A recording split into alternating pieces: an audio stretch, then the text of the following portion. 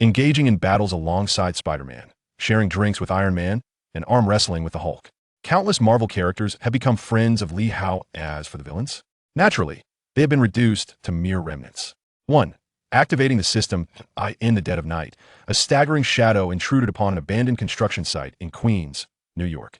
Excessive blood loss blurred Li Hao's vision, compelling him to discern his surroundings as he sought refuge behind a pile of construction debris. Wheeze. Wheeze. Li Hao labored to expand his chest, drawing in more air. Each inhalation tugged at the wound on his back, sending waves of searing pain coursing through him. Damn it, I can't run anymore. With cracked lips tightly pressed, Li Hao struggled to comprehend the events of the night. Just 4 hours prior, he had been the esteemed guest of a local gang in Queens, relishing sumptuous delicacies and the company of exotic beauties, feeling utterly fulfilled. However, in the blink of an eye, his partner and Eurasian con artist named Reese, with whom he had previously swindled vast sums of money, had arrived. Not with cash and warmth, but with a frigid demeanor and a sudden onslaught of gang enforcers. Li Hao had known Reese since their university days, initially entangled in a relationship founded on physical attraction. As their relationship deepened, Reese revealed her exceptional social skills, becoming a prominent figure on campus. Their breakups were frequent, often culminating in passionate encounters before parting ways. Graduation brought unemployment. The grandfather who had supported Li Hao's existence had passed away, and his grandmother was afflicted with severe vision impairment. The weight of his family's burdens now rested solely upon his shoulders. Li Hao's father had died at his birth, and his mother had abandoned him to his grandparents' care, merely notifying him of his grandfather's death with a phone call. Everything now hinged on his own efforts. In less than 2 years post-graduation, the pressures of life transformed Li Hao from an innocent scholar into a street-savvy hustler. In his most desperate hour, the glamorous Reese reappeared. After an intimate exchange in bed, Li Hao found himself ensnared. Subsequently, a 3-person team was formed, including Mira, a Chinese-American intelligence gatherer. With her unremarkable appearance and heavy black-rimmed glasses perched on her round face, she was a tech enthusiast, a fujoshi, and deeply interested in anime and male romance. Reese, tall and voluptuous, possessed striking features complemented by her sun-kissed, taut skin, enticing many into her allure. Li Hao, of average build and pleasing appearance, was tasked with establishing connections with affluent Chinese entrepreneurs while managing the aftermath of their endeavors. With Mira as the intelligence source, Reese as the bait, and Li Hao as the manipulator, they operated with finesse. Wealthy individuals were often keen on hoarding cash and gold, a vulnerability the trio exploited through Reese, who could extract precise locations of safes and, at times, even their combinations. After several successful heists, the team welcomed additional support. Alongside Li Hao, Mira, and Reese, a muscular man named House joined their ranks. Rumored to have fought in underground boxing matches, he served as the team's safety advisor. Li Hao's unexpected acquaintance with the deputy leader of the gang arose from a twist of fate. Initially resistant to engaging with the underworld, both Reese and House viewed it as a promising opportunity. The group stirred up trouble in Queens, preparing to depart. How could they leave without a final score? Thus, they commenced their operation, which unfolded smoothly. Li Hao, masquerading as RHYS's distant cousin, easily approached the deputy leader known as the Green Wolf. However, when the time came to act, the safe contained nothing but a peculiar black, triangular stone. Adhering to the principle of not leaving empty-handed, Li Hao took the stone. At this juncture, the affair should have concluded, with the team departing in small groups to converge at a secret location. Yet for reasons unknown, Reese betrayed the team, leading gang members directly to their rendezvous point. Fortunately, having engaged in such deceitful endeavors, the team had prepared for discovery. After a chaotic skirmish, Li Hao narrowly escaped from Mira and House. Their fates rested in the hands of chance. What went wrong? Why did Reese betray us? Li Hao, hidden amidst the debris, pondered this incessantly. Reflecting on the entire sequence of events, his gaze shifted as he retrieved the black triangular stone. Could it be because of this? After scrutinizing it closely, he discerned it was merely a peculiar rock. Are there characters? As Li Hao inadvertently tilted the triangular stone towards the moonlight, bizarre, tadpole-like characters emerged upon its surface. Upon making contact with these symbols, an inexplicable burning sensation enveloped his eyes. The intensity of the burning grew, persisting even when Li Hao shut his eyes. Damn it, what is this cursed object? Attempting to discard the stone, he found his hand empty. In the midst of his confusion, a chilling, synthesized electronic voice abruptly echoed in his mind. Ding! Marvel subsystem integration in progress. 18:37:79. Ding. Marvel subsystem integration complete. automatically scanning surrounding environment, generating beginner task. Ding. Scan complete, beginner task. Familiarize with system operations. Everything transpired too suddenly, leaving Li Hao's mind in a state of chaos. After taking a few deep breaths, the searing pain from his back helped him regain composure. A deluge of information flooded his mind, leaving him no time to examine it in detail. He swiftly followed the prompts to familiarize himself with the system. The operation was controlled by brainwaves. Entering the system interface, clicking various options. Only a small portion of the system was unlocked, with most sections appearing gray and unselectable. Tasks, attributes, activate the Marvel subsystem. Upon opening the attribute section, Li Hao's digitized physical stats materialized before him. Strength, 0.8, agility, 0.9, constitution, 1 spirit, 0.8. A lack of exercise and prolonged engagement in mentally taxing work had left Li Hao's physical condition somewhat lacking. Closing the attribute section, Li Hao proceeded to activate the Marvel subsystem. Ding. Activation of the subsystem requires 10 points of orange energy. Within the entire subsystem, there was only a solitary knight's helmet icon. After navigating through all the options, he completed the tasks. Ding. Beginner task completed. Reward. 1 energy detection ring. That a dark iron ring appeared on Li Hao's finger, with its usage instructions simultaneously manifesting in his mind. Energy detection ring. Capable of detecting energy fluctuations within a 10-meter radius. Li Hao activated the ring's detection function, and immediately, a 3-dimensional hologram materialized before him. Color-coded from red to orange to yellow to green to blue, indicating energy intensity, Li Hao himself radiated a deep crimson, while the ground around him glowed faintly in pale red. Only by absorbing energy of orange intensity or higher could the subsystem be activated. Li Hao broadened his gaze and discovered that only one area around him exhibited a faint orange energy response. It was an abandoned, dilapidated control room, where 4 patches of pale orange energy were visible on the ground. Despite the discomfort in his body, Li Hao hastened into the control room. As he stepped inside, the system once again emitted a prompt. Ding. Task generated. Successfully entered the first instance. Upon hearing the notification, Li Hao paused momentarily before continuing deeper into the room. What is this? He blinked in surprise at the 4 worn-out battery units scattered across the floor. Ding. Absorbable orange energy detected. Would you like to absorb it? Absorb it immediately. Outside, the distant shouts and curses of the Qing gang members could be faintly heard.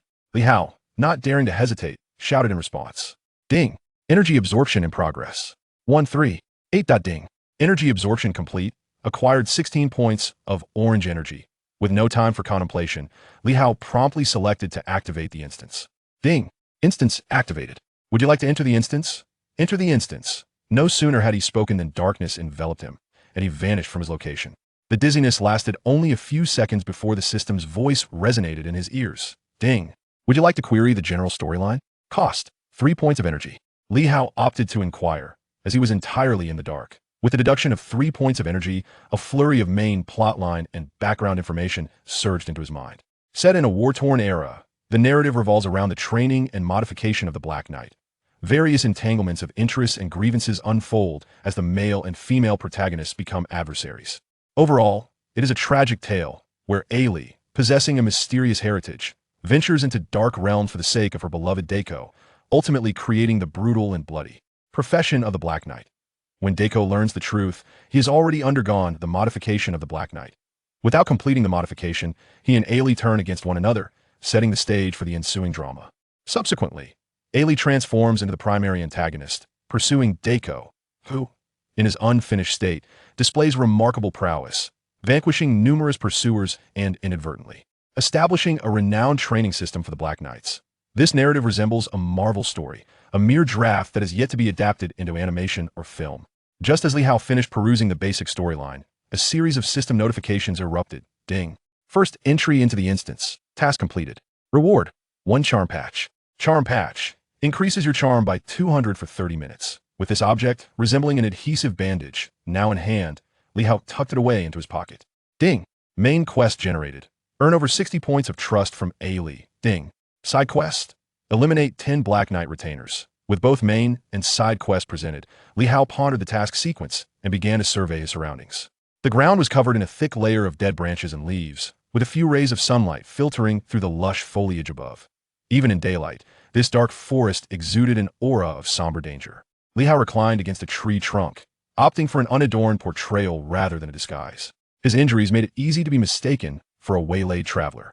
His expression remained calm, yet his heart raced with urgency. With 10 points of orange energy, he could remain here for 24 hours. He thought little of the side quest, as merely completing the main task would be a cause for gratitude. This was Ailey's experimental ground for researching the Black Knights, and he was bound to encounter humans. Instead of Ailey's subordinates, a group of affluent and portly human officials arrived, dressed in opulence, with power and wealth. Individuals tend to cherish their lives. Despite the numerous side effects of Black Knight modification, it promised enhanced longevity and combat prowess. These government officials, having learned of Ailey's existence through various channels, had convened to seek her out. It seems there is someone over there. A middle-aged man, wearing a felt hat and lavish robes, gazed at Li Hao with surprise. Just a traveler. Pay no mind to these commoners. We have more pressing matters at hand. Indeed, after such difficulty in locating this place, it is said that Master Ailey is not fond of outsiders. A few portly men regarded Li Hao with disdainful glances, dismissing him as they would a weed by the roadside. Puffed. A sound so faint it was almost imperceptible. The head of the official at the forefront suddenly toppled off. The headless body staggered several steps before collapsing lifelessly to the ground. Master Ailey. A collective gasp echoed through the crowd, their throats releasing a series of sharp, piercing cries. A life had been extinguished. I can no longer endure this. I must flee, Li Hao observed coldly, yearning to escape as well, yet his body felt nearly shattered. A shadow leaped from the thicket, too long, whip-like arms striking out towards several individuals, who subsequently collapsed, unconscious. Haha, Jack, you are ever so dull. A sinister voice emerged from the shadows as a pale, bearded middle-aged man darted forward, lunging at a fallen official. Jack, with an impassive expression, stepped forward, twisting his hands as he unleashed a forceful blow. The dark man raised his hand to block, and where their arms met, a faint crimson glow erupted. Materials are not to be tampered with. Jack's voice was stiff and unyielding, his gaze fixated on the shadowy figure. I wish to meet Master Ailey. I long to grow stronger. Li Hao struggled to rise, a foul discharge oozing from his left leg. The juxtaposition of his woeful condition with his declaration of strength caused both men to momentarily falter. Ailey's early subjects were predominantly destitute farmers and beggars, their bodies shrouded in rags, their stomachs empty. After Ailey's concoctions, they acquired inhuman strength. This sudden empowerment bred animosity towards the nobility and gentry who had long oppressed them. Thus, subsequent subjects were primarily the impoverished, while the corpulent officials became mere fodder for experimentation. Exchanging glances, the two men silently nodded, before escorting the eager-to-grow Li Hao away. The gray bark of the trees appeared as if drained of moisture, with dark brown weeds defiantly thriving amidst an aura of decay. Life here seemed superfluous. Since entering this desolate zone, Li Hao felt enveloped in a shroud of gray. The closer he approached Ailey's abode, the more potent the scent of death became. The ground transformed into a deep crimson, as if nourished by blood. The soil, soft and slimy underfoot, was utterly repulsive. I like it here, Jack mumbled, tightening his grip on Li Hao. At that moment, Li Hao could scarcely draw breath, his lips a pale blue, barely parting to signify his continued existence. Corrupted by the ashen atmosphere, he soon succumbed to unconsciousness. When he awoke, he found himself akin to a lamb awaiting slaughter, sprawled upon a cold, black stone bed. What drives the desire for strength? Is it for wealth or power? A middle-aged woman, her hair a wispy gray and skin tightly clinging to her bones, murmured. Her gaze was fixed not upon Li Hao, but rather into the distance. For my beloved, I wish to grow stronger. Li Hao's hoarse voice roused Ailey from a reverie. Her lifeless eyes shifted, slowly resting upon him. For your beloved, is it? Ding. Ailey's favor increased by 9 points. Li Hao's heart swelled with joy. It seemed there was indeed a path forward. Time was of the essence. He could not rely on conventional means to win the favor of this ancient sorceress, instead opting for a more unconventional approach. Quietly applying a charm enhancement, Ailey's gaze softened as she regarded Li Hao. Yet, this was insufficient. Li Hao once again transformed into the protagonist of a tragic narrative, his gaze vacant and his voice mournful. She is a sorceress, a harbinger of death. Yet I love her still. Ailey narrowed her eyes slightly, as if stirred by some hidden emotion, tilting her head ever so slightly. Ding. Ailey's affection increased by 26 points. I forsook my family for her, even to the extent of taking my own brother's life. Ding. Ailey's affection surged by another 19 points. As Li Hao prepared to deepen his performance, he suddenly noticed a swirl of violet light igniting in Ailey's eyes. With a swift motion, Ailey seized Li Hao's throat, her eyes ablaze with murderous intent. Who are you? How do you wield the art of seduction? A sorcerer, perhaps? Despite her seemingly frail frame, her grip was as strong as a vice. Ding! Eileen's affection diminished by 20 points. This was a grave miscalculation. Eileen was no ordinary human, and Li Hao had not anticipated that his charm would be discovered so swiftly. The sensation of suffocation intensified, yet Eileen abruptly released her hold. Coughing, Li Hao gasped for breath, his pale complexion gradually returning to normal. I am but an ordinary human. I used the charm merely to expedite our interaction. Eileen regarded him coldly and demanded, tell me the name and address of your beloved. Immediately, Li Hao hastily recited the information he had meticulously prepared. With a swift motion of her hands, Eileen conjured a wave of violet energy that coalesced into a mirror-like surface, slowly revealing a clearer image. In the reflection stood a girl of 17 or 18, engaged in a dark ritual, her senses seemingly attuned to her surroundings as she cast a puzzled glance. She was a character from the latter part of the storyline, a villainess who would aid Eileen, and her name and address had been mentioned in the plot summary, thus serving Li Hao's purpose. Ding! Eileen's affection rose by 13 points. What a tumultuous ride this was. Although he had deceived Eileen, Li Hao felt his stomach clench with anxiety, cold sweat trickling down his brow. An alarm blared, shattering the silence between them. Enemy attack! Enemy attack! Eileen's expression sharpened as she swiftly exited the laboratory. Struggling, Li Hao managed to rise and stagger toward the door. Just as he reached the entrance, Eileen's furious voice rang out from outside. Damn it, it's you again. Before her words could fully escape her lips, the enemy's assault commenced. With a resounding explosion, the door succumbed to the force, shattering into pieces and sending Li Hao, who stood behind it, hurtling through the air. Already in a weakened state, he succumbed to unconsciousness once more amidst the chaos. Several hours later, Li Hao awoke to the sight of injured warriors arrayed before him. He found himself in a spacious, well-ventilated room, where numerous wounded knights and retainers had been placed. Following Eileen's research into the Dark Knight concoction, she had garnered both fear and interest from many powerful factions. Among them, the Sea Valley Trio, the closest to the experimental grounds, had the most significant conflict with Eileen. This trio comprised 3 affluent gentlemen united in a homosexual partnership, who, under the guise of opposing violence, seized every opportunity to strengthen their own power. The Steel Gun Knight Brigade was their most formidable ally, and it was this very group that had launched the recent attack. Quickly, tend to the wounded and dispatch more Dark Knights. No retreat is permitted. Those who defy this order shall face execution. The Master Eileen is here. The Master Eileen has arrived. The faint sound of chaotic shouts and anguished cries seeped through the crack of the door, as severely injured individuals were unceremoniously tossed into the room. Li Hao gazed at the nearly unconscious followers, his eyes flickering with a hint of determination. Side quest: eliminate 10 Knight followers. Under normal circumstances, given Li Hao's physical condition, it would be utterly impossible for him to vanquish the formidable Knight followers. Despite being mere followers, their extensive training rendered them as fierce warriors. However, this sudden assault presented Li Hao with a remarkable opportunity. After a moment of contemplation, he gritted his teeth and retrieved a dagger from one of the unconscious followers. With a slight pressure of his fingertips, the sharp blade sliced through the throat, akin to piercing a water pouch. He could feel the follower's convulsions and faint struggles in his palm. Suppressing his nausea and guilt, Li Hao dispatched the first follower. With the initial act accomplished, subsequent efforts became significantly swifter. Ding! Side quest completed. Reward: 1 Black Knight Training Scroll. Black Knight Training Scroll enables a month-long intensive training for Black Knights, increasing strength by 0.7 and constitution by 0.5. A valuable item, albeit currently unusable. Stowing away the scroll, Li Hao quickly smeared blood across his face to mask his identity and stealthily moved towards the Ely laboratory amidst the chaos. Hours later, the assault concluded with the Steel Gun Knight's defeat.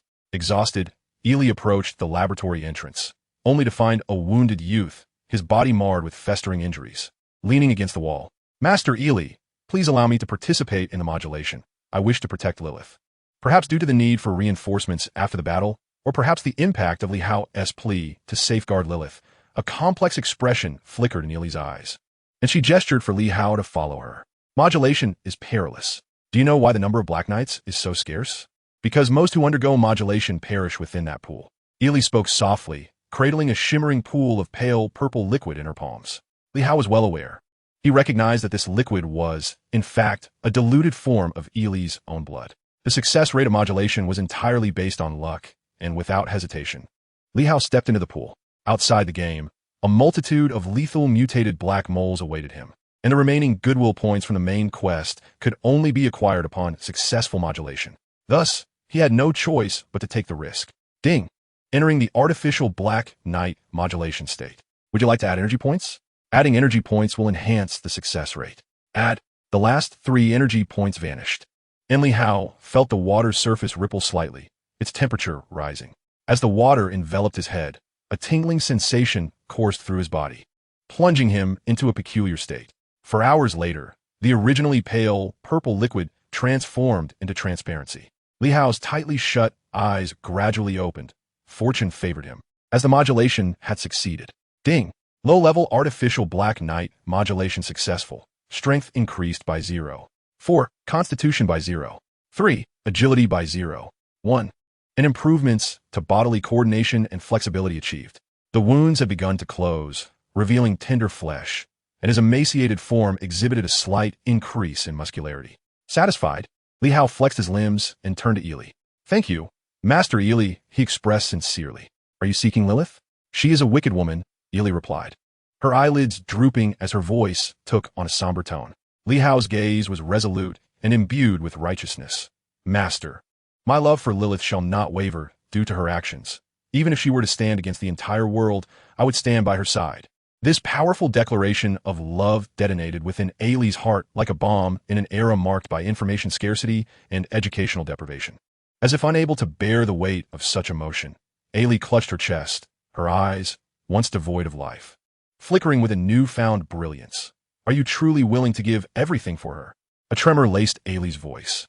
For Li Hao had struck a chord deep within her soul. She had sacrificed everything for Dak, only to be betrayed by the one she loved. Setting aside the question of right or wrong, the mere tragedy of her affection was sufficient to transform Ailey into a figure of vengeance. Liao's Gaza Suftanat, looking at Ailey as though she were his beloved. For her, I would give everything, even my life. One must concede that the constant viewing of melodramatic tales had its merits. At the very least, a woman starved for affection was evidently susceptible to such sentiments. Ding! Ailey's favorability increased by 26 points. Ding! Main quest completed. Rewarded with a temporary summoning stone. Minion Handbook. Summoning stones or energy points can be used to summon Marvel minions, whose levels range from low to high, requiring an equivalent expenditure of energy points or summoning stones based on their strength. Strength, 12, Agility, 1, Constitution, 13, Spirit, 08. The increase in attributes was a welcome surprise. One should not underestimate the minions from the Marvel realm. While they may be considered mere lackeys there, in reality, they are formidable mutants and supernatural beings. At the moment the main quest was completed, the entire world seemed to freeze. Li Hao cast a lingering glance at Ailey before opting to exit the instance. Within the dust-laden control room, a shadow gradually emerged, adorned with an energy detection ring on his finger and holding a book made of unknown materials. He also had a scroll infused with an ancient European aesthetic tucked in his pocket. These were Li Hao's spoils from the instance. As he caressed the smooth cover of the book, a profound sense of safety enveloped him. Woof, woof. Indeed, the blood trail led here. Surround the control room. Do not let that boy escape. Stay alert, for Qing Yi has commanded that we capture him alive. The control room was encircled by layers of Qing gang members, creating an atmosphere akin to trapping a turtle in a jar. Li Hao smirked coldly, preparing to act, when suddenly, a system notification echoed in his ears. Ding! Task generated. Eliminate the Qing gang pursuers. Perfect, for he had never intended to spare these individuals. Having been pursued for 10 blocks, and, after recently experiencing a killing instance, Li Hao's countenance was ablaze with murderous intent. With a flick of his palm, he produced a temporary summoning stone, gently crushing it. Ding! Temporary summoning stone used. 2 supernatural minions summoned, with a duration of 10 minutes. The air shimmered slightly as 2 distinct supernatural beings materialized before Li Hao. The first was a towering figure, with muscles like bricks nearly overflowing from his skin. He was bare-chested, clad only in elastic shorts, a quintessential embodiment of masculinity. The second figure, shrouded in black attire, possessed a gaze that seemed to absorb light, and his agile limbs exuded an aesthetic of lethal elegance. With a slight tremor of the 2 short daggers in hand, I silently nodded at Li Hao before my form became a blur and vanished from sight. The combination of a flesh shield and an invisible assassin was undoubtedly enough to give those members of the Qin gang a run for their money. 4 orange energy units. Bang! 2 burly Qin gang enforcers burst through the door, their steel rods gleaming with a cold, hard sheen, aiming to strike at Li Hao's limbs with narrowed eyes. The dim light of the control room obscured the dangers lurking in the shadows. A large hand swept through the darkness, sending the 2 steel rods flying. Seeking death. The deep, resonant voice echoed as a shadow, resembling a small mountain, suddenly pounced from beside Li Hao, with a force akin to a pile driver. A fist struck one red stick enforcer squarely in the chest. Crack!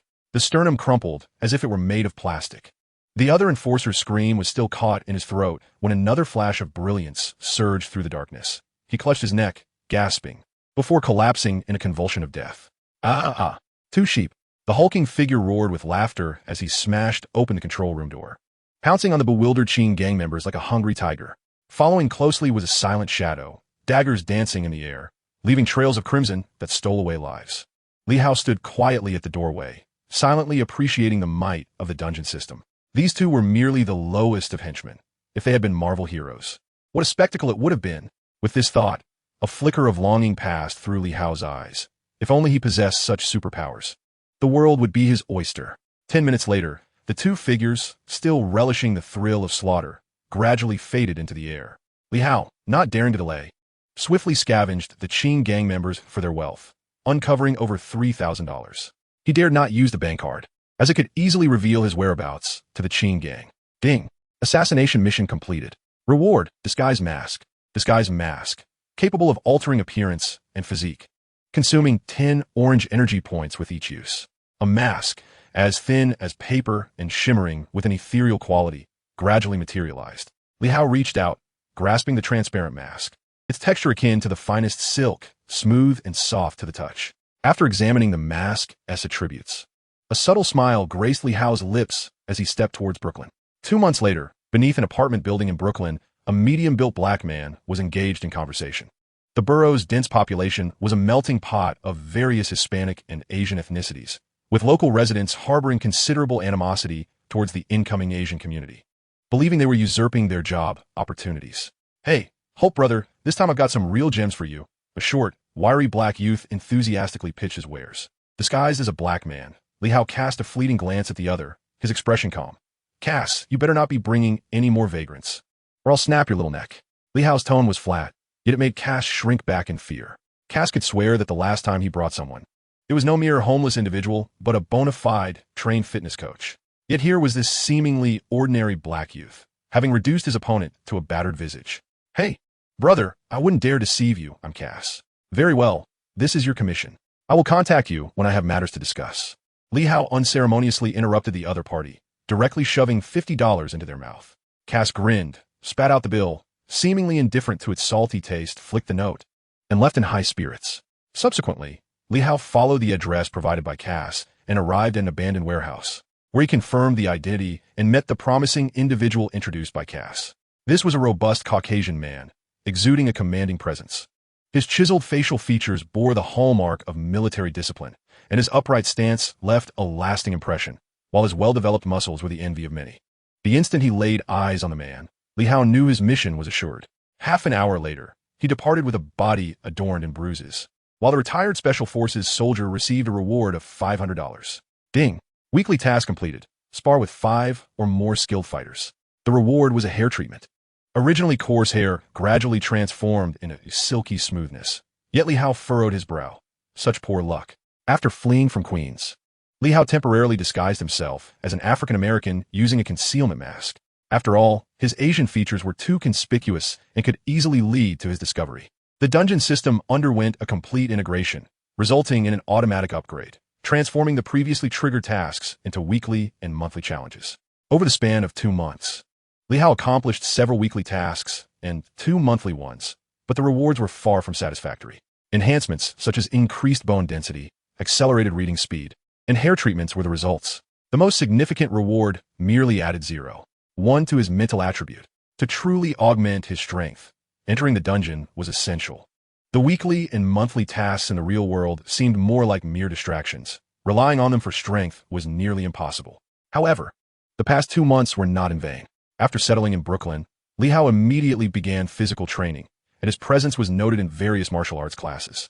With unwavering focus and the aid of his quantified physical attributes, he gained a clearer understanding of his newly acquired abilities. Strength, 14, agility, 11, constitution, 15, mentality, 09.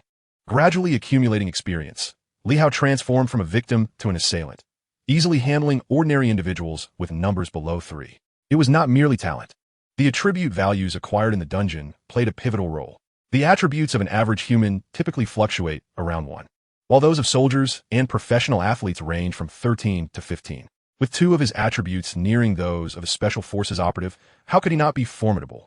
The 2 months allowed Li Hao to fully familiarize himself with his enhanced attributes, and he prepared to re-enter the dungeon.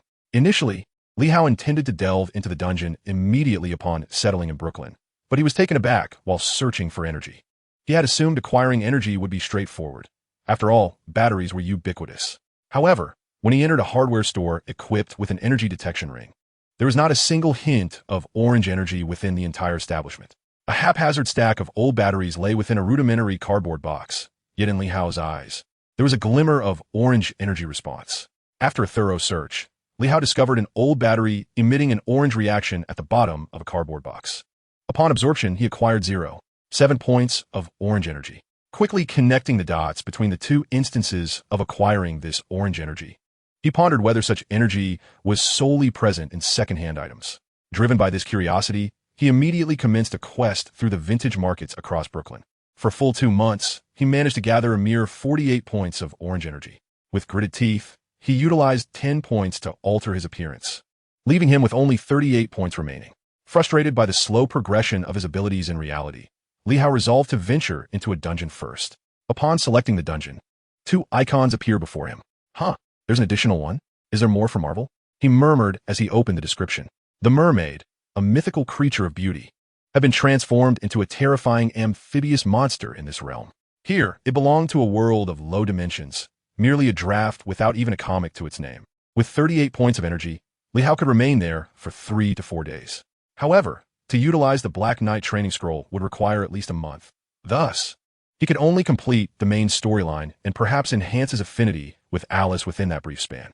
Given the unknown nature of the rewards, Li Hao decided to investigate further, hoping for new discoveries. Spending 3 points of energy, he quickly skimmed through the plot introduction. It was quite ordinary. The protagonist, George, an avid fisherman, stumbled upon the mermaid, Sheila, while fishing at dawn. Sheila had been injured by a fishing boat in the lake and harbored a deep mistrust and animosity towards humans. George, with good intentions, tended to Sheila's wounds, leading this early mutant to fall in love with him. Witnessing George's happiness with his family sparked dark thoughts within her. She murdered George's wife and children, driven by a desire to possess him. Consequently, George sought vengeance and killed Sheila. At this juncture, the story seemed to reach its conclusion. However, in her dying moments, Sheila had stolen George's essence during their intimate encounter, allowing her to conceive and give birth to a horde of mermaid monsters. 6 months later, these creatures besieged the town, resulting in unimaginable carnage. Upon reaching this point, Li Hao nodded in understanding. This narrative appeared to be an early depiction of mutants by Marvel. In the Marvel Universe, the acceptance of mutants and the theme of coexisting peacefully with them are prevalent throughout many comics. After a moment of contemplation, Li Hao decided to proceed with the exploration, as it might yield surprises compared to the short-term endeavors that bore little fruit. Selecting to enter, Li Hao instantly vanished from his location. Ding. Main quest initiated. Prevent the hatching of the mermaid eggs. Ding. Side quest initiated. Protect George's family. Ding. Optional quest. Uncover the secrets of mermaid mutations. The first 2 tasks seemed manageable, but the third task caught Li Hao's attention. There was potential for discovery. In the radiant morning light, a small wooden boat glided across the water, gradually approaching. Moments later, the boat reached the shore. A tall, middle-aged man deftly secured the rope, anchoring his beloved vessel. As he straightened up, his rugged Western features became visible, exuding a sense of security with his chiseled facial structure. His well-defined muscles, a testament to years of training, gave him a sturdy and imposing presence. He poured some water onto the mermaid's body, ensuring her skin remained moist. George carefully drove the vehicle several meters closer and gently placed the mermaid inside. Moments later, the vehicle roared to life, leaving behind a trail of watermarks. After walking for a while, a slender youth emerged slowly from behind a distant tree. It was Li Hao, casting a distant glance at the departing mermaid and George. Li Hao's gaze inevitably fell upon the freshwater lake. Beside the rudimentary wooden dock, several tattered black tires were tethered with coarse hemp ropes. A few local fishing boats were tied to the mooring posts, and an old wooden boat, with a broken bottom, lay stranded on the shore, overgrown with moss and mushrooms, suggesting it had seen many years. The lake's surface was tranquil, but as Li Hao approached, he sensed an unusual chill rising from the water. After standing by the lakeside for a moment, he furrowed his brow and departed. The frigid water emanated an uncanny aura, and it seemed likely that the third optional task would unfold here. Li Hao was not a proficient swimmer, and he realized he would need some diving equipment for a thorough exploration. Collecting his thoughts, he followed in the direction that George had taken. After walking along the path for less than an hour, a quaint American-style village appeared before him. The tree canopies were lush, the streets clean and orderly, and he even spotted some wildlife lingering near a refuse pile. Two-story villas and private garages were separated by pristine white wooden fences, all contributing to an atmosphere of homely warmth. After a cursory glance at the surroundings, Li Hao began to ponder how to approach George's family. While he sat in a rocking chair, contemplating, a group of disheveled hippies sped past on the asphalt road. "Wow, what a bounty today," one exclaimed. "Hey, this time, I'm going to have a blast." The roaring of motorcycles rendered the youthful voices somewhat reckless. Tattoos and black leather adorned their bodies, and their brazen gazes intimidated many townsfolk. A small girl playing by the roadside seemed startled by the aggressive riding, momentarily forgetting to dodge. "Watch out!" A young man swiftly scooped her up just in time to avoid being struck by the roaring motorcycle. "Damn it, you trying to get yourself killed?" the leading hippie shouted, shaking his lip piercings, his eyes wide with fury. "How do you ride? Didn't you see her terrified?" The young man, with acne and freckles dotting his nose, bore a youthful face that radiated an undeniable sense of righteousness. Li Hao watched from a distance, his eyes narrowing. This impetuous youth was none other than George's son, young Mark, who possessed a passion for sports and an indomitable spirit for justice. "Looks like this kid one tee back down." The leader, with a mocking glint in his eyes, dismounted and blocked Mark's path. Towering and menacing, he intimidated the first-year high school student, who, despite his noble intentions, felt a twinge of apprehension. The surrounding hippies jeered, urging their leader to teach this brash boy a lesson in social etiquette. Yet, Mark, with his stubborn demeanor, stood his ground, defiantly declaring, "Don't think you're impressive just because you bully the weak. Go ahead and pick on someone stronger than you." Little Mark's words struck a chord deep within the hearts of those hippies. They merely relied on their numbers and weapons to intimidate the weak. "You little brat, it seems you're courting death." The hippie leader, upon hearing this, was instantly consumed by rage, brandishing his enormous iron fist and swinging it violently towards Little Mark. Undeterred, Little Mark charged forth, enduring a punch in order to retaliate fiercely. "Cease this at once, you ruffians." Enter Li Hao, exuding an air of righteous indignation as he glared at the hippies, also lunging towards the leader with his fist raised. The outcome was predictable, a group of burly men against two young boys armed with baseball bats. Moments later, the two battered youths lay sprawled on the ground, while the hippies rode off on their motorcycles, howling in triumph.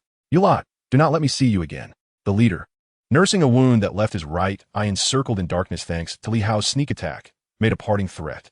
Once the hippies had departed, Little Mark wiped the blood from the corner of his mouth, rubbed his sore chest, and grinned at Li Hao. "Hey, I'm Mark. I'm Dole," came the reply. The two exchanged toothy smiles and shook hands. In order to get closer to Little Mark, Li Hao had restrained himself and endured a thorough beating from the hippies. Fortunately, the result was favorable. The spirited Little Mark clearly preferred camaraderie over being rescued. Li Hao's deliberate effort to connect soon bore fruit, and they quickly grew familiar with one another. Half an hour later, Li Hao found himself seated in Little Mark's room. Mark's mother, Vivian, was scolding him with a heart full of concern. "If you dare to go out and fight again, I shall forbid you from attending the year-end dance." After a lengthy and heartfelt admonition, her words carried more weight than any prior caution. "Mom, you can't do this. I've been preparing for the dance for months." Little Mark's face fell, resembling a wilted eggplant upon hearing of the potential ban from a school event. "Ah, has my good son gone off to uphold justice again?" A middle-aged man, a robust figure with a twinkle in his eye, stood at the door, grinning at Little Mark. "Hey, Dad, you should have seen it." Dole and I were animatedly recounting our exploits. Little Mark exclaimed, oblivious to Vivian's increasingly displeased expression nearby. All right, Little Mark is already a young man. Stop treating him like a child." George chuckled, offering some comfort to Vivian before his gaze shifted to Dole. Young warrior, shall we not indulge in a self-introduction? George's infectious smile fostered a warm atmosphere. As Li Hao introduced himself, Vivian received a phone call that left her visibly anxious, pulling George aside to discuss something in hushed tones. Meanwhile, little Mark, blissfully unaware, continued to regale Li Hao with tales of his celebrity posters. Li Hao engaged with little Mark while his mind wandered to the unfolding narrative. Vivian was a kind-hearted woman, yet she harbored deep-seated hostility and suspicion towards the mermaid. Later, due to their inability to repay a family loan, she would urge George to turn the mermaid over to the authorities in hopes of earning a reward. What was precious in George's eyes appeared monstrous to Vivian. It was her suggestion that would ultimately incite the mermaid's wrath against their family. After a brief moment of contemplation, Li Hao exchanged a few words with young Mark before proceeding to the living room. As he walked down the corridor, he faintly overheard the couple's heated argument regarding their loan. "Darling, the loan is due in just a few days. What shall we do?" Vivian's troubled voice drifted through the air. "My dear, we shall weather this storm, I promise." George's voice was tinged with a somber tone, reflecting the immense pressure he felt as a man. Upon hearing this, Li Hao's gaze instinctively fell upon the entrance to the basement, where he indeed spotted a silent shadow. Could this be the mermaid? He could discern only a rough outline, accompanied by a faint whiff of fishiness. Their discussion fell into silence, and Li Hao realized he could not delay any longer. He deliberately made his footsteps audible as he approached the hall. While walking, he exchanged 10 energy points for $20,000. The time he could remain in this world was originally 4 days, but it had now been reduced to 3. "I apologize. I did not mean to eavesdrop," Li Hao said with an air of contrition as he entered the hall, his eyes scanning the troubled faces of George and Vivian. "Perhaps I can assist you." "Oh no, my child, this matter." Vivian managed a strained smile, doubting that a mere boy could resolve a problem involving $7,000. Yet, Li Hao's subsequent actions swiftly shattered her preconceptions. "Oh, my heavens!" Vivian gasped, covering her mouth in astonishment. What had she just witnessed? A thick stack of cash, resembling rolled paper, was extracted from Li Hao's pocket. She could hardly believe her eyes, expressing her emotions with a slightly high-pitched exclamation.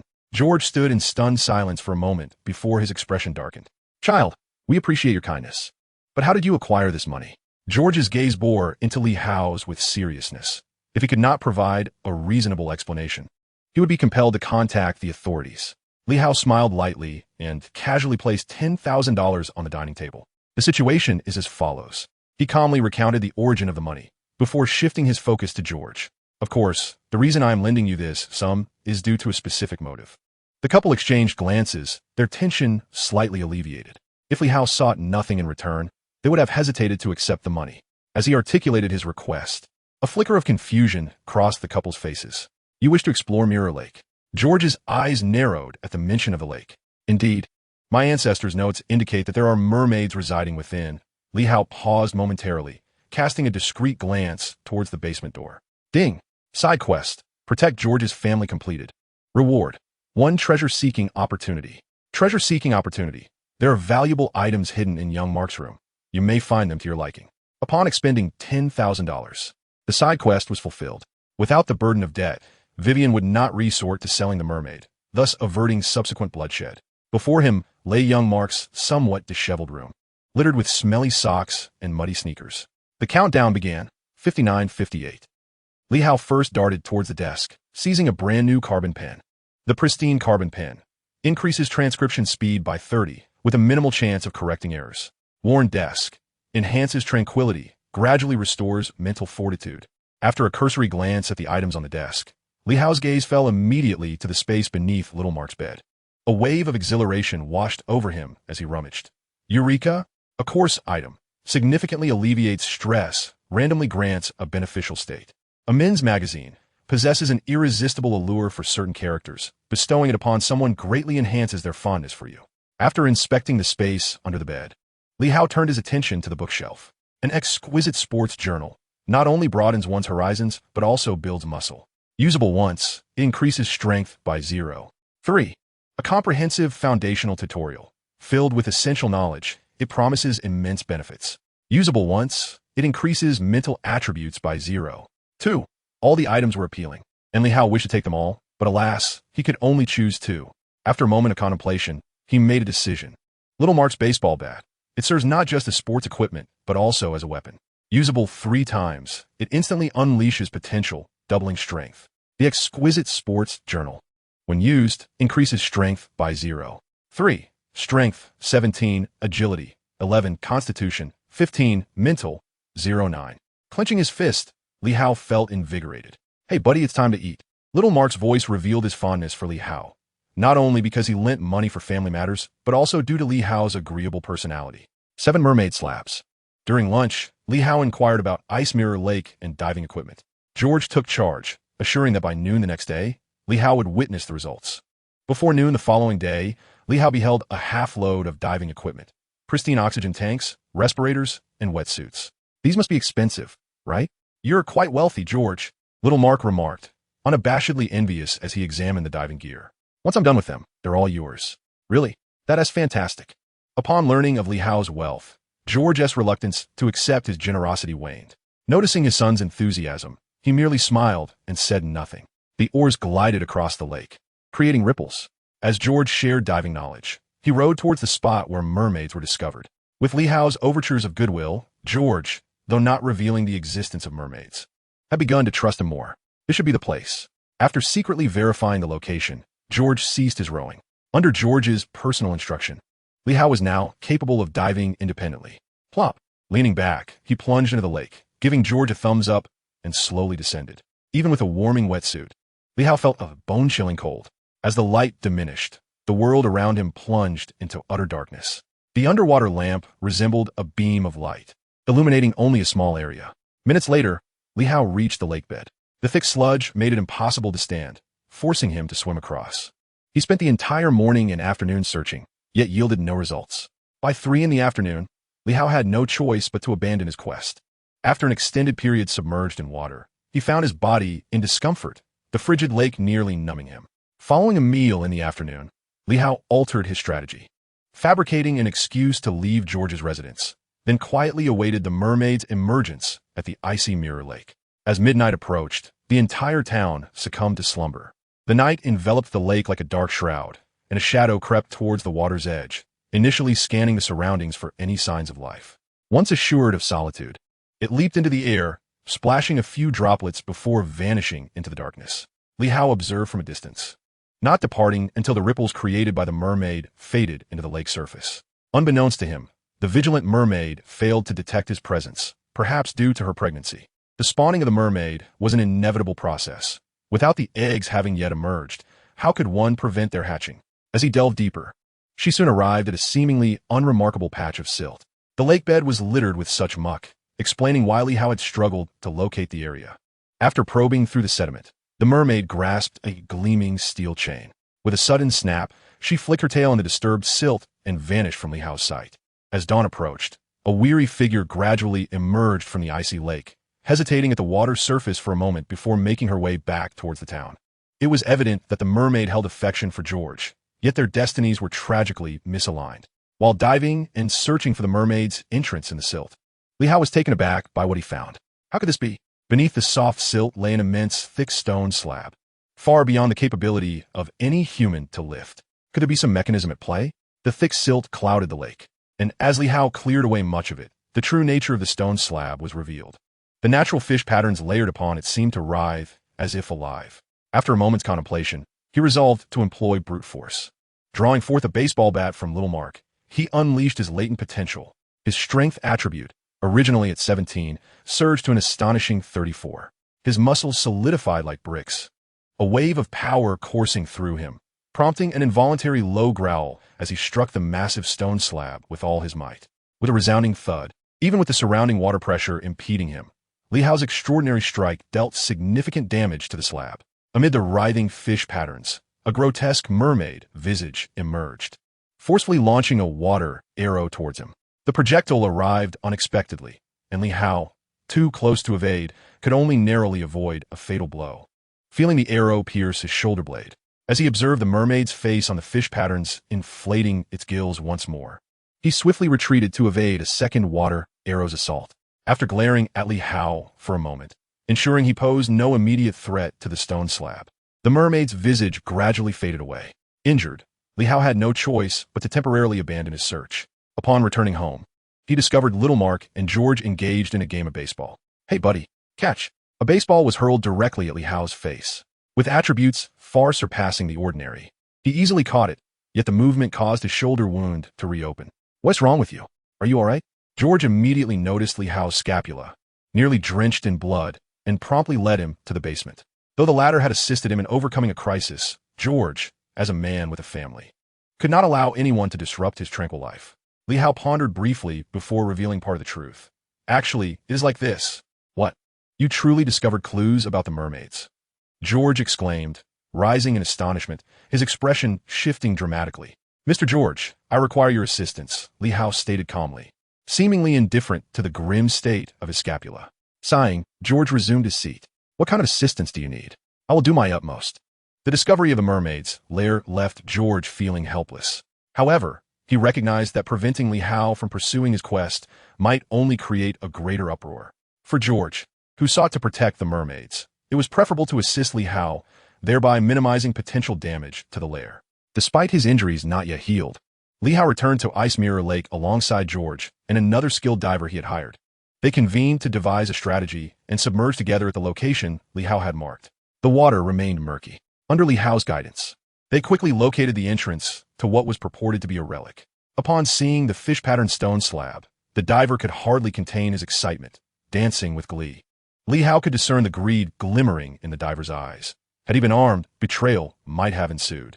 Ignoring the terms of their employment, the diver lunged greedily toward the slab. George, infuriated, raised his arm to intervene, only to be halted by Li Hao. Swish, swish. 2 azure water arrows shot forth, instantly piercing the greedy diver's body. George's eyes widened as he turned to Li Hao, who had already retreated to a safe distance. A flicker of disdain crossing his gaze, so he had known all along. Indeed, Li Hao was well aware of the slab's potent defenses, which was precisely why he had enlisted George and an unrelated party for assistance. He was eager to ascertain whether these water arrows were limitless, appearing at will. As George swam over to assist the struggling diver, the mermaid visage on the slab merely watched, failing to launch an attack. Such a power, transcending human comprehension, could not possibly be boundless. Otherwise, Li Hao could forego his mission entirely and simply rest. Seizing the opportunity, Li Hao drew Little Mark's baseball bat, channeling his potential to strike fiercely at the fish-patterned slab. Boom! This time, the slab fissured, the mermaid face contorting in a fierce roar, its gills pulsating. Even as the facial patterns cracked rapidly, it did not prevent the ensuing assault. 3 larger, darker water arrows surged forth in succession.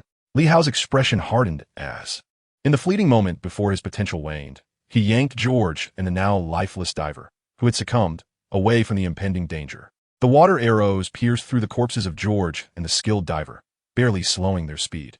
Yet, this brief moment afforded Li Hao the opportunity to evade. Dodging 3 water arrows with agility, he paid no heed to the 2 bodies and once again summoned his potential, striking fiercely at the fish-patterned stone slab. Boom! This time, the mermaid stone was shattered, revealing a narrow opening beneath. Gasping for breath, within less than a minute, only Li Hao remained among the 3 who had descended. The diver's body floated far away, while George's lifeless eyes stared at Li Hao, as if questioning the reason for this fate. Of course, it was all for the mission.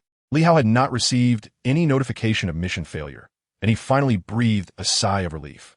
The task was to protect George's family, not George himself. This linguistic misdirection was precisely why Li Hao attempted to eliminate George.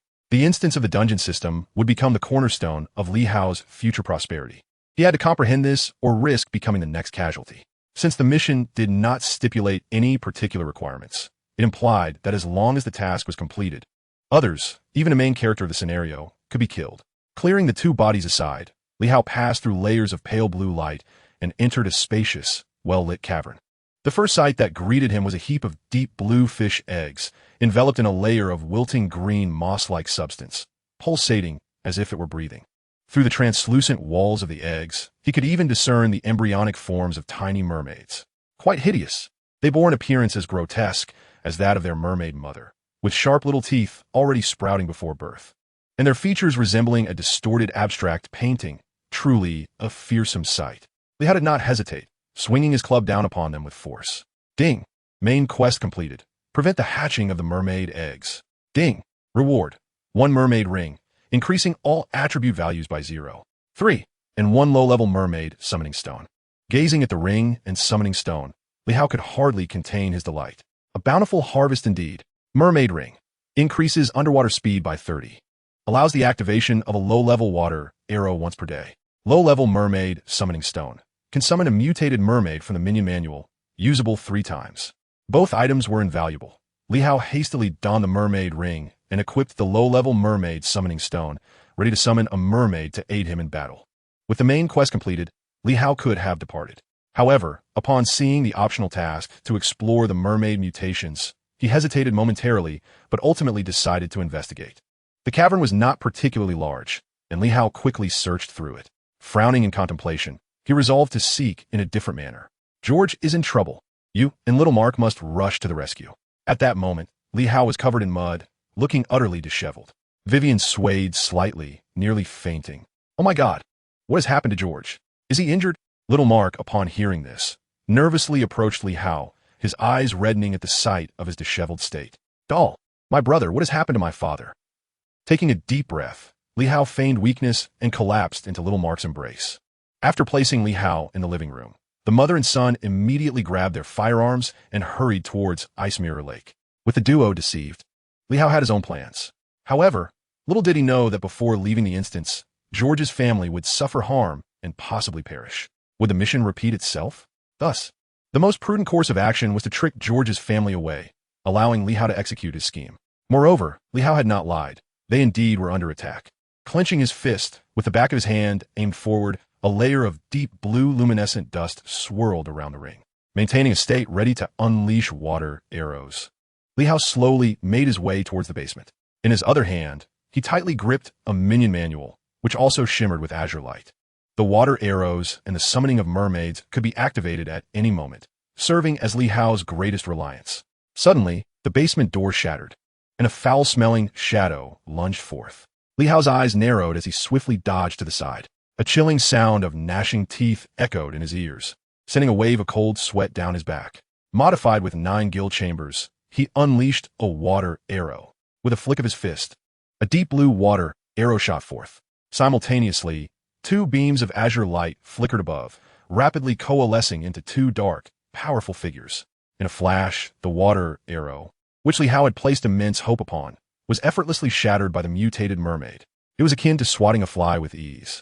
Li Hao was struck with shock, but fortunately, he had summoned 2 male mermaids for insurance.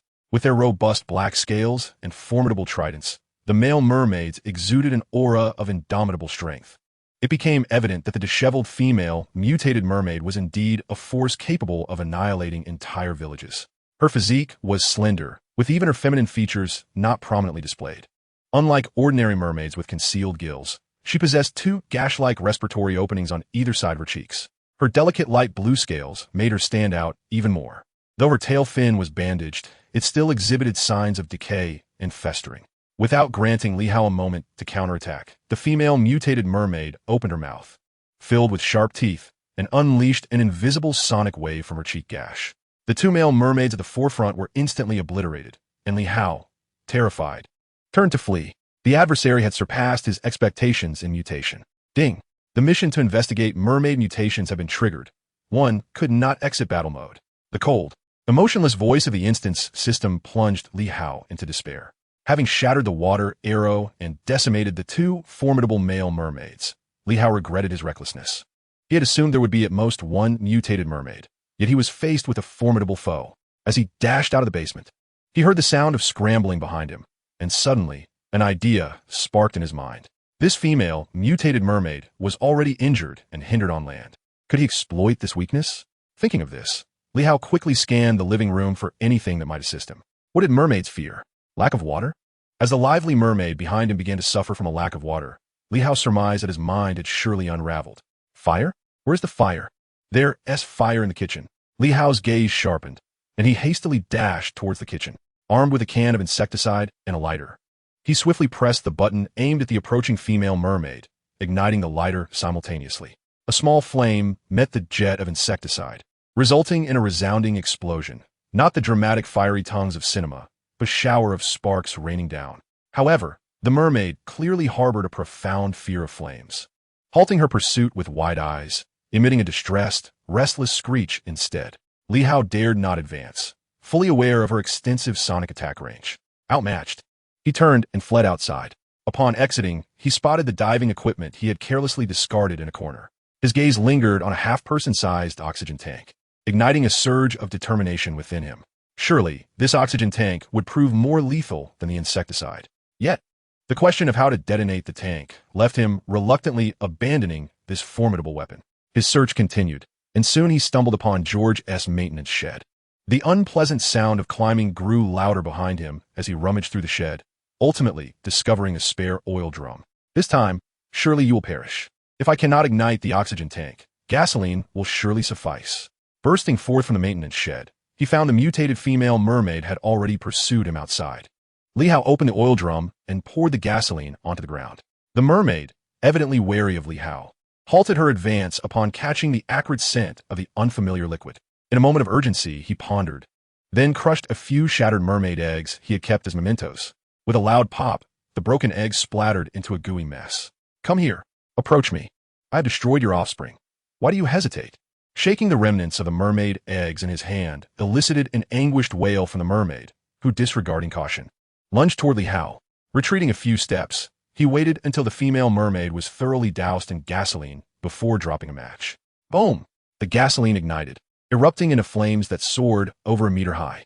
The climbing female mermaid bore the brunt, instantly transforming into a fireball. The anguished shrieks could not deter the flames. Her sonic attacks merely scattered sparks, proving ineffective against the raging inferno. Struggling and wailing, the scales of the female mermaid rapidly fell away, revealing grayish-white flesh beneath. In no time, the once formidable mutated mermaid was reduced to a charred heap. Li Hao waited patiently until the searing heat from the burning gasoline gradually subsided. Prodding with a stick, the charred remains of the female mermaid crumbled into pieces. What is this? The left hand of the female mermaid glimmered faintly with blue luminescence. Intrigued, Li Hao brushed aside the ashes, and at that moment, the prompt of the quest system echoed in his ears.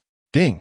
Upon discovering the cause of the mermaid's mutation, a single exquisite meatball from Magus was awarded, alongside one opportunity for gill modification. The meatball from Magus possesses the remarkable ability to swiftly restore bodily injuries and stamina, all while being delightfully flavorful. The gill modification enables the creation of 2 gills capable of emitting sonic attacks, with unrestricted breathing underwater.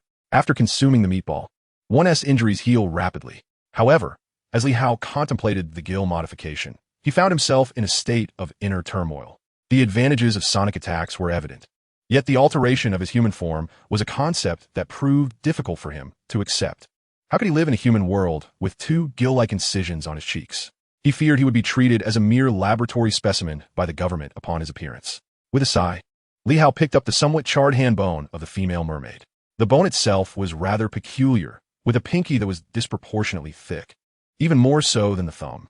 Upon closer inspection, he realized that this thick pinky was not part of the female mermaid, but was instead bound with resilient aquatic plants and fibers. It resembled a large gauntlet fitted over the pinky. After removing the troublesome aquatic plants and fibers, Li Hao was taken aback to find that a small portion of this oversized appendage had already fused with the pinky of the female mermaid. If this pinky was indeed the source of her mutation, then a complete fusion could lead to the emergence of a sacrificial pinky. A shiver ran down his spine as Li Hao felt grateful for having eliminated this creature early on. With a firm tug, a crisp sound echoed, and the oversized pinky detached from the mermaid's hand bone. Ding! Sacrificial pinky acquired. As he examined the introduction of the sacrificial pinky, Li Hao could hardly suppress a grin. Sacrificial pinky. An ancient sea priest underwent peculiar transformations due to prolonged communication with the divine. Even as a mere fragment, it exudes an air of mystery. Effects. Enhances water attribute skill effects by 20, increases underwater speed by 100, and greatly conceals most traces of presence and fluctuations in water attribute skills. Upon fusion, it raises the purity of water attribute lineage and carries a minuscule chance of comprehending ancient water attribute sorcery. This was utterly extraordinary, an unequivocal treasure. With the gill modification and the sacrificial pinky both at his disposal, could Li Hao possibly refuse? Ding! Commencing gill modification, are you certain? Confirmed. A tingling sensation enveloped his cheeks, and even his pulmonary alveoli felt constricted and uncomfortable. It was excruciating.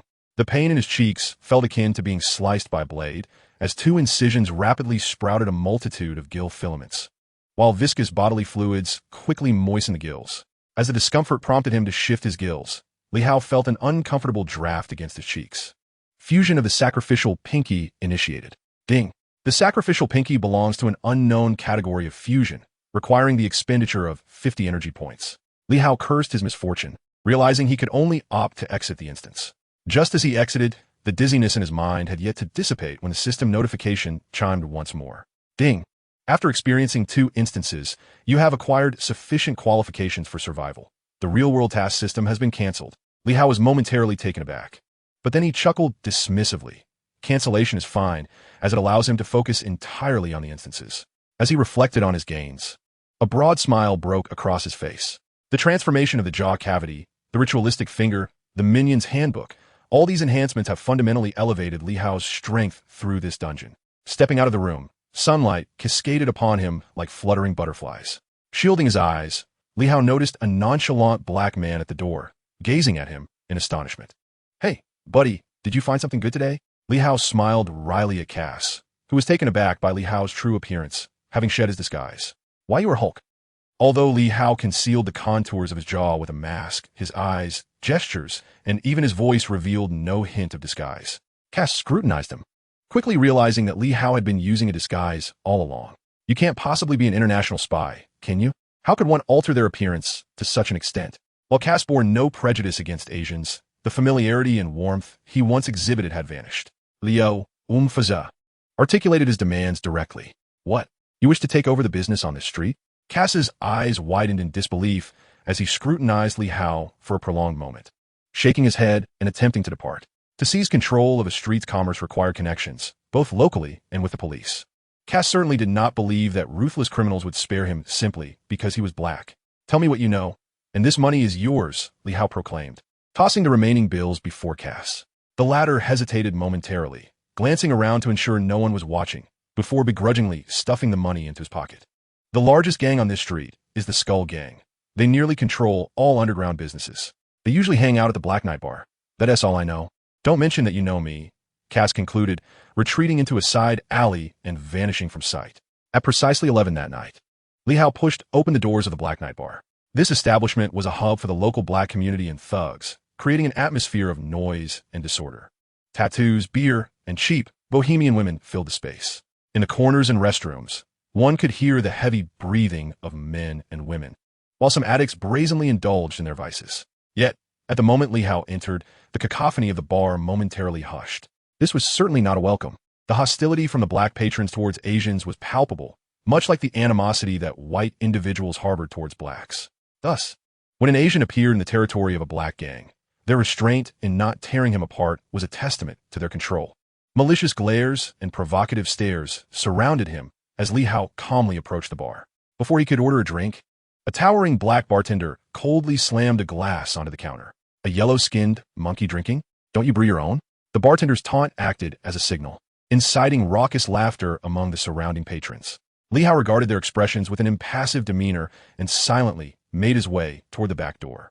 His silence was interpreted as a sign of weakness, prompting 4 or 5 exuberant black men to pursue him. "Aha! Indeed, the Almighty is merciful, sending the yellow-skinned monkeys here. Perhaps aware of my boredom this evening, I have long yearned to teach these cowards, who cower in their homes, a lesson. Today, do not dare to contest with me. Oh, divine providence, what splendid fortune, an opportunity to stretch my limbs." A group swiftly encircled Li Hao, who stood not far from the back door, their mouths spewing vile curses, akin to spectators eyeing a lamb destined for slaughter. Li Hao coldly lifted his gaze, his eyes briefly lingering on their tattoos, murmuring to himself, "The Skull Gang, is it?" With a swift motion, his feet planted firmly, his body, endowed with attributes surpassing that of an ordinary human, erupted with sudden vigor. In the blink of an eye, Li Hao appeared before one of the men, a towering African, and without hesitation, he unleashed a powerful fist that struck the man's chin. Bang! The African was sent flying as if struck by a crane, crashing into a nearby garbage bin. The expressions of the others, once mockingly derisive, froze in astonishment, their mouths agape as they stared at Li Hao, who casually flexed his wrists. "Damn it, it's Chinese Kung Fu.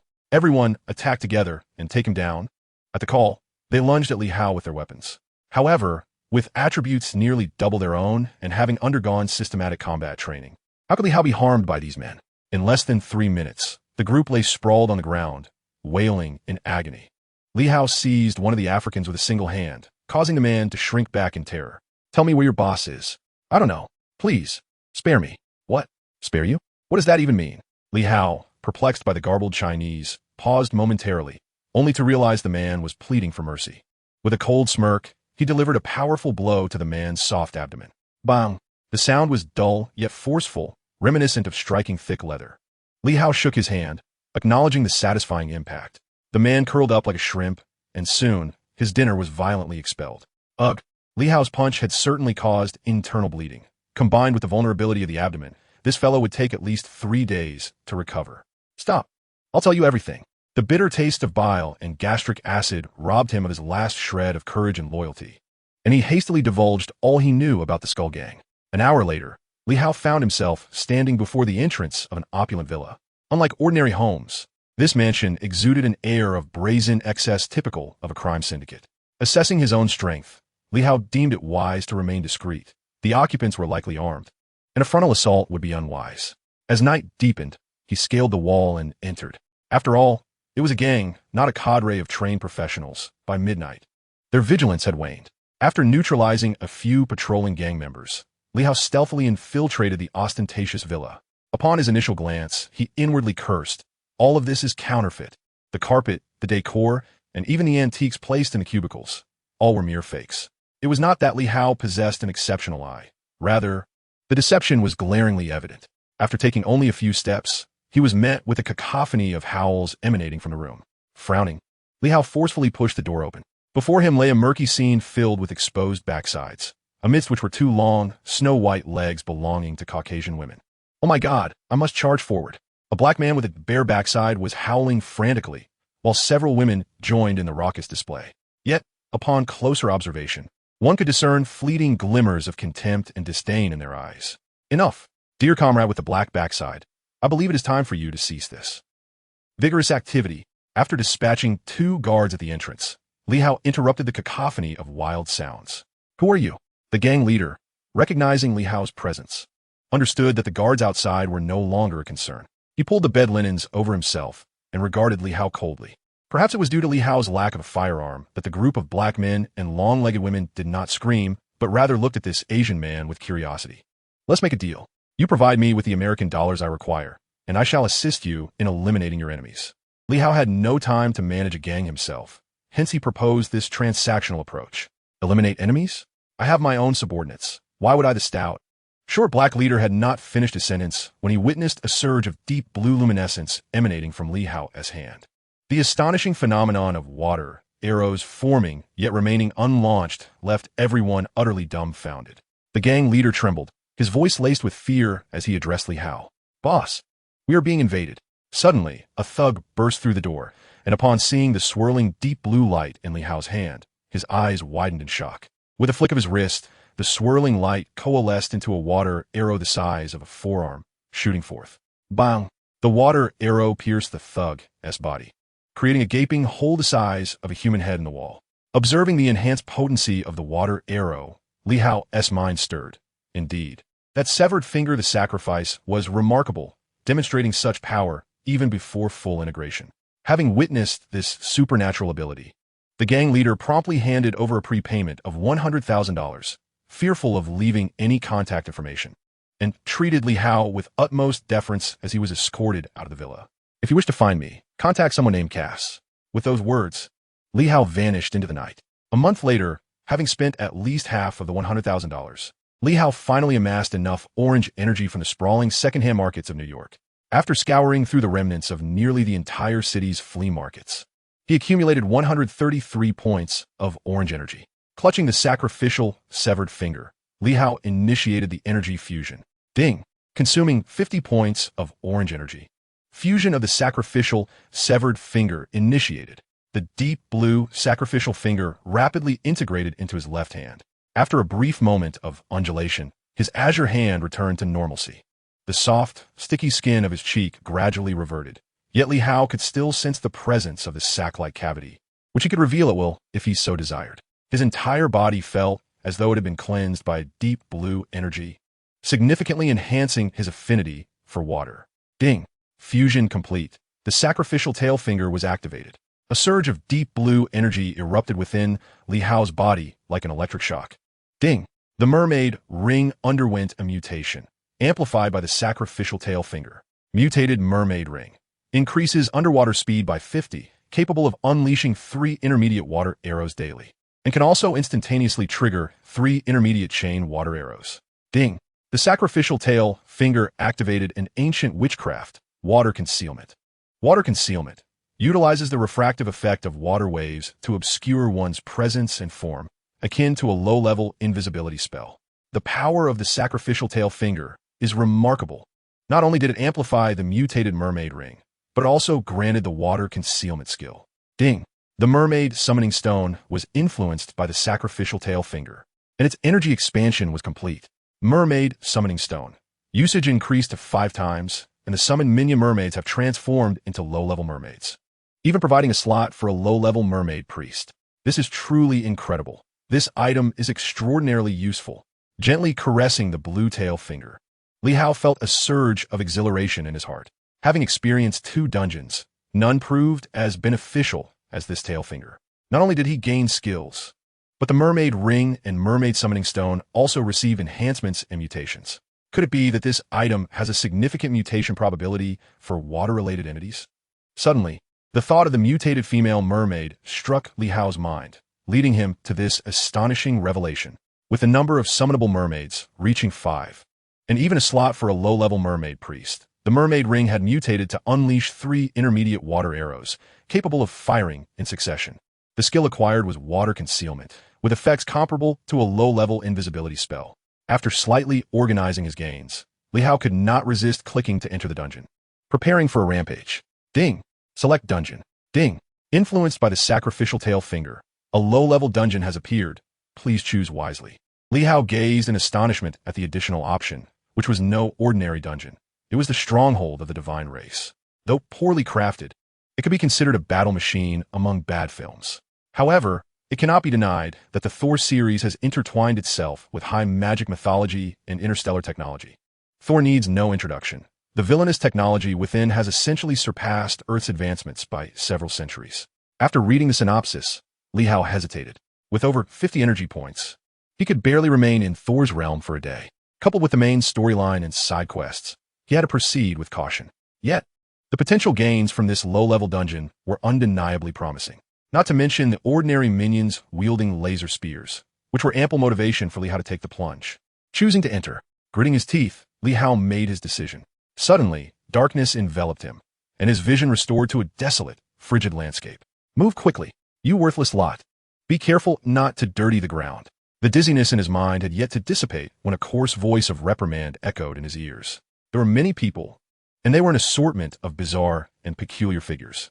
The 2-headed monstrosities, lizard folk, and the one-legged brute, along with a myriad of extraterrestrial beings, congregated like a grand assembly. My wrists weighed heavily, shackled by exquisitely crafted energy cuffs. The intricate patterns adorned upon them could easily be mistaken for elegant bracelets. As I raised my gaze, it fell upon the forefront of the gathering. A dozen elite warriors clad in ornate golden armor, wielding energy spears, were maintaining order within the ranks, the earlier shouts emanating from a towering warrior among them. Ding! Main quest activated. Eliminate 5 elite warriors and escape safely. Ding! Side quest activated. Infiltrate the royal palace and make contact with one of the following: Loki, Thor, or Zeus. Ding! Optional quest activated. Establish communication with the aquatic creatures of the outer sea. No sooner had the notification sounded than I, Li Hao, abruptly activated the water camouflage skill bestowed by the ritualistic finger of my tail. My form gradually blurred, and in the moment of my disappearance, I unleashed 3 mid-level water arrows towards several guards, simultaneously summoning 2 low-level merfolk. The emergence of these 2 merfolk warriors amidst the ranks instigated considerable chaos. With a series of piercing sounds, my 3 mid-level water arrows struck true, penetrating the bodies of 3 guards. Enemy attack! Enemy attack! As the escort team quickly regrouped to address the turmoil, I glanced at my quest progress. I had only eliminated 2 guards, with one severely wounded yet still alive. There was no need for me to incite further rebellion. The defiant prisoners immediately rose up. Centered around the two newly arrived merfolk warriors, the chaos spread like wildfire. As a guard wielding a key was slain amidst the commotion, pandemonium erupted throughout the entire assembly. I removed the cuffs from my wrists, opting not to join the fray, but rather dove into the tumultuous waters below. This chaotic aquatic realm, situated beneath the teleportation device, was home to numerous ferocious beasts and fish, where an ordinary person would likely meet their demise. Upon contact with the water's surface, my speed surged dramatically. The enhancement from the merfolk ring, the amplification from the ritualistic finger, combined with the water camouflage skill, allowed me to vanish almost instantaneously beneath the waves. The skill, which relied on the refraction of water waves, proved even more effective once submerged. Before the approaching feral creatures could converge, I swiftly swam away. Finding refuge within a crevice of coral, I took a moment to rest and meticulously reviewed the 3 quests. I had completed half of the main quest, yet the side quest proved more challenging than the primary objective, prompting me to abandon it after a brief glance. Entering the Divine Palace with my current capabilities would undoubtedly lead to my downfall. Given my initial predicament, I had no choice but to fight desperately. This was a modest trial presented by the high-dimensional dungeon, as any creature within this realm was akin to a boss-level adversary for me. After a brief respite, I resolved to momentarily forsake the side quest, focusing instead on the main quest and the optional task. The main objective remained to eliminate 5 elite warriors and escape successfully. The optional task involves establishing a connection with underwater creatures. It seems that the waters of the divine realm are far from tranquil. Li Hao, with limited time to linger, swiftly navigated through the coral. Before he could fully comprehend his surroundings, a massive, dark school of fish swam overhead. Li Hao gaped in astonishment at this peculiar group of fish. Their tails were nearly non-existent, and in place of fins, 2 twisted arms protruded, resembling grotesque monsters from a post-apocalyptic world. This swarm of bizarre fish, with razor-sharp teeth clicking ominously, had blood-red eyes that scanned the vicinity for any potential prey. Suddenly, a formidable creature resembling a giant swordfish emerged, and upon seeing the dual-armed monstrosities, it promptly turned to flee. The dual-armed fish opened and closed their sharp jaws in a frenzy, expelling torrents of water like cannon fire. The swordfish was struck, losing its opportunity to escape.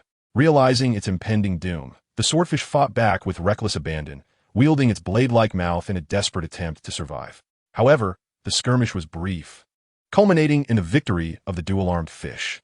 After a cacophony of gnashing teeth, nothing remained of the swordfish, not even its bones.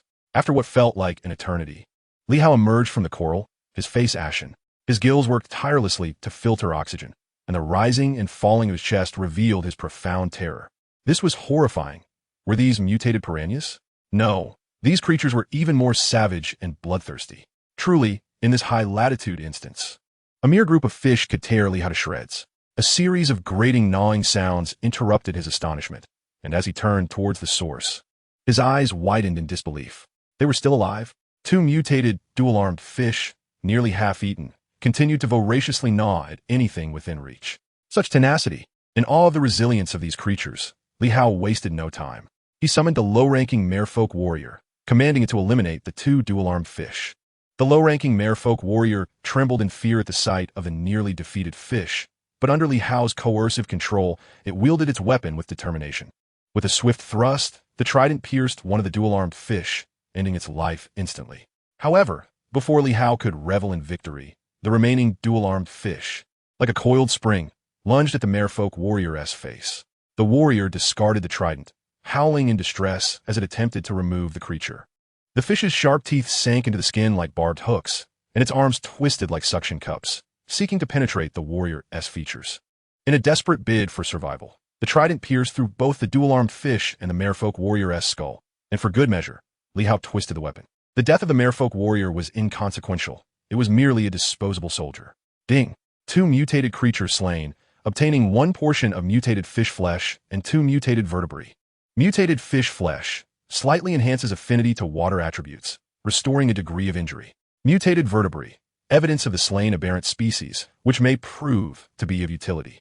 As I consumed the flesh of the fish, waves of aquamarine energy surged from my stomach, cleansing the impurities within my body.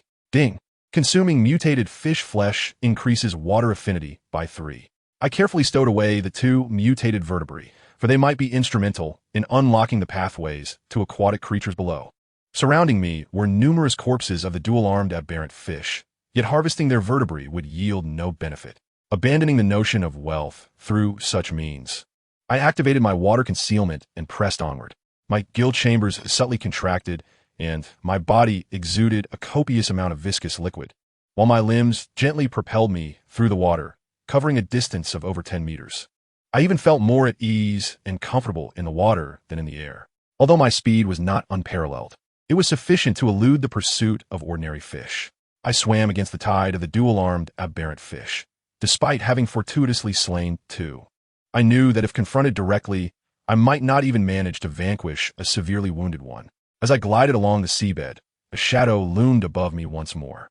My expression grew serious as I halted abruptly, pressing myself against the ocean floor.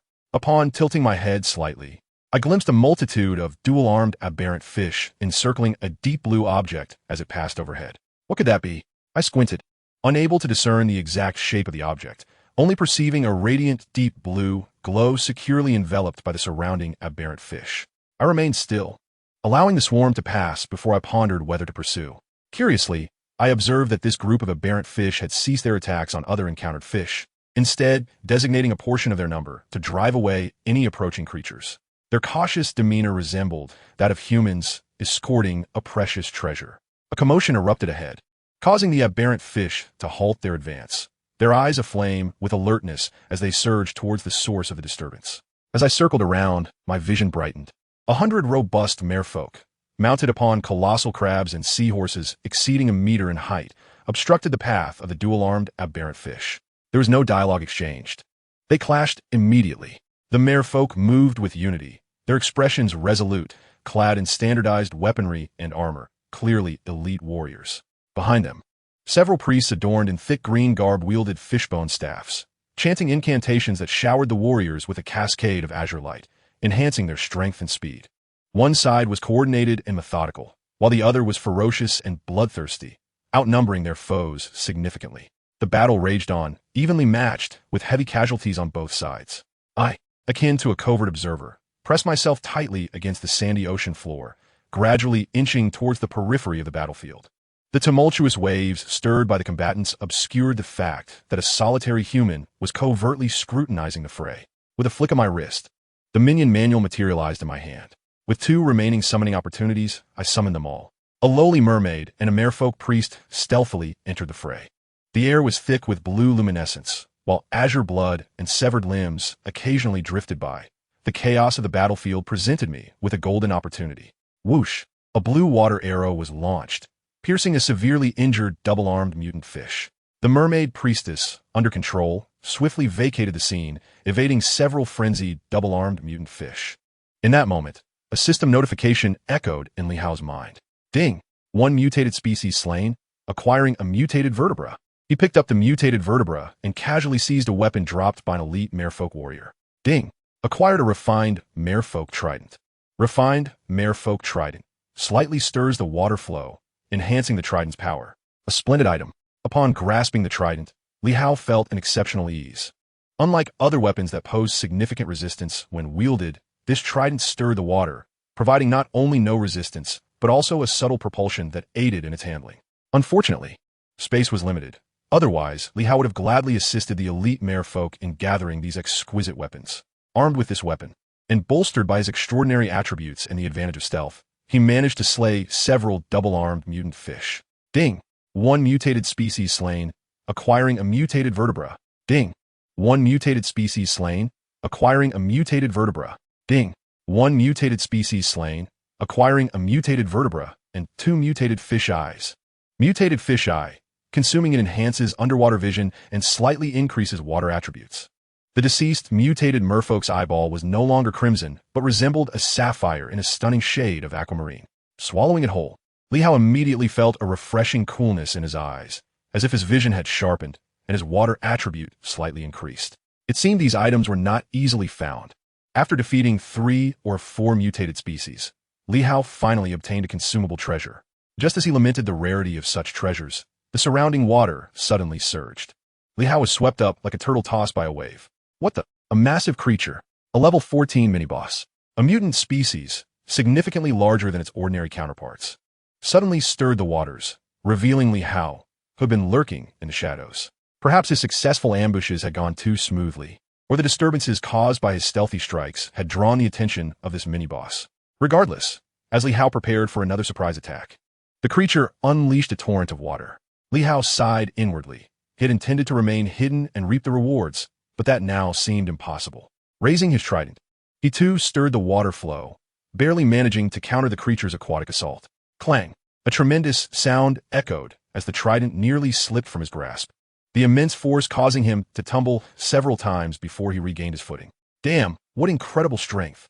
Unlike ordinary mutant species, this mini-boss exhibited muscular double arms twisted together on its back, rather than the withered, claw-like appendages of its kin. These additional limbs possessed immense power, covered by a thick, armor-like layer resembling scales, capable of directly withstanding the quality trident in Li Hao's hands. One strike was insufficient. The creature's eyes widened as it swung its tail and lunged forward again with its double arms. Not only was the creature immensely powerful, but its speed left Li Hao with no opportunity to evade, just as Li Hao was on the verge of being seized and torn apart by this small leader. A lowly mermaid, disregarding her own safety, lunged at him with a frenzied expression. Simultaneously, a lowly mermaid priest activated her potential, unleashing 3 water arrows towards the small leader. Li Hao was not one to await his demise passively. He wielded his trident with all his might, conjuring a torrent of water that surged forth. The attacks from 3 directions converged almost simultaneously upon the small leader. Yet, he merely swept his arms, dispersing the water arrows with ease, and then sank his teeth into the throat of the mermaid warrior, sending her convulsing body flying away. Witnessing this, rather than fleeing, Li Hao became even more relentless, thrusting his trident with the intent of striking the creature's head. The small leader's sharp teeth clicked menacingly, and his predatory gaze fixated on Li Hao's throat with the intensity of a gleaming sword. As the hard-won torrent of water threatened to dissipate under the small leader's might, Li Hao leaned forward, presenting his throat to the creature's jaws. The small leader grinned wickedly, unhesitatingly lunging to bite down on Li Hao's throat. Li Hao's cheeks bulged dramatically, and his chest and throat swelled like balloons ready to burst. Kill! Liu Shrieka. His cheeks expanding to reveal the modified gill tubes, and 2 exceptionally concentrated sound waves crashed against the small leader's head with alarming proximity. Boom! This marked Li Hao's inaugural use of sonic attack. The thrill of imminent death propelled him to unleash over 150% of his power. Simultaneously, his left pinky finger shimmered intensely, and the sonic attack that would have merely knocked the small leader down instead shattered the layers of protection surrounding his brain. The brain matter oozed out like soft tofu from the grotesque fish mouth and eye sockets as the mutated small leader convulsed a few times before toppling over, lifeless. Ding! You have slain an elite mutated species, obtaining 1 exquisite mutated vertebra and 1 elite mutated soul gem. The exquisite mutated vertebra was as thick as an arm, while the soul gem appeared murky. The elite mutated soul gem could be consumed to enhance mental strength by 2 points or integrated into a minion manual to qualify for summoning elite mutated species.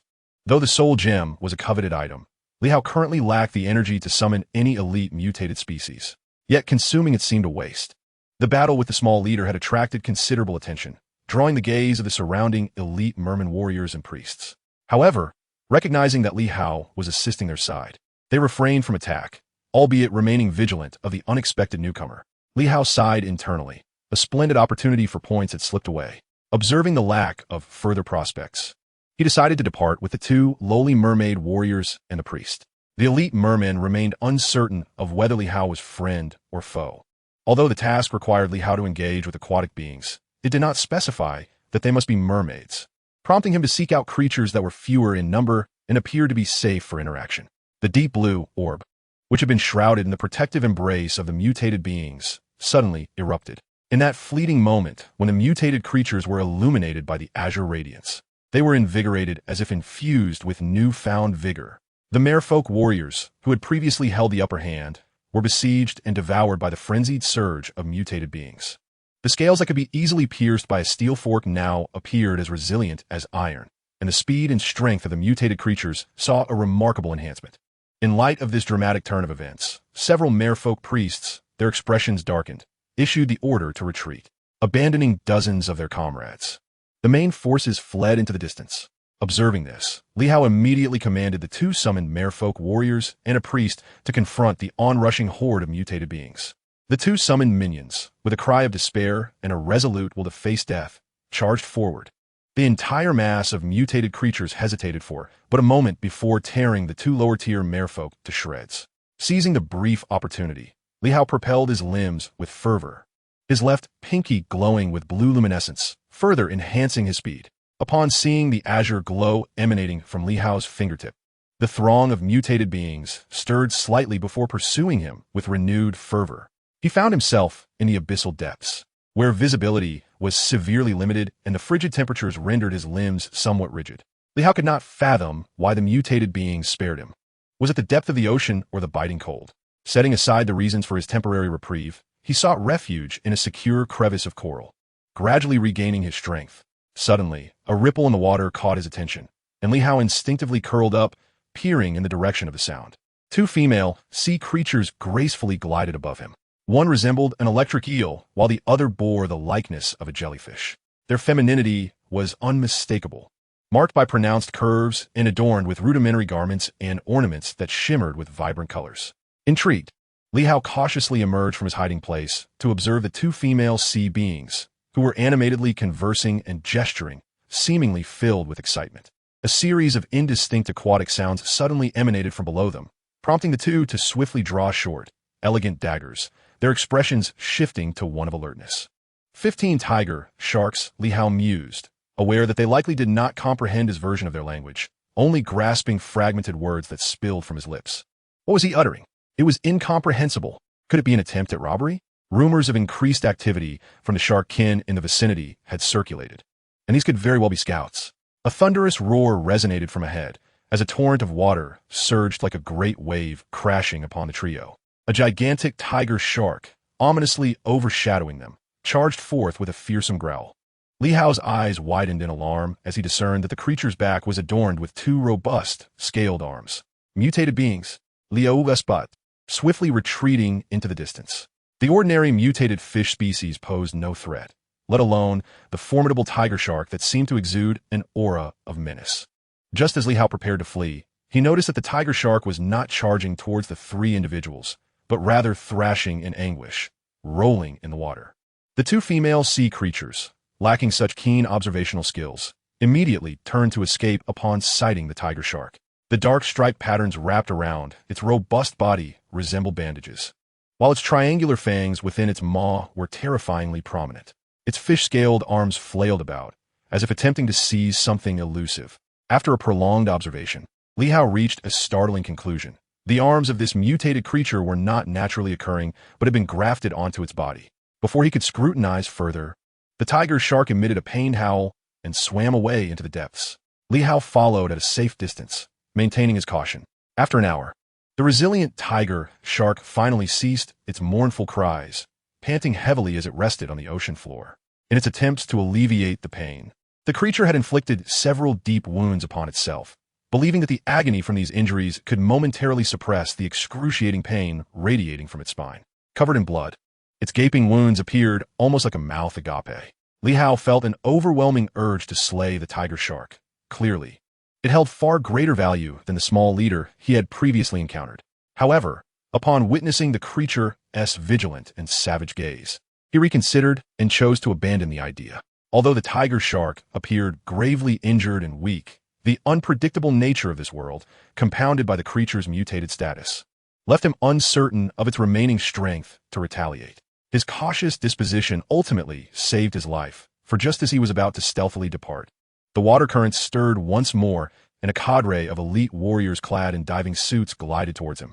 Upon spotting the tiger shark, these adept fighters swiftly produced waterboards, propelling themselves towards the creature with remarkable speed. The waterboards, essentially miniature underwater thrusters, featured a sleek technological design and powerful propulsion, allowing the elite warriors to move with a velocity comparable to ordinary marine fish, albeit with slightly less agility than Li Hao. Initially, Li Hao assumed that their numerical and tactical advantages would easily subdue the tiger shark, yet the outcome was utterly astonishing. The once panting, seemingly near-death tiger shark upon perceiving its adversaries, straightened its body and fiercely swung its dual arms, launching a blue orb of energy that resembled a solid projectile. The orb sped through the water with incredible swiftness, leaving the elite soldiers with little choice but to scatter at the last moment. Boom! The energy orb detonated like an underwater mine, creating a vacuum in the surrounding waters. Several elite warriors were instantly obliterated, while others caught in proximity suffered severe injuries. The tiger shark grinned, a surprisingly human-like expression, and once more swung its arms, as blue energy particles surged and coalesced upon its appendages. It was on the verge of forming another energy orb. The remaining injured warriors, filled with despair, watched as the nascent orb flickered and dissipated, lacking the requisite force to materialize. The tiger shark paused momentarily, then attempted to activate its arms once more, only for them to contort and swell, culminating in an explosive release. The tiger shark writhed in agony, its anguished cries echoing through the water as several elite warriors seized the opportunity to pounce. Leo, concealed at a distance, felt his heart race. Had he recklessly charged in moments ago, he surely would have met his demise. Just as relief washed over him, he witnessed the elite warriors encircling the tiger shark. Multiple harpoons lunged towards the creature simultaneously.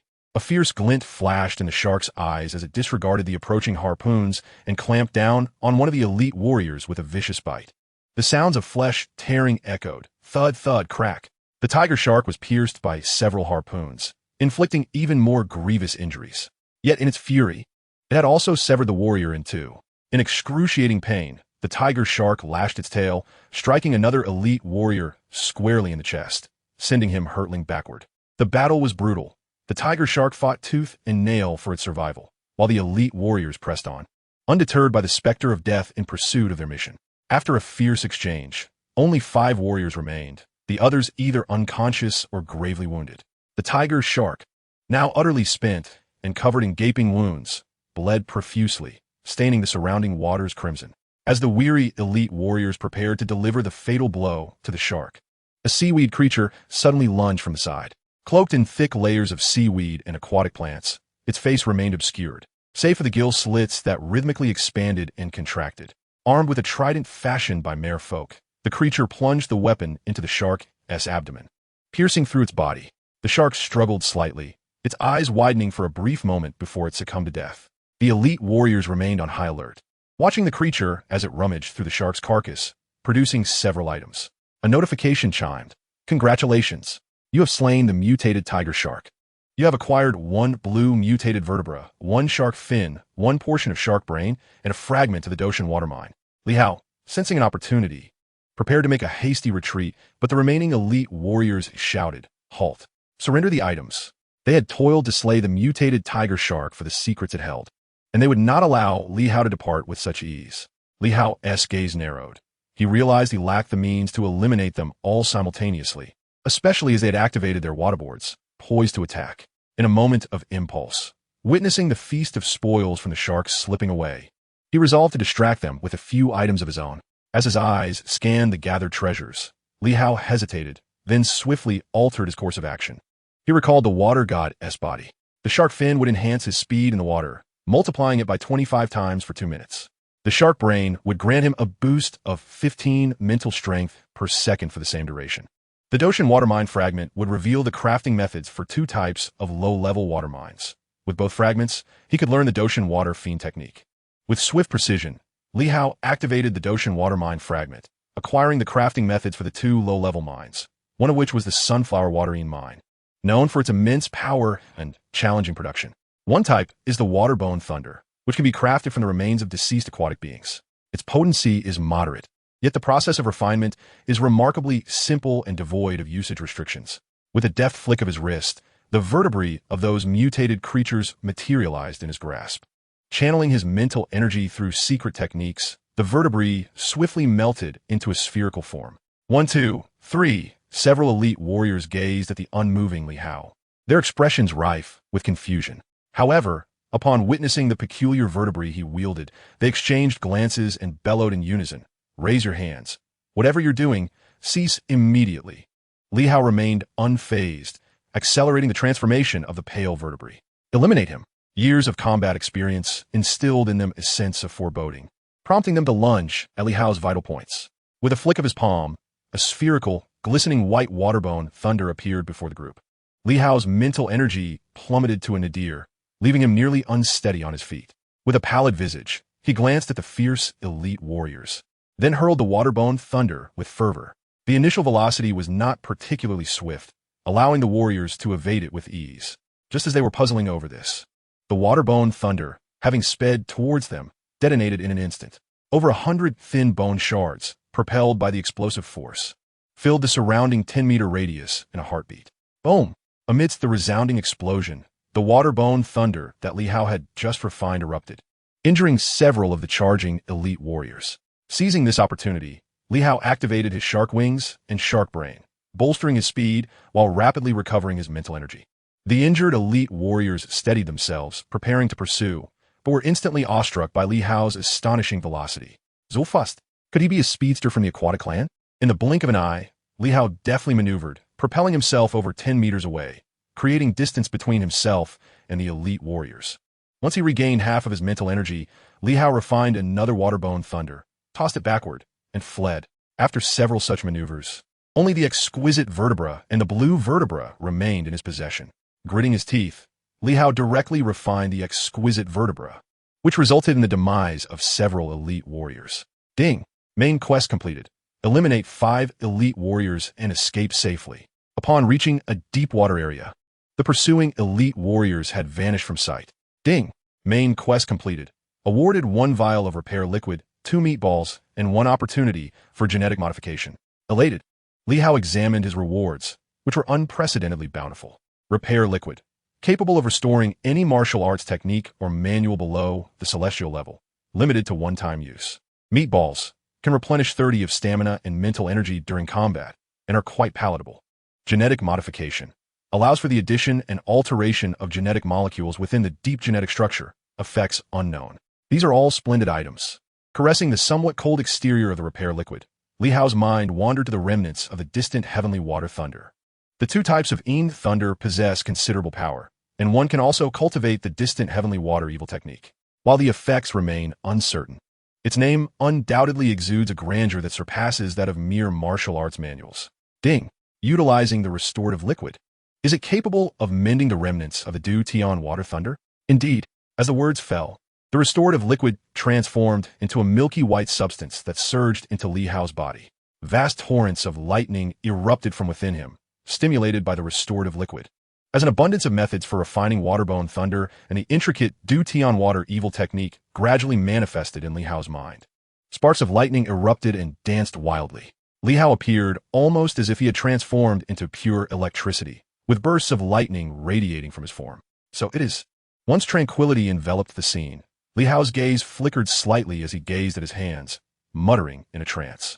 The Du Tian water evil technique could forge a body akin to that of a water deity. The 2 thunder techniques merely represented the rudimentary offensive arts.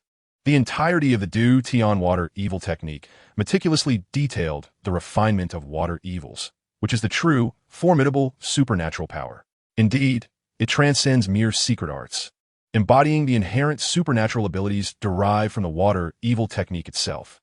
To put it plainly, ordinary secret arts resemble primitive weaponry, laborious to wield and prone to malfunction. However, the supernatural abilities are distinct.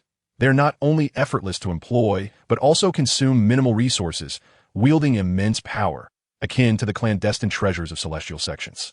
The Du Tian water evil technique is a revelation extracted from the Du Tian 12 divine evil formation, originally cultivated by the water deity Gong Gong. Achieving the body of a water deity brings one's affinity with water attributes to the pinnacle of human potential. Additionally, this water evil technique graciously bestows several other secret arts that cannot be comprehended even in the nascent stages of the water deity body. Waterbone thunder is merely a basic thunder technique intended for practice, while the Koei watering thunder is but one of the abilities inherent to the water deity body. Igniting the yo esa fervor. Wait, it seems there is also an opportunity for genetic modification. Although the water deity body is magnificent and powerful, the time and resources required for its cultivation are exorbitantly beyond Li Hao's capacity. Contemplating the prospect of a genetic modification, Li Hao felt a stir within, momentarily setting aside his pursuit of the water evil technique. With limited time left in this instance, it appeared that side quests and optional tasks would have to be temporarily shelved. During the remaining time, Li Hao scoured numerous locations, encountering only peculiar fish and mutated species, without encountering any communicative sea tribes. With a hint of disappointment, Li Hao's figure vanished from the instance. Upon returning home, having to readjust his body, Li Hao once again channeled his energy into gathering resources. Once the summoning stones were exhausted, any further summoning of minions would rely solely on energy points. Moreover, if Li Hao's conjecture held true, this opportunity for genetic modification would undoubtedly consume a substantial amount of energy points, making the collection of energy points a pressing priority. With the prowess of Gong Gong already experienced, Li Hao refrained from personally scavenging for dilapidated battery packs. Instead, he established a second-hand goods acquisition company using funds obtained from the underworld and simultaneously discovered a novel avenue for acquiring energy points: coal. During a serendipitous barbecue, Li Hao stumbled upon a small coal fragment, glimmering faintly with a yellow hue, no larger than a fingernail. Yet, this seemingly insignificant piece illuminated a novel pathway to harnessing energy. Coal was not merely a discarded commodity. Li Hao, with his current energy levels, was ill-equipped to manage the extraction and utilization of such resources. Acquiring coal in bulk would undoubtedly attract unwanted attention, compelling Li Hao to temporarily abandon that notion in favor of diligently gathering energy points. Though he could not procure coal in large quantities, Li Hao took the initiative to secure a position at a nearby coal processing plant, obtaining a quality inspection role. This job would typically be beyond his reach. Yet through the influence of monetary incentives, this inexperienced individual, whose qualifications fell short, found himself donning a safety helmet within a week, inspecting the quality of coal. "Hey there, mate. Fancy a drink today?" A robust worker, his face rugged and weary, greeted Li Hao with a friendly slap on the shoulder, his exhaustion failing to mask the teasing glint in his eyes. "Not today. I'm feeling a bit worn out," Li Hao replied with a smile, tossing aside his safety helmet. As he ambled home along a somewhat gloomy path, a hint of fatigue clouded Li Hao's demeanor, resembling an ordinary laborer returning from a long day's toil. Suddenly, a group of burly, menacing gang members blocked his way, brandishing firearms aimed squarely at him.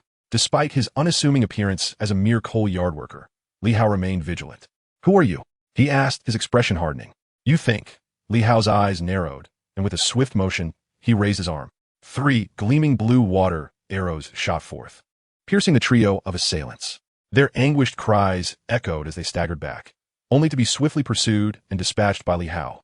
With attributes far surpassing that of an ordinary human, and with the assailants bleeding profusely from their wounds, only 2 black-clad men remained, their legs shattered. "Reveal the mastermind and the motive, and I shall spare your life," Li Hao demanded coldly, observing their cowardice. "I shall say nothing. You may as well kill me." With a swift motion, Li Hao crushed one's skull, discarding the remnants of brain matter as his gaze turned icy towards the second individual. "I beg you, do not kill me." The man, in tears, confessed his wrongs, divulging the mastermind and the reasons behind their actions. Yet with a resigned sigh, Li Hao still chose to end this man's life. That very night, Li Hao infiltrated the lair of the gang leader, unleashing a bloody massacre within the villa. Given their unwillingness to comply and their intent to capture him for experimentation, Li Hao felt no obligation for restraint. With a subtle shift of his consciousness, crimson malevolent mist swirled upward from the corpses, taking on humanoid forms, their haunting wails echoing through the air. Li Hao's gaze sharpened as he drew in a breath. Inhale. The humanoid mist twisted and surged towards Li Hao, its seemingly ordinary mouth possessing an insatiable pull, rendering the struggles and wails of the crimson mist futile against its inevitable fate. The sound of shattering glass echoed continuously as several humanoid wisps vanished swiftly into Li Hao's mouth. The red mist coalesced and rushed towards the source of the suction. The severed fingertip from the ritual, originally aglow with a deep blue light, it was now partly shrouded in a dark crimson hue, tinged with purple and black. With a gentle exhale of tainted breath, Li Hao opened his eyes, surveying his fingertip with satisfaction. After accumulating sufficient energy points, he underwent genetic modification while simultaneously beginning his practice of the Great Water Evil method. The genetic alteration proceeded smoothly, utilizing the genetic traits embedded within the ritual fingertip. Li Hao's affinity for water attributes reached new heights. Now, even without the ring, he could independently invoke low-level water attribute spells. While their potency was somewhat lacking, The fact that they were self-discovered and mastered allowed Li Hao to distinctly feel his progress with each practice session. However, the cultivation of the Great Water Evil method proved to be somewhat vexing. Although the method had been implanted into his mind, Li Hao, being an ordinary individual, struggled to comprehend the ancient texts and obscure meanings. Thus, he relied on his own understanding to cultivate gradually. Fortunately, this mental infusion granted him a significant degree of textual comprehension. Even if certain passages eluded his understanding, he could search online for similar terms to grasp their meanings. The Great Water Evil method, while possessing average offensive capabilities, did not unlock any formidable powers. Yet, it could purify his constitution and enhance his understanding and affinity towards water attributes. When cultivated to its zenith, Li Hao would undoubtedly be able to replicate a fraction of the ancient deity Gongong's might. Even a mere portion of such power would suffice for a lifetime. Unlike the abundant spiritual energy of ancient times, the current state of spiritual essence had long since dwindled, necessitating alternate paths. Water Evil, the malevolent energy concealed within liquid, presented no restrictions. Through extensive discussions and banter with enthusiasts from the fantasy realm, Li Hao discovered a shortcut to cultivation. In ancient times, the richness of spiritual energy rendered tribulations akin to an unstoppable train. However, with the depletion of spiritual essence, tribulations had become somewhat inconsequential. Without spiritual support, tribulations had transformed into something as insubstantial as cotton candy. Previous generations had contemplated harnessing the malevolent energy within the human body for cultivation. Yet the abundance of spiritual energy and the formidable nature of tribulations at that time necessitated alternative approaches. Otherwise, facing a tribulation would result in certain death. This fragment of information, barely a trace within the outline of knowledge, was seized upon by Li Hao. With the absence of overwhelmingly powerful tribulations, Li Hao could now bring his ideas to fruition. The second level of blood evil at 18. Wanton slaughter of ordinary humans not only risked attracting governmental attention, but also the potential exposure of his true self. Every night, Li Hao roams the shadowy depths of Brooklyn's blackened streets, hunting down the scoundrels who peddle pills and engage in human trafficking. He even encounters notorious gangsters and criminals, who provide him with ample sanguine energy. Ding! The blood energy has coalesced into the second tier, enhancing its power by 23.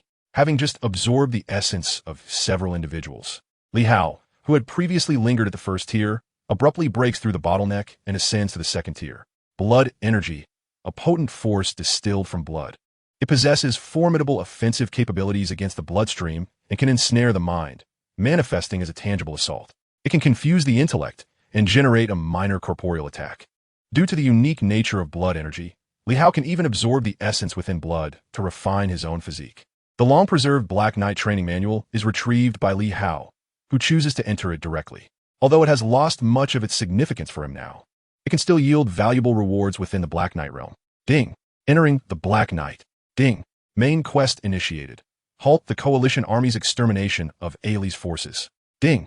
Side quest released. Protect the newly formulated Black Knights crafted by Ailey. Ding! Optional task. Eliminate over 10 Coalition Knights. Upon entering the realm, Li Hao is met with a cacophony of chaotic shouts echoing around him. Evacuate. This place is no longer safe. Prepare for battle. All those who can stand, follow me. The area is filled with frenzied crowds, and the entire experimental base descends into turmoil. Fortunately, most of these individuals are prepared Black Knights. Although they do not reach the standard of true knights, they are undoubtedly formidable compared to ordinary human warriors. Grasping a knight's retainer, Li Hao inquires about Master Ailey's whereabouts and promptly seeks her out.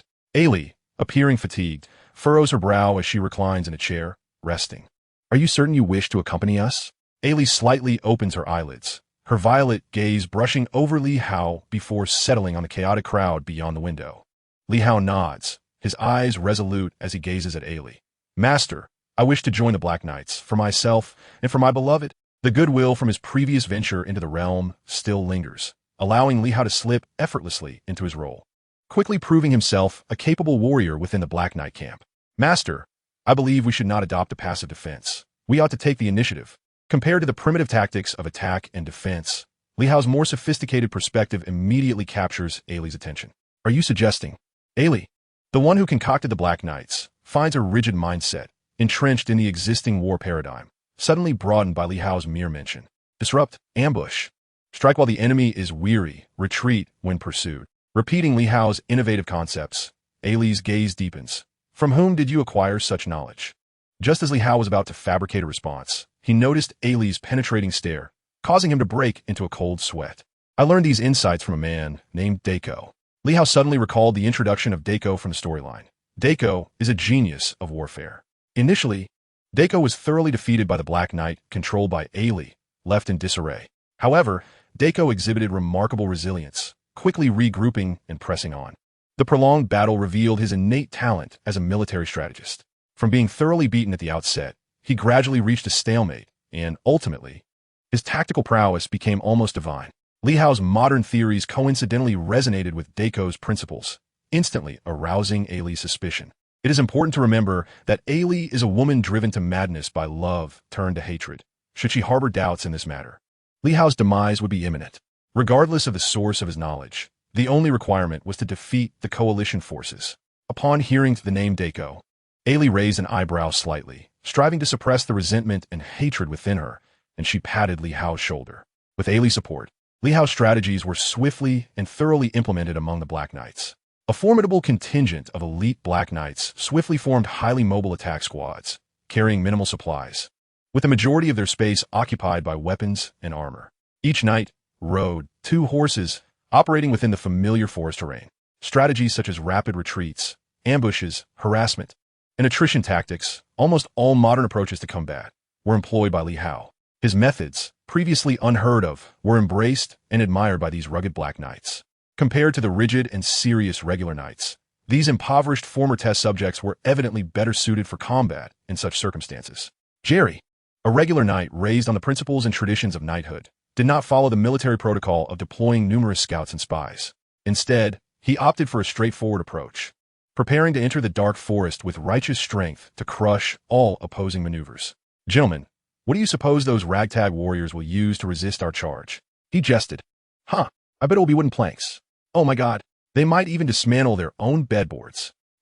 Mocking the enemy was among the favorite pastimes of these noble knights, and even the typically serious Jerry remained silent, although he did not partake in such banter. The glimmer of agreement in his eyes suggested he was in accord with these discussions. As the hooves stirred up clods of mud, the knights truly entered the dark forest, and the surrounding light gradually dimmed. Sensing the unsettling atmosphere, the warhorses tightened their muscles, their movements becoming somewhat rigid. Brothers, something feels amiss, exclaimed Jerry. Heavens, why can't these ragtag warriors just extend their necks and let us grant them a swift end? Having experienced numerous battles, Jerry's keen sense of crisis tightened around him like a noose. Silence, he commanded. The art of war. Lowering his voice, Jerry's sharp gaze swept the surroundings, signaling his men to remain vigilant. Whoosh, whoosh. A sudden barrage of arrows descended in a fan-shaped attack, causing a flurry of disarray among the knights. However, under Jerry's commanding voice, they swiftly reformed their ranks. The force of the arrows was considerable, yet they could not penetrate the newly developed alloy armor, merely leaving several shallow dents upon its surface. You cowardly bears, is ambush all you know? Jerry bellowed. Damn it, do you simpletons dare to face me directly? After a moment of confusion, the noble knights felt deeply insulted and clamored for a duel. In response to their shouts and jeers, the Black Knights, who should have been furious, remained eerily silent. Something fell amiss. Jerry's eyes sharpened, sensing a wave of unease. The Black Knights, like all knights, had never deviated from their code of chivalry, not even resorting to treachery. Yet, facing their old adversaries, Jerry was overwhelmed by a profound sense of crisis and dissonance. It was as if they had transformed.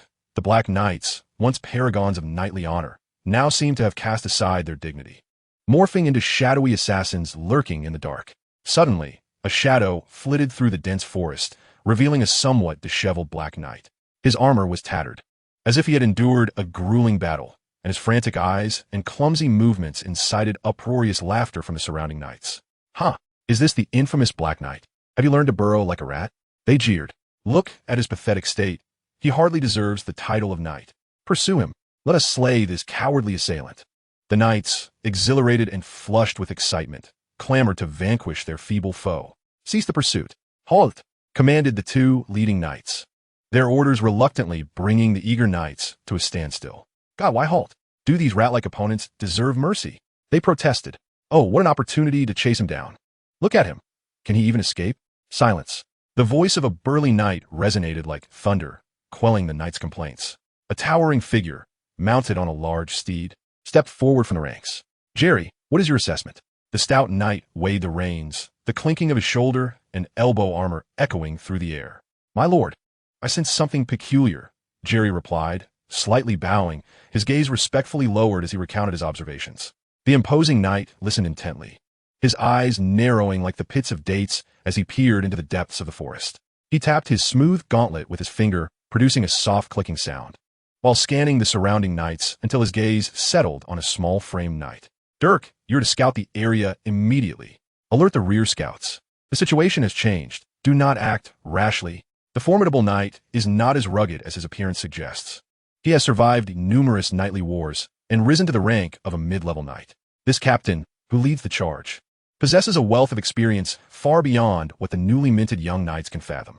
As the opposing side meticulously arranged their defenses, Li Hao had already infiltrated the midst of their ranks alongside an assault team. The entire encirclement could be categorized into 3 main divisions: the vanguard, composed entirely of powerful knights; the center, manned by seasoned soldiers; and finally, the rear, which comprised non-combatant supplies and resources. The objective of the assault team was to strike at the center and supply lines of the enemy, thus disrupting their formation to initiate the guerrilla tactics that Li Hao had spoken of. As the assault team swiftly approached, the communication from the vanguard faltered slightly. It was this minor delay that resulted in substantial losses for the entire coalition army. "Attack freely, do not linger in battle. Prioritize destruction," commanded the lead Black Knight, whose bloodshot eyes were the only visible feature beneath his dark armor. As he surged forward, Li Hao sighed at the sight. The enemy still underestimated his strategy, their minds clouded by the ingrained knightly ethos that prevented them from adopting such unscrupulous tactics. Even though Ailey had issued commands, most of the Black Knights regarded Li Hao's warriors with disdain and contempt.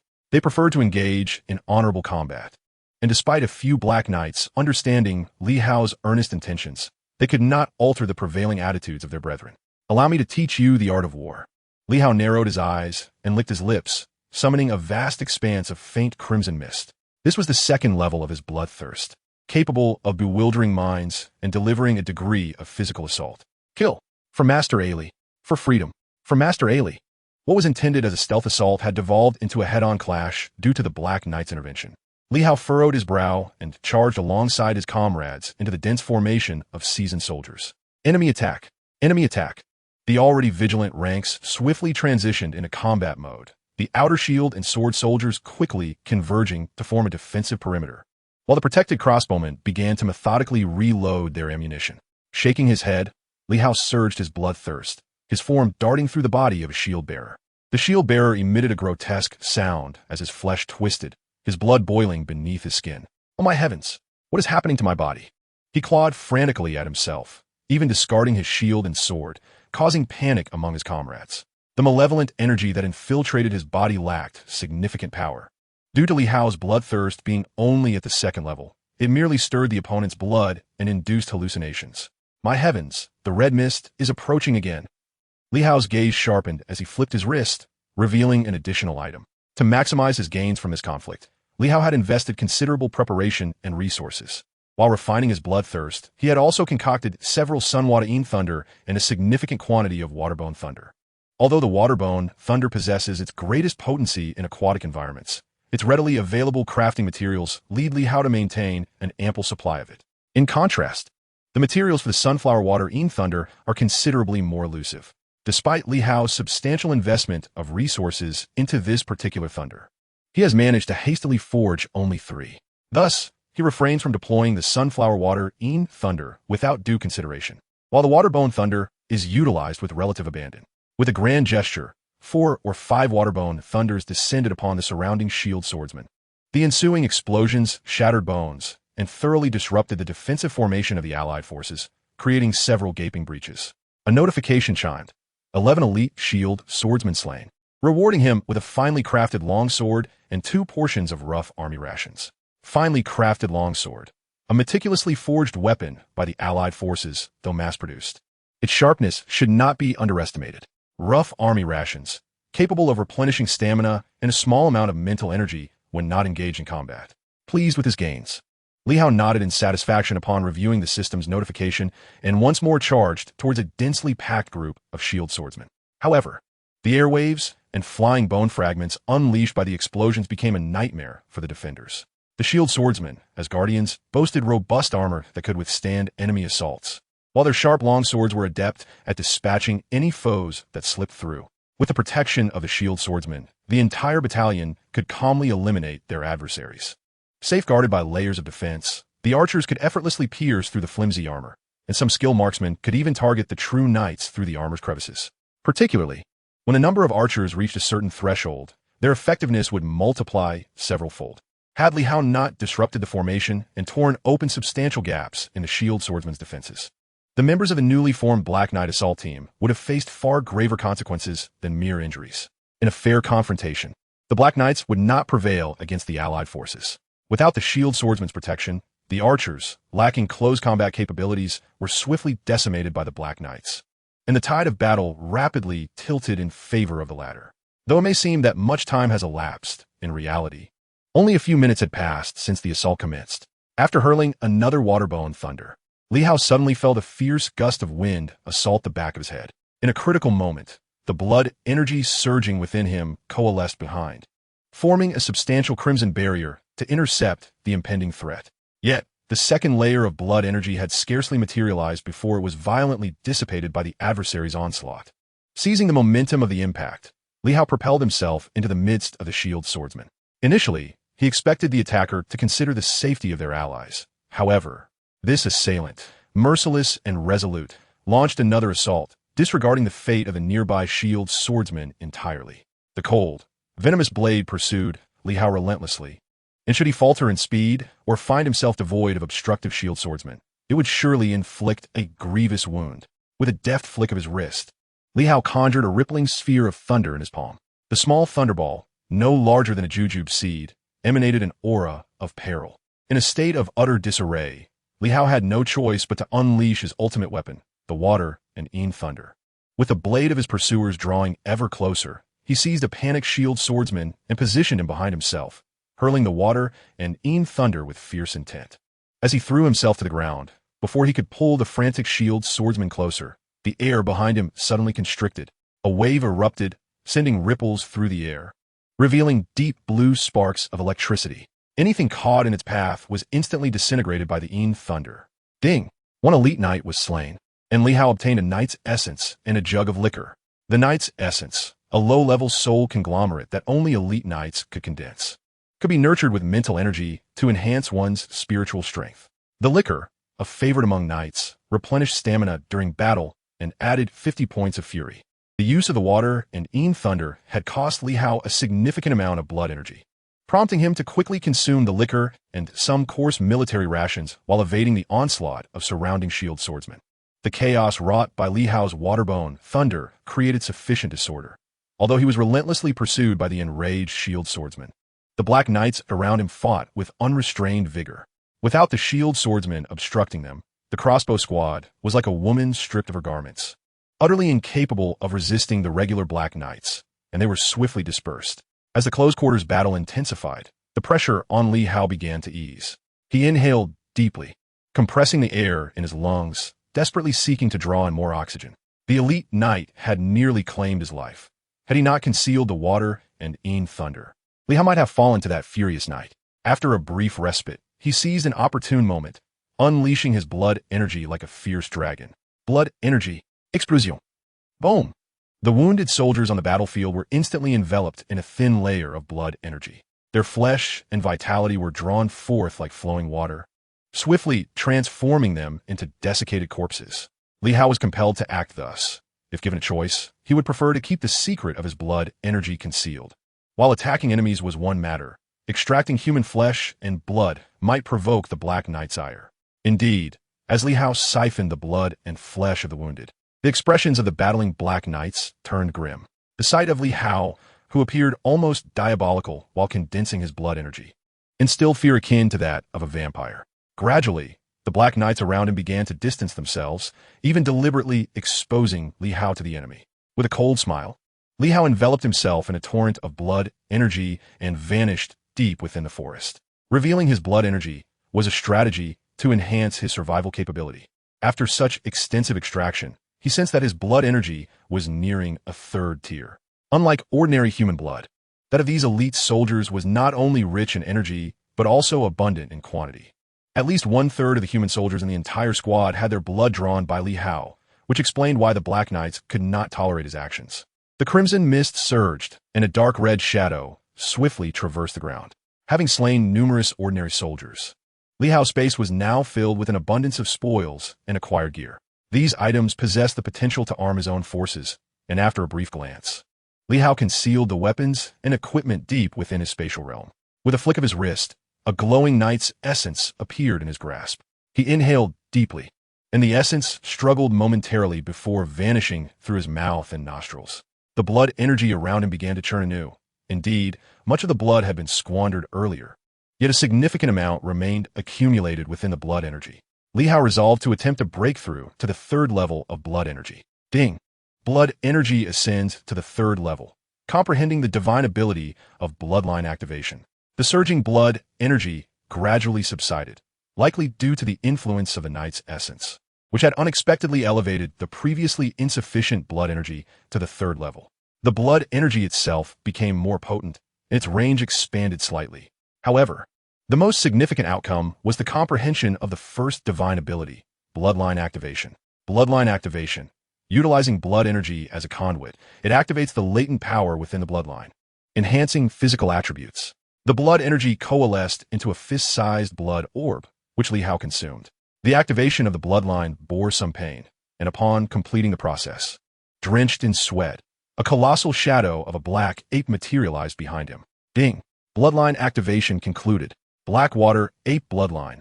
Upon activation, it can exponentially increase strength and physical constitution. But due to its impure lineage, each activation results in a weakness lasting over 3 hours. The Blackwater ape bloodline.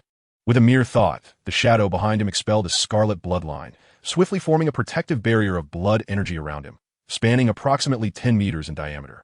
After sensing the effect, Li Hao discerned that the enhancement from the Blackwater ape was minimal, likely due to its impure bloodline.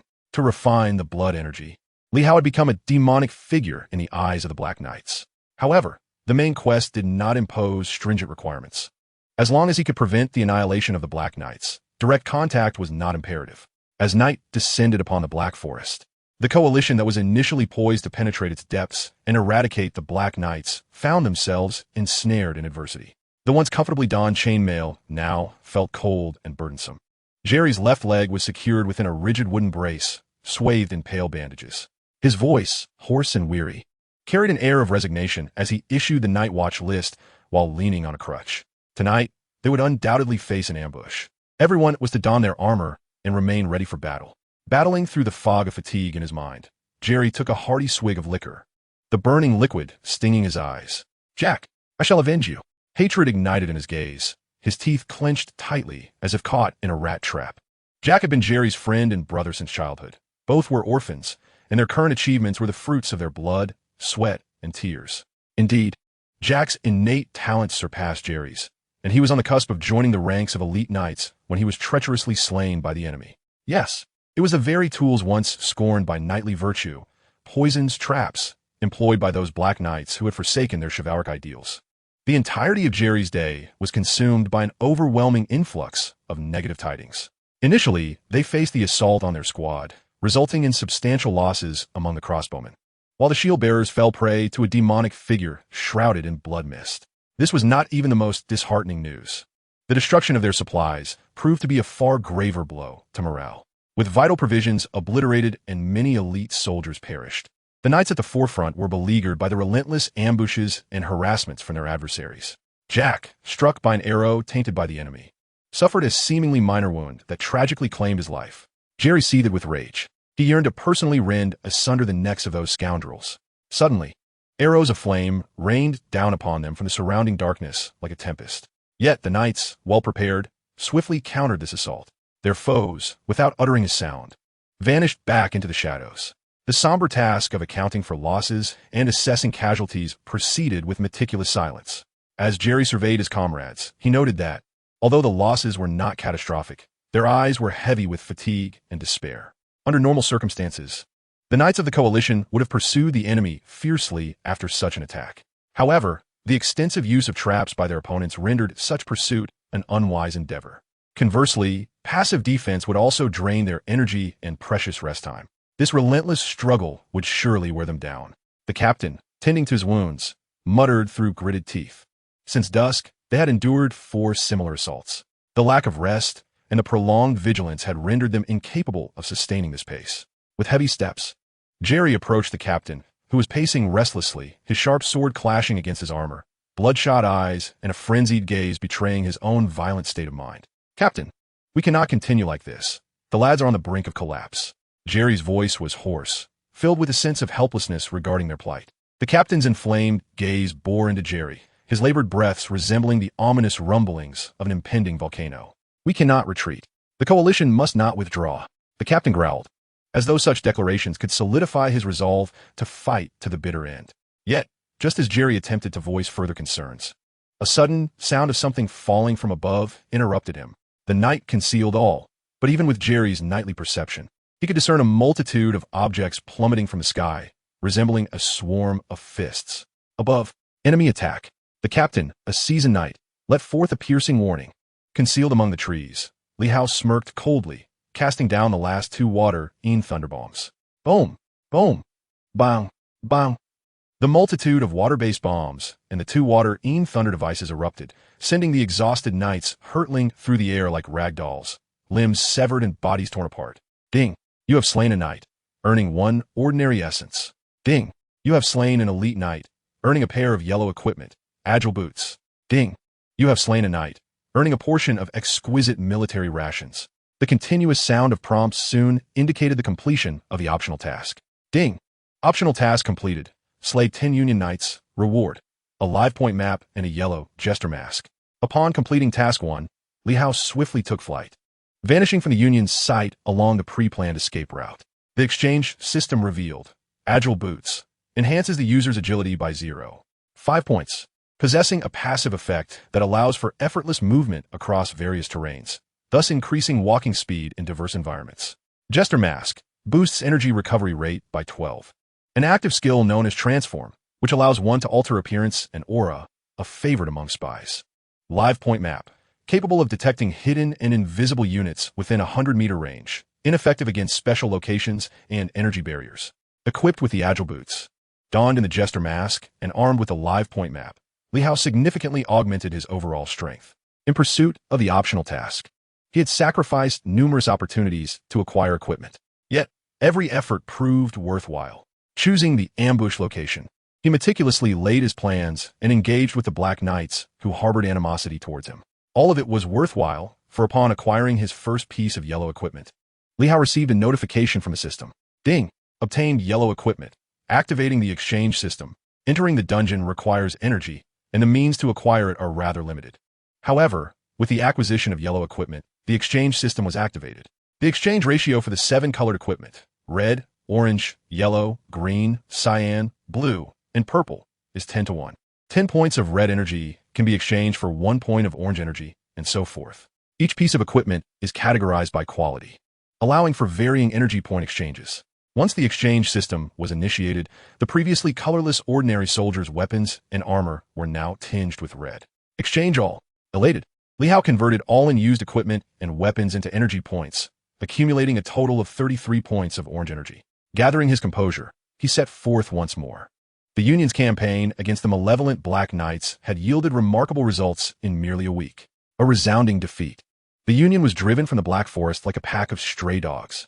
Grazing the newspaper, a young blond man raised an eyebrow, peering through the somewhat grimy glass window at the world outside. The low morale, the battered equipment and weaponry. Troops retreating from the Black Forest, entering this desolate town, the closest settlement to the Black Forest. Due to the Black Knights' frequent abductions for human experimentation, the town's population had dwindled year after year, barely maintaining a resident populace under the Union's protection. The townsfolk eyed the defeated soldiers with trepidation, fearful that a misplaced glance could invite dire consequences. Consequently, prior to this Union operation, extensive searches and trials were conducted, leading to the apprehension of numerous ordinary citizens who had any association with the Black Knights, even those who had engaged in trade with them. Glancing at the unfinished task notification, Li Hao felt a wave of confusion. Several days prior, he had already learned of the Union's failure. Strangely, the main quest remained uncompleted, and even the side quest had not been fulfilled. With no clues at hand, Li Hao had no choice but to temporarily set aside both the primary and secondary tasks in order to utilize the tattered Black Knight training manual he possessed. Once the army was stationed outside the small town, Li Hao hastily inquired about their location and hurriedly pursued them. Who goes there? This is a military encampment. Intruders face death. The irascible soldier, upon seeing Li Hao approach, immediately unleashed the pent-up stress and shadows of death from the past days onto this lowly civilian. He relished the sight of these commoners trembling in fear, as if only by doing so could he find a semblance of solace and balance for his pitiful, fragile heart. Indeed, the golden-haired youth before him was soon halted in his tracks by the soldier's bellow, casting a fearful glance at the sharp weapon in the soldier's hand. "My lord, I am an admirer of the knights and wish to join the army, to become a formidable knight." Li Hao's voice trembled with a mix of unnatural excitement and enthusiasm, his youthful longing vividly portraying that of a young devotee. The soldier scoffed derisively, tapping Li Hao's shoulder with the spine of his longsword. Observing Li Hao flinch in fright, he contemptuously remarked, "You little brat, I've served in the army for years and have yet to become squire. You, with that pitiful appearance, dare to aspire to knighthood? Yet I possess a letter of introduction." Li Hao, albeit apprehensively, took a step back and produced the crumpled letter from his bosom. A letter of introduction? The soldier's expression shifted slightly, stepping forward to take the letter, and upon examining its cover, his face paled. You are referred by the Baron?" Li Hao hesitantly nodded, carefully awaiting the soldier's response. The soldier's countenance fluctuated, revealing a flicker of jealousy and resentment. It was understandable. A frail person like Li Hao, armed with a letter of introduction, could bypass the rigorous selection process of the military and directly undergo knight assessments and training, inciting envy among those who had endured the hardships of military service. "Hold on, I shall report your arrival." The soldier's gaze lingered hungrily on the letter as he swallowed hard, suppressing the murderous thoughts that surged within him. After all, a noble's letter of introduction was not something a mere soldier could covet. Soon, with the letter in hand, Li Hao found himself navigating the military camp with ease, swiftly arriving at the knight training grounds. Due to a recent defeat that had claimed the lives of many knights and their retinues, the training camp was eerily deserted. "I care not how you obtained this letter of introduction, but I shall train you to the best of my abilities. Should you die or withdraw midway, you will forfeit your right to training." The knight instructor was of average build, an unattractive man with thick lips and uneven tusks reminiscent of a wild boar.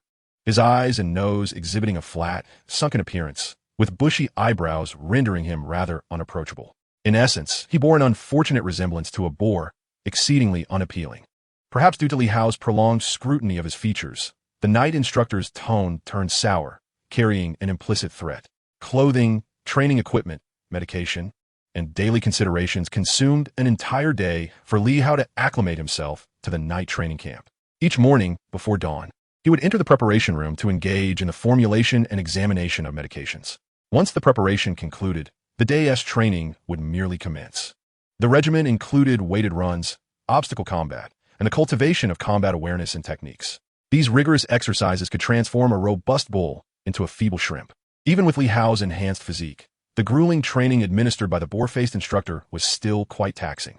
Nonetheless, despite the intensity of the regimen, the instructor remained vigilant regarding Li Hao's safety.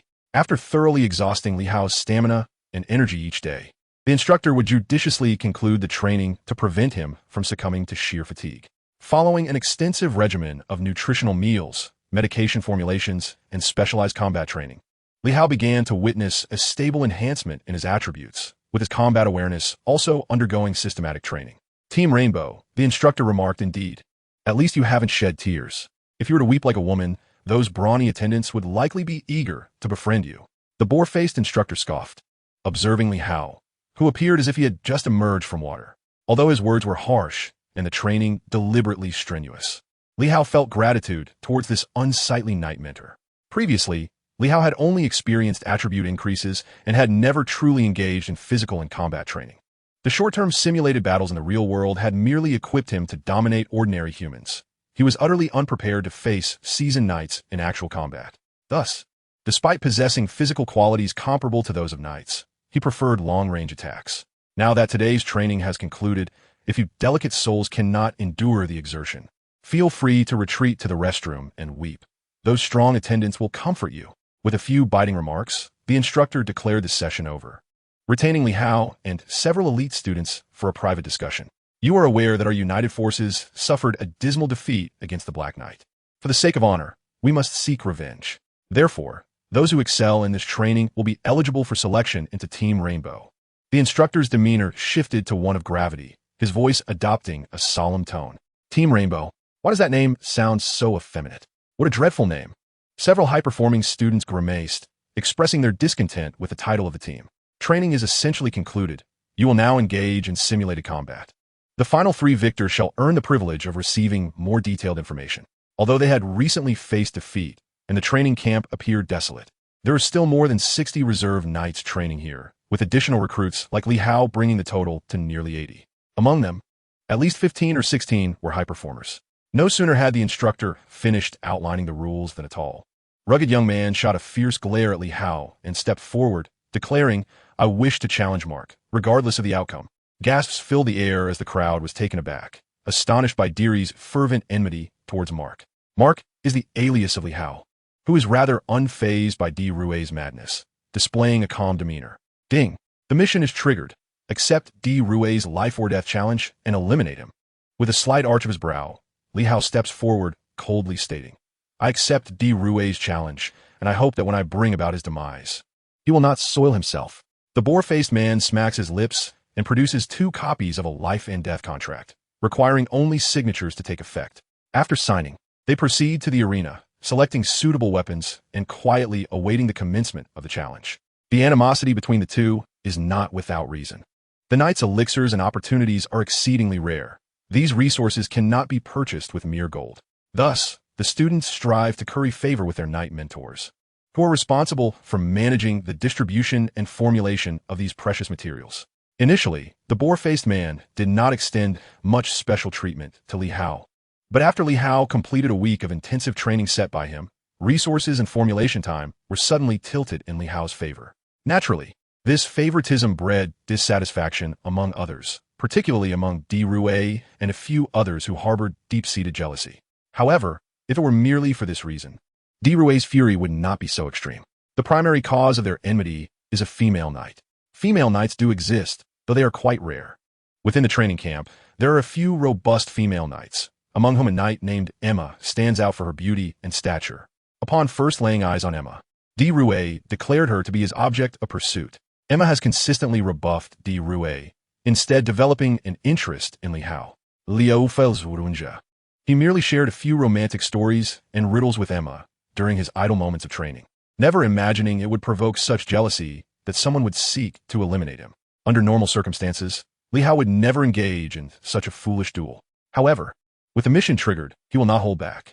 The assembled students, drawn by the news, fix their gaze upon Emma as the two sign the life-and-death contract. Emma bows her head, lost in thought. The duel begins. At the command of the boar-faced man, Li Hao charges forward.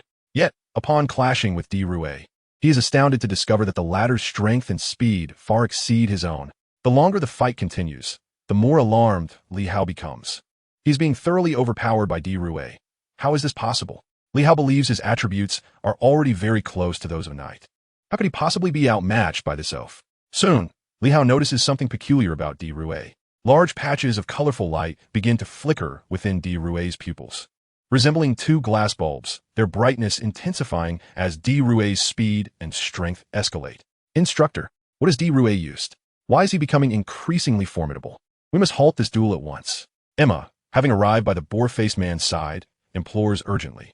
Perhaps in ordinary times, the wild boar-face displayed an insatiable thirst for talent regarding Li Hao.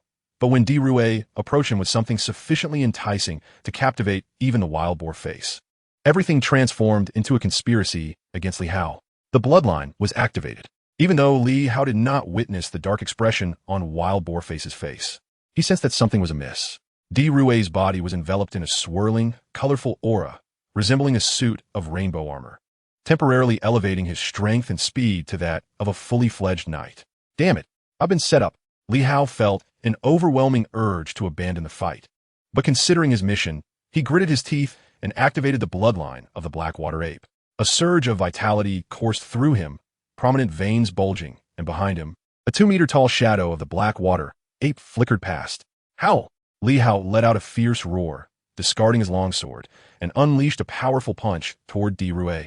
Di Rue's gaze narrowed, yet he defiantly swung his sword forward. At the moment their fists and blades collided, a layer of black hardness enveloped Li Hao's fist. Clang! The sharp, metallic sound of the impact resonated, and before it could fade, Li Hao stepped forward, the layer of black hardness whipping toward Di Rue's head like a lash. Di Rue, taken aback by this bizarre attack, stood transfixed, watching the shadow approach his head, utterly stunned. Stop! In that critical moment, Wild Boar Face unexpectedly launched an attack from behind Li Hao, thrusting his sword fiercely toward Li Hao's back. Li Hao quickly summoned his blood energy, forming a shield to protect his rear, while the layer of black hardness under his command wildly lashed toward Di Rue's head. Bang! Di Rue's head was indeed smashed like a watermelon, while simultaneously, Li Hao was brutally pierced by Wild Boar Face's sword from behind. I will kill you. Upon seeing Di Rue's shattered head, Wild Boar Face, consumed by madness, sought to twist his sword, aiming to extinguish Li Hao's life completely. Li Hao fought back desperately, his blood energy firmly grasping the sword, while a dark shadow surged behind him, crashing forcefully into Wild Boar Face. Bang! The shadow, vaguely resembling a blackwater ape, collided with Wild Boar Face's fist, barely slowing him down before being shattered to pieces. The shadow's damage only compounded Li Hao's injuries. However, the fleeting moment it bought him provided Li Hao with an opportunity to flee. With a flick of his wrist, a handful of waterbone thunder appeared in his grasp, and he hurled it fiercely toward Wild Boar Face.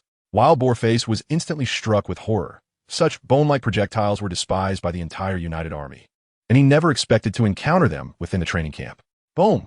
Amidst the explosions and smoke, Li Hao, with the sword still embedded in him, barely escaped the training camp. He is a spy for the Black Knights. Kill him. Behind him echoed Wild Boar Face's furious shouts, along with the awakened student's scornful cries. This has become troublesome. In the dark, damp cellar, a faint, weary sigh suddenly resonated. 2 hours had passed since escaping the night training camp, but the aftereffects of the bloodline activation had not yet dissipated. Li Hao felt utterly drained, forced to hide in this cellar within the slums. The cellar lacked ventilation, and the stench of decaying vegetables coupled with the oppressive air rendered Li Hao lightheaded.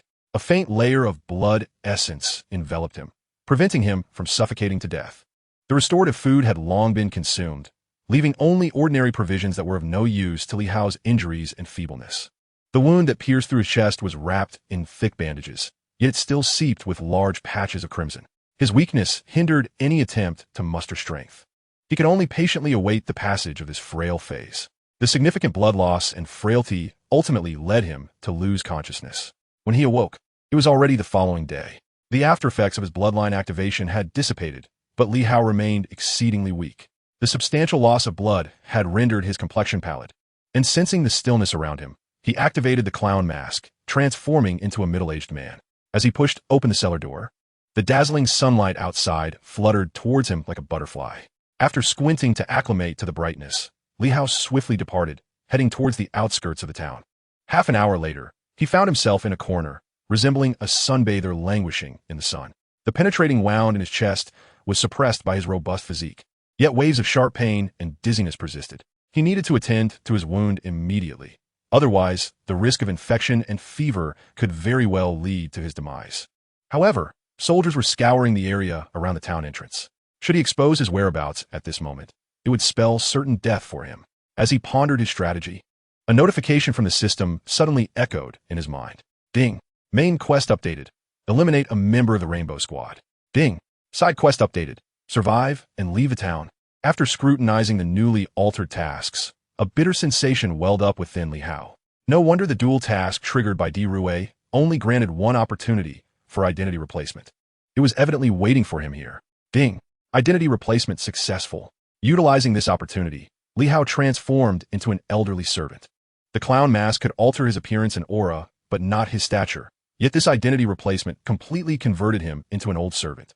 Moreover, this servant was someone Li Hao recognized, a loyal attendant responsible for managing finances at the night training camp. With this newfound identity, Li Hao easily re-entered the night training camp. Upon entering, he promptly leveraged his position to stabilize his chest injury while discreetly inquiring about the Rainbow Squad. 2 days later, Li Hao lay on a modest bed, organizing the information he had gathered over the past few days. The Rainbow Squad was a product of the United Army, stemming from a certain empire that had discovered an ancient relic, the Arcane Masters. Due to its incomplete nature, the arcane inheritance could only be female and could possess merely 2 arcane slots. Nonetheless, this was sufficient to bolster the Empire's strength. Di Rue's sister was one such member of the Rainbow Squad, and in a bid to avenge her younger brother, she bestowed upon him an arcane scroll, Rainbow's Descent. Though the name sounded grand, it was merely a simple arcane that augmented speed and strength through arcane enhancement. However, in an era where arcane knowledge has been lost for centuries, it has become an extraordinary asset. After discovering the location of the Rainbow Squad's base, Li Hao did not act hastily. Instead, he mobilized all available resources to forge a sunflower water thunder and a substantial quantity of waterbone thunder. After 2 days of recuperation, Li Hao set his plan into motion. He began by summoning 3 speed-type minions, which consumed a significant amount of his precious orange energy, further diminishing the already limited time he had for his mission. The 3 minions were adorned with waterbone thunder, while the sunflower water thunder was strategically placed on one of them. With preparations complete, Li Hao took advantage of an opportunity to manage finances, lavishly bribing the students and night instructors, leading to fruitful results. In this brief span of time, he managed to procure 3 or 4 potions that could enhance the attributes of ordinary humans, fluctuating between 0 and 3. Utilizing these potions, Li Hao corrupted several soldiers patrolling the vicinity of the Rainbow Squad's camp, persuading them to discreetly grant a glimpse of the arcane wonders. Disguised as patrolling soldiers alongside his 3 speed-type minions, Li Hao approached the Rainbow Squad's base with ease. Such occurrences had become commonplace in the camp, as the mere prospect of acquiring coveted enhancement potions from a distance was utterly irresistible. "Hey, fellows, widen your eyes and behold, this is the domain of the Arcanists," boasted the guide, his neck craned proudly, exuding an air of arrogance. Despite being a temporary encampment, the construction quality was undeniably impressive. He gestured with a thumbs up, his brows nearly converging in excitement. Ignoring the guide's incessant chatter, Li Hao's gaze swept across the exquisite camp, momentarily pausing on the pink makeshift walls. This temporary base appeared quite sturdy. The materials must have been costly, one would assume.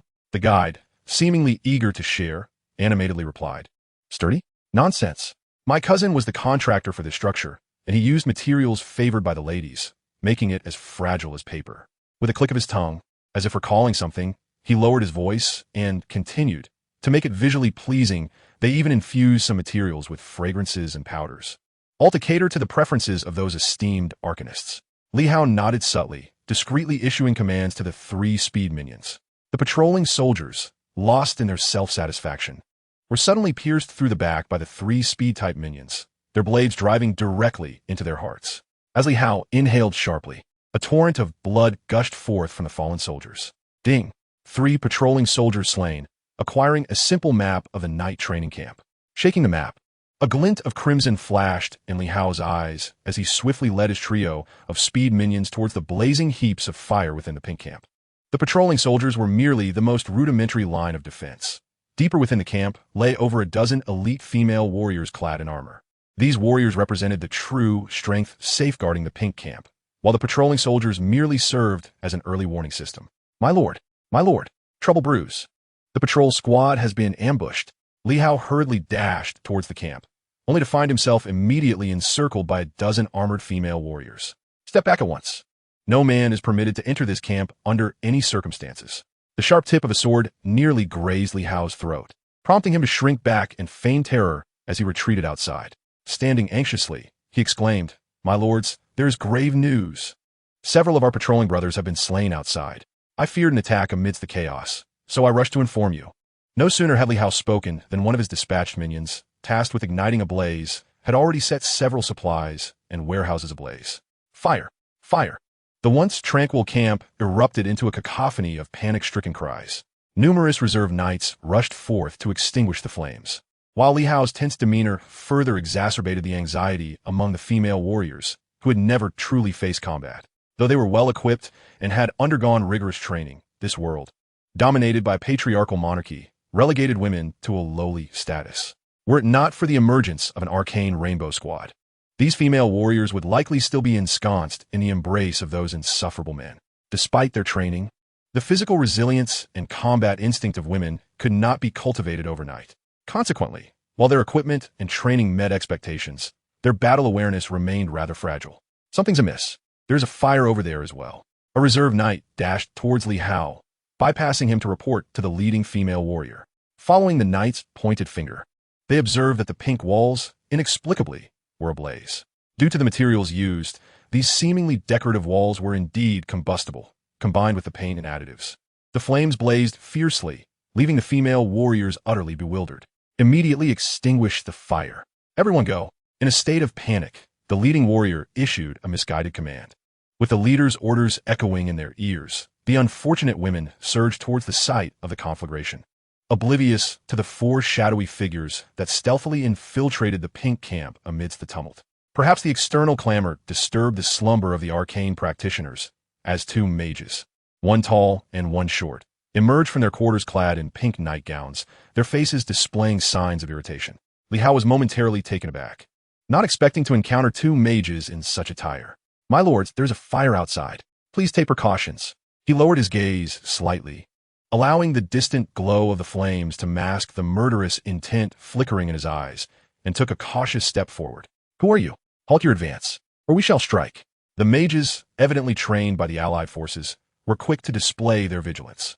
"There's a fire on the outer walls. I urge you, my lords, to exercise caution. We are part of the patrol, summoned by the towering leader to safeguard the esteemed individuals." "You mention Elena? Where is she? Why has she not come to our aid?" The diminutive arcanist has begun to harbor doubts, for the sole duty of those female warriors is to protect us. The arcanists, how could they possibly be engaged in extinguishing flames? Her delicate hand clenched subtly, and a radiant glow suddenly emanated from her fair fingers. Li Hao's gaze narrowed, understanding that time was of the essence. "My lord, please refrain from employing arcane arts. We shall withdraw from the camp at once. Kindly summon Lady Elena to elucidate the situation." Li Hao spoke, lowering his head once more in a display of utmost humility. Level 26 Blood Fiend. With that, Li Hao pivoted, leading his three subordinates away. "Sister Emma, did I perform well?" Hee. Once Li Hao and his companions departed, the previously naive girl began to playfully dote on her sister Emma. "You did splendidly just now. Here, S.A. creamy pudding as a reward. Such a little rascal." The taller girl's voice was sweet and melodious, yet alas, Li Hao found himself devoid of the mood to appreciate such charms. Just a few steps outside, he noticed the vibrant glow in the girl's hand had vanished without a trace. Suddenly, the three swift henchmen, who had been quietly trailing Li Hao, sprang into action, lunging fiercely at the two arcanists still engaged in their playful banter. "Run!" The tall arcanist, possessing some experience, shrieked and promptly turned to flee upon witnessing the three assailants charging towards them. At that moment, any consideration for sisterly bonds was overshadowed by the instinct for self-preservation. Merely shouting a warning to her companion was a gesture of utmost benevolence. The petite arcanist stood momentarily stunned, her hands raised in a frantic attempt to conjure a rainbow arcane attack. Yet, in this perilous moment, the once reliable rainbow arcane seemed utterly elusive. The more anxious she became, the more it eluded her grasp. In truth, Li Hao had meticulously gathered intelligence on this matter. Had these rainbow arcanists been seasoned practitioners, he would never have dared to undertake such a reckless assassination attempt, but would have awaited a more opportune moment. To acquire this vital information, Li Hao had expended considerable resources and time over the past few days, ultimately uncovering the origins of these arcanists, recognizing them as invaluable. The higher echelons would undoubtedly keep them under their control. After all, who could be more trusted than one's own daughters and nieces? Hence, these seemingly formidable arcanists were, in reality, a cadre of young ladies, flaunting their grace and elegance from within the confines of their chambers. The esteemed figures had to exert immense effort to acclimatize these sheltered ladies to military life, as many found it exceedingly challenging to adapt to such a stringent regimen, with numerous individuals failing to complete even the standard training. Li Hao was fortunate. The terrified arcanist before him exemplified those who had not devoted themselves to diligent study or training. "No, I don't want to die." In the end, the young girl was unable to summon any arcane power, instead collapsing to the ground, clutching her head and weeping uncontrollably. The trio of henchmen showed no mercy, swiftly ending the life of the weeping coward. Suddenly, three brilliantly concentrated beams of rainbow light erupted from the warm zhang, striking the henchmen with pinpoint accuracy. Remarkably, the water-bone thunder and the sunflower water shadow thunder strapped to them did not explode, but instead, they were petrified by the radiant beams. The petrification occurred at an astonishing speed, resulting in three freshly sculpted stone figures. With a series of cracks, the colorful stone sculptures quickly fractured, shattering into a plethora of colorful debris. Li Hao's expression shifted dramatically as he cast a lingering glance at the warm zhang before promptly exiting the instance. Upon returning to the real world, he let out a soft sigh, feeling a tinge of regret for the valiant yet futile effort of the three speed henchmen. He exchanged all his red-tier equipment and items for energy, causing his previously depleted energy bar to surge dramatically. In the Arcane tab, he discovered his ability to harness a low-level spell, enhancing both the casting speed and power. The low-level Rainbow spellbook contained two spells, Rainbow Burst and Rainbow Descent. The latter was the very spell used by the challenger against Li Hao, capable of forcibly augmenting the attributes of its target. Rainbow Burst, on the other hand, was a commendable offensive spell. This array of rainbow spells constituted Li Hao's most significant gain, yet they clashed with the blood-evil cultivation he pursued, leaving him in a quandary. After all, it was a relatively low-level spell set, more suited for a female practitioner. Although Li Hao could wield it with efficacy, the enhancement would be limited and could potentially hinder the refinement of his blood evil. Consequently, he resolved to forego it, opting instead to exchange the entire Yellow Gear set. Ding! He exchanged the Yellow Rainbow set, garnering 166 points of yellow energy. With this yellow energy, Li Hao could ascend to a more advanced realm. Collecting his thoughts, he prepared to depart from his place. 3 days later, Li Hao arrived in Manhattan. The morning sunlight streamed through the window, illuminating the room where a swirling mass of blood-red mist coiled ominously. It occasionally morphed into various shapes, and, as the sunlight graced it, the mist gradually solidified into a humanoid form. With a deep exhale, Li Hao expelled a cloud of gray particles from his body, remnants of impurities that had been purged during his refinement of the blood evil. His eyes snapped open, gleaming with a faint crimson light. It was time for vengeance. Having reached the third layer of blood evil, Li Hao produced a substantial quantity of waterbone thunders, alongside 2 sunflower water shadow thunders for self-preservation. The waterbone thunder, akin to hand grenades in potency, was nearing obsolescence, while the sunflower water shadow thunder, though powerful, was challenging to forge, with materials being scarce. He resolved to venture into the Thunder God Prelude next, hoping to enhance his capabilities. Like an ordinary human, Li Hao took a taxi to the vicinity of the Green Gang Stronghold, a prestigious establishment primarily catering to Chinese business interests. This venue had once been a frequent haunt of Li Hao. Wearing a clown mask, Li Hao transformed into a middle-aged Chinese man, scattering bills as he entered. The reception staff, recognizing his familiarity with the place and his lavish demeanor, refrained from stopping him, for offending such an imposing figure would be a grave folly. "Is Qingge around? I need to speak with him." The tall, elegant woman in a qipao beamed at him, but before she could respond, Li Hao slipped her several $100 bills, directly inquiring. "Qingge is resting upstairs. Would you like me to announce your arrival?" The sweet qipao girl gently wrapped her arm around Li Hao's, exuding a flirtatious charm. "No need. I shall go up myself." Li Hao chocolat fartili, giving her a playful squeeze before striding toward the inner passage. Fortunately, he was ultimately halted by 2 men in black suits. "Sir, if you wish to see Qingge, please be patient." The black-suited men, sensing the palpable aura of menace emanating from Li Hao, quickly suppressed their previous arrogance and addressed him with utmost respect. Li Hao remained composed, waiting calmly at the entrance.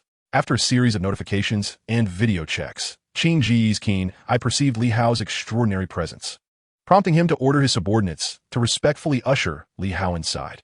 "Sir, I believe we have not had the pleasure of meeting before," Qingge remarked. Dressed in high-end casual attire, his expression tinged with confusion. "Of course we have. You simply have not seen this face before," Li Hao replied with a smile. And as he removed the clown mask, he was met with Qing Ji's astonished gaze. You are Li Hao?" Qing Yi exclaimed, his face blanching as he prepared to command his men to eliminate Li Hao. Li Hao arched an eyebrow, extending his hands, from which 2 tendrils of thick blood energy surged forth, lunging towards the armed subordinates. The combination of physical assault and mental disruption left the Qing gang members shrieking in terror, collapsing into disarray. The eerie blood energy rendered Qingge incapable of contemplating resistance. Despite the loaded gun holstered at his waist, a sudden, soft chuckle from behind startled him as Li Hao, enveloped in blood energy, swiftly maneuvered to stand before Qin Ge, seizing him by the throat and drawing him close. Why did Ruisi betray me? Reveal the reason, and I shall grant you a quick demise. Otherwise. It hurts. A surge of blood energy coursed into Qin Ge, causing him to break into a cold sweat, his complexion paling. This is merely the beginning. You had best brace yourself for excruciating pain. Li Hao's voice dripped with a sinister tone, eliciting further terror from Qin Ge as he desperately divulged the reason for Ruisi's betrayal. What? A group of practitioners from the East took Ruisi away? They intend to kill me simply because of my past relationship with her? Li Hao was astounded by Qin Ge's explanation. Having always believed himself to be unparalleled among mortals, it was only now, through Qin Ge, that he learned of the existence of cultivators in the world. As the blood energy surged, Qin Ge soon transformed into a desiccated corpse, yet his face bore a semblance of serene release. After dealing with Qin Ge, Li Hao comprehended the reasons behind Ruisi's desire to kill him, yet he felt no elation. As he walked along the crimson carpet, he suddenly halted, his senses sharpening. From the depths of the corridor, faint, intermittent cries for help echoed softly. The sound was exceedingly weak, nearly fading into oblivion. Had it not been for Li Hao's extraordinary auditory abilities, he might have missed it entirely. A peculiar, excited, gulping sound accompanied by a subtle metallic scent wafted from the corridor's recesses. Intrigued, Li Hao altered his course, moving towards the source of the noise. Upon reaching the doorway of a corner room, the sounds of eager swallowing grew more pronounced. With a mere thought, he transformed into a wisp of blood mist, slipping through the crack of the door. Upon entering, Li Hao was taken aback by the scene that unfolded before him. A group of young girls, seemingly no older than 16 or 17, lay scattered across the room, their pallid faces stark against the surroundings. A robust, middle-aged man clad in athletic wear was gripping one of the girls by the neck, fervently drinking her blood. Strangely, the blood did not enter his stomach. Instead, it was absorbed by two elongated, sharp fangs. A vampire! Li Hao was astonished, but before he could fully process the situation, the man had already noticed his presence, his expression shifting dramatically. An Eastern cultivator? You have crossed the line. This territory belongs to the Blood Clan. It was evident that the man mistook Li Hao for an Eastern cultivator and regarded him with considerable apprehension. Only then did Li Hao observe a slender, elongated wound on the man's forehead, inflicted by a sharp instrument. The wound shimmered with white light, enveloped in a mass of crimson energy, yet remained unhealed. Clutching his forehead, the lowly vampire felt particularly unfortunate. Originally pursued by the mad dogs of the church, he sought refuge here to heal with the blood of the young, hoping to indulge himself briefly. Little did he expect that, before his injuries had fully healed, he would attract the attention of an Eastern cultivator. Ding! A task was triggered, along with a choice of alliances. 1. Aid the Blood Clan and become a member of the Dark Faction. 2. Slay the vampire and join the forces of justice. 3. Kill the vampire while also eliminating a member of the Justice Alliance, thus becoming part of the chaotic neutral faction. Among the three options, only the third seemed suitable for Li Hao. The Eastern cultivators undoubtedly aligned themselves with the Justice Alliance. Even if they engaged in illicit dealings, they would surely proclaim their righteous identity, a grotesque interpretation of 5 millennia of Chinese virtue. A familiar ruse among the Chinese, playing the part of the righteous while engaging in wrongdoing. Given that the adversary intended to take his life, regardless of the reasoning, Li Hao would never side with the forces of justice. As for the Dark Faction, it was evidently a nefarious organization, with his current strength still in question. In uncertainty surrounding the opponent's abilities, Li Hao would not join them lightly. Thus, the only viable option was to embrace the chaotic neutral faction. With his decision made, Li Hao surged forth, a torrent of blood mist erupting from him as he lunged towards the adversary. The Blood Clan, true to their dark nature, had long anticipated Li Hao's assault. In an instant, they transformed into a swarm of diminutive bats, hastily fleeing through the ventilation system. The blood energy surged once more, erupting violently, and Li Hao, driven by an insatiable hunger akin to that of sumptuous feast, pursued them relentlessly. Even in the absence of a formal mission, he felt compelled to annihilate them. For the moment he became engulfed in blood energy, an overwhelming craving consumed him. Thus, he resolved to sacrifice a portion of his blood energy to hasten his pursuit. The bats darted away, their speed remarkable, yet they were already wounded. And with Li Hao's self-detonation of blood energy, they were swiftly ensnared. Reacting to the threat posed by the bats, Li Hao lunged forward, enveloping the entire swarm. The moment the bats made contact with the blood energy, They melted away, transforming into vast pools of dark crimson liquid. The blood energy roiled and writhed, akin to a cocoon, diligently assimilating the malevolent essence contained within their blood. An entire hour elapsed before Li Hao fully absorbed the lower-ranked Blood Clan member. The once vibrant red blood energy darkened and thickened, swirling like a canvas, exuding an indescribable texture. Feeling satiated, Li Hao let out a resounding belch, a wave of excess malevolent energy dissipating around him. He lazily surveyed the scene, choosing to abandon further refinement of the blood energy. There were limits to the refinement process, and though he had previously never reached the pinnacle, he had now achieved it. While still at the third level of blood energy, he sensed that he was on the verge of breaking through to the fourth. It was unexpected that a mere low-ranking Blood Clan member had nearly propelled him to that threshold, leaving him with surplus energy. Henceforth, he resolved to approach adversaries from the Dark Faction with greater caution. After all, this opponent had been weakened by the Church before Li Hao encountered him. Had he faced an unscathed, low-ranking Blood Clan member, a grueling battle would have undoubtedly ensued. As Li Hao absorbed the residual malevolent energy, individuals began to awaken in the room. They were fortunate, for the majority of the young women had been entirely drained of their blood, with only 2 or 3 managing to escape this fate. As these few regained consciousness, their screams pierced the air, not wishing to entangle himself in their distress. Li Hao transformed into blood energy and departed. Ding! Blood energy ascended to the 4th level, enhancing his corporeal attacks, and his mental disarray assault evolved into a blood explosion. Blood explosion inflicts significant damage to ethereal and psychic foes, while also dealing a degree of mental harm to physical entities. After testing the blood explosion, he found it satisfactory. The force of his corporeal attacks had intensified, and their range had broadened. Taking a deep breath, Li Hao continued to solidify his mastery of the 4th level of blood energy. Ding dong! The doorbell chimed, prompting Li Hao to furrow his brow slightly as he approached the door. Upon opening it, he was met with a smiling white couple accompanied by a rebellious teenage girl of around 16 or 17 years. Hello, new neighbor. We live next door and noticed your recent move, so we thought we'd come by to introduce ourselves. The white couple, adorned with glasses, exhibited a demeanor that was both amiable and gracious. In stark contrast, the rebellious young girl lost interest upon realizing that Li Hao was of Chinese descent. Although she donned a simple dress, her unwashed heavy-eye makeup and the remnants of her dyed, tousled hair exuded an air of rebellion in the tumult of adolescence. Hey there, are you the new neighbor? She drawled, her eyelids drooping in an affectation of indifference. Jenny, that is quite impolite. I expect you to apologize to this gentleman immediately. Her mother cast an apologetic glance at Li Hao, her tone firm as she addressed her daughter. The girl's strict upbringing had fostered a significant rebellion during her teenage years, transforming her from a sweet and innocent girl into a wayward youth indulging in smoking and drinking within a matter of months. Typically, she concealed her true self well in front of her parents. Why should I apologize? You should be the ones apologizing for driving away my boyfriend. The girl erupted, akin to a wildcat whose tail had been stepped on, her anger flaring at the very notion of offering an apology. Jenny, do you even realize how old that man is? He could very well be your uncle. It was her father, always with a cheerful disposition, who first brought up the subject of her boyfriend. Good grief, I'm not a child anymore. She glared at her father, feeling humiliated by his admonishment in front of a stranger. I sincerely apologize for this incident. We shall visit again another time. The house belonged to Li Hao, acquired from the remnants of a gang's hideout.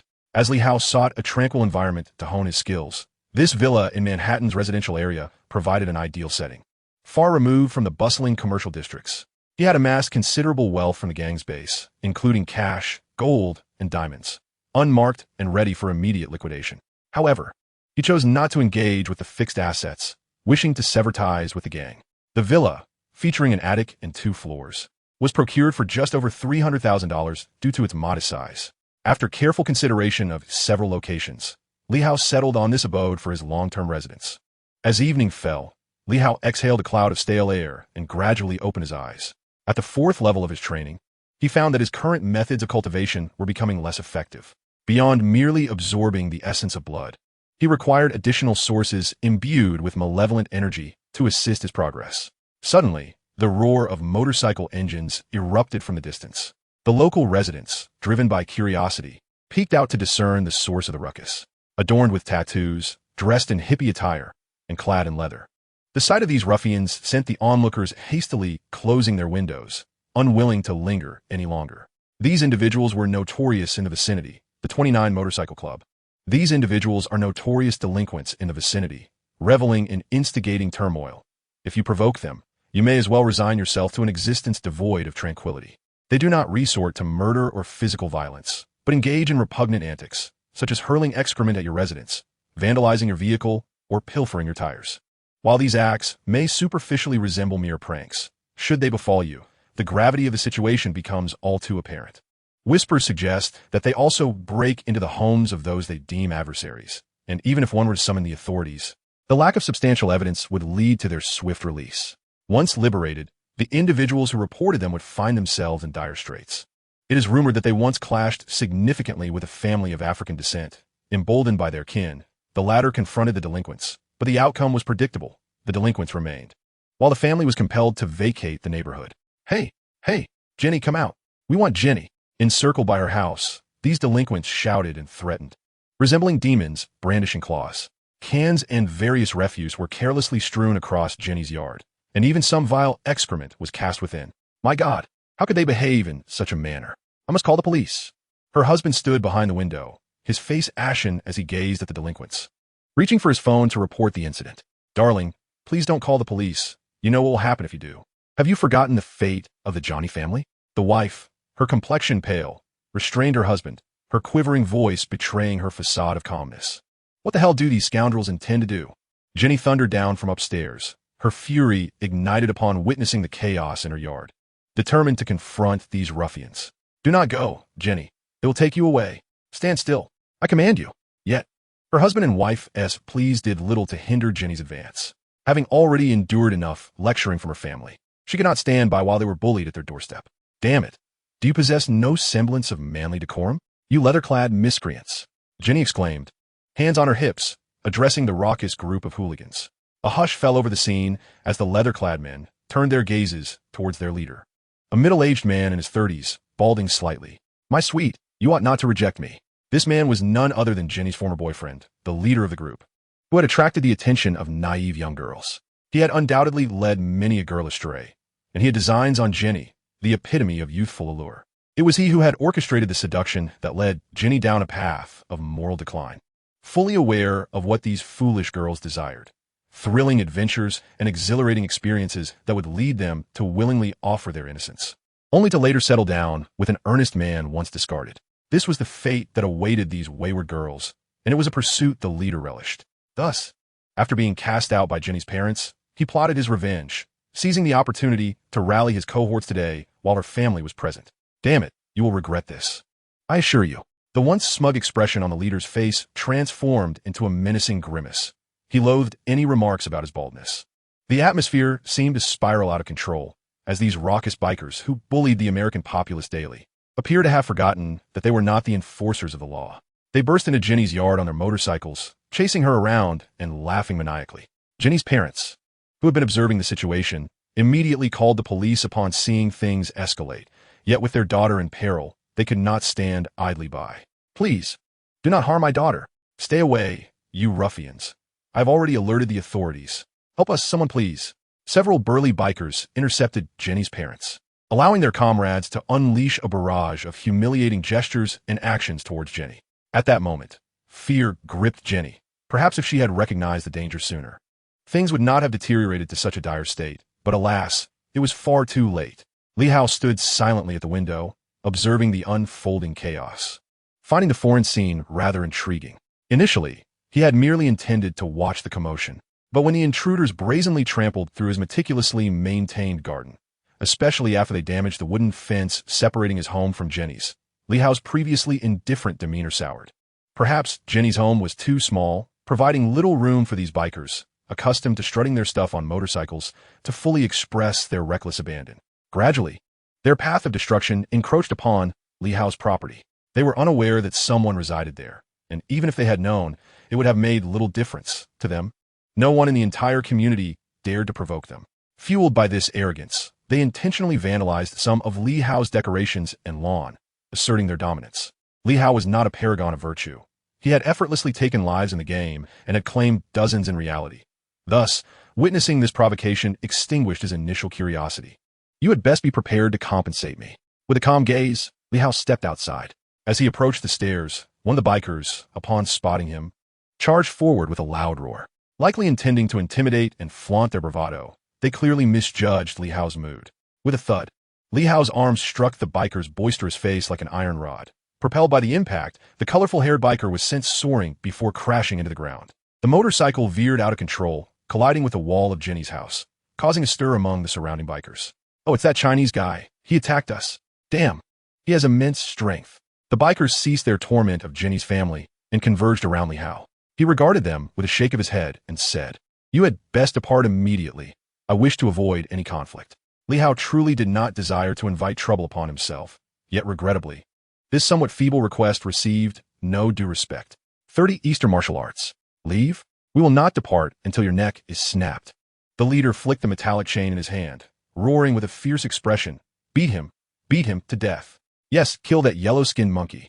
Amidst the crowd's encouragement and clamoring, a particularly tall, white biker lunged at Li Hao, intending to leverage his physical advantage to deliver an unforgettable lesson. Li Hao shook his head once more, gazing at the imposing figure charging towards him. A glint of ferocity flashed in his eyes as he reached out toward the towering white man. Despite the apparent slowness of Li Hao's movement, the massive biker could not evade him and was swiftly seized by the neck. The biker towered over Li Hao, at least a head taller, and weighed at least 1.5 times more than him. Yet, in this exaggerated display of physical disparity, Li Hao effortlessly grasped the man's neck and lifted the 200-kilogram giant with ease. It was a spectacle that left the onlookers gasping in astonishment, reminiscent of something seen only in films. My heavens, is he Bruce Lee? He knows martial arts. Goodness, hurry and save Chris. He's about to suffocate. When others rushed to intervene, Li Hao showed no mercy, sending them flying with a couple of swift kicks, dissuading anyone else from approaching. My word, he truly knows martial arts. What should we do, boss? Shall we call the police? The leader, upon hearing this question, slapped his subordinate across the face. Call the police? If we do, who will fear us afterward? You fool. Li Hao had no intention of causing fatalities. Once the large man fell unconscious, he discarded him onto the ground. There won't be a next time. If you fall into my hands again, it won't be as simple as just losing consciousness, Li Hao declared, picking up a metal baseball bat. In the astonished gaze of the crowd, he twisted the bat into a contorted shape like a pretzel. The entire street fell silent. This was not merely a prop for performance, but a genuine solid metal bat. My God, could he be a human giant? Such immense strength. It can't be fake. I just saw that bastard bend a metal fence with that bat. Heavens, this man truly possesses mysterious Eastern martial arts. The crowd buzzed with hushed discussions, their eyes filled with awe and fear towards Li Hao. After all, a person capable of bending a metal bat with such ease was hardly an ordinary human.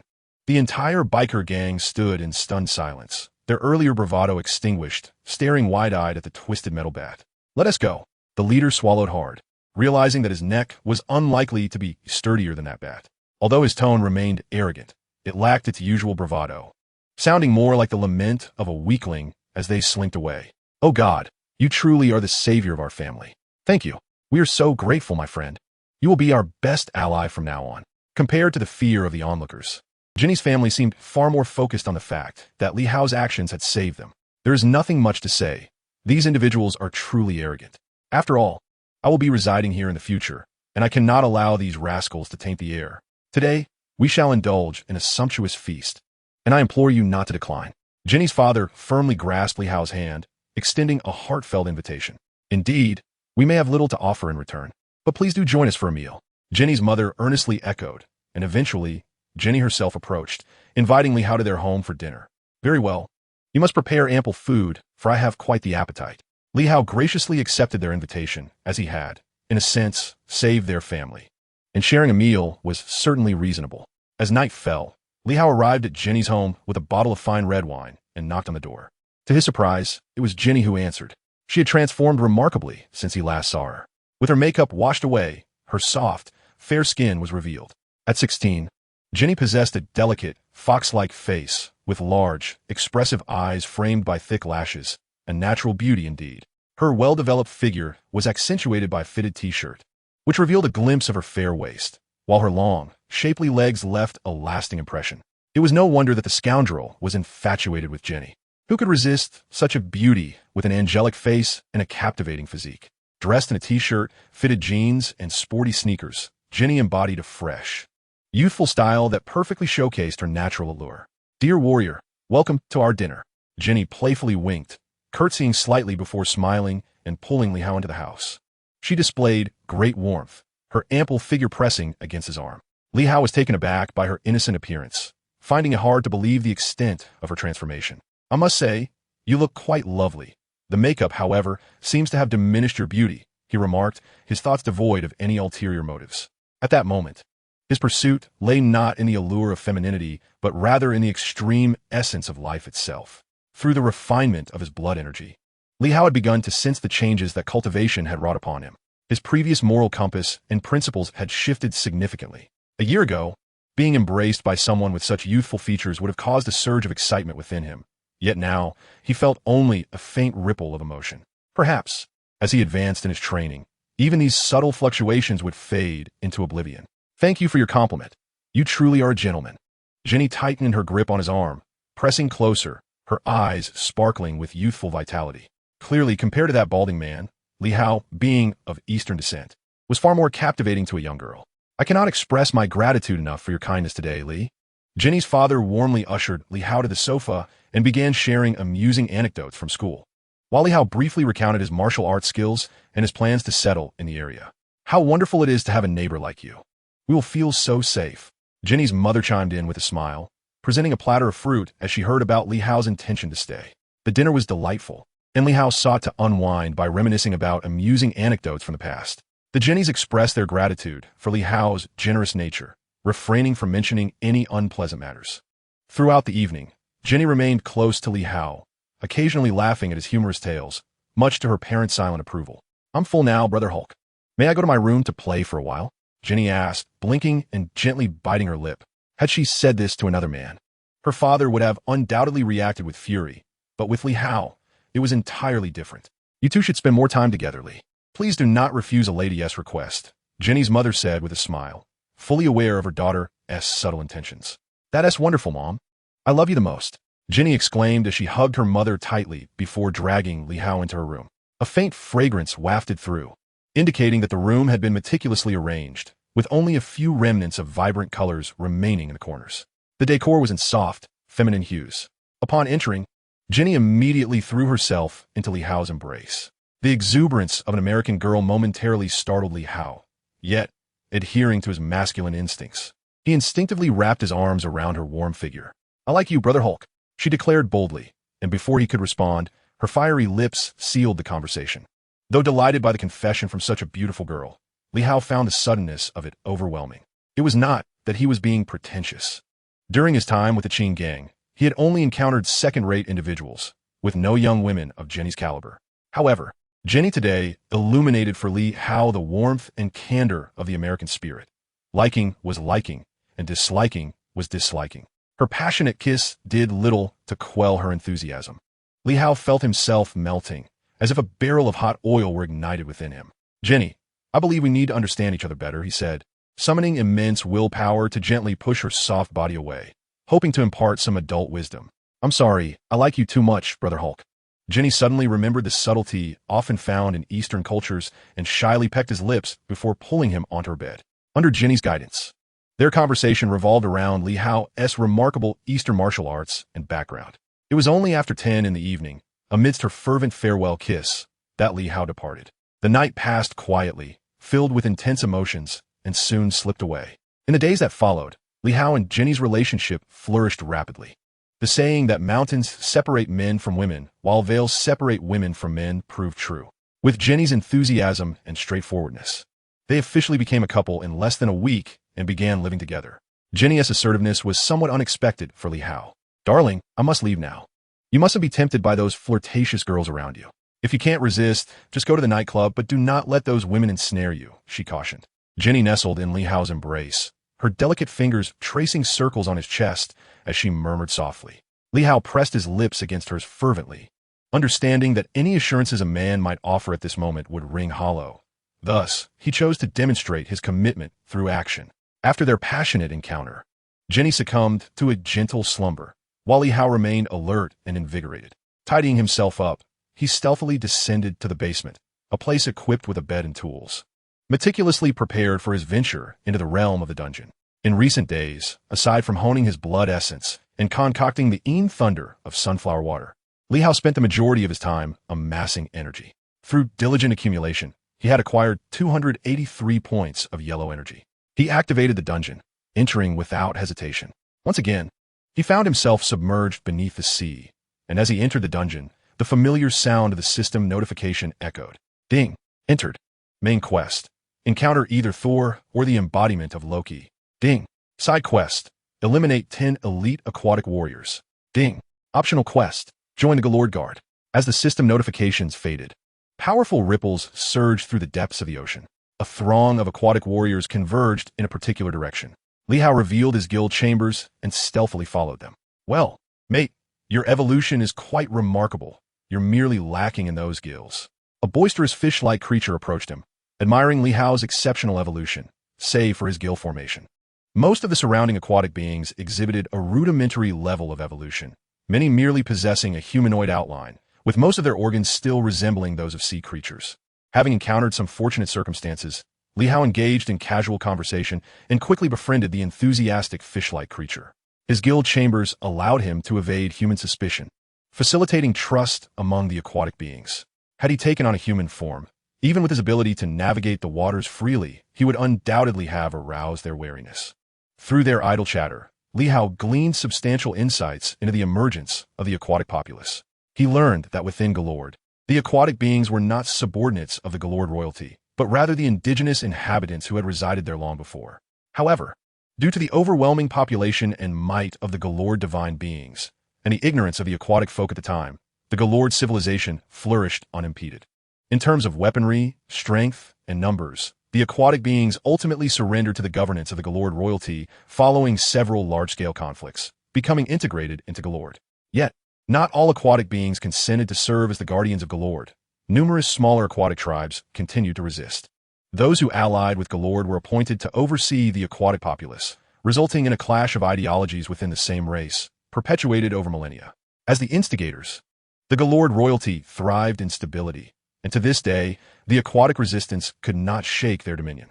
Nevertheless, these rebels remained reluctant to acknowledge Galord's authority, sporadically rising in rebellion and protest. However, such large-scale rebellion and protest have not been witnessed for a considerable time.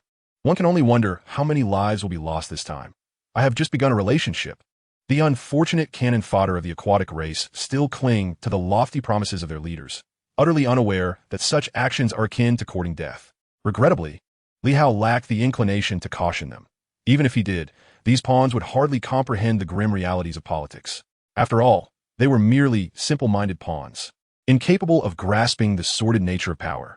Suddenly, the advancing throng came to a halt as waves of sound pulsated from the front, indicating that the aquatic beings were relaying some message. Combat erupted ahead. Reinforcements were immediately needed. Advance and vanquish the enemy before us. Remember, those bound with white strips are our allies. The ranks surged forward as the cannon fodder displayed white strips tied around their arms or in conspicuous places.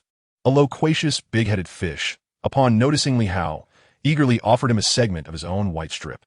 Li Hao's gaze flickered as he cast a penetrating glance at the seemingly dim-witted, lower-tier aquatic being before propelling himself forward. Follow me. The big-headed fish cheerfully trailed behind Li Hao, though his companion, reduced to mere gills, appeared somewhat peculiar. The fact that Li Hao had undergone significantly more evolution instilled in the simple-minded fish a sense of assurance that following this seemingly advanced companion was the right choice. The seawater grew increasingly agitated, and the currents around them began to swell and churn. Blue and red blood swirled about, as this fierce battlefield resembled a meat grinder, consuming countless aquatic cannon fodder and elite fighters alike. Li Hao, accompanied by the big-headed fish, maneuvered along the periphery of the battlefield. To venture into the heart of the fray would surely lead to his demise, even with his remarkable abilities. Yet, with numerous elite aquatic beings monitoring their movements, escape was not an option. They could only brace themselves to engage in battle. The bloodlust and the formidable power of the aquatic thunder were impressive, but risked revealing his identity. Thus, Li Hao opted to rely on his physical attributes in combat. Even so, his already exceptional capabilities allowed him to carve a path through the chaos on multiple occasions. Ding! Defeated a low-tier aquatic being, acquired a tattered ornament. Ding! Defeated a low-tier aquatic being, acquired a low-quality pearl. Ding. Defeated a low-tier aquatic being, acquired. All worthless spoils, not even yielding a usable orange energy, rendering Li Hao disinterested in collecting them. In contrast, the big-headed fish eagerly gathered what he could. Ding. Defeated an elite aquatic being, acquired a finely crafted cleaver.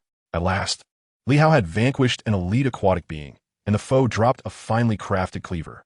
Take this knife and use that head to claim your reward. Refrain from engaging in such battles in the future. He handed the cleaver and the elite aquatic head to the big-headed fish, instructing him to withdraw from the battlefield immediately. Thank you. Thank you so much.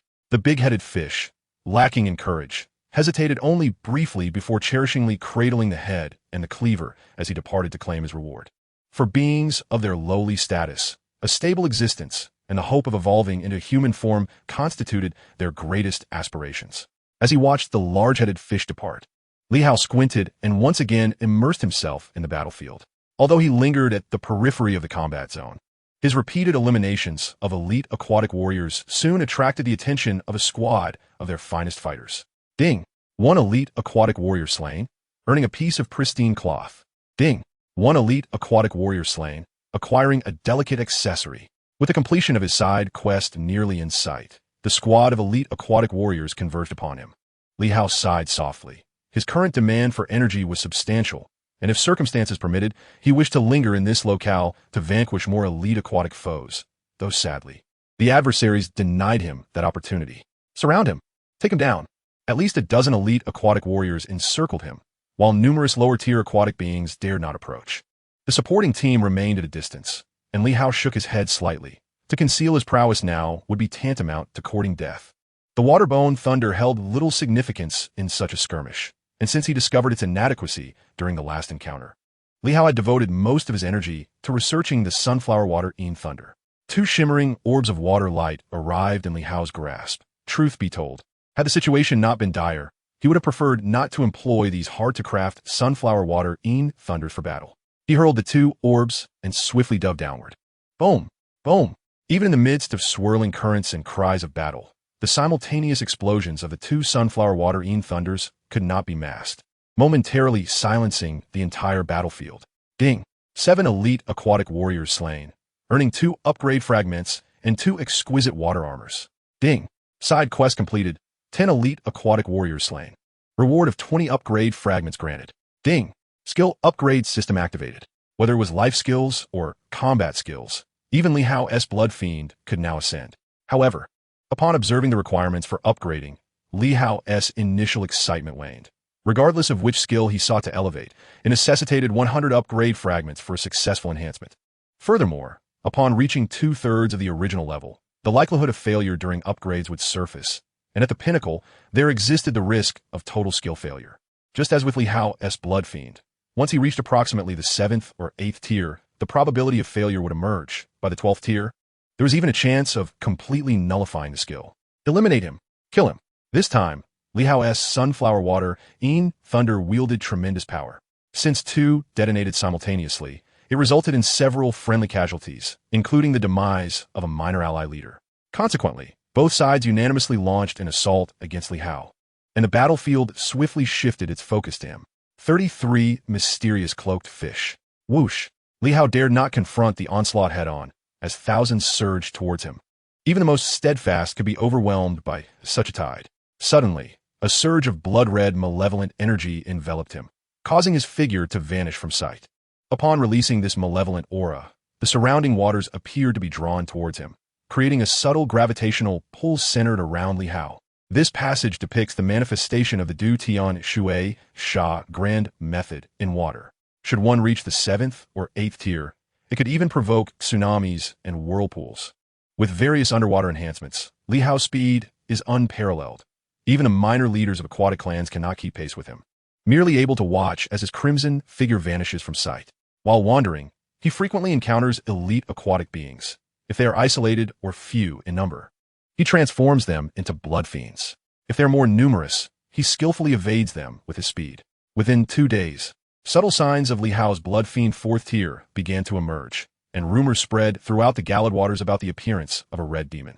Hey, have you licked your plate today? In the depths of an opulent palace, a strikingly formidable female warrior jested with a burly man sporting a bushy beard. I swear, if I were not against striking women, you would be lying on the ground. Could you not be a bit quieter? My beauty sleep has been wasted. As the closest confidants of the thunder god, the bearded man, the female warrior, the handsome gentleman, and a warrior of Asian descent comprise the entirety of the thunder god's small group. Due to their proximity to the thunder god, their treatment is unparalleled compared to most elite warriors.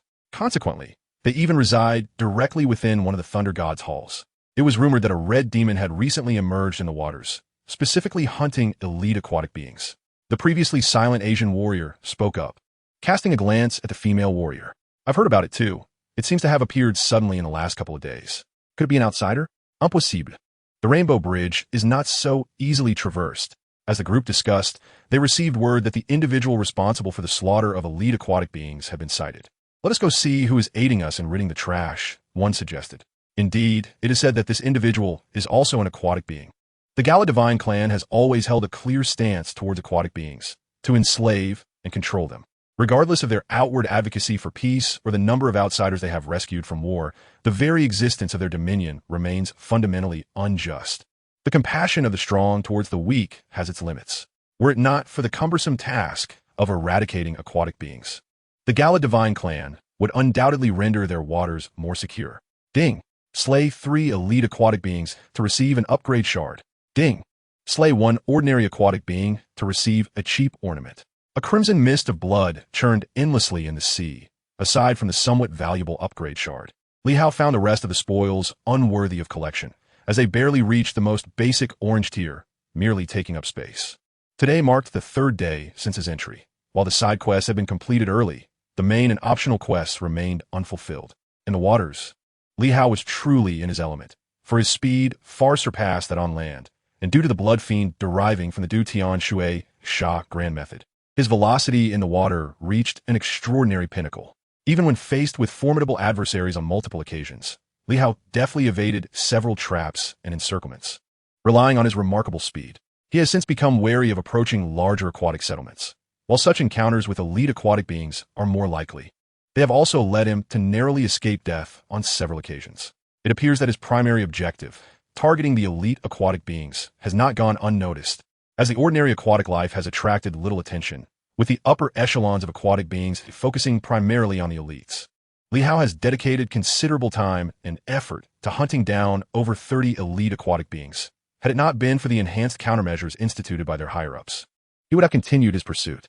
In the realm of reality, taking lives inevitably invites numerous complications. However, within the confines of the instance, such actions bear no consequence. Not only does it allow for the refinement of blood essence, but it also yields fragments essential for leveling up, thus serving a dual purpose. Yet by the 3rd day, Li Hao ceased his hunting activities. As he ventured deeper into the aquatic territories, the traps and ambushes laid for him proliferated. Even with his exceptional speed, he could not guarantee his ability to escape unscathed every time. Consequently, he abandoned the pursuit of elite aquatic beings and began to attract the attention of the Galad Patrol. Regardless of encountering Thor or Loki, interaction with the Galad Pantheon was inevitable, especially considering the optional tasks related to joining the Galad Patrol. Hey kid, if you aim to catch our attention, you have certainly succeeded, boomed a bearded figure brandishing exaggerated weaponry, leaning in towards Li Hao. A female warrior stood with her arms crossed, while a Chinese warrior expressed surprise at Li Hao's appearance. Is he one of your kin? He resembles you quite closely, remarked a handsome gentleman, oblivious to the nuances of Chinese features, as he groomed his nails. The Chinese warrior disregarded the question and directly conversed with Li Hao in their native tongue. Are you from the XX region? He inquired, his gaze filled with curiosity, though his tone had softened with familiarity. Compared to his blonde, blue-eyed companions, this yellow-skinned, black-eyed compatriot was far more relatable. Li Hao shook his head, his body fluidly leaping from the water, a surge of blood essence enveloping him as he landed atop the Rainbow Bridge. This was information Li Hao had painstakingly gathered from Marvel concept art, revealing a friendly tribe situated not far from the Chinese warrior's homeland. How did you cross the Rainbow Bridge? Did Heimdall not stop you? Despite discerning the identity of his interlocutor, the Chinese warrior remained cautious about Li Hao's background. I'm unsure how I arrived here. A dark fissure consumed me, and when I awoke, I found myself in this place. As for the modifications on my body, they seem to have been wrought by those enigmatic aquatic beings, Li Hao fabricated his pre-prepared excuse and rationale. Upon hearing about the mysterious sea beings, interest sparked in his companion. "Did you encounter those cloak fish? Where are they?" The bearded figure appeared somewhat agitated, rushing over and even attempting to grasp Li Hao's neck for answers, only to be halted by the Chinese warrior. 34 delicious cakes. The bearded man spoke of the cloak fish, the mutated beings encountered by Li Hao during his previous venture into the dungeon. While they were once abundant, this time not a single one could be found, leaving one to ponder what unforeseen events transpired in the interim. Once calm, the bearded man shared tales of the cloak fish, elucidating the source of his agitation. Subsequently, he enlisted the aid of the amiable Jellode and his aquatikin to hunt and track these aberrant creatures. Eventually, they discovered a mutated being clad in a cloak, revealing only its formidable fish head. These mutated entities exhibited astonishing combat prowess. Jellode was compelled to deploy his underwater fleet along with numerous warriors to vanquish them. Yet, this was not the end, for the cloak fish, shrouded in mystery, resurfaced multiple times, eluding capture each time. Thus, upon hearing news of the mutated fish, the bearded man would invariably become quite animated.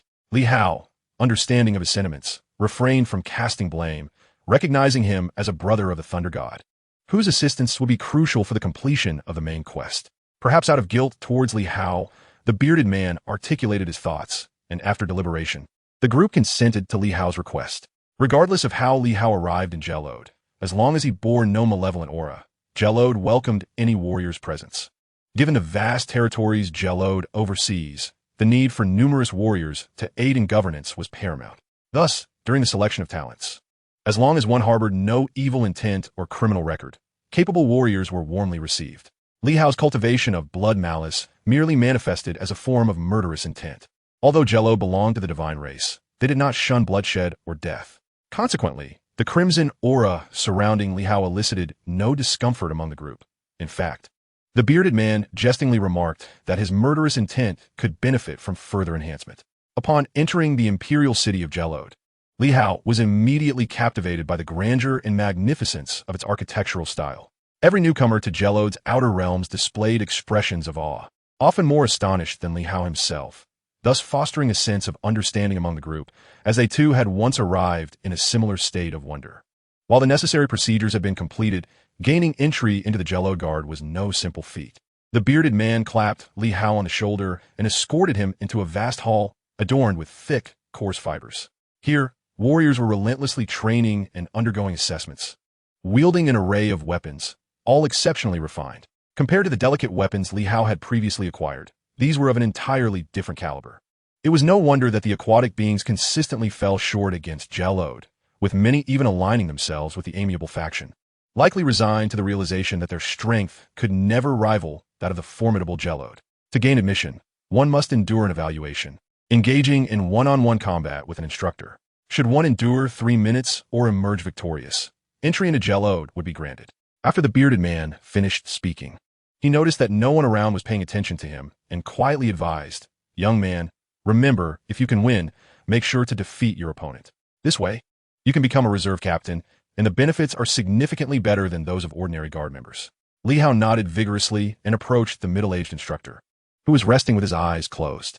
After a brief introduction, the instructor gestured towards the weapon rack, indicating that Li Hao could select his preferred weapon. However, Li Hao had no habit of using weapons and signaled that he could manage unarmed. The instructor, not one to hold back, nodded and launched an attack.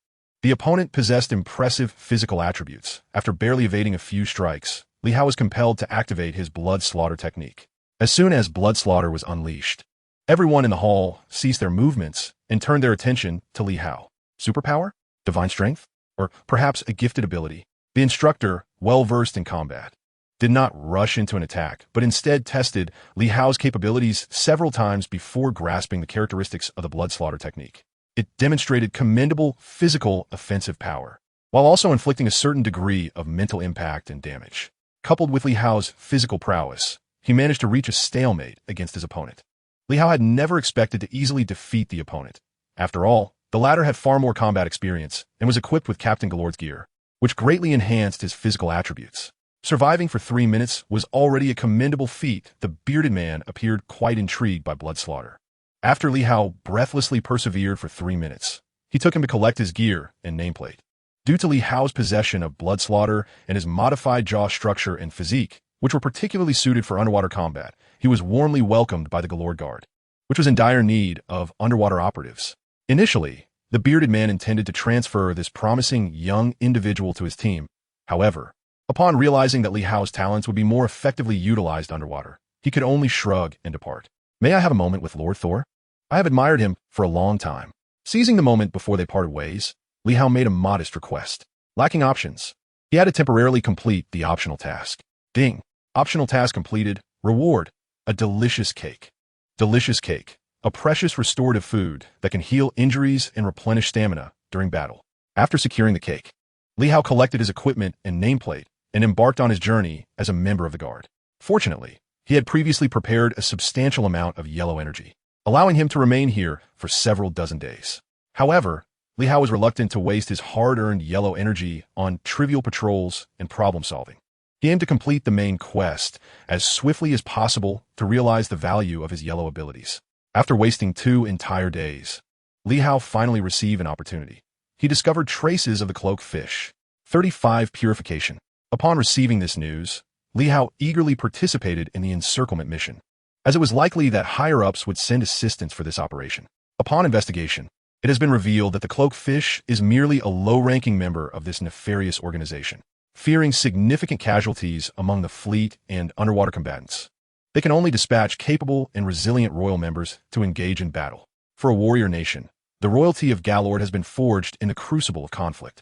Thus, for Thor and Loki, unless one chooses to abstain from battle, they shall be entwined with combat for their entire lives. Gather yourselves, you lot. Those who lag behind shall face double patrol, ranges, and durations. Just as Li Hao was about to spring into action, he was suddenly seized by someone. A novice? You'd best not involve yourself in such a task. A pair of powerful hands clapped onto Li Hao's shoulders. He turned slightly, casting an odd glance at the well-meaning comrade. Clad in golden armor, which bore the marks and scars of numerous battles, it was evident that this individual was a seasoned warrior. Li Hao felt a stir of gratitude for the kindness shown to him. I have passed the test and officially become a member of the patrol team. Oh, you've already passed the test? What delightful news. Stay close, lad. Upon hearing that Li Hao was now a formal member, the warrior ceased further conversation and swiftly pulled him toward the assembly point. Due to the enigmatic nature and formidable strength of the cloak fish, it is customary for large squads to mobilize upon its discovery, with even the higher echelons of the divine race joining the fray. The foremost objective of Galord is not to slay the cloak fish, but to capture it alive. Today, we gather here to vanquish the cloak fish that has been slaughtering our kin. Many may have to sacrifice, but the leader, a gold-armored warrior, bellowed, prompting everyone to stand tall, signaling their understanding. Li Hao stood amidst the crowd, his gaze fixed on a throng of elite warriors escorting a young man toward the sea. His heart raced. Thor. Indeed, this golden-haired youth was none other than the god of thunder, adorned in exquisitely crafted armor and a flowing cape. His helmet symbolized the glory of the Galord divine race, shimmering with a golden radiance. In his grasp, he wielded a stout, ancient-looking short-handled hammer, Mjolnir. All of Thor's might was concentrated within this formidable hammer. Even those with greater divine power or strength would find themselves unable to lift this extraordinary weapon. Li Hao gazed at Mjolnir with bright eyes, filled with longing and desire. Unlike the soldiers loyal to the Galord divine race, he was but a human, indifferent to their honors and accolades. His focus lay solely on his own survival and the enhancement of his strength, making Mjolnir an object of immense yearning for him. Today, we unite to confront those vile cloak fish that have been massacring our people. Many may fall, but Thor's voice was deep and resonant, imbued with a compelling fervor. Had Li Hao grown up in Galord, he would surely have been stirred by Thor's words, driven to fight valiantly against the enemy. For Galord. For Prince Thor. As Thor delivered his fervent pre-battle speech, Li Hao suddenly sprang forth from the ranks, akin to an ardent devotee, brandishing his weapon and fervently chanting the names of Thor and Galad. Thor tightened his grip on Mjolnir, and upon realizing that Li Hao was merely raising his weapon and shouting slogans, he relaxed. Discipline. Maintain discipline. The bearded warrior admonished, approaching Li Hao. Excitedly gazing at Thor, Li Hao exclaimed, I am willing to sacrifice everything for Galad, if only to receive the blessing of His Highness Thor. Thor paused momentarily. As a pure warrior, he had never bestowed blessings akin to those of priests or shamans. Yet, witnessing Li Hao's fervor, he felt compelled to intervene. Gently resting Mjolnir on Li Hao's shoulder, Thor's expression grew grave. "I, the god of thunder, bless you, my warrior." With Thor's declaration, Li Hao's primary quest was instantly completed. Ding! Main quest accomplished. You have obtained one purification opportunity. Purification? What does this entail? Li Hao dared not linger, promptly exiting Thor's prelude. The cloaked fish was evidently not something that an ordinary warrior could easily contend with. So having achieved his objective, Li Hao was determined not to tarry here any longer. The spoils of this endeavor included upgrade fragments and various miscellaneous items. Purification. Transform all skills, equipment, and restorative foods into a portion of a specific skill or lineage. A rare opportunity indeed, one that requires careful consideration.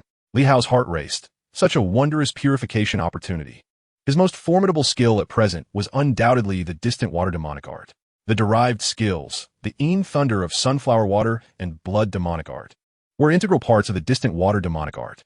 His gaze lingered briefly on the distant water demonic art before settling on the thunder of sunflower water and blood demonic art.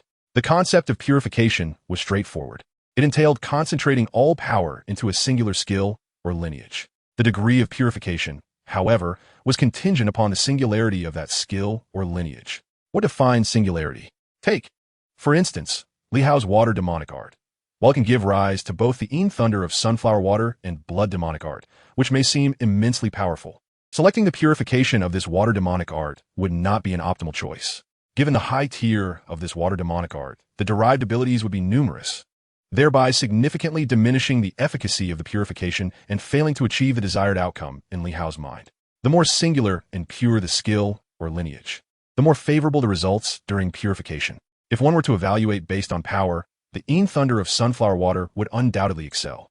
However, in comparison, the blood demonic art evidently aligns more closely with Li Hao's interests. Although the blood demonic art possesses a lower tier of divine capability, once purified, it would transform into an independent divine art, no longer a mere derivative reliant on the water demonic art. Yet, there are concerns to be mindful of.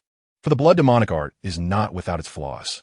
Having chosen the path of blood evil, Li Hao initially lacked foresight. For in comparison to other forms of water evil, blood evil is evidently entwined with both merit and karma. When one reaches higher realms in cultivation, could it not lead to tribulations that might obliterate one's very existence? This is a consideration that Li Hao must ponder deeply. Therefore, this precious opportunity for purification must be approached with utmost deliberation. Knock, knock. Is Brother Hao home? The melodious voice of Jenny echoed at the door, prompting Li Hao to momentarily set aside the tumultuous thoughts swirling in his mind. He opened the door and welcomed her inside. Purifying blood evil. After several days of contemplation, Li Hao ultimately resolved to proceed with the purification. Ding! Purification commencing. Please hold on. As he invoked the ritual, offerings, restorative foods, an array of equipment. And even his skills began to fragment into nothingness. The purification endured for several hours, and upon its conclusion, Li Hao felt utterly depleted, as if his body had been reduced to mere strands of noodle. After resting for the better part of the day, he finally regained his strength. His entire being felt impeccably clean, yielding no remnants of his previous state. Skills, items, and even attribute values reverted to a meager average of 1 point.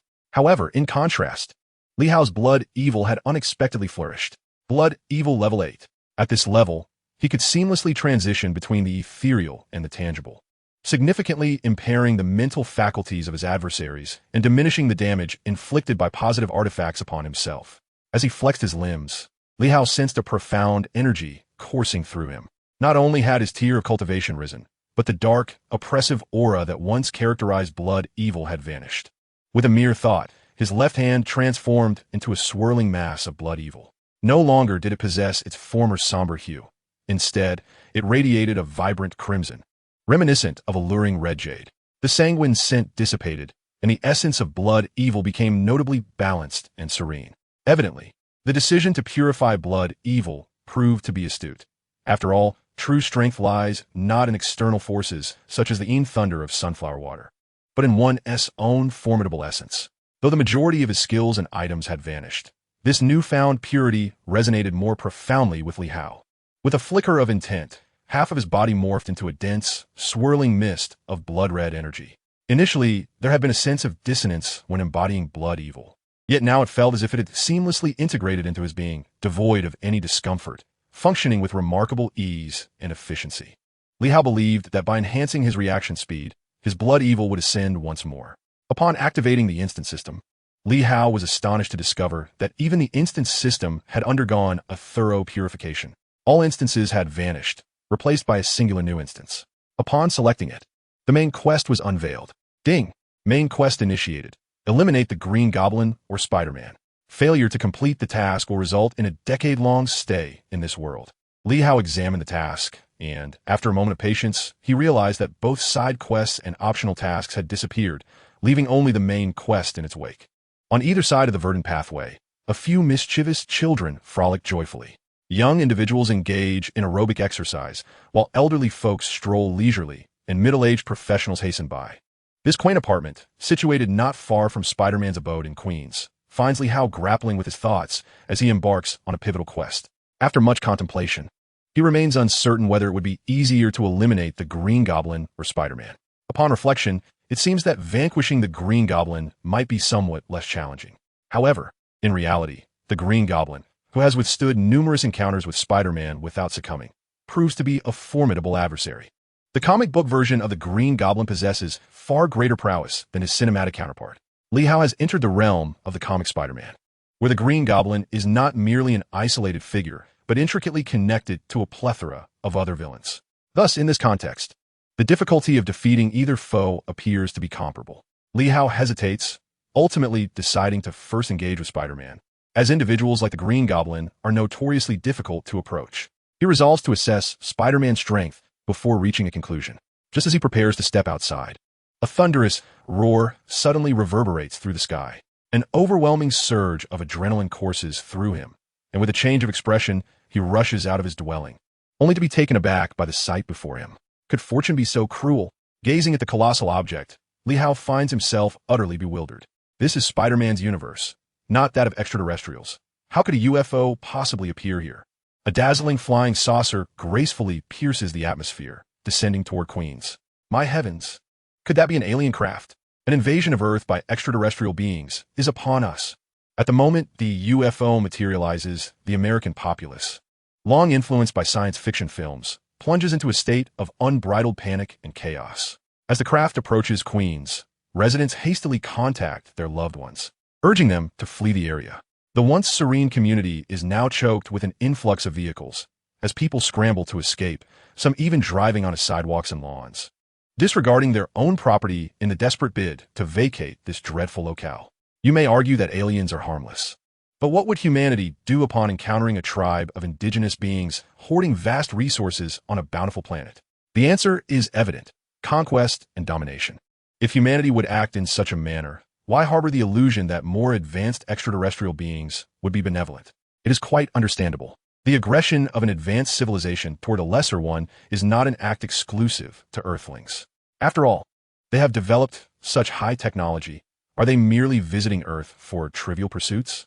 Thus, one can be certain that these suddenly appearing UFOs herald no good tidings. Li Hao stands in utter disbelief, pondering how he could have entered a Spider-Man narrative only to confront this absurd extraterrestrial scenario. However, since it is imperative to complete the main quest in order to escape, Li Hao reluctantly accepted this reality. As he pondered his next move, he suddenly spotted his target, Spider-Man Parker, sprinting towards him while protecting his aunt. Anticipating that everyone would likely be driving away, Parker had taken the precaution of leaving home with only some food and clothing in tow. His aunt, not particularly agile, was swiftly carried by Parker, who managed to maintain a pace that was surprisingly comparable to that of others. Li Hao's gaze flickered, yet he refrained from approaching. Under normal circumstances, he might have casually commented on the pleasant weather, but in this dire moment, it was wiser to keep a low profile. Nevertheless, he was determined not to miss the chance to meet Spider-Man, so he trailed them from a distance. "Aunt, wait here. I'll go assess the situation," Parker instructed as he settled his aunt in a safe spot and then darted into the shadows, ready to transform into Spider-Man. Li Hao cast a long glance at him before redirecting his focus to Parker's sole relative. The kind visage of his aunt was now marred with fear, as the rumors of an alien invasion were profoundly unsettling. "Old man, hand over the food." Several street thugs, unable to venture further afield for sustenance, targeted individuals in the crowd to demand provisions. Not daring to confront those who appeared strong, they quickly zeroed in on Parker's aunt, who was alone. I only have this food. You cannot take it, she pleaded, clutching her meager supplies tightly and scanning her surroundings with a look of panic, desperately seeking someone to assist her. Under ordinary circumstances, numerous defenders of justice would have rushed to her aid. Yet, in this moment of chaos, everyone was focused on their own safety, and the unfortunate elderly woman was merely stripped of her food, deemed unworthy of risking time and energy for help. Observing the unfolding scene, Li Hao quickly intervened, swiftly dispatching the thugs. Despite his diminished attributes, the enhancement from his bloodlust granted him a significant physical advantage over ordinary humans. God bless you, young man. Thank you so much. Parker's aunt expressed her gratitude, a rare occurrence, for in such trying times, no one could foresee what might occur next. Having secured some food was, nonetheless, a small blessing. Following this incident, Li Hao found it easy to strike up a conversation with Parker's aunt. They concealed themselves in a small park not far from Queens. It wasn't that they wished to stop running, but the colossal UFO had already sealed off the area. A thick electromagnetic barrier enveloped both the neighborhood and the enormous craft, rendering military jets and drones incapable of approaching. Any attempt to do so would result in being struck by electromagnetic waves as thick as a wrist. Yet this colossal extraterrestrial spacecraft merely hovered above Queens, exhibiting no further actions. Although it incited a global uproar, there were no indications of communication or aggression from the visitors. This peculiar behavior led the military to abandon their intentions of forceful assault. After all, the technological prowess of the aliens far surpassed that of the military, rendering any numerical advantage futile. Consequently, the military, under the pretext of safeguarding hostages, temporarily relinquished their plans for confrontation.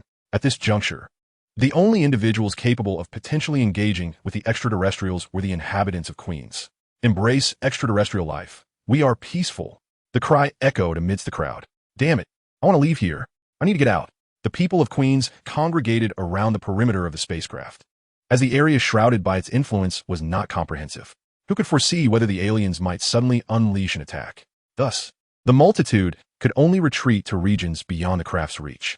Although a thick electromagnetic barrier enveloped Queens, it provided a semblance of psychological safety for its residents. We must gather provisions. We cannot remain idle, waiting for rescue. Have you not seen how the military has capitulated? We have been forsaken to secure food.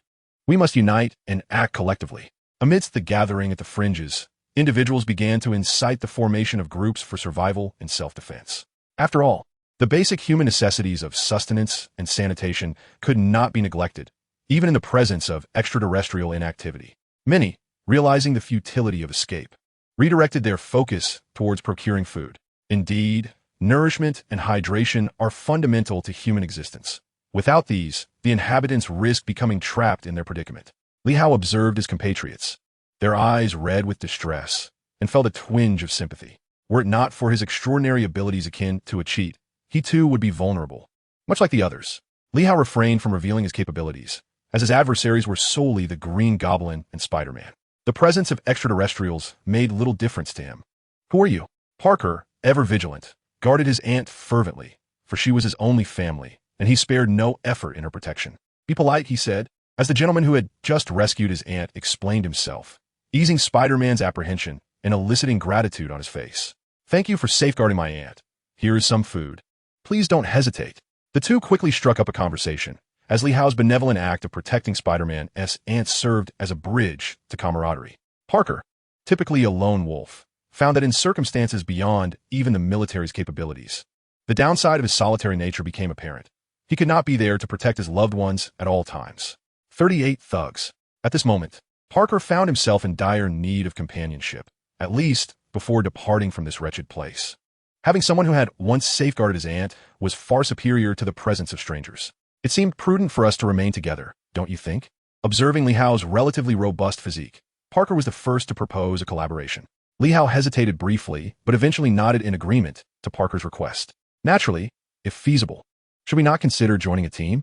This would enhance our chances of survival, he suggested, echoing the thoughts of an ordinary human being. Parker furrowed his brow in contemplation and replied, I believe it is wise for us to refrain from joining those self-preservation groups. After all, they are merely common civilians, unless they are organizations comprising law enforcement or military personnel, which would indeed justify our participation. Being a superhero, Parker, despite his attempts at disguise, could not easily mask the confidence and composure reflected in his gaze. Thus, he was reluctant to affiliate with any group. Had it not been for the presence of his aunt, Parker would undoubtedly seek counsel with other superheroes regarding the alien spacecraft. For Spider-Man, the matters within the supermarket were evidently trivial. Even amidst the shroud of the spacecraft, he could effortlessly traverse the rooftops. Consequently, those too fearful to enter the areas engulfed by the spacecraft began to face shortages of food and water. It was not that they lacked courage, but rather that within the confines of the alien-occupied regions, numerous bioengineered creatures had inexplicably emerged. These creatures, resembling cats and dogs, appear to have undergone a series of super modifications after being captured by extraterrestrial beings, resulting in altered sizes and attributes, and even the emergence of various supermutants. Compared to ordinary bioengineered beasts, these mutants were larger and more intelligent, exuding an air of leadership. For reasons unknown, they were unable to exit the areas dominated by the spacecraft. Thus, despite their formidable strength, they posed no immediate threat to the humans nearby. Although these fierce bioengineered creatures did not endanger humanity, a significant problem loomed over the survivors. Food and water. These two essentials underpinned human existence, and without them, people could resort to actions unimaginable to themselves, as evidenced by the gathering of those green-eyed, famished individuals encircling Lee Howe and Parker's tent. They dared not venture into the Queen's area, which had become a realm akin to death, shrouded by the alien spacecraft. Populated by the bioengineered beasts and mutants that emerged from nowhere, far beyond the capacity of ordinary humans to withstand. Hand over your food. You are but a handful, yet hoarding so much. Do you not feel any shame? Indeed, at such a time, unity is paramount, and sustenance should be shared. Perhaps incited by someone's malice, the ravenous crowd gradually surrounded the tent. Parker coldly regarded these irrational individuals, feeling a profound sense of helplessness within. Superpower, albeit transformat humans, are still human and require sustenance. Otherwise, Parker will find himself quite hungry. Everyone step back. I can spare some of this food, but you must leave this place, Parker proclaimed, brandishing a concealed handgun at the crowd. In his quest to ensure his aunt's safety, Parker contemplated that distributing some of the provisions might be the wisest course of action. We must share. Do not show pity. Yes, we should unite at this moment, rather than form petty factions. Perhaps it was Parker's concession that emboldened the onlookers. Though they eyed his firearm with trepidation, they too were armed. Consequently, even with Parker's willingness to yield, their insatiable greed drove them to demand everything. It would be prudent to avoid confrontation. They are heavily armed, Lee Howe observed, noting the frenzied glint in their eyes. He knew that should he fail to dissuade them, he might have to reveal his own capabilities sooner than he wished. Thus he urged caution. Parker considered this and conceded that he could safely enter the secured area. Food and water were not of paramount importance to him. His family's safety was his utmost priority. Very well, we are willing to share all our food and water, but at the very least, may we retain some for ourselves? With Parker's approval, Lee Howe stepped forward. Upon hearing their willingness to share provisions, a flicker of joy crossed the faces of the crowd, many lowering their weapons slightly, their gazes fixated on the bulging tent filled with supplies. Take what you need and leave immediately. You are not welcome here, perhaps feeling a twinge of guilt for seizing another's possessions. The crowd did not extend their hospitality to Parker and his companions, but rather insisted they depart under the threat of their weapons. Aside from his aunt, both Parker and Lee Howe grabbed large backpacks, not yet filled, as they were roughly pushed away from the gathering. Where are we headed? There are already some ruffians appearing nearby. Lee Howe tightened his grip on his backpack and turned to Parker. Parker pursed his lips and led the two towards the secured area. The further they moved from it, the more humans they encountered. Conversely, as they approached the secured zone, the number of people dwindled. Concerned for his aunt's safety, Parker opted to settle temporarily in a location close to the secured area. Here, the human presence was scarce, comprised mostly of those driven to madness by hunger or despair. After all, only a few dozen meters away lay the secured region, where the roars of mutated beasts resonated clearly in the air. In the vicinity of the secured area, a massive hunting dog prowled, its gaze fixed upon the humans several yards away, eyes brimming with bloodlust and madness. The savage instincts within it rendered it incapable of ignoring these humans. Only the blood of these bipeds could calm the ferocious beast. Attempting to venture beyond the shrouded area felt akin to traversing through raging flames. The flesh and fur were instantaneously assailed by a grating, corrosive sound. This scenario was exceedingly prevalent throughout the entire obscured region, where the majority of the bioengineered beasts harbored an insatiable thirst for blood and destruction towards the humans within arm's reach. Unbeknownst to anyone, These relentless attempts by the bioengineered creatures to escape the cloaked territory gradually allowed them to distance themselves further, albeit imperceptibly short distances unnoticed by both humans and the beasts themselves. However, they were indeed in a continuous process of departing from the area enveloped by the UFO. Finding a suitable refuge from the elements, Parker and Lee Howe settled ante before beginning their observation of the movements of the bioengineered creatures around them. How did these beings come into existence? Were those extraterrestrials truly deranged, fixating on the study of rabid dogs and frenzied cats? The uncertainty lingered. I had ventured in several times, yet had never uncovered the origins of these bioengineered beasts, Parker stated gravely, shaking his head. Although this was Spider-Man's domain. The recent extraterrestrial incident had transformed the entirety of Queens, leaving even Spider-Man himself hesitant to delve too deeply into the UFO-enshrouded region. Is it true that ordinary humans become infected upon entry? Lee Howe inquired with curiosity. Parker, fixated on the bioengineered beasts, shook his head in response. How could that be? Such tales are mere fabrications. In reality, as long as one avoids being clawed by those beasts, there is little danger.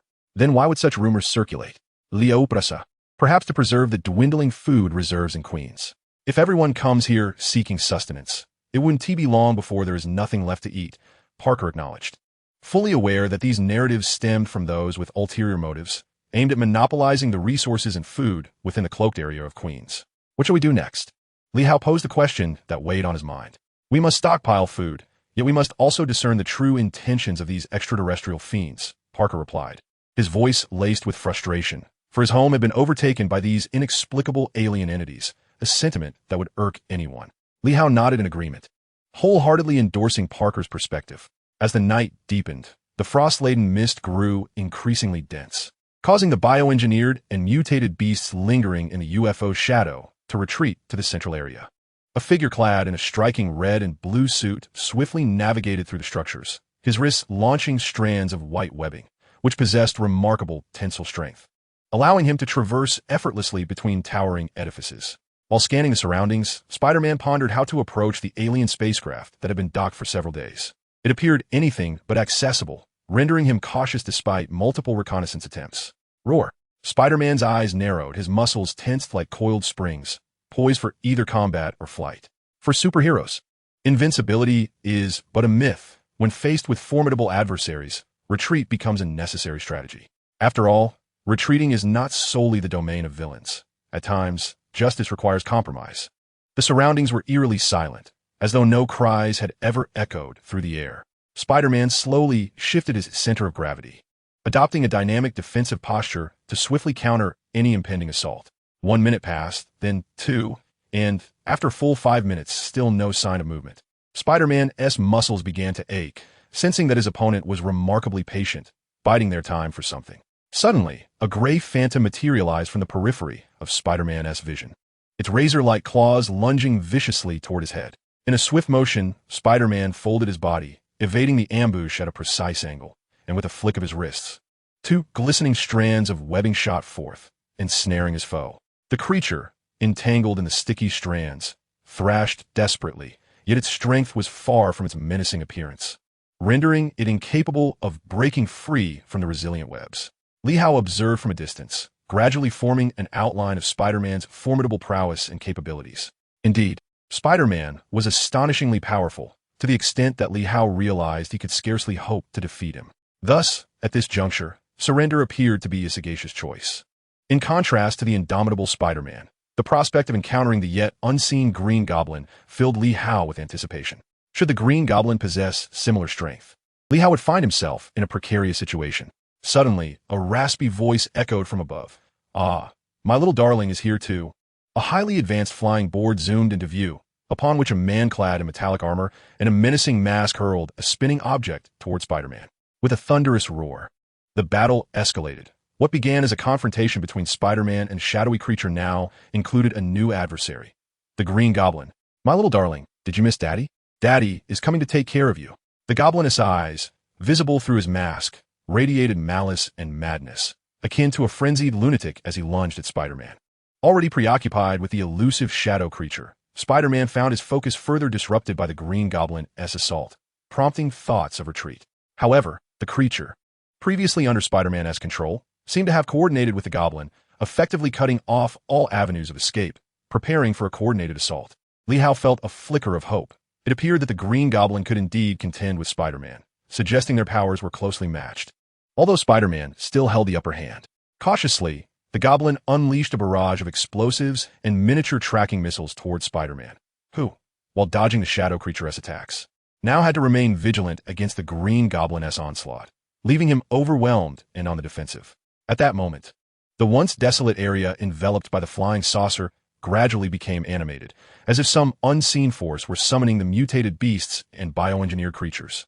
Waves of invisible sound began to emanate from the center of the saucer, spreading outward. The bioengineered beasts erupted into a frenzy, roaring with agitation. And even the scarce mutated creatures stirred restlessly. The shadowy entity that had been relentlessly pursuing Spider-Man abruptly abandoned its plan to ambush him alongside the Green Goblin, instead racing towards the source of the sound waves. The Green Goblin appeared to be affected by these auditory disturbances as well, clutching his head in agony. "What in the world is this sound? It's unbearable," he exclaimed, rolling on his glider, desperately trying to muffle the noise with his hands. "Damn it, why do I feel so unsettled too?" Spider-Man covered his head, swaying unsteadily as he struggled to escape the confines of the saucer's influence. What had once seemed an effortless distance to traverse now felt nearly insurmountable, as if he had lost the ability to shoot his webbing. He was baffled as to why he too could perceive this sonic interference. Perhaps it was because, like the Green Goblin, he had undergone a form of genetic alteration. Li Hao was similarly besieged by the sound waves. Yet compared to the fully transformed Spider-Man and the only partially altered Green Goblin, he experienced the least disruption. His genetic modification had been restored during the purification process, rendering the auditory interference merely mildly nauseating rather than overwhelmingly distressing. Thus, while the other two struggled to stand, Li Hao maintained a relatively stable condition. Concerned for the two super beings, he followed closely behind them despite feeling slightly dizzy. The Green Goblin's glider had become unusable, and after a clumsy landing, he tumbled several times before coming to a halt, struggling to regain his footing. Spider-Man's predicament appeared even more dire. Initially, his robust genetic enhancements seemed to shield him from the worst of the disturbance, but soon, as the interference penetrated the very fabric of his genes, the drawbacks of being a supermutant emerged. In comparison to the severely affected Green Goblin, Spider-Man was nearly incapacitated, caught in a state between consciousness and oblivion. With this crucial context, Li Hao, hidden in the shadows, began to perceive an opportunity to eliminate one of the parties involved. Perhaps not just one, but both could be vanquished. The notion that sprang forth in his mind left him momentarily astonished, but he was quickly captivated by the high feasibility of such a plan. Under normal circumstances, the thought of defeating either the Green Goblin or Spider-Man would have been unfathomable. Simply surviving their onslaught would have been deemed fortunate. Thus, the prospect of potentially eliminating both seemed an extraordinary stroke of luck and opportunity. For Li Hao, merely managing to vanquish the Green Goblin would constitute an extraordinary achievement in his plans. After all, compared to the formidable, airborne Green Goblin, Li Hao's current Blood Fiend level 8 truly seemed inadequate. This power was merely a divine ability derived from the Water Fiend technique, not a genuine cultivation method. Thus, even after purification, he could not confidently eliminate either the Green Goblin or Spider-Man. However, if both were significantly weakened and in close proximity, it would be exceedingly naive for Li Hao to lack any intentions. Upon recognizing the opportunity, his heart began to race uncontrollably. Yet, he refrained from recklessly attacking the two. As the protagonist burdened with the fate of the world, even if his plans were disrupted by the sudden appearance of an alien spacecraft, Spider-Man was certainly no mere prey to be easily dispatched. Hadn't cinematic portrayals of decisive counterattacks been sufficient? Even a temporarily subdued superhero was not someone Li Hao could easily kill. Therefore, he chose to wait, biding his time for the optimal moment, rather than recklessly charging in, risking being fatally countered in the process. If Spider-Man was in such a state, the Green Goblin, as the antagonist, would undoubtedly possess self-destruct mechanisms. In fact, when properly assessed, the Green Goblin posed a far greater threat than Spider-Man. Thus, compared to the typically non-lethal Spider-Man, Mr. Green Goblin was evidently far more perilous. With this realization, Li Hao increased the distance between himself and the two. After all, even in a semi-lifeless state, these superheroes were not individuals Li Hao could easily eliminate. With the distance established, Li Hao felt considerably safer. Spider-Man and the Green Goblin continued to struggle against the sonic interference and were moving toward the periphery of the spacecraft's vicinity. Their speed and frequency of movement were noticeably less than that of ordinary humans, Yet Li Hao remained cautious. Indeed, his apprehensions were well-founded. Suddenly, a swarm of bioengineered rats emerged from the shadows, rushing toward the source of the sound, directly toward Spider-Man, resulting in a tragic situation. Despite his weakened state, Spider-Man was far from being humiliated by these rats. In an instant, he dispatched the advancing bioengineered rats with 2 large silken strands. Similarly, a few rats approached the Green Goblin, only to be obliterated by his explosives. Clearly, both exhibited a tendency to feign weakness. Surviving multiple battles indicated they were no ordinary foes. Fortuitously, Li Hao's caution proved wise, observing that, despite their frailty, both effortlessly dispatched the rats. Li Hao felt a profound relief for his prudence. Previously, he had only killed ordinary human warriors and slightly capable superpowered individuals. But facing true superheroes was an entirely new experience for him. It was precisely due to his first encounter with superheroes that Li Hao found himself overly cautious, perhaps tainted by the numerous cinematic portrayals he had witnessed. Despite having several opportunities to ambush Spider-Man, he refrained from taking action. It was this very caution and prudence that prevented him from striking too hastily, as he now faced the possibility of being besieged by both the Green Goblin and Spider-Man. The area shrouded in the UFO's influence was becoming increasingly crowded with bioengineered beasts, and even Spider-Man and the Green Goblin were beginning to feel the strain. In a surprising turn of events, they edged closer together in a bid for escape, seemingly setting aside their past grievances to unite against a common threat. After all, both were human, while their adversary was an alien entity invading Earth. Thus, despite their significant animosity, in this dire moment, it was unlikely they would hesitate or falter. Indeed, moments later, they exchanged hushed words and merged their efforts. Although their prolonged conflict had fostered a lack of trust, it was clear that neither would attempt to betray the other at this critical juncture. Any act of treachery would only jeopardize their safety further. Li Hao remained at a distance, quietly observing, and ultimately abandoned his plan to attack both simultaneously. Despite their adversarial history, the crisis had transformed them into temporary allies. Regardless of their previous hostilities, at this moment, they were united in purpose. The Green Goblin was indeed a formidable foe, and Spider-Man was not invincible. Yet their collaboration faced no significant hurdles. Both were motivated by the instinct to survive, at least not to perish in such a senseless manner. The bioengineered beasts relentlessly pursued them, but both heroes, seasoned by countless battles, whether as allies or foes, had accumulated extensive combat experience. Even as they neared exhaustion, they managed to escape the confines of the UFO's influence. Li Hao trailed behind, ultimately exiting the area as well. Despite his vigilant following, he was not immune to the occasional harassment and ambush by the bioengineered beasts. Thus, in contrast to his mission, Li Hao preferred to proceed with caution. Rest assured, Aunt May, everything will be all right, Spider-Man Parker reassured, tightening his grip on his arm and gesturing for Li Hao to discuss matters further. They could not remain here any longer. The situation was perilous, with the bioengineered beasts on the brink of breaking free from the area as control. Parker's expression was grim. Even with his alliance with the Green Goblin, he could not penetrate the protective barrier. It was a moment of despair for the superhero, faced with an insurmountable challenge. But where can we hide? The space is so limited. Li Hao's face betrayed his anxiety and helplessness as he looked at Spider-Man, filled with anticipation. After pondering deeply, Parker sighed and said, "To the west, there's a self-help group organized by Oscorp. We should head there to assess the situation." At this moment, Parker is most reluctant to confront the Green Goblin. However, due to the current crisis, he is compelled to unite all available forces into a singular strength. Even with everyone's unwavering resolve, it remains uncertain whether they can escape.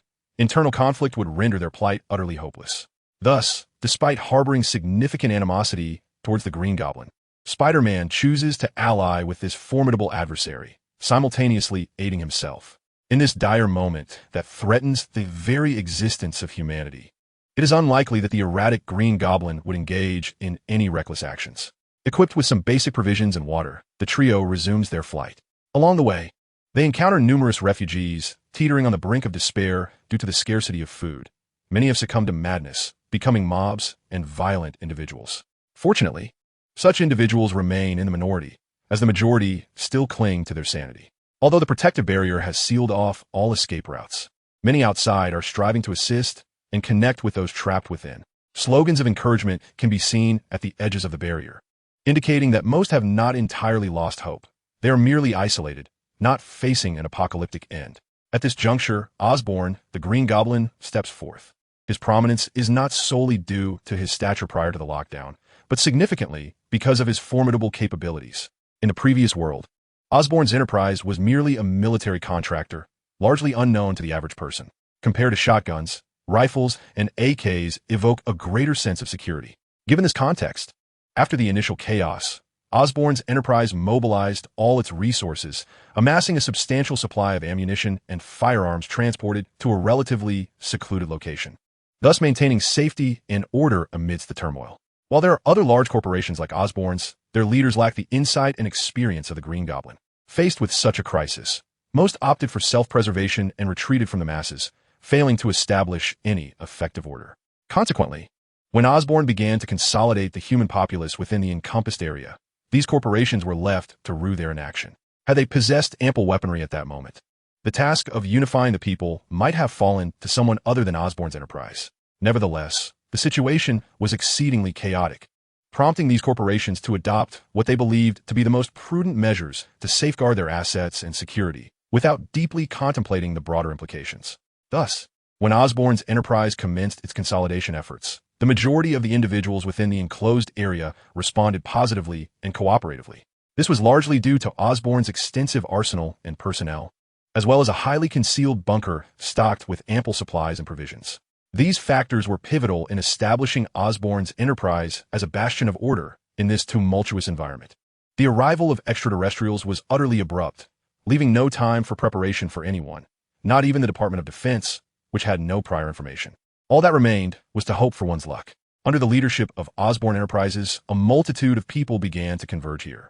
Compared to the chaos and frenzy elsewhere, this place, though lacking in a degree of freedom, offered a semblance of safety. The Green Goblin, indeed a madman, would only exhibit such madness and erratic behavior when his interests and safety were threatened. Surrender your weapons and provisions. The Osborn staff on duty did not harass anyone. Entry into the secure and orderly zone required the relinquishment of weapons and food, serving as a form of admission and a sign of willingness to comply with the management and distribution of Osborn Enterprises. Parker hesitated slightly, glancing at his greatly fatigued aunt, and promptly surrendered his weapons and provisions. Li Hao, undoubtedly embodying the spirit of Spider-Man, cooperatively relinquished his own weapons and food as well. The trio was assigned to a corner, where they found 2 tents and a few very rudimentary food supplies. This was the price for protection. I'll go take a look. You two be careful, Parker said earnestly, casting a serious glance at his aunt before stepping out of the tent. Li Hao's eyes flickered momentarily before returning to a natural state as he assisted his aunt in organizing their new home. As 2 or 3 days passed in tranquil silence, a sudden scream pierced the calm of the protective zone. While Li Hao was helping his aunt with food preparations, the shriek prompted him to ensure his aunt's safety before rushing toward the source of the commotion. Damn it, could it be those biochemical beasts? The crowd murmured anxiously, terror gradually surfacing on their faces. Helplessness and uncertainty left them trembling. This was the last bastion of safety within the area cloaked by the flying saucer. Elsewhere, there were either rampant thugs or lunatics. In this dire time, it was ironically Osborn Enterprises, typically scorned by the general populace, that maintained order. Consequently, many viewed Osborn as their last lifeline, and when bizarre deaths began to occur here as well, a sense of unease settled over the entire protective zone. Li Hao hid among the crowd, gazing at the lifeless body of a young man, his eyes narrowing slightly. The staff of Osborn quickly intervened to prevent further escalation of the situation, although only one young individual had perished. It was a cause for great concern for the entire protective zone. If even such a tightly secured refuge as Osborn could witness fatalities, the conditions outside, devoid of any protection, were unimaginable. A series of inexplicable deaths, with no visible wounds, continued to plague the area beneath the flying saucer. We cannot delay any longer. We must investigate, Parker declared gravely, for the strange death that had transpired over the past few days now threatened the safety of all, instilling such fear that no one dared to step outside the safety zone. Even though it is understood that the so-called safe zone is not truly safe, and death remains an ever-present threat, the collective spirit of survival has waned, leaving many in a state of despair and prompting erratic behaviors reminiscent of apocalyptic symptoms. It is evident to all that such a fragile stability cannot endure for long, as even within Oscorp, inexplicable fatalities have begun to emerge. Although these incidents have been suppressed by the Green Goblin, for the inhabitants of the entire safe zone, it represents a significant trial and torment. When even those tasked with maintaining order lose their faith, it signals the imminent demise of the safe zone. Despite this, the situation continues to deteriorate, leading to Spider-Man's swift agreement with Lee Hao's proposal. We require weaponry and the assistance of Oscorp to assemble an expedition comprised entirely of armed adult humans, aimed at exploring the area enveloped by the UFO. Should we fail to address this crisis, we will not even wait for food supplies to dwindle before succumbing to the chaos of these violent deaths. Parker nodded, asserting the necessity of ensuring the safety of the remaining humans, suggesting that only the most capable individuals should venture into the UFO-enshrouded region, and that a map detailing the distribution of the bioengineered beasts would be invaluable. After deliberation, Parker transformed into Spider-Man and engaged in dialogue with the Green Goblin, securing his consent. In light of their previously antagonistic relationship, it was clear that the dire circumstances necessitated collaboration. A day later, with Oscorp's unwavering support and the assistance of Spider-Man and others, a team of 30 was formed and equipped with an array of weapons before embarking on their mission. Given that the UFO's coverage was limited to the size of a single borough, their objective was clear: the UFO that had been hovering above Queens. Thanks to the Green Goblin sponsorship of several rudimentary flying vehicles, the team's strength was significantly enhanced. While these aircraft may not rival the Green Goblin's personal craft in sophistication, their aerial combat capabilities were commendable. Thus, the group felt a surge of confidence, though hesitation lingered before their departure. "Fear not," Parker assured them. "Though the bioengineered beasts may appear fearsome, their combat capabilities are limited." His words instilled confidence in the team. After all, he was universally recognized as a superhero. Without Spider-Man's rallying call, the Green Goblin could not have mobilized such an elite force for exploration. Despite the Green Goblin's advanced technology, the UFO represented a level of extraterrestrial sophistication that was unparalleled. Conversely, Spider-Man had always been the protector of humanity, embodying the role of a superhero in the hearts of the American people. The trust placed in Spider-Man was unwavering, a trust that could not be afforded to the Green Goblin. Certainly, many recognized that the craft beneath their feet belonged to Green Goblin technology. Yet no one dared to utter a word. After all, this was a moment of life and death. No one would concern themselves with whether it was the tools of a villain or an evil adversary. Survival was the only priority. Spider-Man's battle proclamation proved exceedingly effective. At least Lee Hao felt a deep admiration for these ordinary individuals who had rallied themselves. Armed with weapons supplied by Green Goblin, and aided by the presence of this superhero, even the once dreaded figure of Green Goblin now lingered at the back of the formation, his menacing mask appearing less terrifying. Unexpectedly, Green Goblin found himself in a position to protect humanity. Could this be considered a turn towards redemption? He observed the humans in the group glancing at him from time to time, and this thought flickered in his mind. For one who had always been dedicated to opposing Spider-Man, this was indeed a first. Selfish and malevolent as he was, one could not deny that when faced with a threat, he instinctively knew how to choose. Spider-Man, too, remained wary of fully trusting Green Goblin, recognizing the latter's history of anti-human endeavors. Had it not been for Green Goblin's own peril from the extraterrestrial beings, Spider-Man was certain that the villain would have preferred to ally with the aliens against him. Without delving into the thoughts of these two superpowered individuals, Lee Hao clutched his weapon, his expression grave. The rewards of advanced dungeons were undoubtedly substantial. However, the associated danger was significantly greater than that of lower-level dungeons. The grievances of the real world had yet to be resolved, and the whereabouts of his betrayer, Reese, remained unknown. Therefore, Lee Hao had to grow even stronger. With vampires now in the fray, could those sort of mortals continue to hide? It was likely that Lee Hao's previous status as an ordinary human had contributed to his vulnerability. Had he encountered a vampire before, he would have likely been easily dispatched. Now that he had survived, the bloodline of the slain low-level vampire would surely not rest until they sought vengeance. Lee Hao was unwilling to remain passive any longer. He needed to become powerful. At least until he found Reese and dealt with her, he had to fortify himself further. Suddenly, Spider-Man halted, his demeanor exceptionally serious. A cacophony of clicks resonated in the group as weapons were readied. Dark muzzles aimed at a rustling sound ahead. Green Goblin maneuvered the craft overhead, vigilant against any ambush by lurking bio-creatures, while Spider-Man instructed the leader to maintain a defensive stance, choosing instead to advance alone. Evidently, he preferred solo endeavors over collective action. Just moments after Spider-Man departed, a chilling scream pierced the air from the alert group. A member of the team found the ground beneath him suddenly give way, a giant ant seizing him and dragging him down. Fire! Bang! Bang! A spray of translucent fluid erupted, yet the giant ant's advance was scarcely impeded. Moments later, all sounds faded into silence. From the depths of the abyss, a piercing scream resonated, rapidly fading into the distance. The onlookers, paralyzed by fear, dared not pursue and could only constrict their defensive perimeter further. The Green Goblin observed the chaos unfolding below, his expression darkening slightly.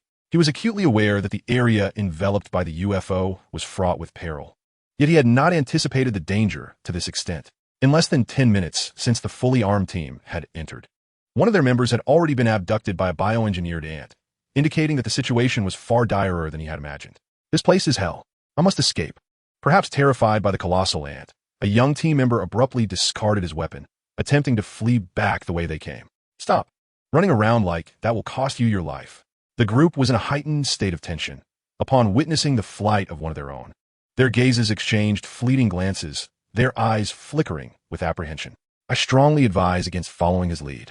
Do you believe your safe passage here is merely a stroke of luck? The Green Goblin's chilling voice echoed above, causing the others to shudder and fall silent. Indeed, within 2 minutes, the air was rent by a cacophony of despairing screams and cries for help. The sound abruptly ceased, as if a throat had been constricted, vanishing without a trace. The group's expressions darkened, for they understood that the silence signified death, not the cessation of sound. They had not come here for leisure. Many had met inexplicable ends, and thus their thoughts were consumed by this grim reality. Suddenly, from the direction where Spider-Man had vanished, a tumult of bioengineered beasts erupted, their roars sending a wave of dread through the crowd, their gazes instinctively turning to the Green Goblin. His countenance grave, he beckoned several agile-looking young individuals, instructing, "Follow closely behind me. We must investigate the situation. We cannot remain passive any longer." With that, the Green Goblin launched himself into the air. Li Hao, seeing this, voluntarily followed suit, and no one dared to voice dissent. At this moment, everyone was torn between the uncertainty of remaining in place or pursuing safety alongside the Green Goblin. "Oh God, what are those things?" exclaimed one, horrified. "This is madness. We cannot possibly defeat such creatures." Not far away, the source of the commotion became evident. Clad in a striking blue and red suit, Spider-Man was engaged in combat with an extraordinarily grotesque mutant beast. Unlike the bioengineered animals and insects, mutant beasts were exceedingly rare and far more formidable. Spider-Man deftly swung his body to evade the creature's smoky assault. The enigmatic being's dark smoke, though the webbing was flame-resistant, could not withstand such extreme temperatures. As the smoke neared the strands, a pungent burnt odor would arise, leading to an instantaneous rupture of the web. The high temperature of the smoke effectively countered Spider-Man's webbing, resulting in a protracted struggle. "I'm coming," the Green Goblin roared, plummeting from the sky, heedlessly hurling a bomb into the fray. "Damn it, are you trying to commit murder?" Spider-Man, perceiving that the Green Goblin's indiscriminate assault endangered them both, cried out in alarm, narrowly evading the explosion. One must always adopt a certain cruelty towards foes, and even among allies, this truth must be acknowledged. The Green Goblin appears to become utterly unhinged once he enters battle mode, resembling a deranged individual, making his intentions difficult to decipher. Spider-Man, well aware of the Green Goblin's volatile nature, chooses to remain silent, skillfully evading the potential onslaught from both the Goblin and the mutated beast. Fortunately, the Green Goblin recognizes that at this moment, Spider-Man is an ally rather than an adversary, thus tempering his aggression. Otherwise, should they coordinate their attacks, Spider-Man might have no choice but to retreat. After a brief period of collaboration, circumstances began to improve. The Green Goblin, though mad, is not a fool. With the alien spacecraft's containment zone encroaching upon his interests, he, like Spider-Man, finds himself with no option for retreat. "Come forth. Let me annihilate you, my enemies," curses the deranged one. Ultimately, Spider-Man abandons any notion of cooperation with the Green Goblin. This lunatic shows no regard for the safety of others. Unless Spider-Man possessed a healing ability akin to Wolverine's, he would be unable to withstand the explosive wrath of the Goblin. The mutated beast astonishingly withstands such ferocious attacks, proving resistant even to the combined efforts of the Green Goblin and Spider-Man. Of course, had the Goblin not been so recklessly launching bombs and tracking missiles, the situation might have been considerably more favorable. It is not that they do not wish to escape, but rather that there is no safe haven in sight.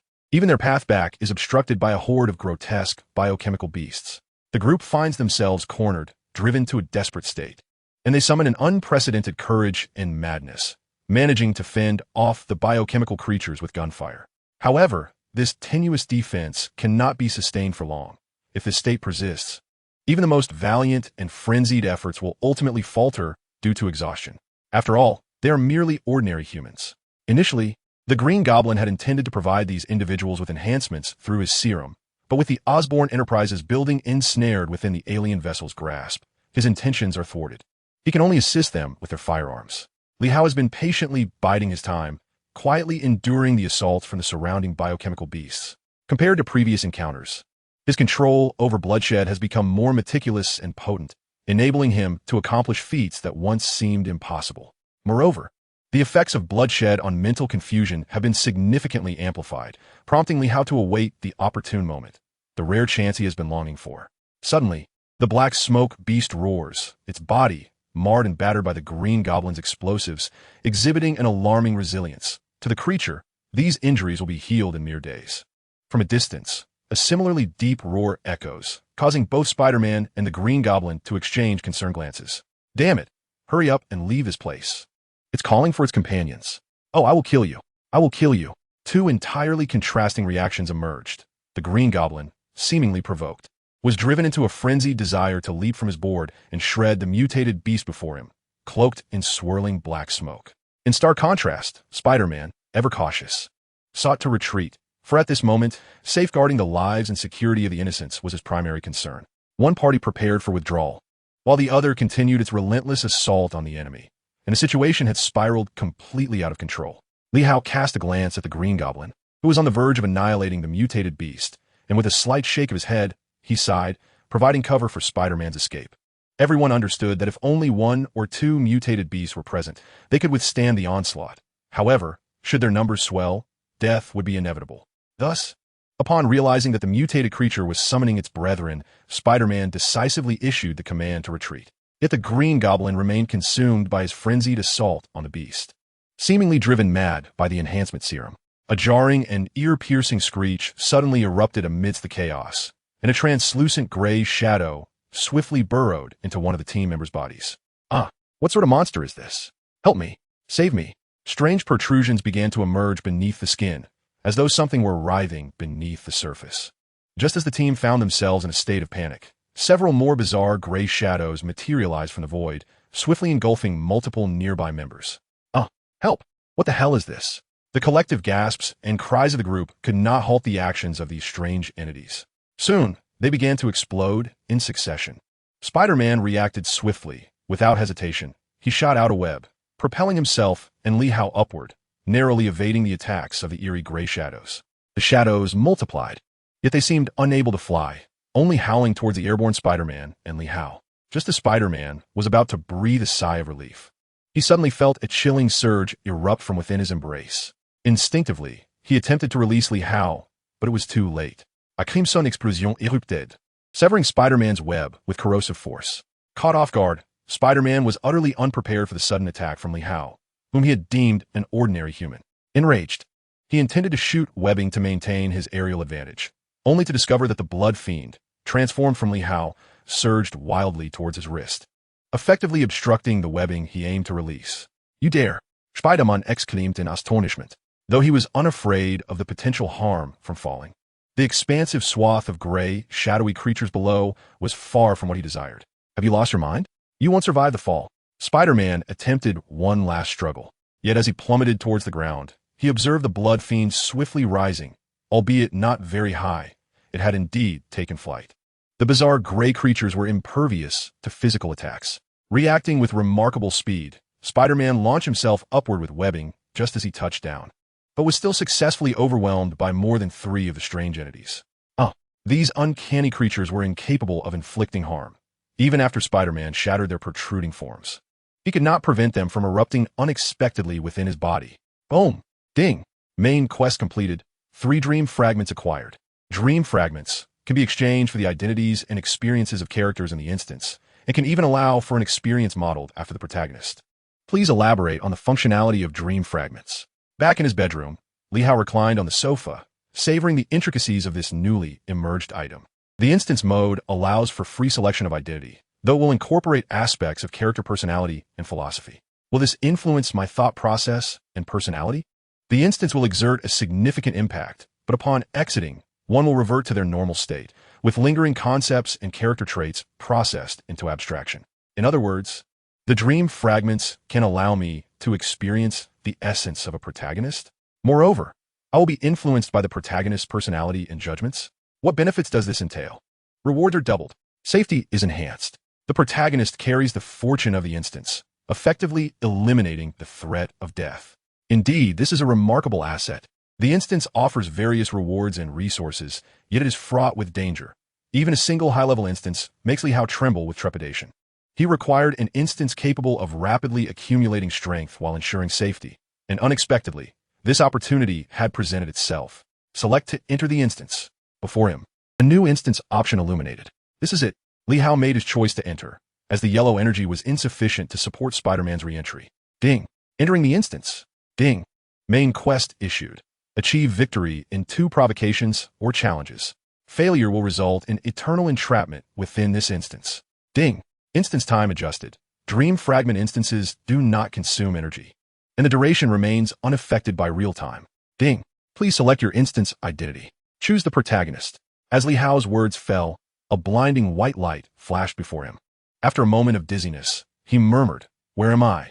A seemingly 8-year-old boy with black hair lay on the bed, pondering, "Did I not enter the instance?" The boy gradually opened his eyes, revealing a pair of blood-red pupils that sparkled like precious gems. Upon closer inspection, his skin appeared somewhat pale, glistening under the light. "Ah, you have awakened?" Suddenly, a beautiful woman with blue hair approached the boy, her tone laced with concern. "You've been unconscious for several days. Where am I? Why am I here?" The boy posed 2 questions, scratching his head. "This is the city of Stan in the Droll Empire. Did you not faint in the street?" The woman replied, her expression tinged with confusion. The boy paid her no heed, merely shook his head once more, rose to his feet, donned his shoes, and expressed his gratitude with a simple, "Thank you." After uttering those 2 words, he exited the room, only to behold a floating platform directly above him. He was taken aback. Had the woman mentioned that this was the Droll Empire? Could it be that he had entered a realm of replicas? Li Hao inquired around, gradually acquiring knowledge about this world. It was known as the High Sea Continent, a realm of swords and sorcery. Apart from lifestyle professions, only 2 types of careers could be certified: warrior and mage. Warriors are practitioners of combat energy, capable of obtaining methods to cultivate this energy through opportunities. However, even without this energy, one could still be recognized as a warrior. Warriors wield a variety of weapons, including swords, blades, and spears, as long as they pass certification. They may call themselves warriors. Mages, on the other hand, are those naturally favored by magical power, capable of casting spells using their innate energy. Mastering even a single first-level spell qualifies one for certification as a mage. The mage profession is highly esteemed across the continent, although warriors are more numerous, given that only 1 in 20 individuals is blessed with magical affinity. With a resounding crash, Li Hao struck a wall with his fist, creating a substantial hole. Yet, his knuckles became swollen and bruised. 46, the protagonist's talent, he murmured.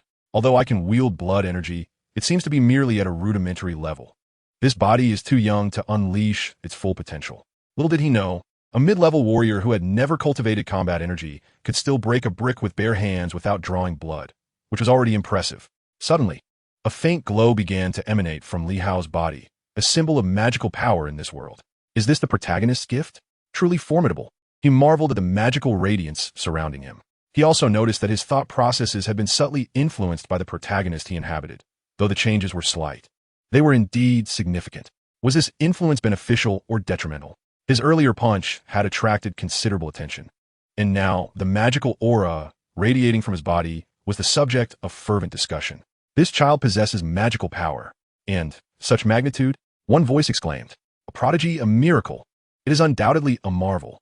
Another cried out, their face reflecting utter astonishment. With a sudden whoosh, an elderly man clad in gray robes materialized above Li Hao's head. He surveyed the large hole in the wall, and then turned his gaze to the boy, who was experiencing a release of magical energy. A flicker of golden light emanated from his fingertip, instantly freezing Li Hao in place and halting the outflow of his magic. Although such a release would not cause the essence of one's magic to dissipate, it would gradually drain a person's vitality. This child is indeed a prodigy.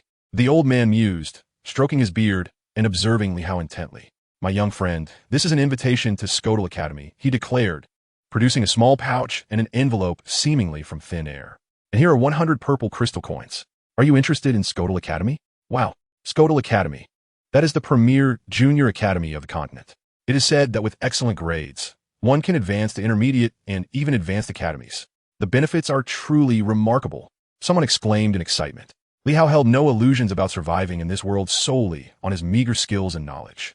He regarded the gray-robed elder and nodded thoughtfully. The old man smiled, and in an instant, the envelope and pouch of purple crystal coins fell into Li Hao's hands. The map I provide indicates that a tower represents our academy, while the town marked as Kila City is your current location. It will take approximately 6 months to reach us on foot, so those 100 purple crystal coins will serve you well, the elder continued. Enrollment at the academy begins in 6 months, so you must hasten your journey.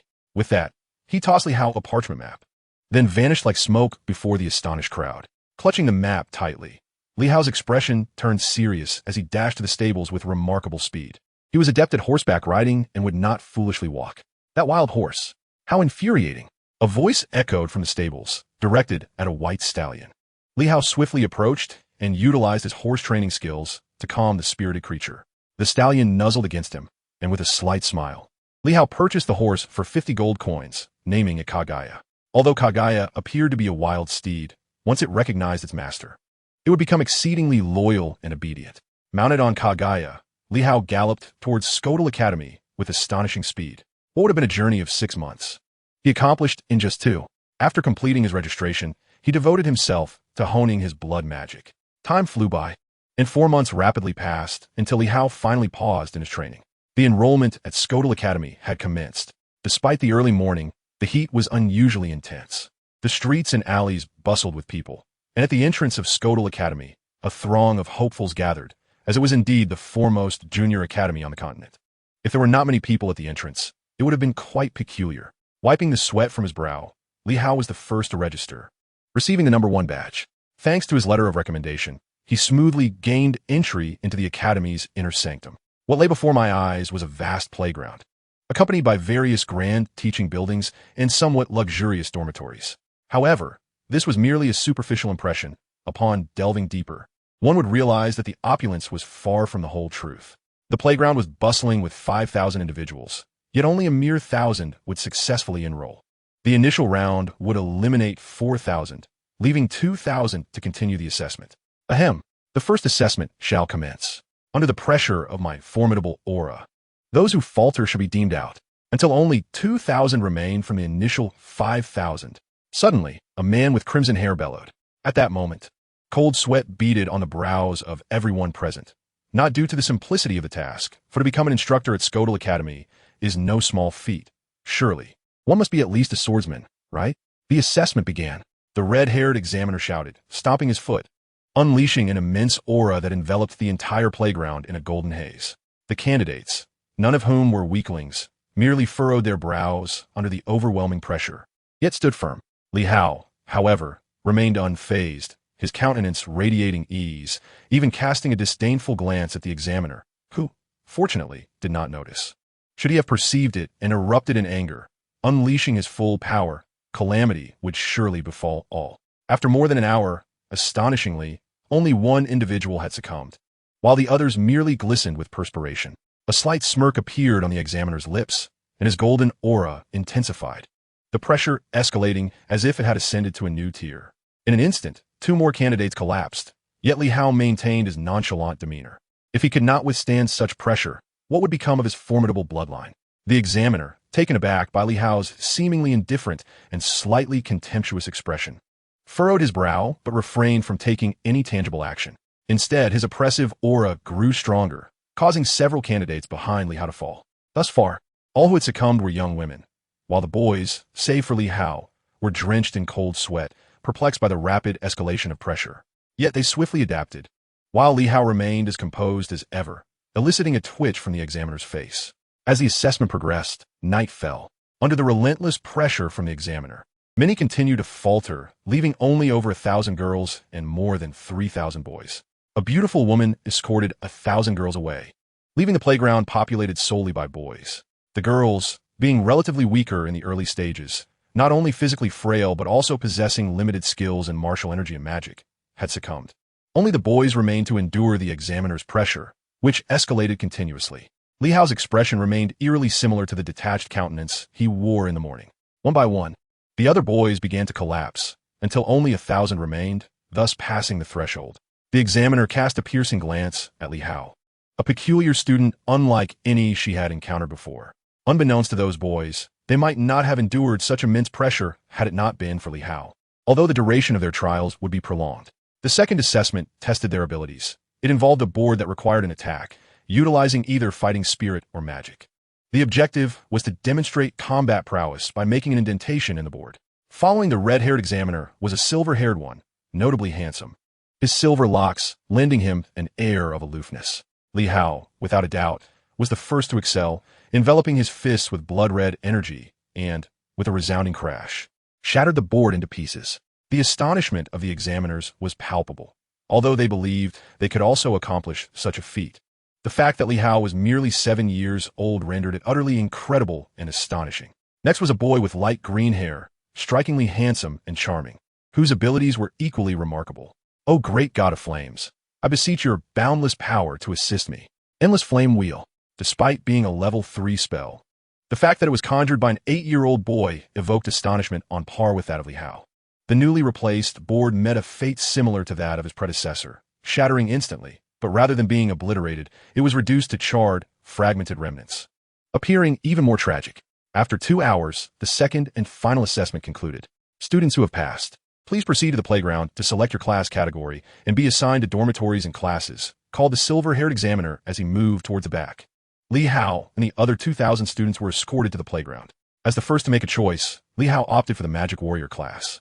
For him, the opportunity to acquire additional knowledge was undoubtedly advantageous. The Magic Warrior class represented a fusion of magic and martial prowess, whereas the Magic class focused on learning basic to intermediate spells. The limitations of the Magic Warrior class rested at the threshold of elementary magic. After all, one cannot split their focus. However, the essence of the Magic Warrior class contradicted this principle. Training would naturally progress at a slower pace compared to specialists. Yet Li Hao's blood-red energy mitigated this, allowing the synergy of magic and spirit to elevate his training speed to match or even surpass that of specialists. Thus, had Li Hao chosen a singular focus, it would have been a grave misallocation of his potential. In the Magic Warrior class, Li Hao undoubtedly emerged as the foremost figure, as even the teachers acknowledged that they might struggle to shatter the intricately textured board. "Li Hao, you are incredible. Could you teach me how to break that board? I can only make a dent at most. How can I achieve what you did?"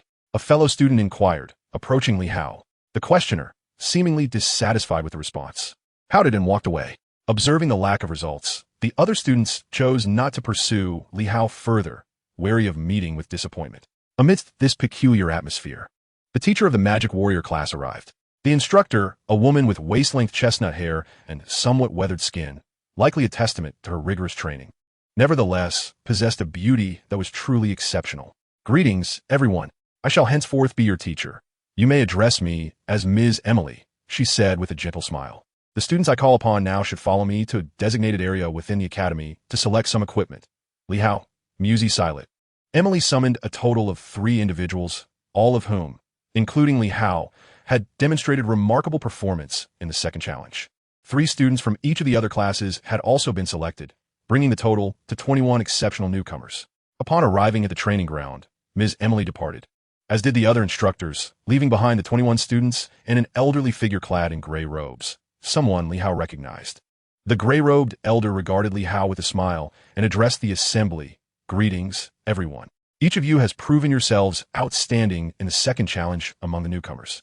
In order to nurture your talents, I, Kales, have decided to grant you access to the Academy's forbidden grounds to select your weapons and equipment." Excitement rippled through the group.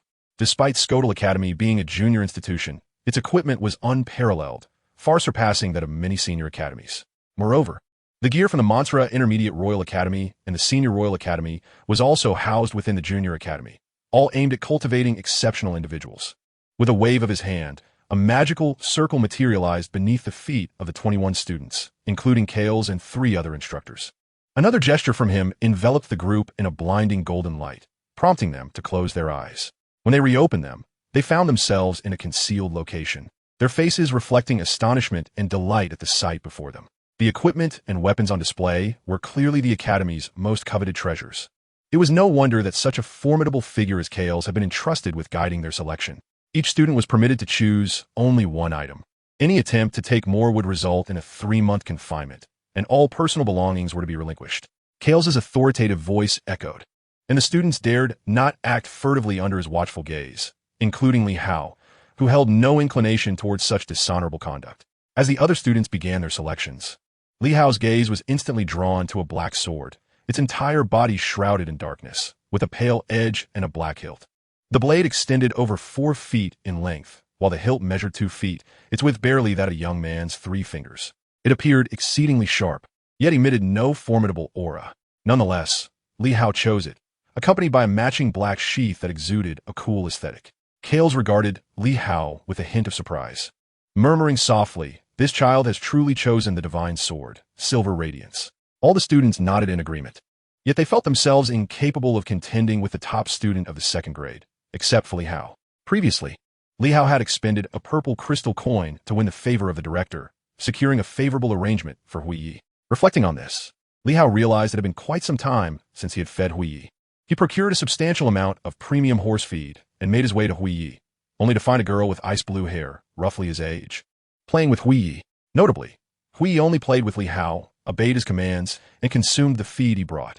As the girl reached out to pat Hui Yi, Li Hao suddenly called out, "Don't touch." He offered the horse feed to Hui Yi's mouth, apologizing, "I'm sorry for not feeding you earlier. I rushed over as soon as I could." Hui Yi seemed to understand Li Hao's words, nudging him gently with her head and letting out a sound. "Is this your horse?" the girl asked Li Hao, who turned to her, momentarily taken aback. In his haste, he hadn't fully taken in her features. But now he was utterly astonished. The girl before him had fair skin that appeared remarkably supple, with exquisitely delicate features and large blue eyes that radiated purity. Despite being 8 years old, like Li Hao, she emanated the essence of a budding beauty. Li Hao instantly recognized her as Lilu, the new campus belle of Skodal Academy. Please don't touch her again," Li Hao said, his surprise fleeting as he spoke coldly. "All right, I understand," Lilu replied, a hint of disappointment in her voice. Suddenly, a boy shouted, "Hey, you dare to scare Lilu? I'll make you regret it."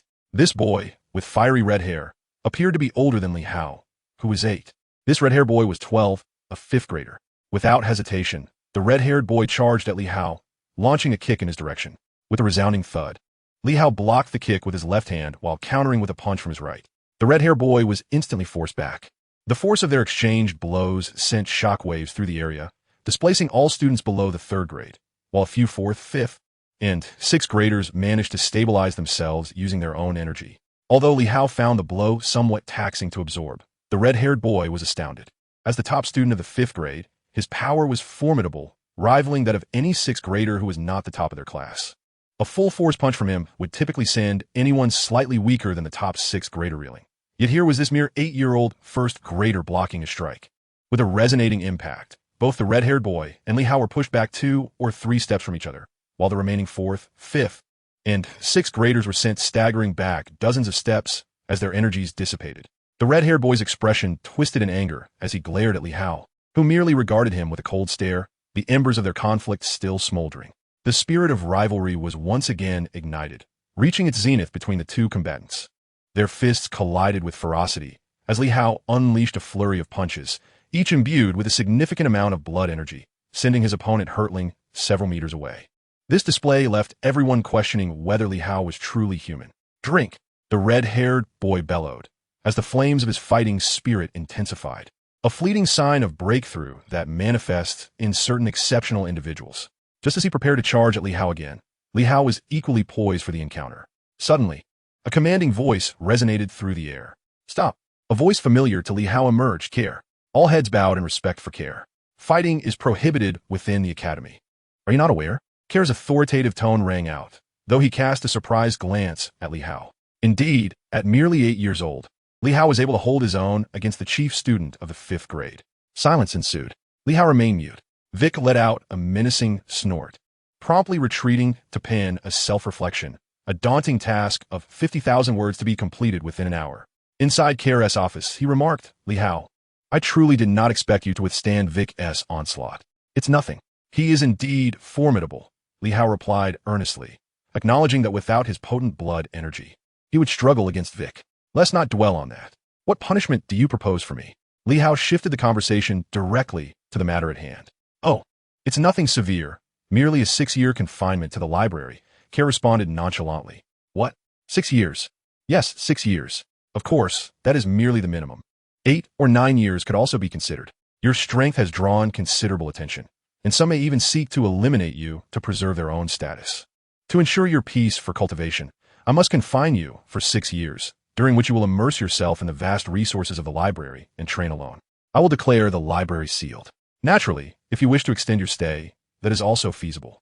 As the principal, sealing the library is not a difficult task. Care explained. Very well.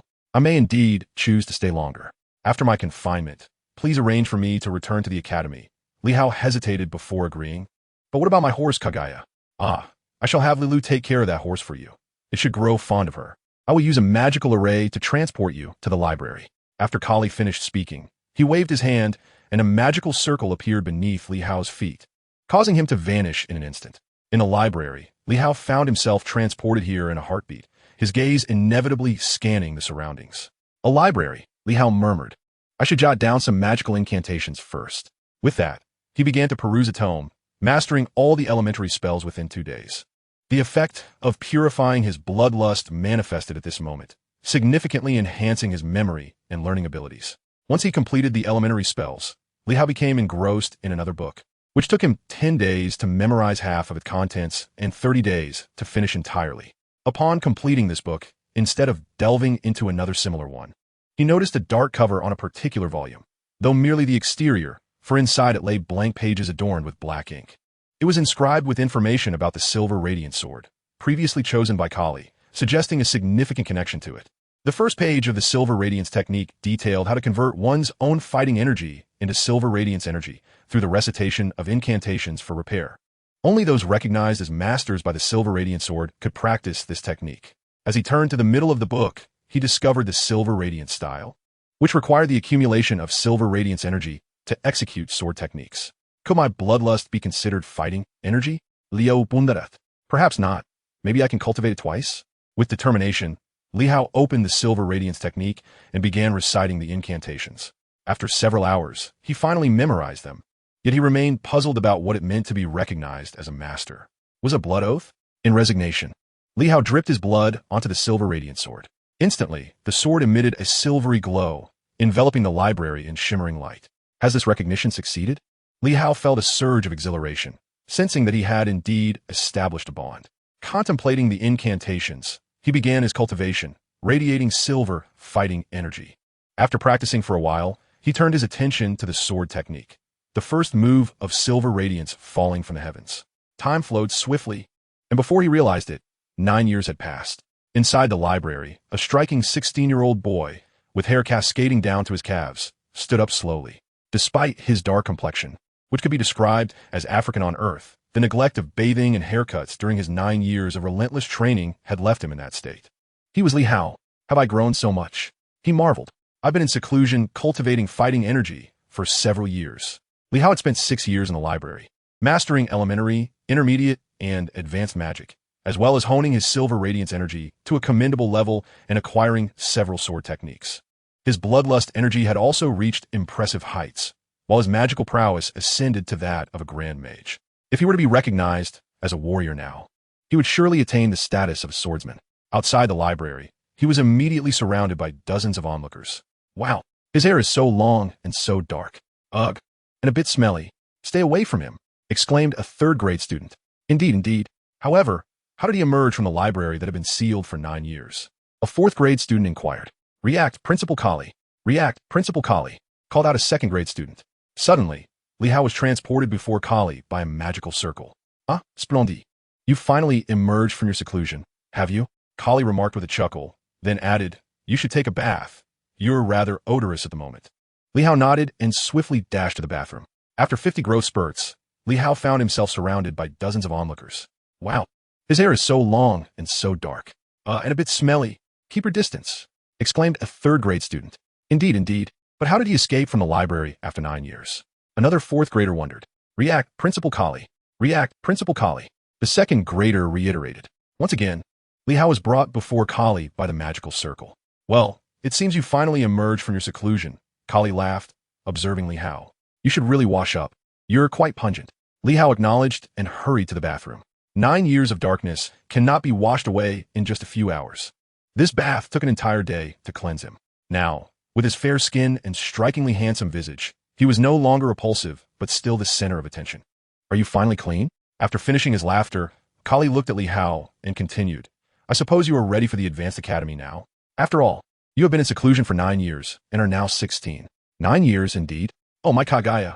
Li Hao suddenly recalled his beloved steed, Kagaya. Huh. Kagaya has been taken by that girl Lilu. She just sent word yesterday that if you emerged, you should see Kagaya at the Monsala Advanced Royal Academy.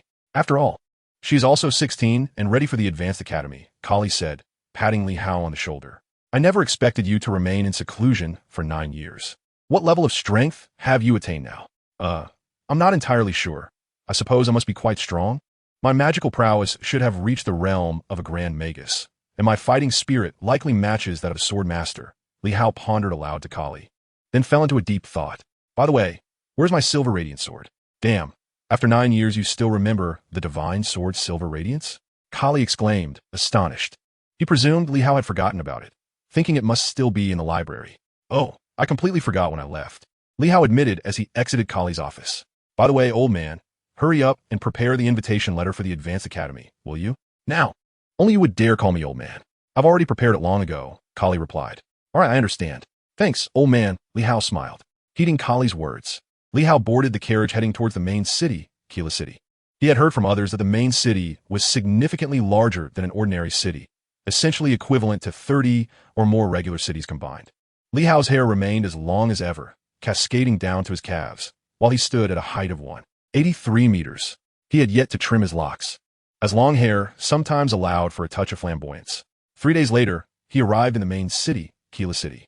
The Monsra High Royal Academy had commenced its classes, and with the aid of a recommendation letter, Li Hao found himself in the first-year magic and martial arts class, akin to his previous academy, albeit with a different instructor and classmates. Upon learning of Huey's location, Li Hao promptly made his way towards her. What he beheld was a gathering of individuals surrounding Lilu, who was feeding horses, while Huey appeared considerably thinner. It was evident to Li Hao that Huey was reluctant to consume the fodder provided by Lilu. As he approached, he attracted the attention of everyone watching Lilu. Lilu, with a hint of helplessness, glanced in Li Hao's direction, recognizing a familiar yet foreign face after 9 years. Ignoring the gazes of the onlookers, Li Hao seized the fodder from Lilu's hands and began to feed Huey. Upon recognizing Li Hao, Huey affectionately nudged him with her head before eagerly devouring the feed. Li Hao chuckled and turned to Lilu, inquiring, what happened to make her so thin? Lilu's eyes glistened slightly as she replied, I'm sorry. She hasn't eaten well over the past 9 years.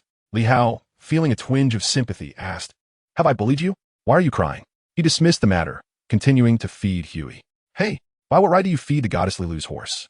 Suddenly interjected a male voice.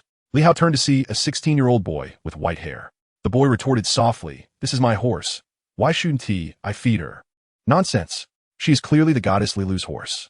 I've been in the same class with her for 3 years, and I see her feeding this horse every day. The white-haired boy shouted. This is my horse, Li Hao stated firmly, adding a simple thank you to Lilu. No need to thank me, Lilu replied. Her cheeks tinged with a blush. Li Hao, puzzled, asked, why are you blushing? Haven't you ever been thanked in your 16 years of life? I'm talking to you. The white-haired boy retorted angrily. With a sudden crash, a silver aura erupted from the boy's chest, manifesting as Silver Radiance Battle Chi. The force of this chi sent the boy sprawling several meters away, crashing into the wall and becoming immobilized. He gasped before collapsing to the ground, unconscious. Leo, Faza, merely felt a sense of familiarity reminiscent of 9 years prior. He glanced at Lilu. A look of confusion etched on his face. Why is it always because of you that I end up fighting with others? Though perhaps the circumstances differ.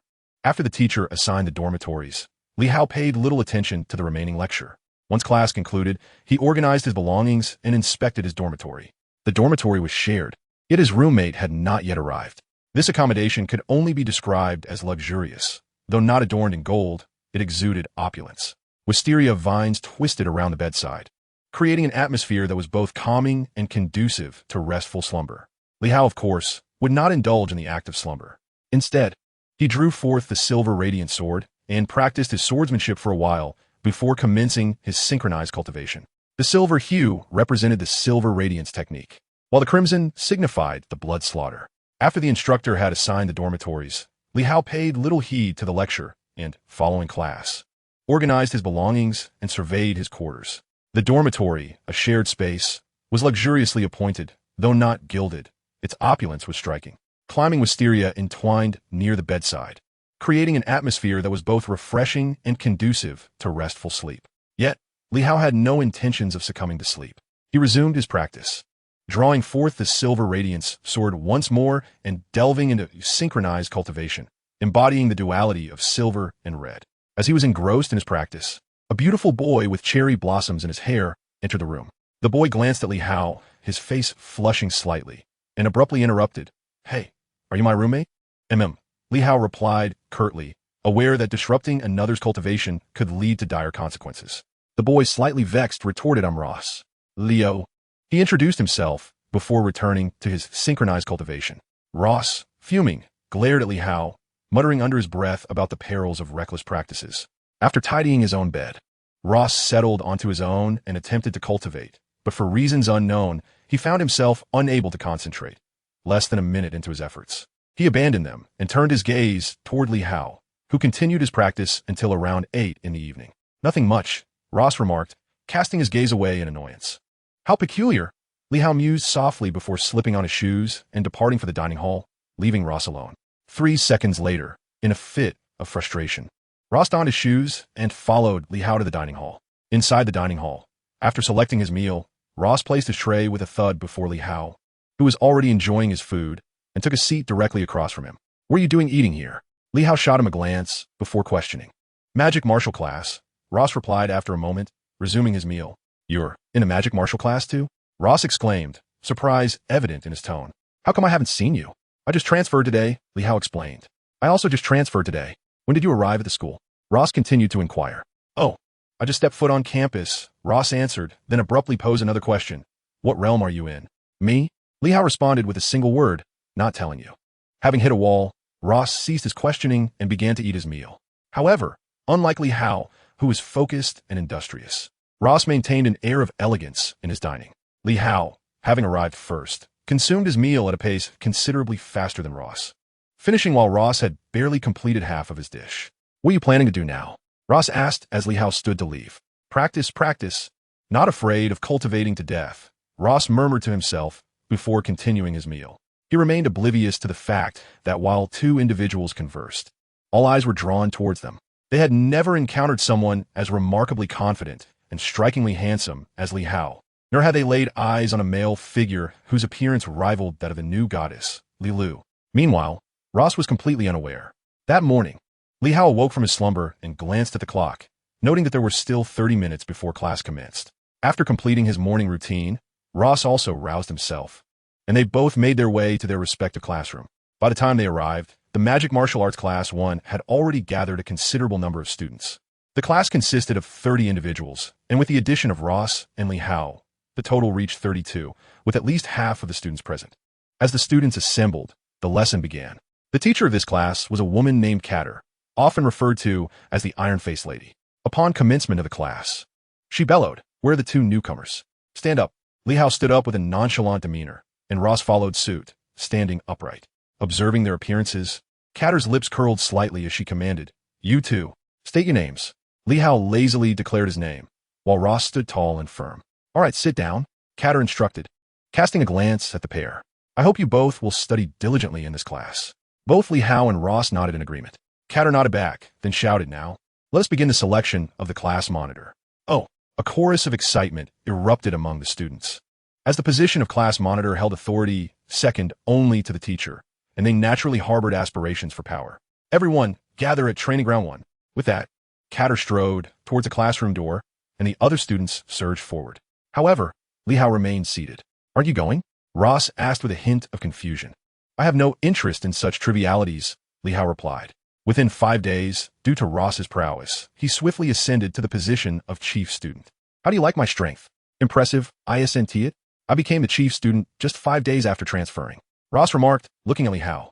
"Not bad, I suppose. But if you've achieved it, then so be it." Just don't let it interfere with my training, Li Hao replied, casting a glance at Ross. Oof. Just watch me defeat the chief student of the second year. Ross shot back, narrowing his eyes at Li Hao. The second year? Liu suddenly interjected. Yes. Today I declared war on the chief student of the second year. Watch how I lead the first year students to conquer them. Ross exclaimed with enthusiasm. Vic? You know his name? Ross questioned, puzzled. Indeed, we faced each other 9 years ago. However, there is something rather amusing. Despite being in the second year, he is already 21 years old. To ascend from the second grade to the third, one must attain the initial realm of a great swordsman. However, his continued stagnation raises some concerns. Perhaps he has grown too accustomed to being the top student. Li Hao closed his eyes and entered a meditative state. Observing Li Hao in his practice, Ross felt a twinge of uncertainty. Yet he chose to forego undressing and instead began to rest, determined to prepare for the impending duel with Vic the following day. On that day, the #1 training ground was undoubtedly bustling with people, for it was the arena where Ross would face Vic. Who do you think will win? Inquired a first-year student already in their 20s. It must be Vic, replied another. Ross is merely at the mid-level of a swordsman, while Vic has already reached the early stage of a great swordsman. An 18 or 19-year-old chimed in, indeed. And there's also the age difference. Vic must possess a certain cunning. Let us just wait and see, added yet another first year. Within a mere 10 minutes, both Ross and Vic had arrived at the #1 training ground, and some spectators began placing bets. Vic was the favorite at 1, while Ross was at 5. The overwhelming consensus was that Ross stood little chance. Their respective levels of prowess were evident. The battle commenced at the referee's command, and both combatants sprang into action. Beak, wielding his massive sword, believed he could easily handle Ross without any weaponry, launching a fiery punch imbued with his battle aura. Ross summoned a blue aura around his left hand, successfully blocking Vic's strike, though the impact left his hand aching, a testament to the disparity in their strength. He finally comprehended Li Hao's earlier words. With his current power, he could not hope to best Vic, yet Ross refused to concede. With a resounding crash, Ross was propelled backward by several steps, only for Vic to charge at him once more. This time, Ross opted against a direct confrontation. He sidestepped Vic's punch, fully aware of the latter's formidable power. Yet Vic was no fool. Seeing Ross evade, he swiftly swung his left fist. In response, Ross enveloped his hands in a pale blue aura, preparing to block Vic's impending attack. But Vic unleashed a thunderous roar that startled the onlookers, save for Li Hao, who remained composed. Deception. With that, Vic's form vanished, only to reappear behind Ross, delivering a dual punch imbued with fiery aura. The impact was explosive. Ross felt as though flames seared his back. Although the blue aura mitigated some of the burn, he was still sent sprawling 5 meters away. With a thud, Ross hit the ground but quickly rolled over and sprang back to his feet, breathless as he gazed at Vic. Vic, grinning maliciously, taunted, "Child, you ought to train for a few hundred more years." Ross remained silent, gathering his pale blue aura to envelop his entire body. As his back wound healed slightly, he surged forward, only to hear Li Hao's voice resonate. "Ross, you are not a warrior class." Ross finally regained consciousness. Indeed, he was part of the magic warrior class. Why should he confine himself to the struggles of mere warriors? He glanced around for Li Hao, but found no trace of him. Turning his attention to Vic, he drew forth from behind him a magnificent sword, its hilt adorned with several gemstones that sparkled resplendently. "O great god of wind, I beseech you to lend your strength and protect your ally," he intoned, invoking the spell. A shimmering barrier enveloped him, and he charged forward once more. Vic, taken aback, was astonished to discover that Ross possessed magical abilities as well. Flames enveloped him, and he unsheathed his broadsword, rushing forward with renewed vigor. The clash of steel echoed as their blades met, the fiery energy surrounding Vic's weapon diminishing in intensity. Ross began to chant anew, "O great god of flame, I implore you to bestow your divine fire upon my weapon." As he invoked the spell, sparks ignited along the blade, transforming into a roaring inferno. With the combination of the flames and his own strength, Ross finally forced Vic back several paces. Vic snorted in irritation, raising his broadsword once again to continue his assault. Unbeknownst to Vic, the flames enveloping Ross's sword had transitioned into a watery shroud. "O great god of water, I beseech you to imbue my weapon with your inexhaustible strength." As the spell took effect, the fiery attributes of Vic's broadsword abruptly ceased to function, the two forces merging, and a thick cloud of smoke filled the arena. The dense fog obscured Vic's vision, rendering him unable to locate Ross, who was now a mere phantom amidst the haze. Amidst the chaos, the sound of clashing steel rang out once more.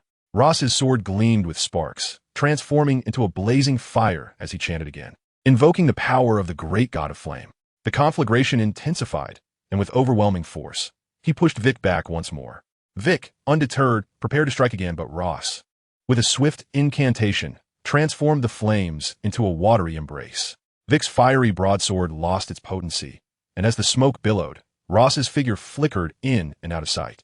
When the fog finally began to dissipate, Vic felt a sudden chill at his back, and before he knew it, he was propelled several meters away. As he rose, he found Ross poised with his sword's tip directed at him. With a snort of defiance, Vic raised his broadsword, deflecting the blade with a resounding clash, and swiftly aimed a devastating strike at Ross. Realizing the danger too late, Ross retreated a few steps, miraculously unscathed. As Vic radiated with fiery combat aura, the intensity of the flames surrounding him surged once more. Addressing Ross, he exclaimed, "I never anticipated being compelled to unleash my full strength by a mere first-year, 16-year-old. Your demise is imminent. This time, to spare that pretty face of yours, I shall forego my weapon." Ross sensed the impending danger, his caution heightened. Gripping his sword, he prepared for the next assault, but ultimately sheathed it behind him, declaring, "I, too, shall refrain from using a sword. Fair and square." Have you lost your mind? Or are you merely leaving yourself an escape route? The disparity between a great swordsman and a mere swordsman is inherently unfair. So be it, Vic retorted, channeling his full fiery aura into his fist and charging at Ross. In response, Ross concentrated his own aura into a single punch. A series of thunderous collisions echoed as their fists met, Ross's pale arms beginning to redden. Yet, he remained steadfast, refusing to utter the word surrender. With a fierce shout, Vic collided with Ross's punch, creating a shockwave that startled onlookers. They could sense Ross's tenacity and Vic's overwhelming power, realizing that none among them could withstand either Vic or Ross at their peak. With a resounding crash, Ross was sent hurtling backward, collapsing to the ground. As he struggled to rise, he beheld Vic brandishing his great sword, preparing to strike down upon him. Farewell. Vic cackled wickedly as he swung down. If that blow were to land upon Ross's head, it would surely be a gruesome sight. However, as everyone closed their eyes in anticipation, a loud thud was heard, followed by Vic's anguished cry. Opening their eyes, the crowd beheld Li Hao standing on the platform, his fist enveloped in a silver combat aura, while Vic had been forcefully propelled out of the arena. "Who dares?" Vic bellowed in rage, and upon seeing Li Hao, he seethed, "It's you." "Indeed, it is I," Li Hao replied succinctly as the silver glow of his aura dissipated. "This is the battle of our chief disciple. What right do you have to interfere?" Vic fumed. "Do not presume that because you were my equal 9 years ago, you can stand against me now. Equal? How could that ever be?" Leo responded, a tone of incredulity in his voice. Vic smirked, but soon fell silent, pondering. How could I ever be compared to mere trash in the early stages of a great swordsman? How infuriating. Do not think that just because you were my equal 9 years ago, you can act so arrogantly now. Vic's confidence wavered. After 9 years, he had achieved the strength of a great swordsman. Why could Li Hao not have done the same? "I have stated that being your equal is impossible," Li Hao declared, followed by a cold laugh. "In truth, I surpass you by leaps and bounds." "What did you say?" Vic roared, brandishing his great sword, igniting his fiery aura to its fullest. He lunged forward, and the crowd braced for Li Hao's downfall. Yet, the reality unfolded differently, as they witnessed Vic being sent flying across the arena. "How could this be? I am a great swordsman," Vic uttered in disbelief, glaring fiercely at Li Hao. "I told you, you are nothing but trash. Moreover, it's utterly despicable to harm my friend. Anyone who wishes to kill my friend deserves to perish 1,000,000 times over." Li Hao's lips curled into a slight smile as he gazed at Vic. "Would you prefer a method of incapacitation?" "Curse it," Vic spat through clenched teeth. "Very well. Allow me to select a means for you," Li Hao remarked, striding towards Vic. At that moment, Vic's expression was quite amusing. Upon seeing Li Hao approach, he scrambled away in a panic. Observing the spectacle, Li Hao couldn't help but chuckle before turning to Ross. "Are you all right?" Ross nodded in affirmation. "Quite impressive, isn't it?" The voice belonged to the 20-year-old Tashu, who had already attained the rank of a top-tier swordsman by the age of 20. All eyes turned to Tashu, admiration gleaming in their gaze, for he had reached the esteemed realm of a swordsman, a feat that required serendipity to transcend from a great swordsman to this level. "Not too shabby," Li Hao responded succinctly. "What say you? Do you wish to engage me in combat?" Tashu inquired. "Not particularly," Li Hao replied, preparing to turn away. "How about we wager on something?" Tashu suggested abruptly. Wager what? Liu Castunat. If you win, I shall reward you with 100 diamond coins. If you lose, you shall suffer no consequences. How's that sound? Tashu smiled subtly. That is indeed 100 diamond coins. 1 diamond coin is equivalent to 100 purple crystal coins. What benefit do you derive from this? Li Hao asked, puzzled. To battle against a formidable opponent is my greatest advantage. Tashu replied with another smile. Very well, I accept. Tomorrow here, Li Hao stated, fixing his gaze on Tashu. Tashu smiled and descended from the first training ground, making his way to his quarters. Inside Li Hao's dormitory, Ross admonished, you are far too reckless. What is it? Li Rabia Sumawad Bawildarat. Tashu has not only reached the swordsman level, but he also wields the revered goddess of Luo's sword, which is said to be on par with the Silverlight sword. Have you heard of the Silverlight sword? To be compared with it is no trivial matter. Ross glared at Li Hao as he spoke. The goddess of Luo's sword? Liao Shuklat Sufli. That hardly seems like an unfair advantage for him. Tomorrow, at the very least, I can manage a draw. Prepare for spectacle. With that, Li Hao settled into a cross-legged position to meditate. There was no room for negligence in his training at this moment.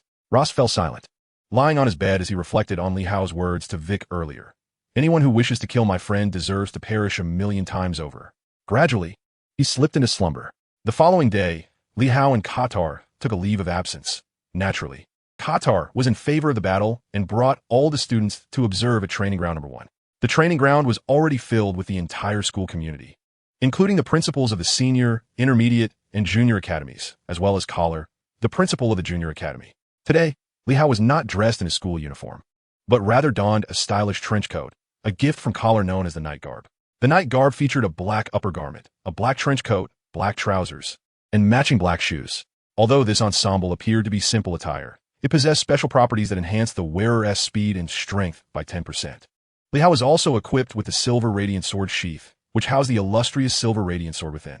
In stark contrast, Tashu, with his white hair, wore a similarly styled trench coat, but in pristine white. This garment was a gift from his father, the Prince of the Empire, and shared identical attributes with the night garb. Both were crafted by the same artisan, one in black and the other in white. With the goddess sword strapped to his back, Tashu cast a glance towards Li Hao. At training ground number 1, the two figures, one clad in black and the other in white, seemed to ignite sparks in the eyes of onlookers. As the referee's voice signaled the commencement of the battle, both combatants unsheathed their swords simultaneously, leaving everyone, including Ross, in astonishment.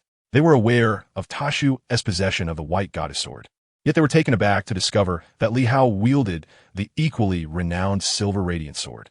Tashu, initially surprised, soon felt a surge of excitement and charged forward without hesitation. With a resounding clash, Tashu swung his sword downwards. But Li Hao skillfully parried the attack with his silver radiant sword, channeling his strength to send Tashu soaring. As Li Hao swung his sword, he missed Tashu, who had already landed a few paces away. White shadow, Tashu exclaimed, thrusting his sword forward. The white energy surrounding him gradually manifested into 5 ethereal white swords, a skill of his. When Tashu's goddess sword met Li Hao's silver radiant sword, Li Hao caught sight of the energy swords behind Tashu, which surged towards him at a speed rivaling that of Tashu's sword. Radiant strike, Liao Shota, leaping into the air and executing a swift spin before descending with remarkable speed. Tashu instinctively jumped back, yet a crimson mark had already appeared on his chest, indicating the impact of Li Hao's silver radiant sword, which fell upon the ground, leaving a shimmering silver trace. Tashu chuckled softly, acknowledging, "You truly are formidable." "Unity," he proclaimed, as several white energy swords appeared behind him, and he lunged forward once more. This time, although his strike was again blocked by Li Hao's silver radiant sword, the white energy swords swiftly transformed into a colossal energy blade that surged toward Li Hao with astonishing velocity as Tashu's sword tip made contact with Li Hao's. With a thunderous boom, Li Hao was propelled back several steps, remarking, "You are not lacking either." Then, the radiant strike reappeared. Tasha leaped backward, yet he did not anticipate that following Li Hao's radiant blow, the silver radiance sword began to emanate a silvery mist. In an instant, the silver radiance sword disintegrated into over 20 silvery energy swords, the hilt no longer in Li Hao's grasp. "Combo!" Li Hao shouted as all the silvery energy swords surged forward simultaneously. "White shield!" Tasha bellowed, relinquishing his Roshan sword, which transformed into a colossal floating white shield. All the silvery energy swords collided fiercely with it, propelling Tashu several meters back. But that was not the end. Liao Shukalat, as all the silvery energy swords reassembled into the silver radiance sword, which returned to his hand. Tashu felt the silver radiance sword pulling him, and in a moment of desperation, he activated the white shield for protection, the sword merely piercing the surface of the shield. Yet Li Hao still smiled, thrusting forward and then retracting. The width of the silver radiance sword diminished slightly. Two silvery energy swords materialized around him, and with a swift, spinning motion, the silver radiance sword sent Tashu, along with the white shield, hurtling towards the edge of training ground number 1. As Tashu regained his footing, ready to counterattack, he was suddenly confronted by the two energy swords that had just been formed, now rushing at him, lacking only their tips. And they swiftly propelled him out of the arena. The battle concluded. Li Hao from the magic martial arts class emerged victorious. The referee, suddenly coming to announced. At that moment, Tashu stood up and remarked to Li Hao, "I never expected that a 16-year-old junior would be so formidable. I still have much to learn. You shall receive 100 diamond coins today. Thank you for the lesson, junior." Li Hao, breathless and leaning on the silver radiance sword for support, replied, "It was merely luck, just luck. Do not be modest, junior." Tasha laughed. "You are the strongest student I have ever encountered." Li o shukalato kuwarli. And Tashu joined in his laughter. The audience erupted in a continuous round of applause. "Impressive. Well done," Kadar exclaimed excitedly, clapping and cheering. Ross dashed onto the stage. Addressing Li Hao, "You are indeed quite strong. Your hair is all disheveled." After saying this, Ross chuckled and assisted Li Hao back to the dormitory.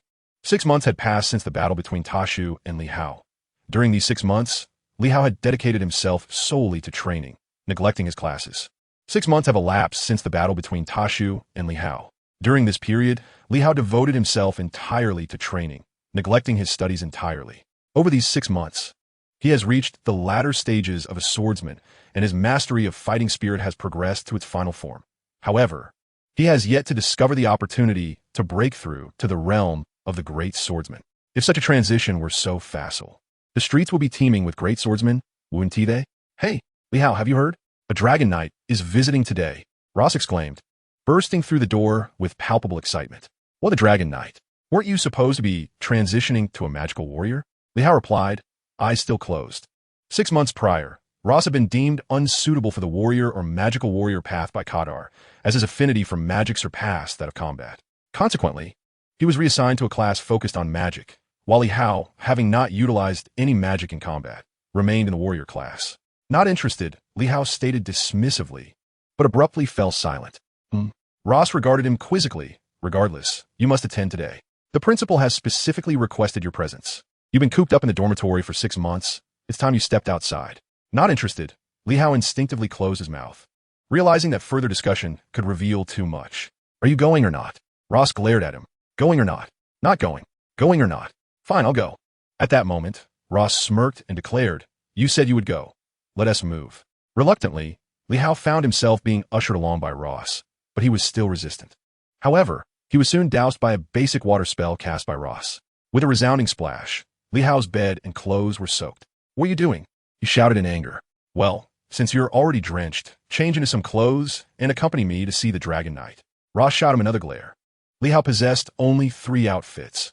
One was a dark knight suit, another was his school uniform, and the last was a simple cloth garment. Since the cloth garment was soaked, he had no choice but to don his school uniform and head out with Ross. On the playground, a considerable number of students had already lined up in neat formations, preparing to welcome the Dragon Knight's arrival. The academy's playground was vast, nearly the size of 1/3 of an ordinary city, confirming to Li Hao that Earth could not compare in size to this place. Once everyone was in position, a thunderous sound resonated through the sky. As the students looked up, they beheld 3 shadowy figures soaring above. To them, these silhouettes appeared no larger than ants. But as they drew nearer, they grew colossal, eventually revealing themselves to be 3 enormous dragons, each bearing a rider upon its head. These riders were the Dragon Knights. Suddenly, the gaze of a red-haired man atop a crimson dragon locked onto Li Hao's position. In an instant, he appeared before Li Hao, his figure as elusive as a wraith. Suddenly, the crimson-haired man retreated a few steps to the foot of the dragon, drawing a large, fiery red sword from his back, and charged towards Li Hao. Was the newcomer malevolent? The red-haired man swung his sword horizontally, while Li Hao placed his hand against the blade's surface and leaped upward. The red-haired man, wearing a cold smile, struck upward with tremendous force as the great sword descended. With a resounding clash, Li Hao's silver gleaming sword met the blow. In that moment, as he blocked the upward strike, Li Hao executed his first move, a flourish of brilliance, causing dark, ink-like energy to spill from the silver gleam and cascade to the ground, only to gradually dissipate. The red-haired man gazed at Li Hao in astonishment, then stepped back, exuding an overwhelming aura of fighting spirit that left everyone in awe. Just as the red-haired man prepared to strike again, he was momentarily immobilized by the icy breath of a massive azure dragon. Yet, this was but a fleeting moment, as the crimson fighting spirit swiftly enveloped the ice, shattering it into fragments. Blue ice, are you out of your mind? The red-haired man shouted at a woman with blue hair atop the dragon's head. Are you the one who's deranged? The lad is merely 16 and at the level of a swordsman, yet you unleash the aura of a master swordsman, she retorted disdainfully, casting a brief glance at the red-haired man before addressing Li Hao. Little brother, you truly possess remarkable prowess to have forced him into such a predicament. Leo, somewhat perplexed, inquired, what have I done? Why is he attacking me? It was merely a test of your strength. I am the brother of Tashu, and I've heard you defeated him, the red-haired man remarked, scrutinizing Li Hao with curiosity. Your strength seems to be about on par. Our teacher has instructed us to select 5 individuals, and he qualifies as one, the woman named Blue Eyes stated. Certainly, Tashu is also included. Both possess divine swords. The red-haired man, Card Tashu's, affirmed. You're clearly mixing personal interests with duty, but your brother's strength should suffice. A few more years of training until he reaches the Sword Soul stage will do, Blue Eyes replied, then glanced at Ross. Little sister, are you interested in becoming a Dragon Knight? He's male. Ross attempted to interject, but Li Hao interposed. Oh, little brother, do you wish to become a Dragon Knight? Although it was said so, the expression of ice blue was evidently one of astonishment. I am a magician, Ross lowered his head and stated. Why can't a magician become a Dragon Knight? I am an ice magic magician, Ice Blue replied. Can a magician truly become a Dragon Knight? Ross suddenly lifted his head, his eyes sparkling with anticipation as he gazed at Ice Blue. Of course. Look at that golden-haired man. He is a priest of light and a light magician, Ice Blue said, pointing towards a golden-haired man atop a golden dragon. So, magicians can indeed become Dragon Knights, Ross exclaimed, brimming with excitement. For 6 months, he had diligently practiced magic, and, due to his remarkable talent, he had finally reached the level of a mage after a prolonged struggle in his training, akin to Li Hao's relentless efforts. Old Jean, it's your turn. Kate addressed the golden-haired man. Me? Forget it, there isn't a single light attribute person here, the man known as Old Jean sighed, and after uttering those words, he ascended atop the dragon and gradually distanced himself from the crowd's sight. All the students turned their eyes toward Cade and Ice Blue, for who among them did not aspire to become a Dragon Knight? However, Ice Blue shook her head, and upon realizing her thoughts, the crowd shifted their gazes to Cade. When Cade also shook his head, a wave of disappointment washed over everyone. The teacher asked for 5 participants, yet there are only 3. Alas, little sister, little brother. Come forth, Ice Blue said, gesturing for Ross to mount the dragon. Ross glanced back. The principal and the teachers all nodded, prompting him to climb aboard. Meanwhile, Tashu and Li Hao swiftly leapt onto the dragons, which then soared into the sky, gradually disappearing from view. Upon the fiery dragon, Tashu, filled with excitement, patted the magnificent crimson beast and declared, Li Hao, I knew you would be selected. I actually didn't plan on coming. I was brought here by Ross. Li Hao replied, gazing at the dragon, memories of his long-fought battles alongside his black dragon familiar surfacing in his mind. What, you didn't intend to come? I truly can't fathom your thoughts, Tasha said. A mix of surprise and confusion etched on his face as he looked at Li Hao. While speaking, I might just kick you all off, Kate interjected. Tashu instantly fell silent, glancing at Li Hao without uttering another word. On the blue ice dragon, Ice Blue inquired, Ross, is it? Are you truly a boy? You seem so much like a girl. Big sister, saying a boy resembles a girl is taboo. Ross replied, his face slightly flushed. Ice Blue sighed softly, choosing not to speak further as she guided the dragon alongside the fiery one. After nearly an hour of flight, the dragons began to descend, landing gradually in a spacious clearing adorned with wooden stakes and a large house. The house was quite grand, akin to a luxurious villa on Earth. Both dragons landed in the clearing, and everyone aboard disembarked. Wow, what a vast place, Ross exclaimed first. Indeed, indeed, Tashu echoed with equal awe. What are we brought here for? Li Hao was the first to voice a question, surprising Cade, as most who arrived here would typically express their emotions first. And they were no exception. When you become a sword soul and a mage, you will undergo training, Cade continued, fixing his gaze on Li Hao and Tashu. Your current strength relies entirely on the Roshan sword and the Silverlight sword. You have yet to truly unleash your potential. At this moment, you are nothing but mere dross. Lacking true swordsmanship, what can you achieve through the techniques of divine swords? What will you do if one day your divine swords are lost? At this, Li Hao and Tashu nodded in agreement, realizing that depending solely on the power of the divine swords was utterly insufficient. Li Hao had also relied on bloodthirst and combat skills on Earth. Truth be told, he had never truly practiced swordsmanship. For the next 3 years, this will be your training ground. If you do not reach the realms of mage and sword soul within 3 years, you must depart. This is the directive from your teacher, Cade stated. There are 2 floors in total, with 5 rooms on the second floor, originally intended for 5 individuals, but now only for 3. Feel free to choose your rooms. We will reside on the first floor. With that, Cade gestured for Li Hao, Tashu, and Ross to select their accommodations. Ah, this is quite reminiscent of our early days, Ice Blue remarked to Cade as the 3 entered the house. Cade, gazing at the building, seemed to harbor a tinge of sorrow in his eyes. After the rooms were chosen, Li Hao, Tashu, and Ross were summoned by Cade to an open area. Ross, you will study magic and cultivate your magical power with Ice Blue. Tashu and Li Hao, I shall teach you swordsmanship over the next month. How much you learn depends on your own efforts. Following that, you will have 3 years to cultivate, and you must break through to the sword soul realm within that time, Cade declared emphatically.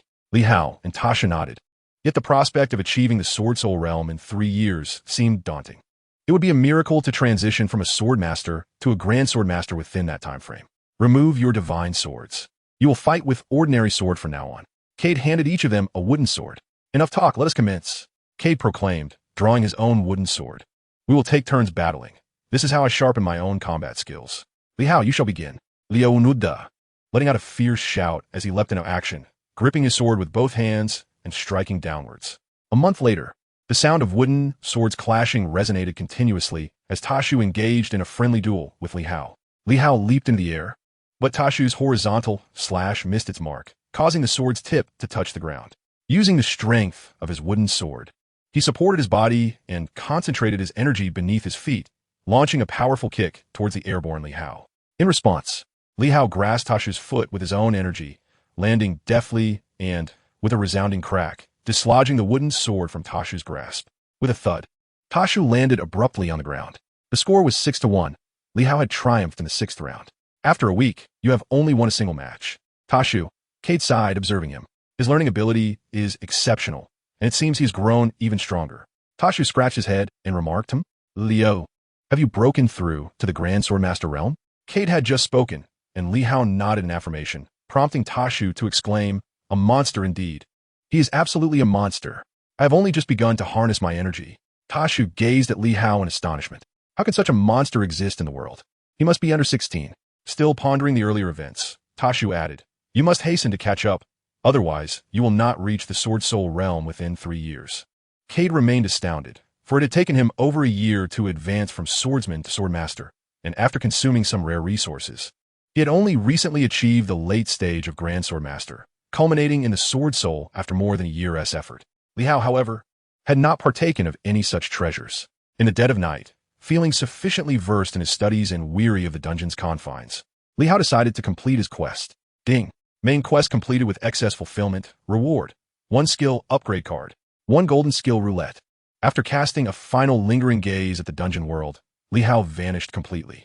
This is disastrous, truly disastrous. It felt as though the world had become isolated. His mind was frequently invaded by memories and events from the dungeon. Though they were hazy and illusory, the discomfort lingered, troubling Li Hao for an entire week. He finally grasped the meaning of such vague processing. What a conundrum. However, when he glanced at the 2 items in his possession, he felt that everything had been worthwhile. Skill upgrade card. This card allows for the arbitrary enhancement of skills below the golden tier. Golden skill roulette. A game of chance where fate prevails over skill. There is a 50% chance to draw a blank, erasing all skills below the golden tier, and a 50% chance to obtain a golden skill. What defines a golden skill? It consumes little energy while wielding tremendous power, skirting the edges of rules and celestial laws. Gazing at the 2 items, Li Hao found himself in a dilemma. The skill card was undoubtedly valuable, yet the golden skill roulette held its own mysteries. The potential of golden skills was immense. making it unthinkable for Li Hao to relinquish such an opportunity easily. His soul skill, Blood Slaughter, had barely reached the silver level and was not yet pure silver. One could imagine the vast potential for growth inherent in golden skills. With a firm resolve, Li Hao decided to take the plunge. Ding! Initiating the golden skill roulette. Are you sure? Please proceed with caution. Li Hao narrowed his eyes and confirmed his choice. The air around him began to whirl, and a colossal roulette slowly materialized from the void. Indeed, it is half golden and half blank, devoid of any color other than platinum. A resonant hum echoed, and the wheel began to spin vigorously. In Li Hao's eyes, the two colors of platinum incessantly transformed. He waited patiently, even beginning to pray, despite his usual skepticism towards deities. Of course, his willingness to take this gamble was not born from a belief in his fortune, but from the security of possessing a skill upgrade card that could save him. Even if the blood-slaying skill were to be erased, as long as the upgrade card remained, Li Hao was confident that after a few more attempts in a lower-level dungeon, he would at least not fare worse than he currently did. Ding! The wheel came to a halt, and he acquired a golden skill. A skill book materialized before him, and Li Hao was instantly captivated by the golden body condensation technique. The golden body condensation technique. Halt the blades, cease the flames of war. This technique, forged from virtue, can shield the body and allow one to comprehend the great path. Is there no offensive capability? Dor gazed at the golden body technique, somewhat astonished by its uniqueness. Yet, the more peculiar the technique, the greater the potential for achieving higher accomplishments. Merely holding the skill book of the golden body condensation technique filled Li Hao with a sense of spiritual cleansing. In truth, after cultivating and purifying the blood-slaying skill, Li Hao had sensed an underlying discomfort and an unsettling apprehension. The blood-slaying technique, after all, diminishes one's virtue and karma, and the path ahead had become increasingly constricted, seemingly devoid of future prospects. Thus, upon acquiring the golden body condensation technique, he was struck by a profound revelation. While the blood-slaying skill possessed offensive capabilities, advancing further would inevitably summon karmic repercussions and other malevolent obstacles. Hence, if he were to attempt to later cultivate techniques that refine virtue, it would undoubtedly be too late. In the early stages, the so-called blood-slaying technique was indeed formidable, but as one progressed, its myriad drawbacks could lead to utter despair. After contemplating for an entire night, Li Hao resolved to focus on cultivating the golden body condensation technique. It was only after thoroughly reviewing the technique's description that he realized the magnitude of his earlier fortune. The calamity of unwarranted misfortune, as articulated, posited that karma would persist due to acts of slaughter indelibly attached to the bearer throughout their lifetime. Conversely, virtue would similarly accompany the host for their entire existence. However, it is common knowledge that virtue is a blessing, while karma is a burden. Acquiring karma is remarkably easy, yet obtaining virtue is a daunting challenge. This is why, during tribulations, virtue is held in high regard. Indeed, even in ordinary times, it remains a precious entity. It cannot be purchased regardless of one's wealth, power, invincibility in combat, or irresistible charm. Virtue remains unchanged. Conversely, acquiring karma is exceedingly simple, often achieved with minimal effort. Why? Performing good deeds does not necessarily yield virtue. Yet committing acts of wrongdoing invariably accumulates substantial karma. Entangled in karma, one may not perceive immediate consequences. However, an excess of karma can significantly influence one's fortune, not to mention the implications after death. Thus, possessing a wealth of virtue, crystallized into a golden body, can at the very least ensure one's distance from peril. Initially, the methods of cultivating virtue may seem ineffectual, yet once the quantity of virtue reaches a certain threshold, its impact becomes tremendous. Particularly in combat, the protective virtue serves as the most formidable of all techniques. Once one has cultivated the golden body of virtue, even in the absence of offensive power, one can secure an undefeated stance, rendering it an invaluable skill for preserving life. For Li Hao, despite his ability to traverse numerous instances, these realms are fraught with danger. Consequently, even with 5 or 6 layers of blood malice, he treads cautiously, wary of delving too deeply into the perilous recesses and forbidden domains of these instances. Beyond the main and side quests, there are indeed numerous tasks to be unearthed. However, due to his limited strength, Li Hao hesitates to explore too boldly. After navigating these instances, he realizes that the significance of safety far surpasses that of sheer attack power. After all, one's life is singular. Thus, he resolves to experiment with the cultivation of the so-called golden body of virtue, as blood malice necessitates a corresponding technique to neutralize the karma and malevolence within. After a fortnight, Li Hao utilized skill upgrade cards to enhance the method of cultivating the golden body of virtue. Level 1. Possesses the protective efficacy of indestructible true spirit, capable of eroding malevolence and karma, requiring substantial virtue. Over the subsequent months, Li Hao persistently elevated his virtue. How, you may ask? Quite simply, by upholding justice and aiding orphans and the elderly. In due course, Li Hao was recognized as the most benevolent resident by his community. The once formidable blood malice was gradually refined and diminished through his virtue, eventually dissipating from within him. Although the blood malice has vanished, Li Hao feels remarkably revitalized, as cleansing it has left him feeling refreshed and invigorated. Blood malice is a treacherous path, once cultivated to a heightened state. It signifies the onset of death for Li Hao. Without a robust shield of virtue, elevating blood malice to a certain level would undoubtedly invoke retributive calamities. Seeking shortcuts invariably incurs a cost.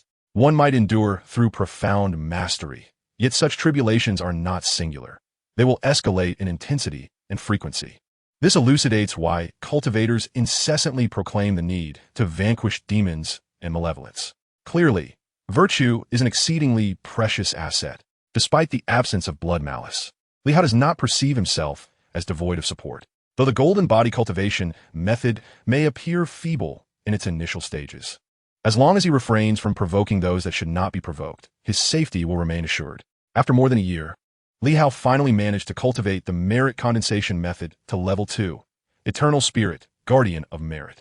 Each day, he utilized the power of merit to cleanse both his physical form and soul, gradually sensing a profound transformation within himself. This change was no longer superficial. It emerged from deep within.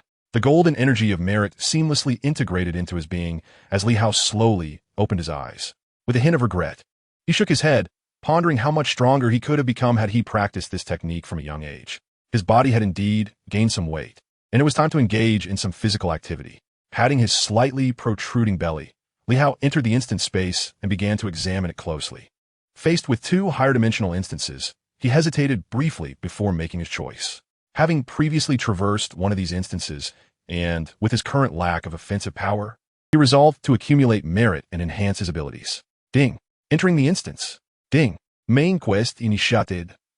As Li Hao opened his eyes, the dizziness in his mind faded away, only to be interrupted by the alert for the main quest. While he listened intently to the task notification, a sudden cacophony disrupted the air. Buzz, buzz, buzz, buzz. Before the main quest could fully unfold, the entire system was seemingly interrupted, silencing all sounds. Li Hao felt a surge of fear, frozen in place, reluctant to move.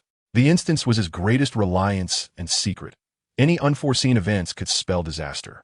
Ding! Instance system under attack. Ding! Data disarray. Data correction system activated. Ding! Peripheral defenses compromised, activating defense system. Ding! Instance system malfunctioning, initiating backup plan. Ding! Executing backup plan. Host will experience chaotic jumps. Please be advised. Buzz! The scenery before Li Hao suddenly blurred, as if he were being torn apart, vanishing from his original spot. Ding! Instance system entering paralysis state. Ding! Backup plan activated. Host memories and abilities sealed at 99. Commencing genetic modification. Darkness. An overwhelming void of darkness. Li Hao had no sense of how long he had been unconscious, nor did he know who he truly was. The only thing he remembered was his name, Li Hao. When Li Hao regained consciousness, he had transformed into an infant, cradled in the arms of a woman, his mind swirling in a haze. An inner voice seemed to influence him, and as Li Hao grew, he became shrewd, worldly, and imbued with a sense of humor. Years later, beneath the flickering, dim lights, hurried travelers mingled with those carrying burdens, while weary mercenaries, after a long day, sipped rough, low-quality wine, witnessed tedious entertainment, and gambled with the local cards, a choice favored by most laborers. In the 59 Tavern, despite his profession of living by the sword, Li Hao never considered himself a proponent of violence. At that moment, he concealed himself in a corner, perusing an old book titled The Great Emperor, which he surmised from the title to be of little merit. The truth is, the author's literary skill is indeed lamentable, prompting Li Hao to mutter a curse under his breath as he carelessly discarded the book. He lifted the glass of red wine before him, savoring it gently. He appeared to be one of the few mercenaries who appreciated fine wine, despite the fact that this exquisite vintage consumed nearly half of his daily earnings. A knight who venerates honor and courage must confront the depths of his own soul. Li Hao lowered his head, deep in contemplation, indifferent to the newcomer who was meticulously dissecting words. The abode of paradise is a gift from the goddess, and our desire is to soar in the azure sky. On the verge of mental exhaustion, Li Hao suddenly rose, grasping the newcomer and pressing him into a chair, expressing his vexation. I've always adhered to the chivalry code. However, if there were a second glass of dragon's breath red wine, I would gladly relinquish the former, along with a certain wretched, impoverished sorcerer. The individual straightened, stabilized himself, and slowly raised his gaze. With a melancholic stubble, striking facial features, and eyes imbued with noble lineage, he murmured, "My dear, we often lament the unfulfilled desires, yet seldom reflect upon our own capabilities. Even if the goddess of fate were 1,000-strong knight, she would not relent simply due to my beauty." Li Hao paused, then feigned retching, as if fleeing from a plague, leaning against the peachwood railing of the dance floor. Striking a pose he deemed quite dashing. He labeled this state of being as intermittent mental depression, devoid of purpose or emotion, existing purely for the sake of existence, allowing the dancers to sway around him. Compared to the artistic individual behind him, he favored more tangible pleasures, such as universal gold coins, alluring women, or exhilarating pursuits like free hunting. While lost in thought, the tavern's half-open door was gently pushed open, admitting two unremarkable figures clad in worn pastoral robes, their faces obscured by white veils. At any time or place, only a fool would provoke anything related to the church, regardless of its authenticity. Yet, in the tavern reeking of alcohol and smoke, the usual caution seemed irrelevant. As the two priests stood resolutely, a large hand, covered in dense hair, suddenly reached out. Amusingly, the drunken man, who had not yet succeeded in his endeavor, was interrupted mid-act. Specifically, he was struck by a spell, causing his knees to collapse and his center of gravity to propel him forward, resulting in a comical kneel, reminiscent of a dog begging for scraps. Amidst the laughter, the mocked burly man was filled with rage, bellowing incessantly, yet he could not discern the true culprit behind his humiliation. Li Hao cast a sidelong glance at the corner where a faint glow had swiftly vanished, the handsome youth's silhouette gradually fading into darkness. The priests paid no mind to the raucous drunkard and ascended the stairs, while Li Hao clumsily performed an equally awkward gesture of reverence, despite being a staunch atheist. Others absurdly followed suit. "Young Master Li Hao, you seem particularly merry today. May I have the honor of sharing your joy? If you could be more vocal while working, I would gladly share with you," Li Hao retorted, frowning. "Ah, my dear, every profession has its boundaries." The woman's laughter was remarkably professional, laced with seductive allure. In the face of gold, no profession is devoid of moral boundaries. Have you heard? The kingdom of court has fallen, with Princess Emile leading the remaining knights in a desperate escape, while the fate of King Court remains uncertain, which is truly alarming.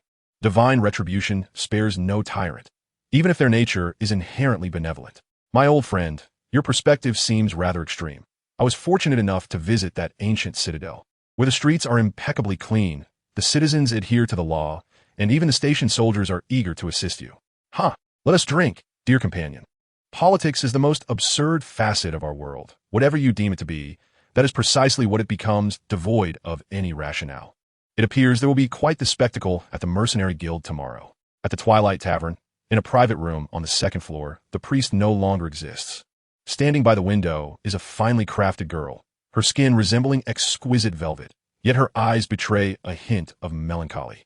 "Emile, we shall rest here for the night. Dawn approaches, lest General White grows concerned."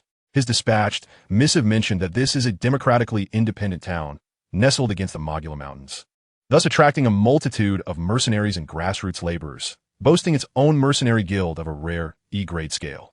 Simier, washing her face with warm water, calmly remarked, occasionally glancing at the pensive Emile, and continued, "Keep your heart steady. Those fools sent from Mess City have already been lured away and eliminated by General White. The Beast Emperor's spies in Gaoming would never anticipate that we are concealed in the most perilous of places. It is time to enjoy a midnight snack rather than wallow in sorrow." Emile closed the window and surveyed the fresh cheese and toast presented by the attendant. Feeling no appetite, he casually remarked, "The one who just aided us must be a second-rate mage. How childish to employ such trivial magic as leg-locking." Simier wiped her face, glanced in the mirror, and muttered, "Sometimes the simplest things prove most effective." Alas, do you think those ruffians from Mess City might spread the bounty hunting orders to this little town? If that were the case, will we not be leaping into the dragon's den? Emil coughed lightly, his demeanor calm, scoffing. Are you seriously concerned about those drunken fools? Simier, somewhat speechless, could only self-deprecate and bury herself in her food. After all, the royal blood flowing through her veins is not of the most legitimate lineage. 3 days prior. Your Highness, the royal guard has been ordered to ensure your safety. Please cooperate. On the altar of the central square of the Kingdom of Court, knights clad in black helmets and iron horses surrounded the young girl, swords drawn. Several kilometers behind them, the weathered city walls were relentlessly bombarded by catapults. The sudden onslaught had left this renowned city of peace in ruins. Damn it, a bunch of imbeciles. Your current task is to head to the front lines, to protect the women and children with the glory bestowed upon you by the kingdom, not to hover around me like a gaggle of hens. Step aside, or I shall treat you as deserters with my sword. The silver fur maiden, her face obscured by fury, wielded a slender sword imbued with elemental fluctuations, radiating an indomitable spirit of battle. Her crystalline eyes remained fixed on the horizon, though she had not witnessed the chaos up close. The skyward fireworks and piercing cries spoke volumes. As a princess of the kingdom, she refused to be confined within the shackles of her status. Instead, she committed to rigorous training, mastering both archery and swordsmanship, while also acquiring hand-to-hand combat skills. After a few symbolic attempts at resistance, her finely crafted sword was deftly disarmed by a steel lance. In her struggle, another noble from the kingdom, astride a fiery steed, charged forth. His once immaculate leather armor now stained with blood, while his rose-colored cape billowed in the air, exuding a serene yet enchanting aura. Halt, you gluttonous fools! How dare you treat Princess Emile with such disdain? Have you lost your wits to a catapult? To the entire royal guard, heed my command. The plan has shifted. Your current task is to use your weapons to protect me and Princess Emile as we retreat from the imperial capital, crossing the Mogula Mountains on the southwestern border, and make our way to the coastal capital on the southern shores of the Pacific. It is a city where doves of peace and snow finches abound, and its king has been hailed by the World Order Church as the Lord of Light. Emile's eyes widened in disbelief as she felt the earth tremble beneath her, the unending spread of warfare engulfing the kingdom's army in slaughter. Just as she resolved to dash forth, she was seized by a female knight and mounted upon a steed. Listen, Emile, the knight proclaimed, the treacherous city of Mess has allied with the orc tribes. Their shaman has corrupted the bat warriors, leading to the annihilation of my thunder riders. Your father is a true hero. In our direst hour, he entrusted me with a letter, instructing me to ensure your safety and to present this letter to the Lord of Light, beseeching him to send reinforcements to Comis. We are racing against time. Do you understand? Our innocent and virtuous people have no choice but to wait, and the fate of the entire kingdom rests upon our shoulders. Emile ceased her struggles, tears cascading unbidden down her cheeks, falling upon the land she held dear as the scenery around her faded into oblivion, until the iconic lighthouse in the heart of the city was swallowed by the horizon. 3 hours later, at the border of the kingdom of Kodum, the station troops were not particularly well equipped, and living conditions were rather rudimentary. Fortunately, the climate of the Mogula Mountains was temperate and the grasslands abundant, alleviating concerns for their steeds. After securing ample provisions, they pressed forward without pause, marching forth in a grand procession. Stop advancing, declared the princess. I can faintly scent the presence of the two-headed dragon. It seems that the military might of the Beast Emperor is far more formidable than we had anticipated. The commander of the royal guard, White, renowned for his prowess in warfare, made this bold observation. The knight, Simmer, did not dispute him. Instead, she gently stroked the mane of her fiery steed and replied coldly, General White, your primary duty is to protect Princess Emile, not to act as a scout. Leave these trivial matters to the women. Now, lead your troops to escort Princess Emile into the woods. I will guide you through a shortcut from the air, and before darkness falls, we shall regroup at the foot of the Mogula Mountains, emerging as temporary victors. She issued her commands with unwavering authority, leaving no room for dissent. The fiery steeds spread their wings and soared into the sky, where ominous clouds gathered. The raptors, imbued with the dark power of the Grand Shaman, unleashed heart-wrenching cries that echoed through the air. Emile, concealed within the woods, understood the brutality of this desperate flight without even raising her gaze.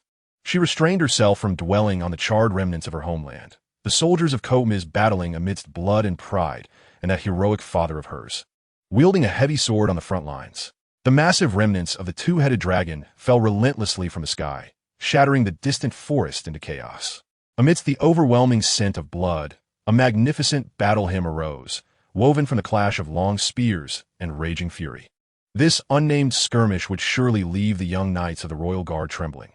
They forged ahead through thorns and brambles, driven by a singular conviction: to protect the hope of Princess Emile. As the battle in the sky drew to a close, rays of dawn pierced through the clouds, illuminating the mountains and rivers, and gracing the slightly upturned face of Simmer like a kiss from goddess. She hastened towards the Mogula Mountains to reunite with her sister, gently touching the letter at her waist, whispering to the air, "Emile, only by surviving can we glimpse hope." On the dragon, spine-like ridges, faint glimmers of lights were visible, likely the temporary tents erected by wayfarers. Neither rangers nor soldiers would commit such a fundamental oversight. To avert unforeseen circumstances, General White dispatched scout riders while the others took refuge in the forest as concealment.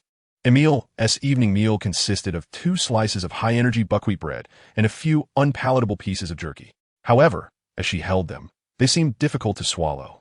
Her gaze melded with the night, contemplating the vast starry expanse, hardly reminiscent of a proud princess. "If you don't fill your stomach, it will be hard to muster the strength for the journey, my esteemed Princess Emile," remarked Simmer, returning from her patrol, her tone gentle. The sight of her well-defined legs in riding boots and military trousers drew the attention of several young knights. "Simmer, I am deeply concerned about Father's safety. Do you think they might?" Emile began, but Simmer interjected, "Emile, do not forget the mission we bear, nor doubt the king of Kot's capabilities. He possesses the strength to hold out until reinforcements arrive. The wild chrysanthemum, symbolizing peace, will bloom anew, and the banners of our kingdom will soar in victory. We shall all emerge as warriors in this national struggle." With confidence, Simmer clenched her fist, imparting hope to Emile, who mirrored the gesture and smiled at her beloved sister. Suddenly recalling something, she asked, "What was mentioned in that letter?" The Pegasus Knight shook her head calmly, saying, "King Kot expressly told me that this letter may only be opened once we safely reach the capital port. Thus, now is not the time for impulsive actions. Our only course is to traverse this mountain range swiftly and follow the nearest maritime route to seek the aid of our allies. According to General White's calculations, should we face no obstacles, we shall achieve our goal in 5 days. At that time, a multitude of griffin riders will soar across the Pacific, a sight that will undoubtedly be magnificent, would it not, my dear little princess?" The scouts responsible for investigating the perilous situation returned one after another. Just as Sulmira had anticipated, there were merely a few foolish donkeys that the Black Wolf Falcons would digest as snacks. The team set out again, ascending the dragon's spine under the moonlight, their pace swift. Occasionally, 2 eerie owls circled above, all of which were brought down by Emile's crystalline bow. They understood that these were the enemy's eyes, for behind these expendable pawns lay countless 2-headed dragons and bat warriors in pursuit. Morning in Yudo Town was both beautiful and serene. Li Hao, known for his notoriously chaotic biological clock, rose early. He greeted the returning shepherds along the way and nodded with a smile to the newly opened shopkeepers.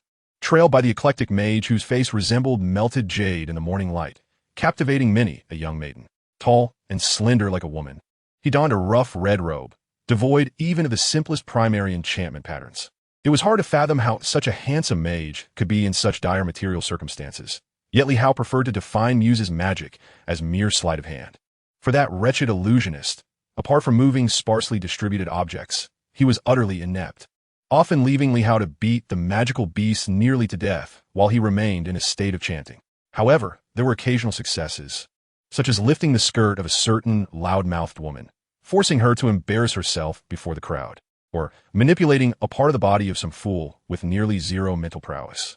Strangely, Muse remained unfazed by such humiliating situations, spending each day poring over incomprehensible tomes and even delving into potion-making and alchemy, squandering Li Hao's hard-earned savings, while brazenly reminding him not to forget how he was treated by his brother in childhood. In summary, this was a brother who could share the same breath. Today, the reception hall was unusually lively, not only populated by lone wanderers like Li Hao, but also by numerous mercenary bands that only took on significant contracts.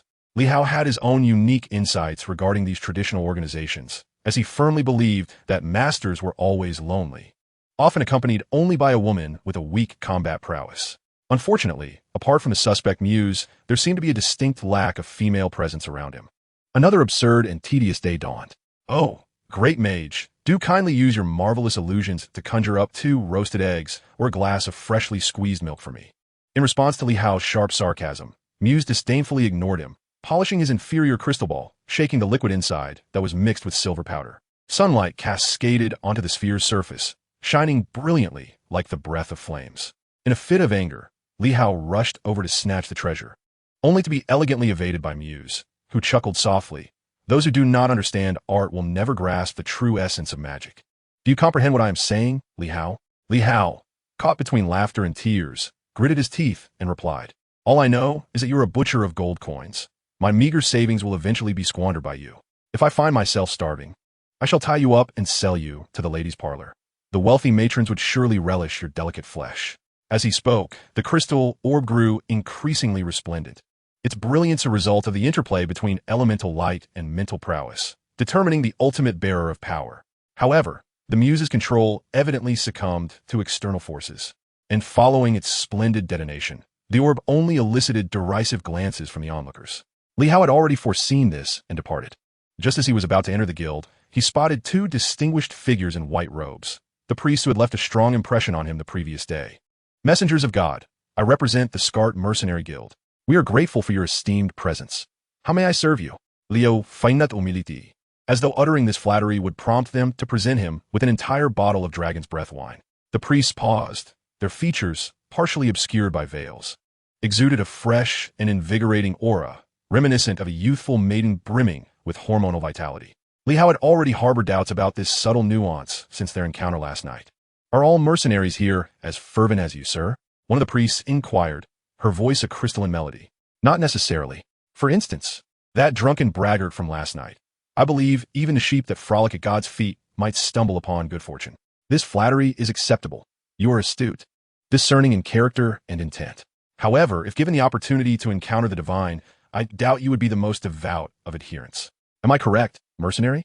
Li Hao scratched his head awkwardly, reluctant to affirm or deny her assertion, his thoughts racing. Is it because of that dreadful clerical demeanor? Everyone was engrossed in discussions regarding the Kotima's conflict and Princess Emile's exile. The World Quest Board had just illuminated. With the mission to hunt down the Kotima's faction ranking prominently, the difficulty level astonishingly elevated to S-class, and the remuneration was equally outrageous, presenting the rare title of a major lord. This signified that the victor would be granted lands and titles, ascending into the aristocracy. This could be the most ludicrous political upheaval in history, with the invaders audaciously referring to the exiles of the Kingdom of Kot as mere faction members. Emile felt dizzy, her skepticism towards Simmer's message intensifying. The military strength within Kotima City could hardly sustain the hope for allied assistance. Miss Priestess, are you unwell? Are you also troubled for the unfortunate Princess Emile? Li inquirat sumawat perplexa. Simmer, forcing her emotions under control, quickly positioned herself in front of Emile, striving to maintain a semblance of calm. The sudden ominous portent unnerved her to the point of forgetting the veil adorning her face. Just as she prepared to deflect Li Hao's question, the ground began to tremble violently. Pray, she murmured. Nearby, the Muse slowly bent down, pressing her ear to the ground. Murmuring, there a sound, rhythmic like a drumbeat, as if a great beast has escaped its confines, and in considerable numbers. Everyone in the reception hall sensed the intense tremors, and far above, at hundreds of meters in the sky, numerous dark figures emerged, presumably a formidable air force. Their purpose unmistakably potent. They have finally pursued us, Simmer whispered, discreetly grasping Emile's icy hand, feeling her heart ablaze with wrath, as if it threatened to consume the very earth itself. 2 hours ago, General White mysteriously vanished without leaving a trace at the agreed-upon rendezvous point.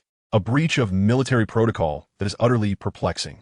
In this dire situation, Simmer chose not to act recklessly, but rather to conceal herself under the guise of a priestess. Little did she anticipate the relentless pursuit of her pursuers, who were as swift as they were merciless.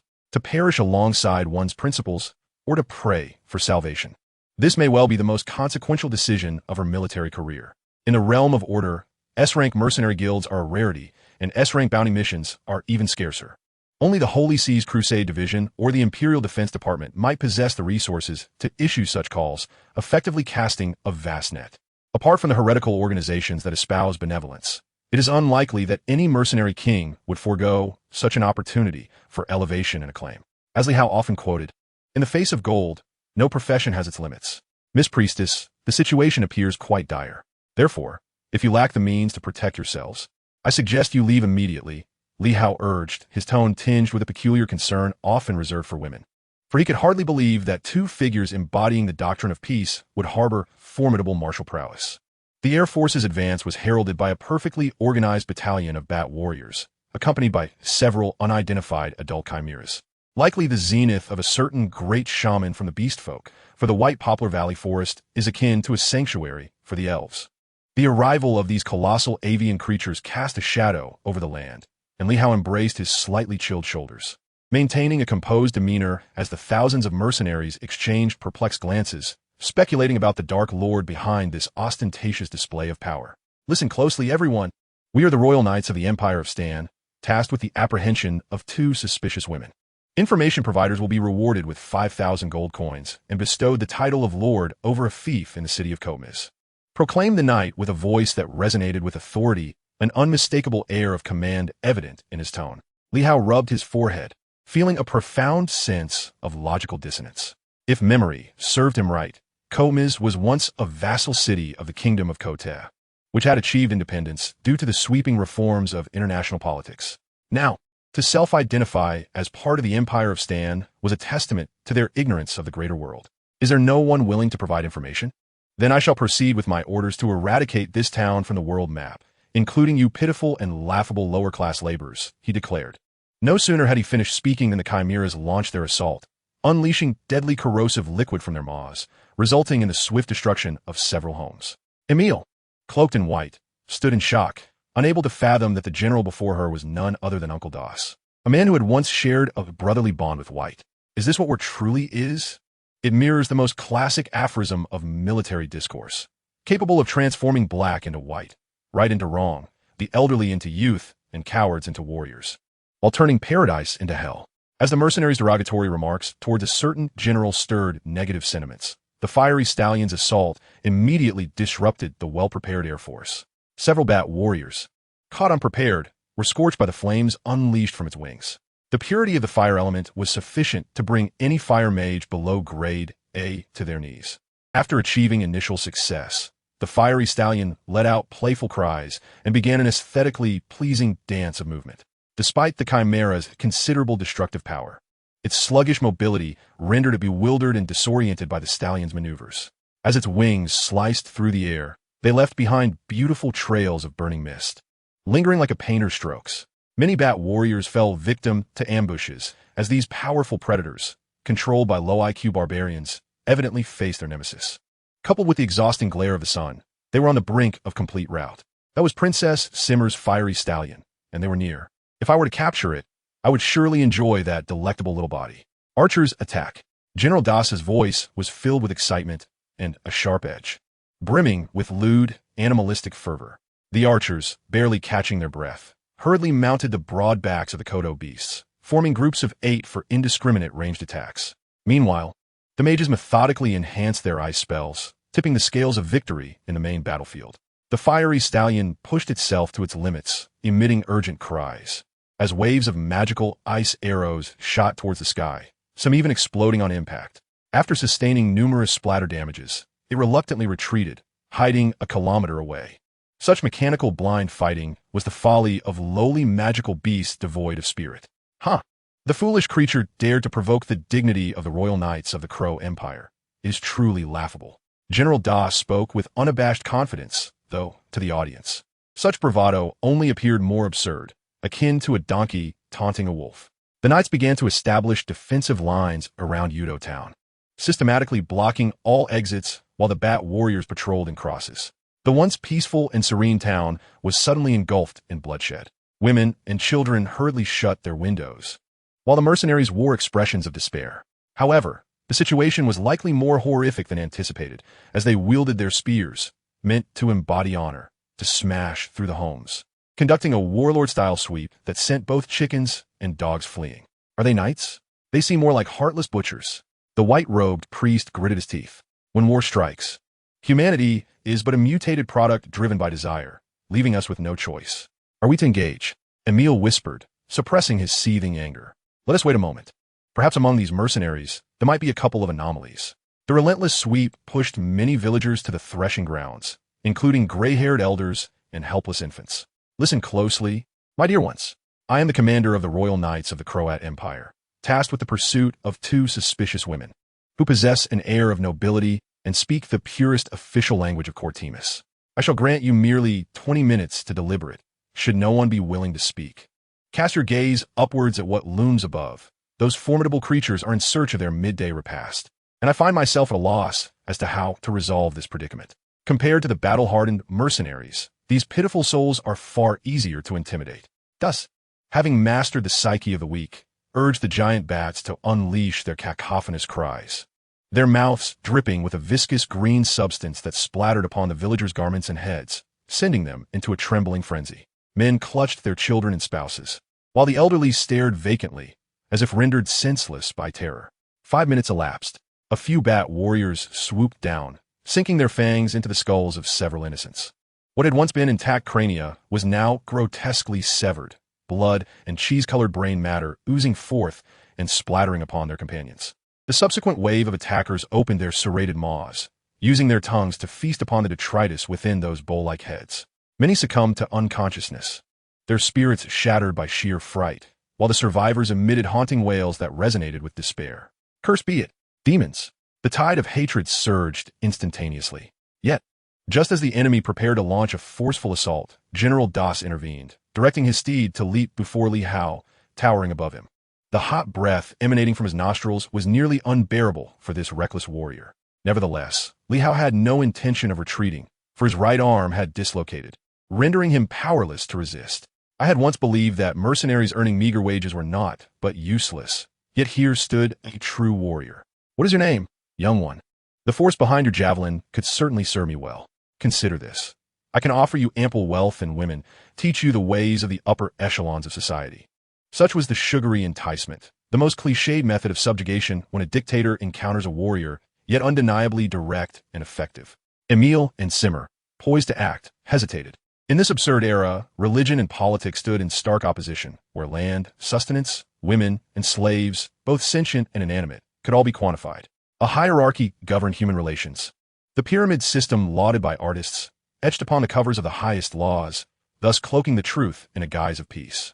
Shaking his dislocated arm, Li Hao maintained a relaxed demeanor and raised his gaze. Sir Knight, have you heard the fable of the rabbit and the fox? They regarded one another with mutual respect, foraging and living together.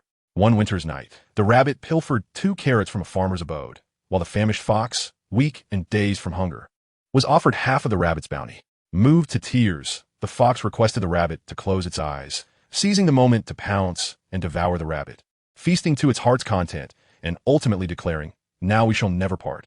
A rather charming love story, wouldn't you agree? General Das let out a contemplative sigh, instinctively raising his steel lance, adorned with alluring golden patterns, which crackled ominously. Thus you can only become that pitiable rabbit, devoured by my cunning fox. For you lack the understanding of loyalty and devotion, surrendering your flesh, faith, dreams, and even your soul to my dominion. Li Hao smirked slightly, his body moving with the swiftness of lightning, as the gun's muzzle struck the ground, creating deep fissures, instilling a profound sense of vertigo, an effect which Li Hao could scarcely withstand. He closed his eyes, seemingly repenting for his recklessness. Were I in your position, I would never provoke those formidable beings, even when delivering a grand lesson to a mighty knight. Though your tale is compelling, the savior is evidently unmoved. Mew smiled, akin to a deep crimson rose flourishing defiantly against the wind. After a few clumsy rolls to evade the sniper fire from the restless archers, Li Hao wiped the cold sweat from his brow, his gaze sharp. Thus, the fervor that should have belonged to you now stains the ground. You must survive and hone those damn tricks of yours. Mew's previously clear expression abruptly froze, her gestures escalating, her crimson robe billowing as if infused with a tempest. The space between her hands igniting with dazzling red brilliance, an abundance of petals cascading from the sky, nourishing the energy reservoir of the Scarlet Judgment. For heaven's sake, cease your chanting. Your pitiful reserve of chakra cannot sustain such a war of attrition. What Li Hao did not anticipate was that the brother he had classified as a third-rate artist would dare to ascend beyond his station, challenging the arcane mysteries of magic with nothing but bare hands. This was perhaps Muse's most arduous yet swiftest performance in her career as a bard. 7 lifelike roses blossomed against the sky, seemingly infused with the blood and flesh of the summoner, their red hue tantalizingly exquisite. This was a classic representation of flamboyance. As threatening as her name suggested, the earth was effortlessly torn asunder like satin, from which countless vines emerged, visibly growing and stretching, ensnaring the steeds of the knights beneath them. Yet Muse's gestures remained unceasing as she chanted the esoteric language of elves, her exceptional control warranting a B-grade certification, deserving of the lavish privileges afforded to court magicians. As the blood roses fully formed and charged, they slowly drifted towards the area ensnared by vines, interconnected by flowing light, rotating counterclockwise like a wheel of fate. As for Muse's laborious gestures, tadpole marks perpetually danced forth, filling the voids in the radiant rose formation. 64 magic imbeciles. Perfect control coupled with devastating output, accomplished through gestures and incantations alone. Such prowess would undoubtedly astonish even the archbishops of the Order of the Holy See. However, the bard's once pale complexion grew even more pallid, resembling a lonely snowman. Li Hao sprinted forth, catching his brother in his arms just before he fell, repeatedly calling out his name, while the corners of Muse's mouth merely twitched, as if mocking something, before she closed her eyes, her breath fading to an almost imperceptible whisper, as if the creature cradled in Li Hao's embrace were merely a languishing kitten. A cheap notebook tumbled from his grasp, its pages fluttering in the wind, revealing the inscription, "Magic is not a game for the ordinary. Those who endure ultimately become geniuses, while those who falter along the way are driven to madness. Emile, we cannot allow our heroes to perish thus." Shedding her white robes, Simmer leapt into the air, mounting the fiery steed that charged towards her. With a flourish, her spear unleashed waves of flame as she dove down, positioning herself defiantly before the ranks of the Bat Warriors. Dramatically, these embodiments of savagery and malevolence retreated without a fight, terrified of the human woman before them and the blazing steel spear she wielded. Simultaneously, Emile cast aside his concealed shepherdess robe, drawing a crystalline bow as he took aim at the solitary knight, his voice resonating with authority. "Traitor Dars, do you not fear the day you might find yourself in the dock of the court of the kingdom of Kota?" Li Hao, his eyes reddened, incessantly probed Muse's breath, acutely aware, as Dars had stated, that the end of life was drawing ever closer. The sky was serene, the warmth of the sun washing over the faces of the 2 young souls, intertwining anger and tranquility in a manner that was heart-wrenching. Contemplating this, he cast a final glance at the uncertain fate of the crimson-robed creature, his expression darkening further, before turning to ride away into the distance. To Li Hao, an amateur in magic, the concept of magic stones remained nebulous.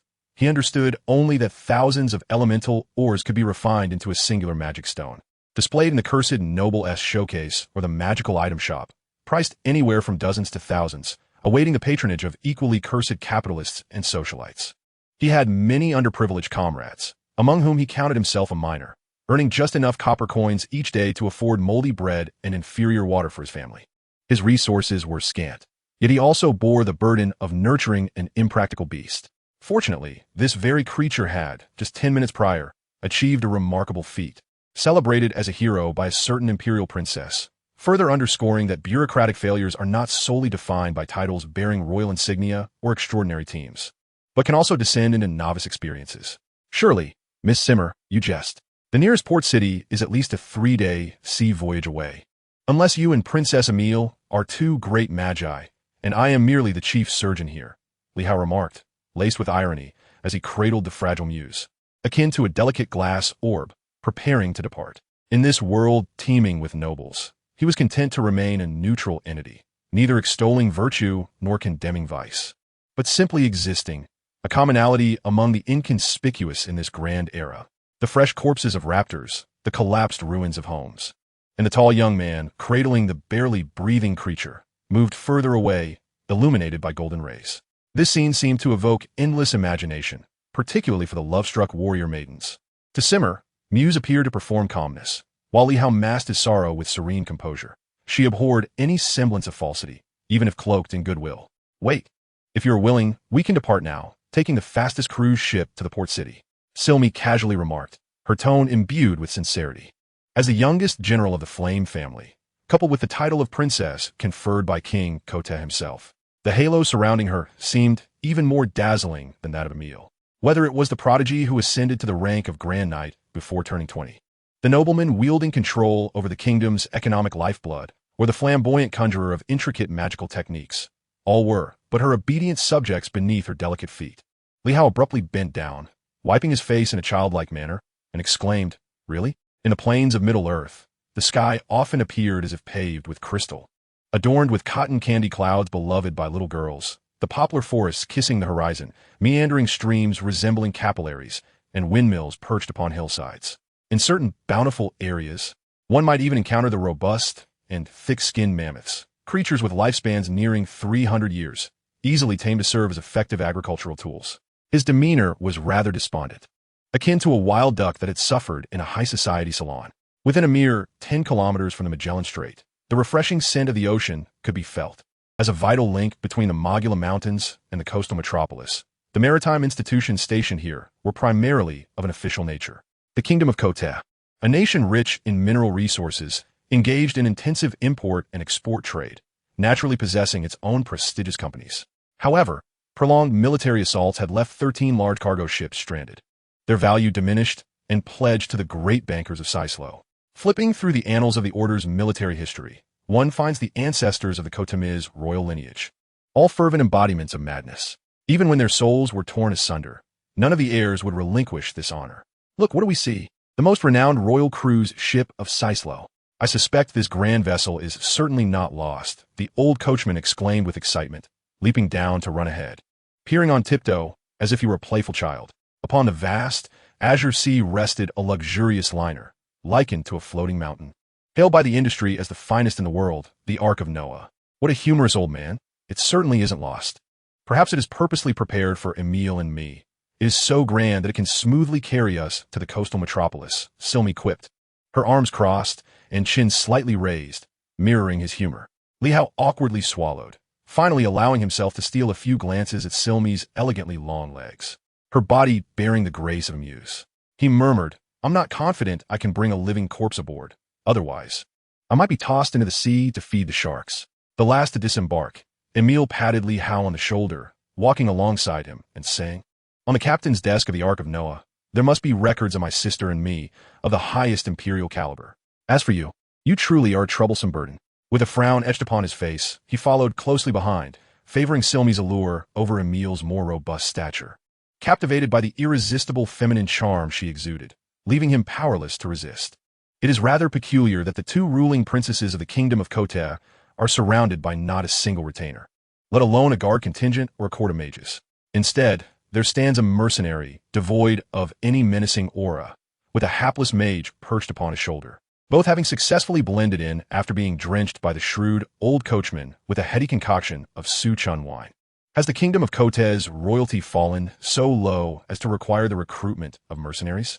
The status befitting an empress necessitates corresponding treatment. Upon being ushered into the first-class cabin, Li Hao felt as though he had traversed into another realm, where the essence of supreme grandeur could no longer be simply defined by mere materials.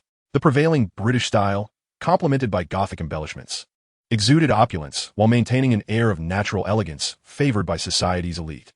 The decor here lacked the heavy elegance of the Titanic and the iridescence of the Elizabeth. Instead, each whimsical design brims with a manifestation of character, making the men within feel as if they were nestled in the embrace of Queen Elizabeth, while the women appeared enchanting, as though they were waltzing with princes in Vienna's Golden Hall. The architects of such marvels are none other than the most renowned craftsmen of Sislo, the fashionable male demon Leons, who stands alongside the first female demon of the scepter, Barbara, as the chief designer of the Noah's Ark. He is the guiding spirit of contemporary artists and, naturally, the ultimate idol of the mischievous muse. However, he remains in slumber, for should he awaken, he would surely faint once more. The beleaguered Li Hao finally shed his burdens, casting them onto the velvet bed, and, rather unceremoniously, began to survey his surroundings before retreating to the bathroom to indulge in an extensive bath, singing an obscure scat folk song. He is a man of relatively weak subjective awareness, somewhat rigid, who strives to maintain a cheerful disposition as long as circumstances have not devolved into utter chaos. While he stood naked before the mirror, The door to the living room was forcefully kicked open, revealing Simmer, who bore a fresh tailcoat, her brow furrowed. She tossed the garment onto the bed and remarked, "You luckless fellow bathing in your birthday suit. Princess Emile has decided to invite you to dinner. In 10 minutes. I expect to see a young man in the dining room who does not appear so cheap." For Li Hao, this day had been a series of unexpected twists and turns. He dried his glistening form and struggled to don the outfit he deemed favored only by hypocritical gentlemen.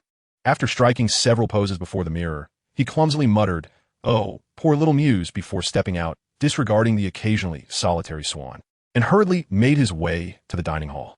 He needed to be there to greet the two princesses before their arrival, even though the dreaded formalities were only something he had skimmed through in books. "Do you require my assistance, handsome sir?"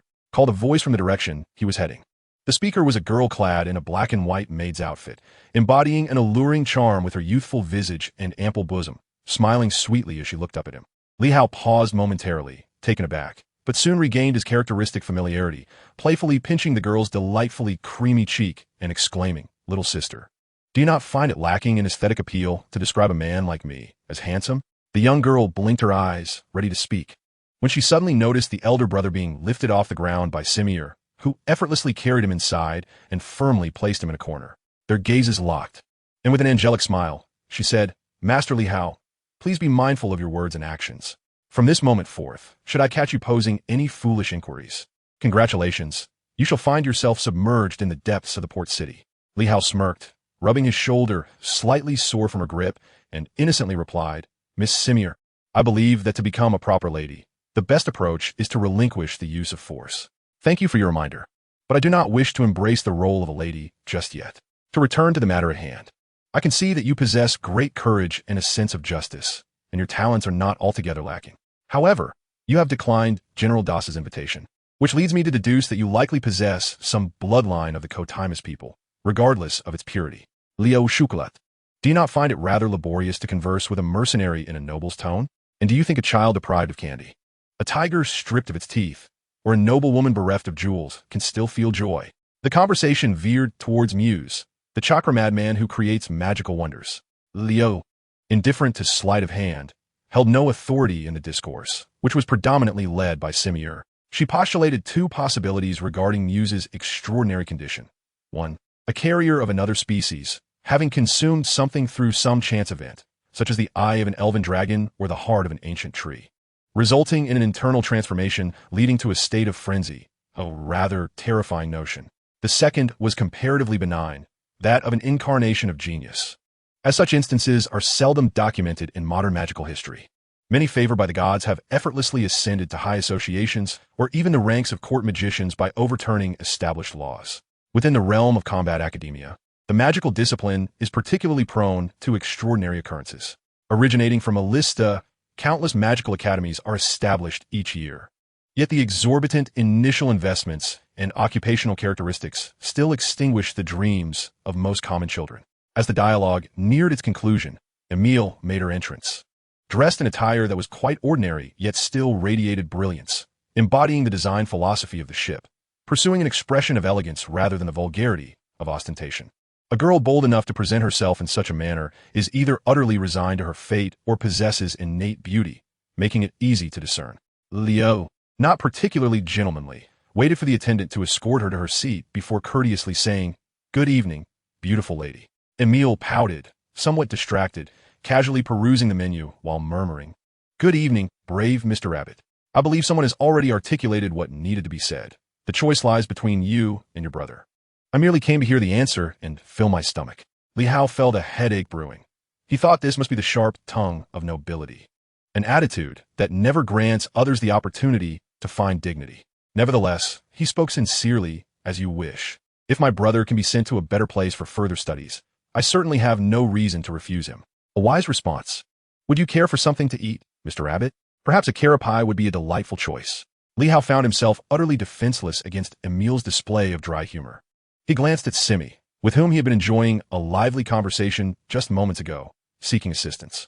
The damned menu was filled with curiously twisted European script resembling tadpoles. For a mercenary, the likelihood of mastering a second language was slimmer than sharing a bed with a princess.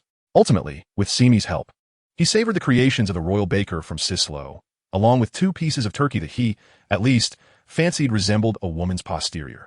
There were no white candlelights, no red carpets, no pianists, and certainly no grand crystal chandeliers. Everything here seemed to capture the essence of home.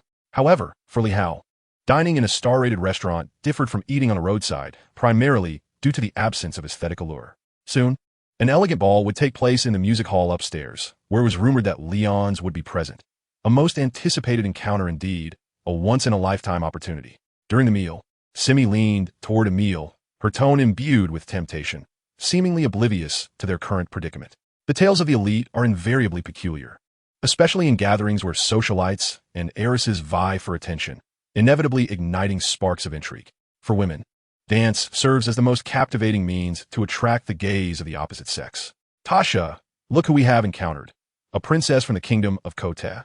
The beautiful and charming Miss Emile. What a rare delight. I must invite her for a glass of red wine. Oh no, rather a dance? Came the voice of a striking young man, flanked by two vividly dressed companions, one tall and slender, the other short and plump. Apologetically, the young man continued, I am truly sorry. I did not realize Miss Simi was also here. Please forgive my oversight. Emile finished the last bite of her salad, dabbed her lips with a napkin, and shook off the hand that the young man had grasped, a serene curve forming at the corner of her mouth as she remarked. The Kotemesi's way of greeting does not involve kissing the back of one's hand. The youth, confronted by Emile's rigidity, appeared somewhat displeased, his eyes gleaming with a sharpness reminiscent of a venomous Nepalese snake. The slender woman swayed, resembling a discarded bamboo pole, devoid of any feminine traits, and spoke in a high-pitched voice. Did you know I once raised a phoenix? But one day, its feathers were all stripped away, transforming it into a wild chicken. I was heartbroken and shed many tears, ultimately having to give it to my servants. Can you guess what they did next? Who knows? The woman chuckled, tilting her head back, her laughter unabashed as her gaze fell upon Emile's impassive face. What an extraordinary story about a wild chicken. How coincidental. I have a peculiar beast tamer friend who once kept 2 talking wild chickens. More remarkably, their tongues were exceptionally long. They could unfurl them at night to use as blankets. Amidst the laughter, Li Hao interjected swiftly, twirling a silver fork with his fingers, showcasing an array of exquisite patterns. Li Hao raised his face, resembling a general reviewing his troops, circling around the women as he languidly remarked, later, one perished from gluttony after consuming too much beef, while the other starved due to its owner's punishment. Since then, my friend has ceased raising chickens, for he comprehends that a wild chicken remains a wild chicken, even when adorned in golden garb, clutching heaps of diamonds, or occupying a lofty status. It cannot transform into a phoenix. Yet a phoenix can undergo a rebirth, emerging more splendid than before. Count John's expression darkened further, rivaling that of his 2 disabled sisters, and he coldly stated, Miss Simi, if I am not mistaken, your purpose for this journey is the port city, correct? Fortunately, the 20 thieves under Count John's command had not revealed themselves. As the designated vampire-like heir of the Dole family, he possessed the acumen cultivated over generations of capitalists. The youngest lord of the Duchy of Sislo, a prodigious pianist who had graced the golden halls of Vienna, a distinguished figure in the realm of musical magic. Such a resplendent resume ensured that even standing beside the scepter-wielding Demonis Barbara, he would not appear diminished. However, the most formidable aspect of the Dole family was not its military might, but rather its capacity to maintain a long-term employment of mercenary thieves and wild tribes through ample resources. Yet, while the goddess of fate weaves jealousy, she playfully casts shadows. Thus, when noble young men spoke of Count John, they often resorted to discussing the thin and the stout as a means to alleviate their emotional wounds. This, perhaps, stands as the Dole family's greatest and sole blemish. It seems that the barbarian incursions and the treachery of Mess City were not the true catalysts of the entire affair. We require more precise intelligence to unveil the hidden conspirators' motives. Lying upon a velvet bed, Simi held a glass of white wine from the Huaman winery, her lips twitching rhythmically. Observing Emile's vacant stare into the mirror, she continued. The young ones of the Dole family seem quite eager to engage in the game of hunter and prey. Thus, this should prove to be an exhilarating journey. My melancholic beauty, should you not feel excitement for this? A nation untouched by conflict, besieged by barbarians, traitors, and capitalists. What a splendid tragedy. I believe that soon, in the collected works of Mr. Shakespeare, that very scene will emerge, chronicling the moment of disgrace. A circus clown performing acrobatics atop Princess Kotmi's head, with everyone clamoring to buy tickets, exhausting the world's supply, even butchers and serfs alike. Amid Simi's elegiac lamentation, the weight upon someone's heart grew heavier. She could only dispatch one mechanical paper crane after another to scout the battlefield of Comiz and the whereabouts of General White. The history is poisoned.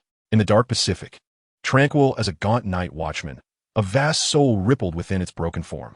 Near the eternal lighthouse, on the surface of the sea by the water antenna, several ghostly ships drifted, their hulls riddled with wounds. Sea water continuously penetrated the deck, soaking the tattered black robes, mingled with murky foam and decaying wood shavings. The figures cloaked in black stood rigidly, their faces obscured not by large hoods.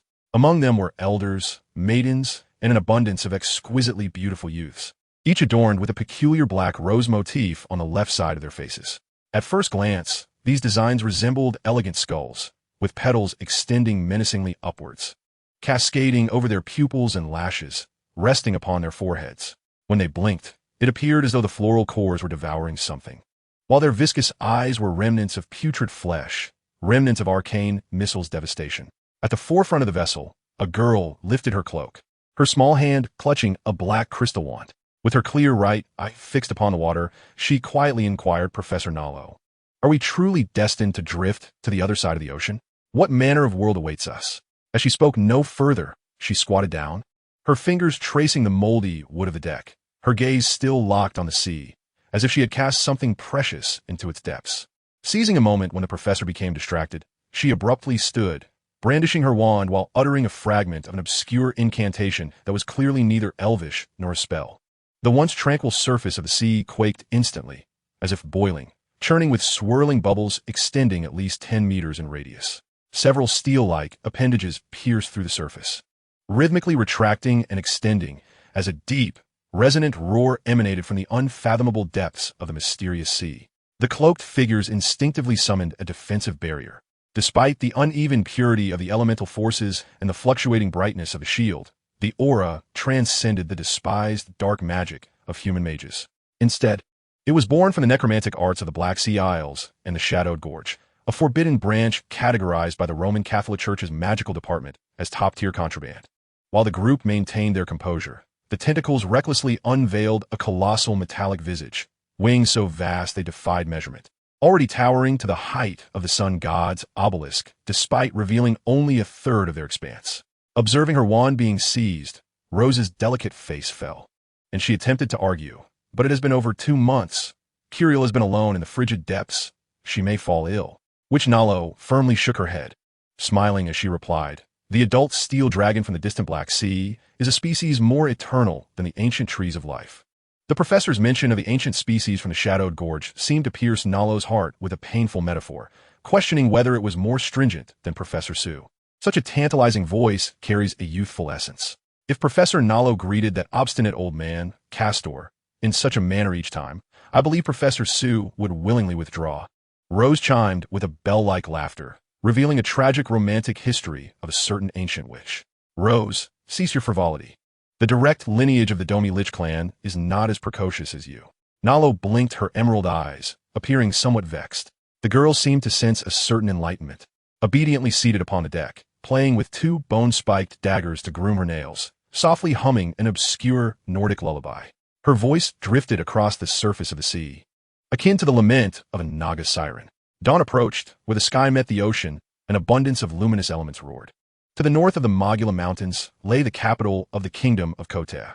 Beneath the banner of wild daisies near the central square's altar, a fragmented royal knight order congregated, blood-soaked court sorcerers clad in robes, and 2 great sword masters wielding colossal blades. The once artistic armor was now marred with filth and blood, its hardened visage obscured by dust, revealing only the unwavering brightness of their pupils. The fortified towers that once provided steadfast protection had vanished, leaving only crumbling walls and an ever-present cloud of dust. During the agonizing wait, 2 warhorses collapsed under the unbearable strain, leaving the knights to stand their ground, propping their bodies with long lances against the weight of their crossbows. A solitary horn resounded, and in response, a magnificent golden figure emerged, its massive sword trailing behind, touching the ground, imbued with an exceptionally pure flame. The corpses of siege beasts had buried the city gates, forming a natural rampart. The first barbarian warrior barely emerged before being obliterated by a sudden arcane missile, followed by a wave of bloodthirsty Terran warriors, enhanced by the great shaman's blessings. Their mechanical charges fell like cannon fodder, exhausting the energies of the mages and arcanists. These chakra heroes, who had been battling for days without respite, struggled even to summon the simplest elemental spheres. The moment of reckoning had arrived.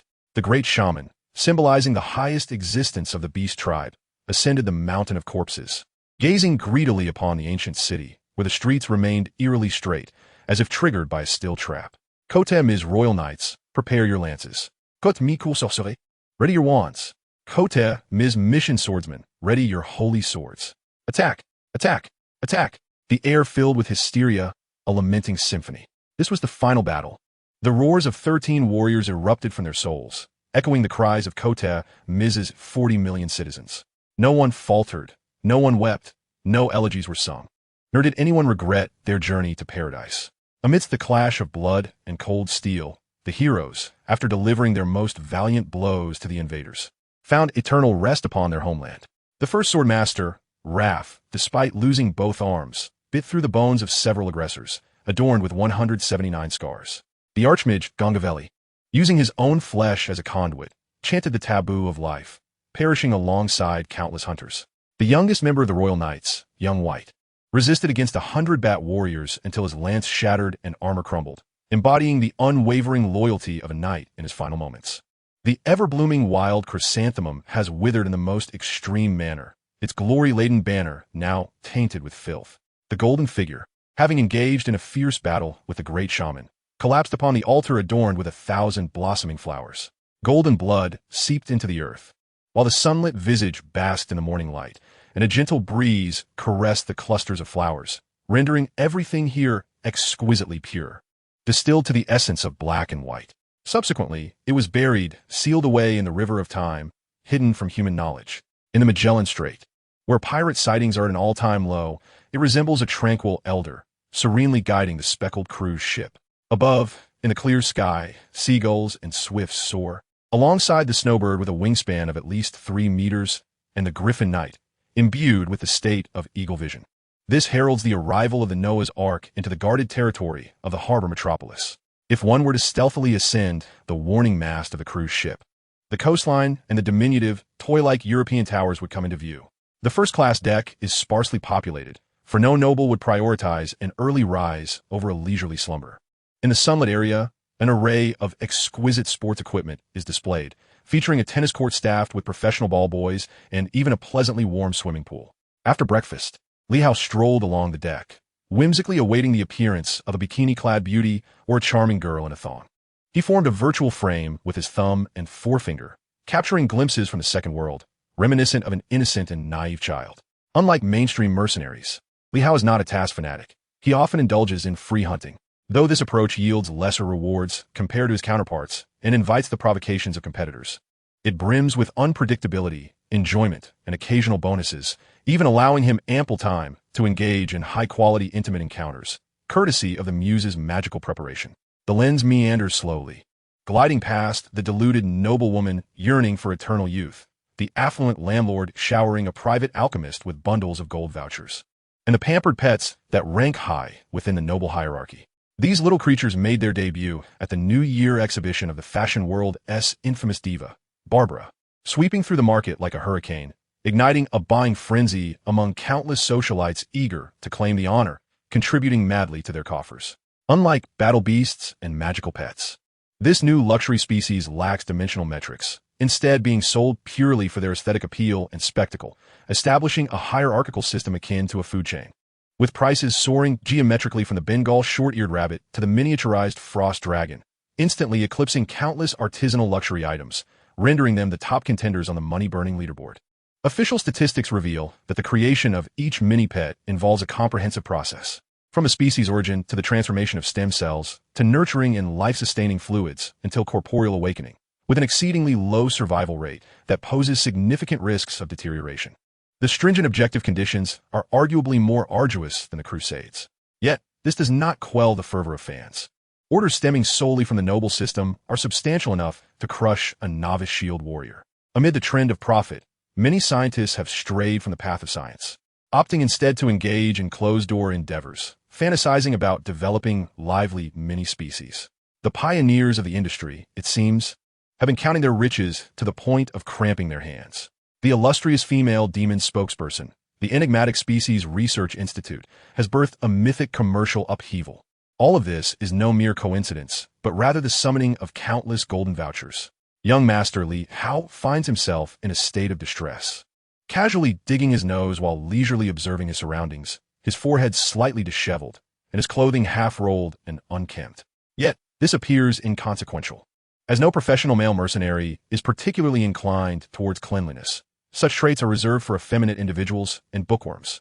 The morning sea breeze is invigorating, imbued with the unique humidity of marine algae, making each breath particularly smooth and refreshing compared to the air quality of Scartown. It is akin to the disparity between a goddess and a dinosaur. Just as everyone is engrossed in this scene, the sea surface on the right side of the ship suddenly churns with waves, and countless fragmented black shadows surge forth. As they hover at a height parallel to the deck, they swoop in with the speed of a fan-shaped lightning strike. Drawing upon his professional experience, Li Hao's reflexes remain sharp. He bends forward just before the threat approaches, narrowly avoiding a collision with the unidentified entities. Using the momentum, he performs a forward roll, swiftly rising from the ground, his right leg taut and decisively slashing down. The sharp, horn-like heel of his shoe cleaves through the shadows, sending them tumbling onto the deck, writhing in agony and emitting a chilling wail. Their appearance resembles that of spoiled jelly, adorned with countless soft tentacles, indicating they are harmless, low-tier marine creatures. However, many unfortunate souls have fallen victim to these little beings, causing chaos to ensue. As Li Hao hesitates to assist these misfortunate individuals, the sea undergoes another transformation. Waves soaring dozens of meters high leap up, crashing against the ship's hull and heavily descending, bringing with them a flurry of live fish that flop helplessly on the deck. It is reminiscent of a prelude to a catastrophic tsunami. My goodness, is Poseidon greeting us with a morning salutation? The Ark of Noah, indeed. In comparison, the conditions on the uppermost deck are equally dire. It seems that the sea god's prelude has unleashed a tempest even more ferocious than before, conjuring towering waves that are exponentially more terrifying. Each crashing wave feels akin to a rare tempest, with rain pelting down upon the people, imbued with an overpowering fishy odor. Li Hao is fortunate enough to taste a few drops, leaving his nasal passages aching and causing him to sneeze incessantly. He hardly possesses the leisure to curse Poseidon, as the massive, bell tower-like vessel begins to sway, causing many to lose their balance. The fierce storm renders them unable to stand, rolling about like balls.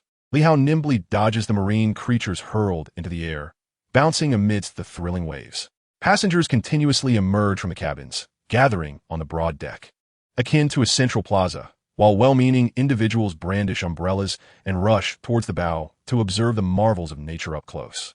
As the waves escalate, the situation on the sea grows increasingly bizarre. Large bubbles begin to rise, and the color of the water shifts from deep blue to a saturated orange-red, while dead fish incessantly float to the surface, belly up.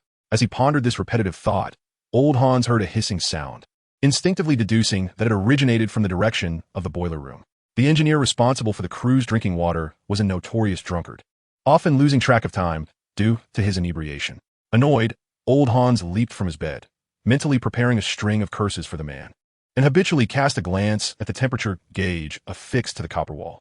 His eyes widened in disbelief as he rubbed them vigorously, as if he had encountered an avalanche. He hoped that his vision was merely clouded by age, yet the main pointer on the dial was far beyond the warning line, indicating a potential for catastrophic explosions according to standard protocol. Due to their ingrained work habits, the coalmen diligently shoveling coal felt no discomfort. To them, what difference did it make between 60 and 80 degrees, drenched in sweat as they were? The thermometer showed no signs of abating, and the mercury thermometers, scattered like stars, were bursting one after another, with shards of glass splattering onto many backs. Quick, everyone, evacuate this place as swiftly as possible. The slowly moving Ark of Noah collided violently with the rocks that had risen due to tectonic shifts, causing the bow to tilt backward at an angle of at least 20 degrees. Unprepared, the crew members toppled over in a domino effect, collapsing in layers. The steel plates at the bottom of the Ark began to soften after being subjected to the terrifying heat, approaching a state of melting. Many wooden tables and chairs ignited spontaneously, while the steel coal furnace teetered precariously. The cabin was engulfed in a nauseating stench of burning flesh. the innocent victims resembling a throng of living squid being grilled on an iron plate. Instinctively, the survivors shouted the names of their parents and fiancés, their thoughts consumed with a desperate wish to dance with death and escape the hellish torment they endured. After a thunderous roar, the centuries-silent Magellan volcano awakened. Perhaps yet another of Poseidon's mischievous pranks. Billions of lava erupted from the basin-like crater, with the plume expanding relentlessly, easily tearing through the ship's hull. This breathtaking scene transcended the boundaries of life and death, evolving into a spectacle of taboo magic. As the flames pierced the crew's ship, dark red liquid steel flowed inward in a circular motion, colliding with the boiling seawater and sending towering tongues of magma skyward with a terrifying sonic boom. Despite the massive eruption of volcanic ash, the Ark's hull, though scorched into a vacuum, showed no signs of sinking. Li Hao stood among the nobles, listening to their acerbic inquiries and uncouth insults directed at the crew. He thought that had he been one of those sailors, he would have undoubtedly rewarded the insulters with a resounding slap, discarding his sailor's uniform into the sea, declaring that he was no longer a sailor but a tourist in need of rescue, much like them. 7 flares of distress shot into the sky. If all went well, the Griffin Knights of the harbor city would arrive swiftly, followed by the Thunder Knights, whose entrance examinations were even more rigorous than those of Roman Knights. And finally, the esteemed White Knights, a vital branch of healing. The wings of imagination, having soared far and wide, were ultimately severed by the hand of a demon. Li Hao's once carefree spirit succumbed to an overwhelming emptiness, akin to a blank sheet of paper untouched by ink. In his childhood, Li Hao was a budding recluse, often found alone at home, devouring the ancient texts left by his ancestors. From the obscure and tedious theories of magic to the captivating tales of heroes, he consumed them all. In truth, he did not wish to immerse himself in such pursuits. It was merely an echo of the notion that children without fathers must study diligently to avoid starvation in the future. He had never adorned himself in new garments, and even those washed by his mother would soon be marred by countless muddy footprints by the next day. Unlike other children, he did not brandish a wooden sword in the schoolyard, challenging peers to duels that left them bruised and battered. No one wished to associate with a timid bookworm, especially in an era steeped in chivalric ideals and heroic aspirations, where even girls dreamed of joining the ranks of celestial steeds and divine palaces. One fateful day, as he crouched in a corner, enduring the roughhousing of mischievous children, a figure emerged from the shadows nearby. Flames danced elegantly upon the tips of their fingers. It was true magic, a simplified version of the basic fireball spell. Li Hao vividly recalled how those miscreants, their backs smoldering, screamed for their fathers in terror. From that moment onward, the most renowned coward in the school and the youngest magician became inseparable friends. Despite the young magician's stagnation at the novice level over the ensuing 7 years, leading to Li Hao's incessant lamentations, they never forgot the joyous days of their youth, as if those memories were born only yesterday. Thank heavens, you have not turned into a roasted chicken. After forcefully cleaving the wooden door with an axe, Li Hao huffed his way to Muse, who lay in peaceful slumber, her breaths faint, yet her lips curved in a tranquil smile, as though she had encountered something beautiful in her dreams. He straightened his back, tugging gently at Muse's flowing hair, urging her to persevere and to never forget her dreams. The slumbering chakra madman merely tilted his head, his expression devoid of anger. In this moment, Li Hao was gravely fatigued, unable to recall how long he had recklessly depleted the very essence that sustained him. Yet for a professional mercenary, the distance between life and death is not vast, for he had weathered countless perilous situations, akin to the blood-soaked arenas of Rome. The opulent grand staircase connecting the Lyon's music hall with the first-class guest quarters resided at the very soul of the design concept behind the Noah's Arkansas. Adorned with oak paneling and gilded railings, the glass dome above, supported by wrought iron struts, allowed natural light to bathe the staircase. Whether under the warm embrace of summer or the brilliance of starlight, young musicians would tirelessly grace the space with their performances, exchanging astronomical sums of gold tickets to capture the attention of high society ladies. Be it the smoke-filled melodies of Cortemus or the peaceful doves of the harbor city, the nobility could easily find refuge, for this was a world where everything could be quantified, and each individual either embraced or was forced to accept these rules. Even a stray dog, riddled with mange, possessed its own meager worth in this relentless quest for survival. Carrying his brother through perilous circumstances, Li Hao sensed an anomaly upon his arrival, as the seawater flowing downstream was unexpectedly mingled with the sweet aroma of olive oil. Not far from the grand staircase, where less than 30 feet away, A molten inferno had breached the deck, forming a bowl-shaped sea of flames, expansive enough to rival a half-basketball court. With orange-red bubbles perpetually surfacing and dark yellow flames dancing above, illuminating the entire hall in a resplendent glow. Intriguingly, the seawater cascading down the grand staircase continuously clashed with the magma, surging from the ocean floor, creating towering waves that successfully mitigated the terrifying heat. As Li Hao reveled in this flawless plan, a vague silhouette of a fiery dragon erupted from the narrow corridor of the guest room. Skimming the water surface that reached chest-high, almost instinctively, he inhaled deeply and swiftly submerged. Upon resurfacing, he found that all that had once been within his line of sight was now engulfed in flames upon the water surface. He surmised that perhaps a careless chef had left the oil barrel's lid loose while cooking, leading to this disastrous predicament. Disoriented, with his nostrils and mouth unable to breathe, his pores constricted sharply, drowning, a fate often met in tales of woe, ranks just below the crucifixion as a method of execution revered by the Inquisition. Alas, Li Hao's greatest weakness lay in his inability to swim. Even boarding Noah's Ark had left him with deep-seated anxieties, and if given the choice, he would rather avoid encounters with pirates altogether.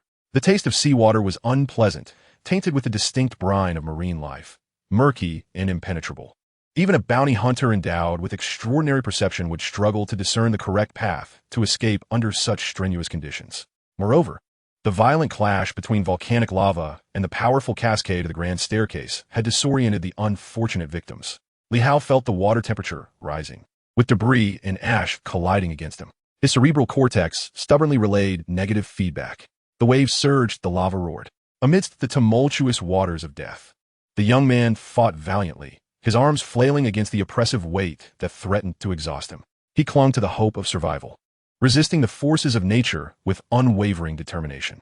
If only he could free himself from the bindings, disregarding others, he could swiftly escape into a new life, one filled with the promise of spring's bloom.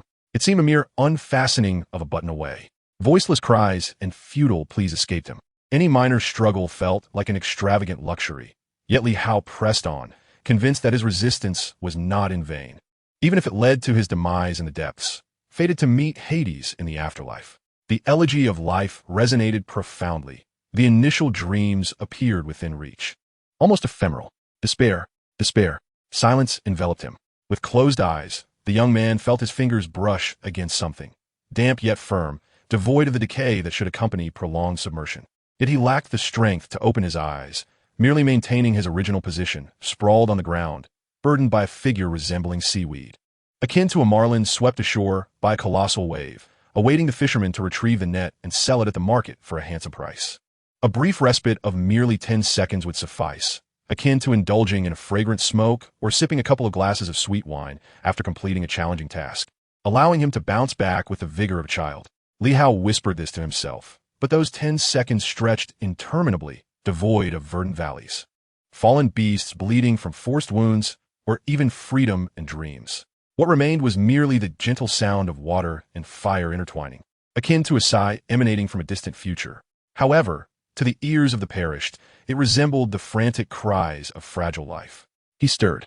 Upholding the promise made when confronted by the traitorous knight with a lance poised at his throat was a task more arduous than the sorcerer's breakthrough into the realm of spatial magic. Once again, he employed psychological self-deception, convincing himself that there were still over 100 layers to traverse. No one knew how much time had elapsed. It was only when his calloused hands could no longer touch metal that Li Hao finally ceased his efforts. The very first thing he intended to do was to cast off the burden upon his back. The unprecedented sensation of lightness surpassing even the delight of discussing the art of the human form with the most alluring woman in Scattertown. Leaning against the wall, he sought to bask in the sunlight that followed the damp shadows, only to realize that night had completely fallen and the surroundings were as silent as a graveyard. A thick layer of ash floated upon the water's surface, dense smoke wafting through the cracks of the vessel, while a few crows perched upon the glass dome, singing eerily in the faint moonlight, reminiscent of a demonic version of a Mozart lullaby. 30 nautical miles north of the Eternal Lighthouse, a ghost ship continued to drift aimlessly. The helmsman appeared unchanged in posture and expression, while the young sorceress Ross exhibited a hint of impatience, resting her hand on the frail shoulder of Professor Nalo, tiptoeing to gaze across the surface of the sea. The former remained unmoved by her playful antics, his emerald eyes radiating a complex brilliance. making it hard to fathom how an ancient professor, concealed beneath a black robe like a waning candle, could possess such a striking right eye. Take a breather, my little demon. Your energy surpasses even that of Quiriel. Why is it that you do not exhibit this unique fervor of the Domi family while studying the tome of the undead? The old professor's face was warm and kind, seemingly fond of mentioning that family name, each utterance imbued with near-reverent respect. Ross, true to form, brandished her black crystal staff, pointing towards the depths of the distant sea, proudly declaring, because not every subject of a Lich King is deemed worthy of receiving gifts from the Black Sea, nor can every alluring professor find repose upon the bed of old Castor, the lecher, the which Nalo astonishingly exhibited no anger. Instead, she tenderly caressed the girl's wavy golden locks, repeating with a measured tone, Miss Ross, that which is bestowed upon us effortlessly by the heavens is often not eternal. You may summon the deep-sea volcanoes with the might of an adult steel dragon, ascend to the decision-making echelons of the Necromancer Council with the aura of your lofty status, and even derive amusement from provoking her with your tales of romantic failures. Yet, your actions do not enhance your standing in the final evaluation of mission. Rather, they diminish the team's regard for you. Understand that the downfall of Corte Ms. is not simply a tale of traitors rising again. It involves a direct confrontation between barbarian tribes and human civilization, and any great conflict in this world is ultimately settled at the negotiation table. Thus, the humble resort to violence to kill, while the noble wield words as their weapon. Do you comprehend this? I understand, Ross replied thoughtlessly. To Nalo, her unreflective affirmation seemed somewhat lackluster, yet the ensuing debate crackled with tension. The old witch straightened her posture. One could deduce from her ladle-like stance that in her youth, she was likely a favored gem among the highborn. Facing Nalo's silence, which felt like a deflating blow, Ross was not pleased by her seemingly successful argument. Gazing toward the horizon, she softly murmured, Let the ark sent by God sink. Let those acerbic nobles go to hell. Upon hearing Ross's self-deception, Nalo let out a genuine sigh. He sensed that behind this privileged regent lay countless fractured personas, a trait essential for an ascendant Lich bishop. The classic maxim of the Grand Archbishop of the Domini Lich, only through the mind of a devil can one unlock the gates of hell. In the deep azure sky, resembling expensive satin, the fire horse elegantly flapped its wings, releasing a splendid arc of intersecting light from its tips. Unmistakably the rarest and most exquisite variant of the wind shadow among flying magical beasts. In the eyes of capitalists, sailors, and nobles alike, the existence of the harbor city is nothing short of God's most dexterous handiwork. With 4/5 of its area bordering the sea, a colossal center for overseas trade, and a fair and rigorous legal system, it stands unmatched. More importantly, it prohibits the open trade of slaves and drugs, standing in stark contrast to the infamous city of sin, Black Blood. Rather than merely a secondary city brimming with honor and reputation, it is a natural trading exchange. It is precisely due to this advantageous geographical position, bolstered by the financial acumen of the nobility and the protective embrace of the local government, that the annals of the harbor city's military history record only a scant few pages. Even the children residing here are familiar with the most renowned adage of King Crogidi III. I possess the world's most formidable army, and I also enjoy the world's most enduring peace. Such imperial rhetoric undoubtedly pricks the ambitions of those who believe in warfare as a means of sustenance. Yet, the Muse Empress of the independent Duchy of Casablanca has never allowed the hunters from the far northern icy plains to infringe upon the harbor, indirectly stifling countless war conspiracies. Consequently, the keywords most frequently debated by the Secretaries of State of the Northern Barbarian Alliance are rusty demon scythes, sealed goddess skirts, and hibernating Nile serpents. In an era rife with tumult and conflict, these formidable weapons and shields, once resounding throughout the battlefield, gradually receded into obscurity with the ascendancy of the first feminist nation in history. They withdrew from the limelight of war and aggression, distancing themselves from the Northern Barbarian Alliance, leading their scanty populace to strive within the barren, snow-laden city. Yet, no paramount leader of the alliance would harbor anger towards the peculiar actions of Empress Muse in breaking treaties. At least, on the surface, they displayed utmost deference. This was merely due to the inscription penned by Emperor Dante of Rome with a quill on the authorized folio of the Order of Order. The immortality of the Ice City can only be witnessed by the beloved and genteel Empress Muse. However, for the ruling Princess Cortimus, the tale of Muse hardly seemed riveting, as at that moment, Emile was ensconced in her study, perusing a mysterious letter. Deceiver. Though resilience had been instilled in her by private tutors since childhood, The anguish wrought by deceit or loss far outweighed any strength she possessed. She clutched her mouth tightly, her frail shoulders trembling slightly, as tears cascaded onto the letter, reminiscent of the sorrow she felt when departing the ancient city of Cortimus. Dragged onto the steed of a female knight. No griffin knights would soar across the Pacific, no dawn heralding hope, not even a sense of homeland or longing remained. All past struggles and persistence dissolved into mere phantoms within the lines of the letter. Even the wild chrysanthemum and Rothschild seemed indistinct. Akin to an iceberg melting under the sun god's gaze, no longer grand or majestic. This was not the tragic heroism of valor, but rather the quiet despair of the humble. The first lesson a knight must learn is to face reality with composure. The first lesson an envoy must learn is to be articulate and persuasive. The first lesson a physician must learn is to prioritize life above all. And the first lesson a deposed princess must learn is to dry her tears. Here lies the consulate of the kingdom of court at the capital port, staffed by a loyal old steward, a knight of light, 3 vice-consuls, and several servants with 0 combat capability, all at the disposal of Her Highness the Princess. Before Emile stood Simmer, clad in the formal robe of a secondary governor, her expression grave. Behind her knelt the aged knight Matthias, along with the consulate in formal attire, and approximately 20 servants. The martial tone, imbued with a sense of iron will, starkly contrasted with the tearful Emile, rendering her almost a different entity. After all, she was merely a minor noble who had never encountered the true battlefield, having lived a life of luxury, nurtured by private tutors and etiquette officers. Growing up in bliss until this moment.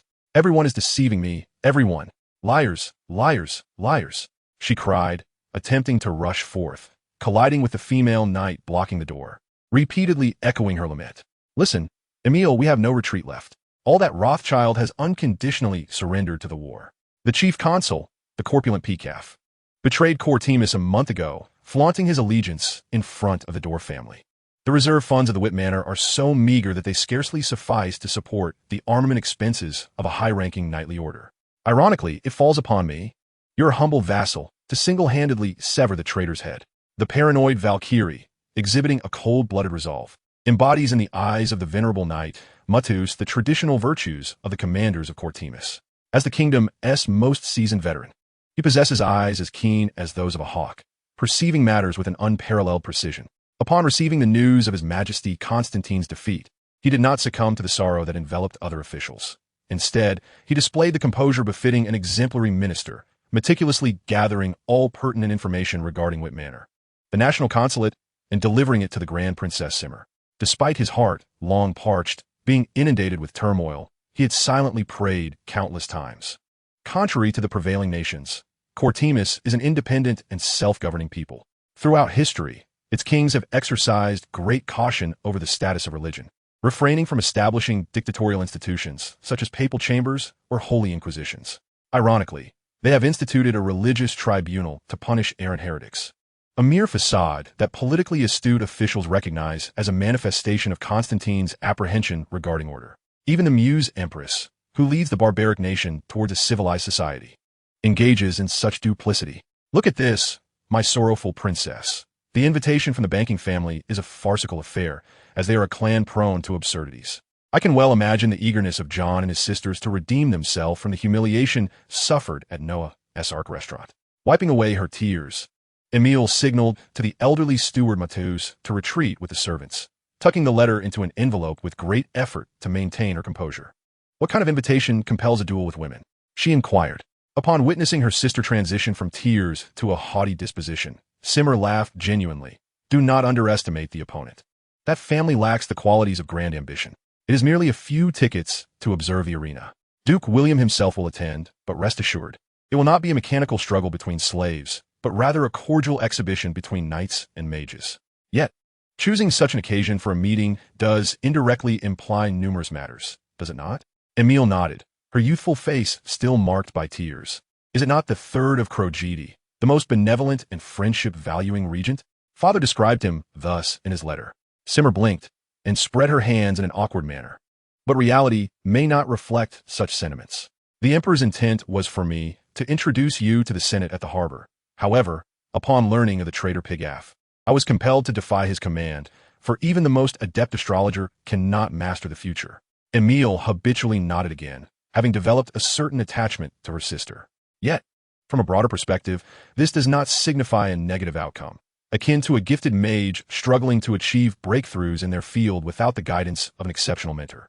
How much more intricate is the political warfare than the realm of magic? By the way, I wonder if the mercenary order and the chakra fanatic will truly become the snacks for the sharks. It appears that you are quite concerned about them. However, this incident is, in fact, fortunate. The reciter of the Crimson Judgment, astonishingly revived after consuming half a bottle of deep blue restorative spring, must possess some rare lineage flowing through his frail, almost feminine physique. Perhaps he is the illegitimate offspring of an esteemed Professor Leestar and the Royal Enchantress. As for that amusing mercenary, he is so exhausted that he can muster only enough strength to sleep. Yet, there lies a perplexing aspect. How did he manage to circumvent the volcanic column while carrying another person to reach the grand staircase skylight? Even an obscure power-type rogue would find it difficult to escape unscathed, as that place is marred beyond recognition and fraught with peril. As Simmer spoke, her exaggerations grew more pronounced. Her subconscious even began to question her own honesty, given the psychological strain during the shipwreck, the burdensome subjective conditions, and the treacherous geography, all indicating that this was an impossible task. Thus, you should be grateful for your obsession. Otherwise, 2 more fresh lives would bid farewell to the antiquated world. Emile puffed her cheeks. She had wept enough, and wallowing in sorrow would yield no fruitful outcome. She certainly did not wish to become a pitiful bard, viewing everything through a critical lens, like a nut filled with complaints. Indeed, he may not become a great individual, but he could serve as an excellent retainer, at least performing reasonably well in character assessments. As for combat prowess, I cannot confidently assert that he could withstand the Crimson Judgment, despite the fact that all Pegasus Knights prioritize the arts of magical defense and elemental armor. Simmer fervently stated, observing the shifts in Emile's expression, yet finding no signs of denial. Thus, 2 unfortunate souls from the Scat Mercenary Guild were unceremoniously divided between the 2 princesses, akin to slaves affixing their fingerprints to a contract of servitude. One must understand that the comprehensive assessment system for a princess's retainer is so intricate that it could confound even the most adept physicists for half a month. A data-driven description signifies that at the end of the arduous path to knighthood, one merely fills in 2 inconspicuous zeros. A lord's retainer may be a pianist, a poet, or even an ordinary cleric, but they must never be a commoner. For most doctrines and codes, it is explicitly stated that the noble class is the sovereign of the state and the church. Any rebellion originating from the populace is deemed a sacrilege against God and a profound disrespect to the monarch, deserving of crucifixion for the purification of the soul. Without the protracted and intricate nature of Platonic ideals, the arena duel arrived as scheduled. Rejuvenated, Li Hao, having just traversed the bustling Port Street and Flower Tube Lane, lavishly employed words of praise, declaring that the closed-off scat was, in comparison, merely a slum within a slum. The Muse, whom Simmer regarded as the annihilator of the Radiant Knight, upon awakening, merely retreated to Matthews's private library to peruse a few magical tomes before selecting a quaint cabin adjacent to the Tulip Garden, thereafter resolutely shutting her door to visitors, including Li Hao's attempts at an audience, which proved futile. No one truly knows what this future sage of magic is engaged in. Occasionally, one can hear obscure and lengthy recitations while passing by. In recent days, the streets and alleys of the harbor are abuzz with discussions about the tragic sinking of Noah's Arkansas.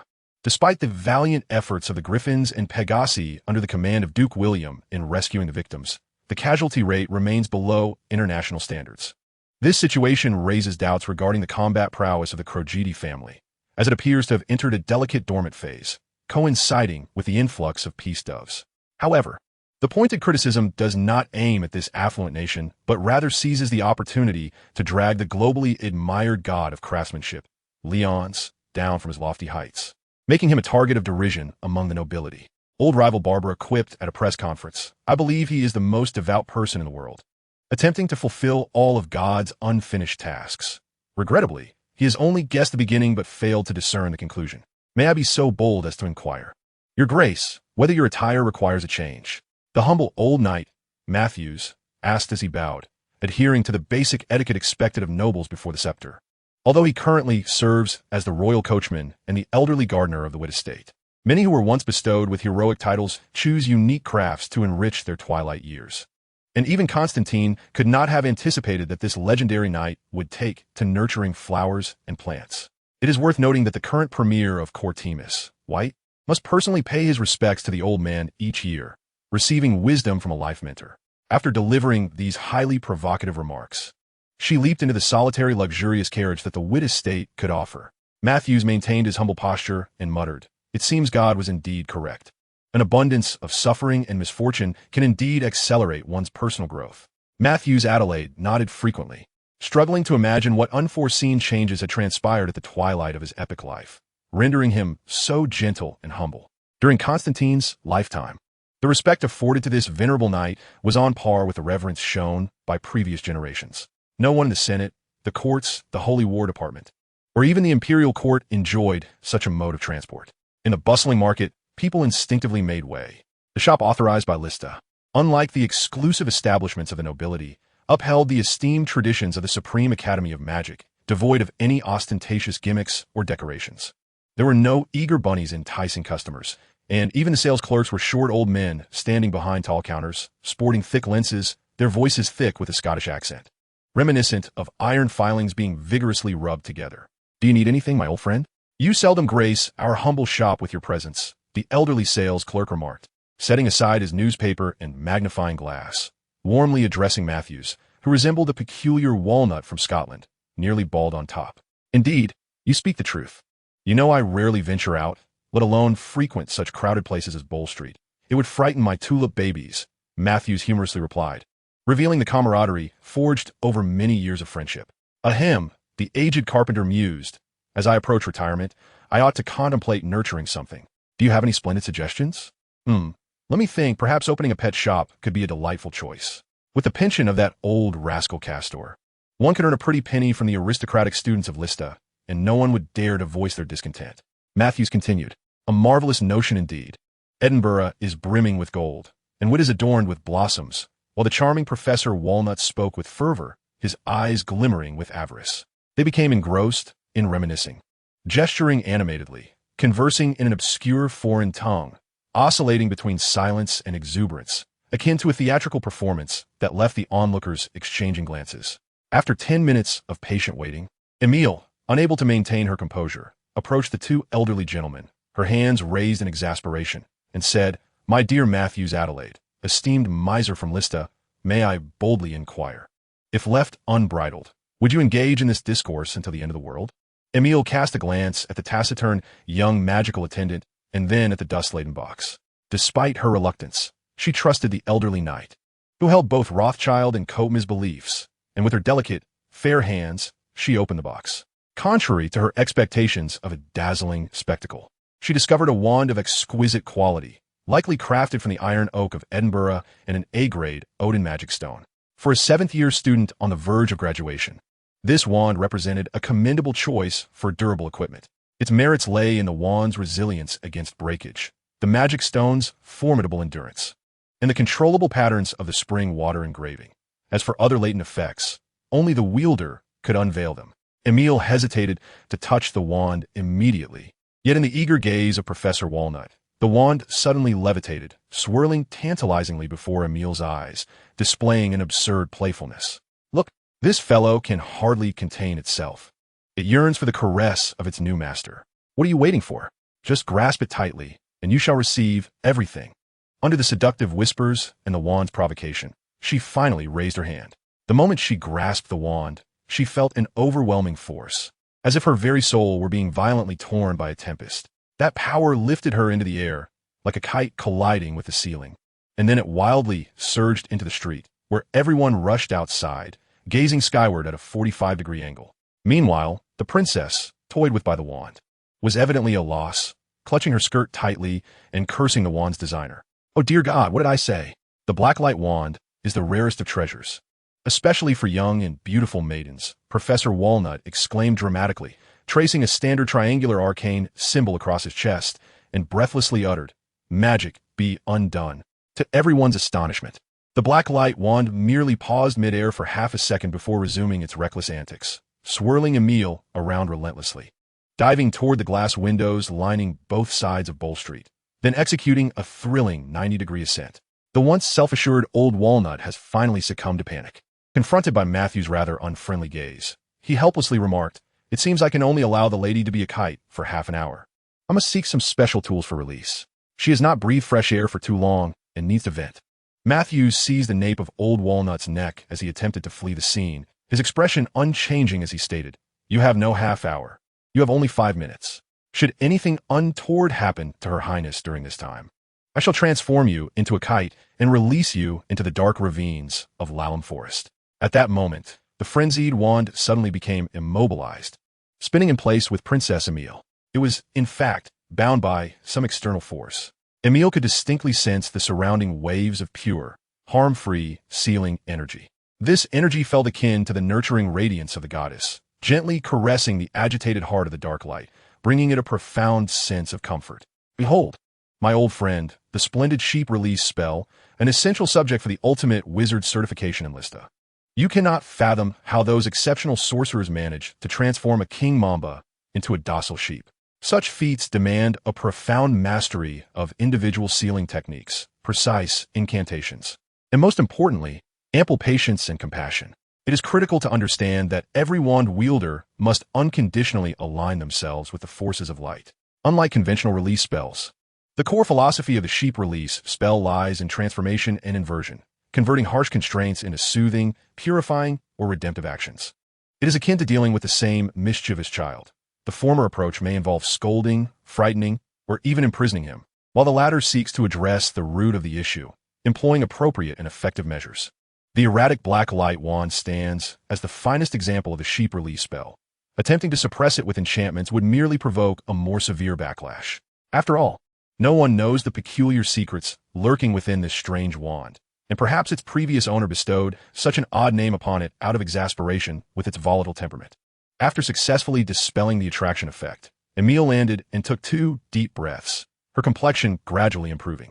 The black light slowly drifted towards Muse, like a clever mouse cautiously observing a delectable piece of cheese, maintaining a safe distance as it scanned for the presence of a cat or a mousetrap. Muse's incantation continued unabated as he uttered the melodious elvish language, persistently summoning the seemingly sentient black light. Old Walnut clutched Matthew's sleeve tightly, his gaze never straying from the young sorcerer's delicate hands. Dear heavens, he is on the verge of success. He is about to subdue the troublesome black light. Just one step away. Matthews, astonished, remarked that although Li Hao and Emile did not comprehend the significance of taming this peculiar wand, they subconsciously tightened their nerves, suppressing their hastening heartbeats, a feeling akin to the fervor experienced by a devotee in the presence of the divine. At last, the mischievous wand made contact with the summoner's fingertips. There was no anticipated holy radiance, nor the hexagram formation that accompanies the signing of a special pact. The black light lay quietly in the hands of its new master, exhibiting no signs of abnormality. Observe, even the rebellious child finds moments of tranquility. It conveyed to me its weariness from play and offered apologies to Princess Emile, who was startled as a result. Muse humorously remarked, holding the unassuming blacklight, laughing unabashedly. "Pray tell, did it ever declare a desire to accompany you?" "This object merely resides here on behalf of another," the old walnut lamented. It sought to play a harmless jest with the Princess of Courtmeys, but the endeavor backfired. Despite its previous owner abandoning it here for 7 long years, one of the maxims of Lista is never to easily breach trust.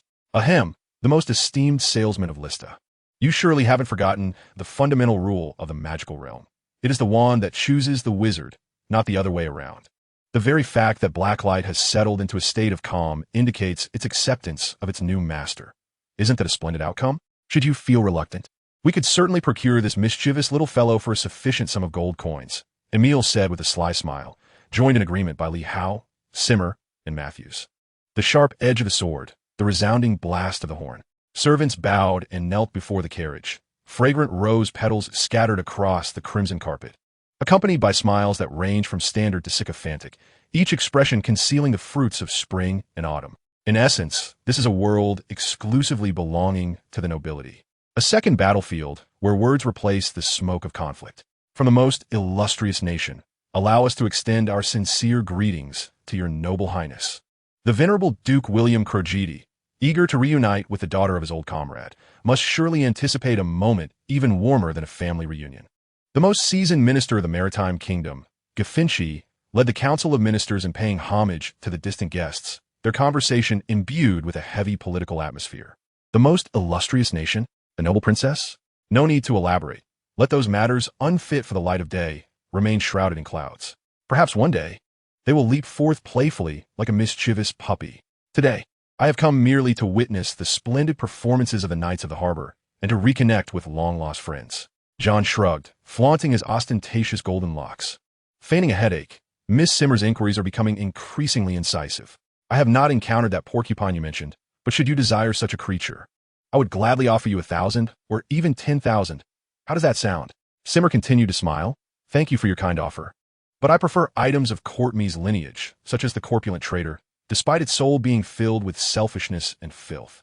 You can only imagine how dreadful its hiding place must be. John, with his shallow cunning, could not withstand such provocation, yet out of a deep-seated trepidation, could only flush crimson and remain silent. Meanwhile, the victorious Simmer had no intention of coercing her opponent into surrendering their quarry with mere words.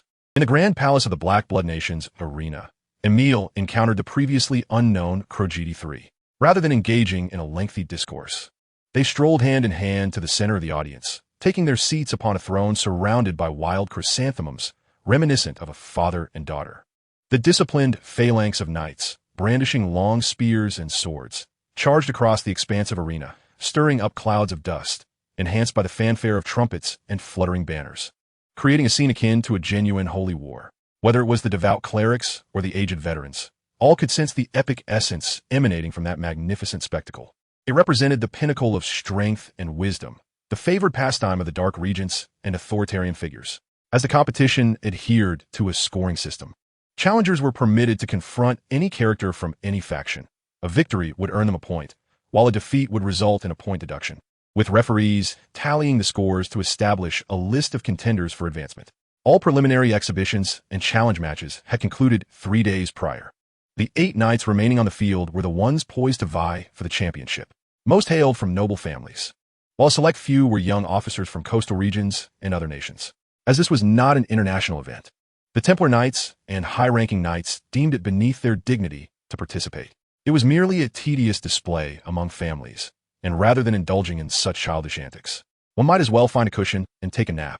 Having witnessed 3 rounds of competition, Simmer expressed her dissatisfaction, uncharacteristically stretching and tightening her serpentine waist, accentuating her mature and full bosom.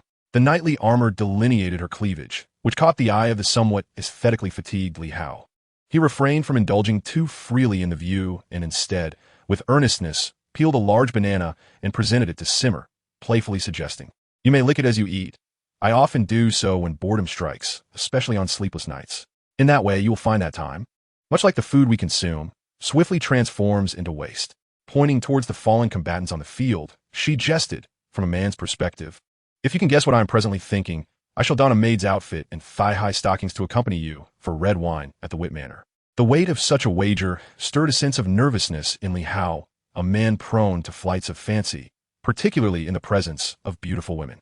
He thus navigated the conversation with ease. It certainly wouldn't be about the victorious knight or the triumphant sorcerer. The latter seems rather more dashing. Nor would it concern where the rotund piggy Picafort is hiding, much less. Simmer interrupted with a smile. "You have but one chance, dear child." "Oh, I see. You must be pondering whether your handsome squire would still appear so charming if he were in the position of that fallen knight."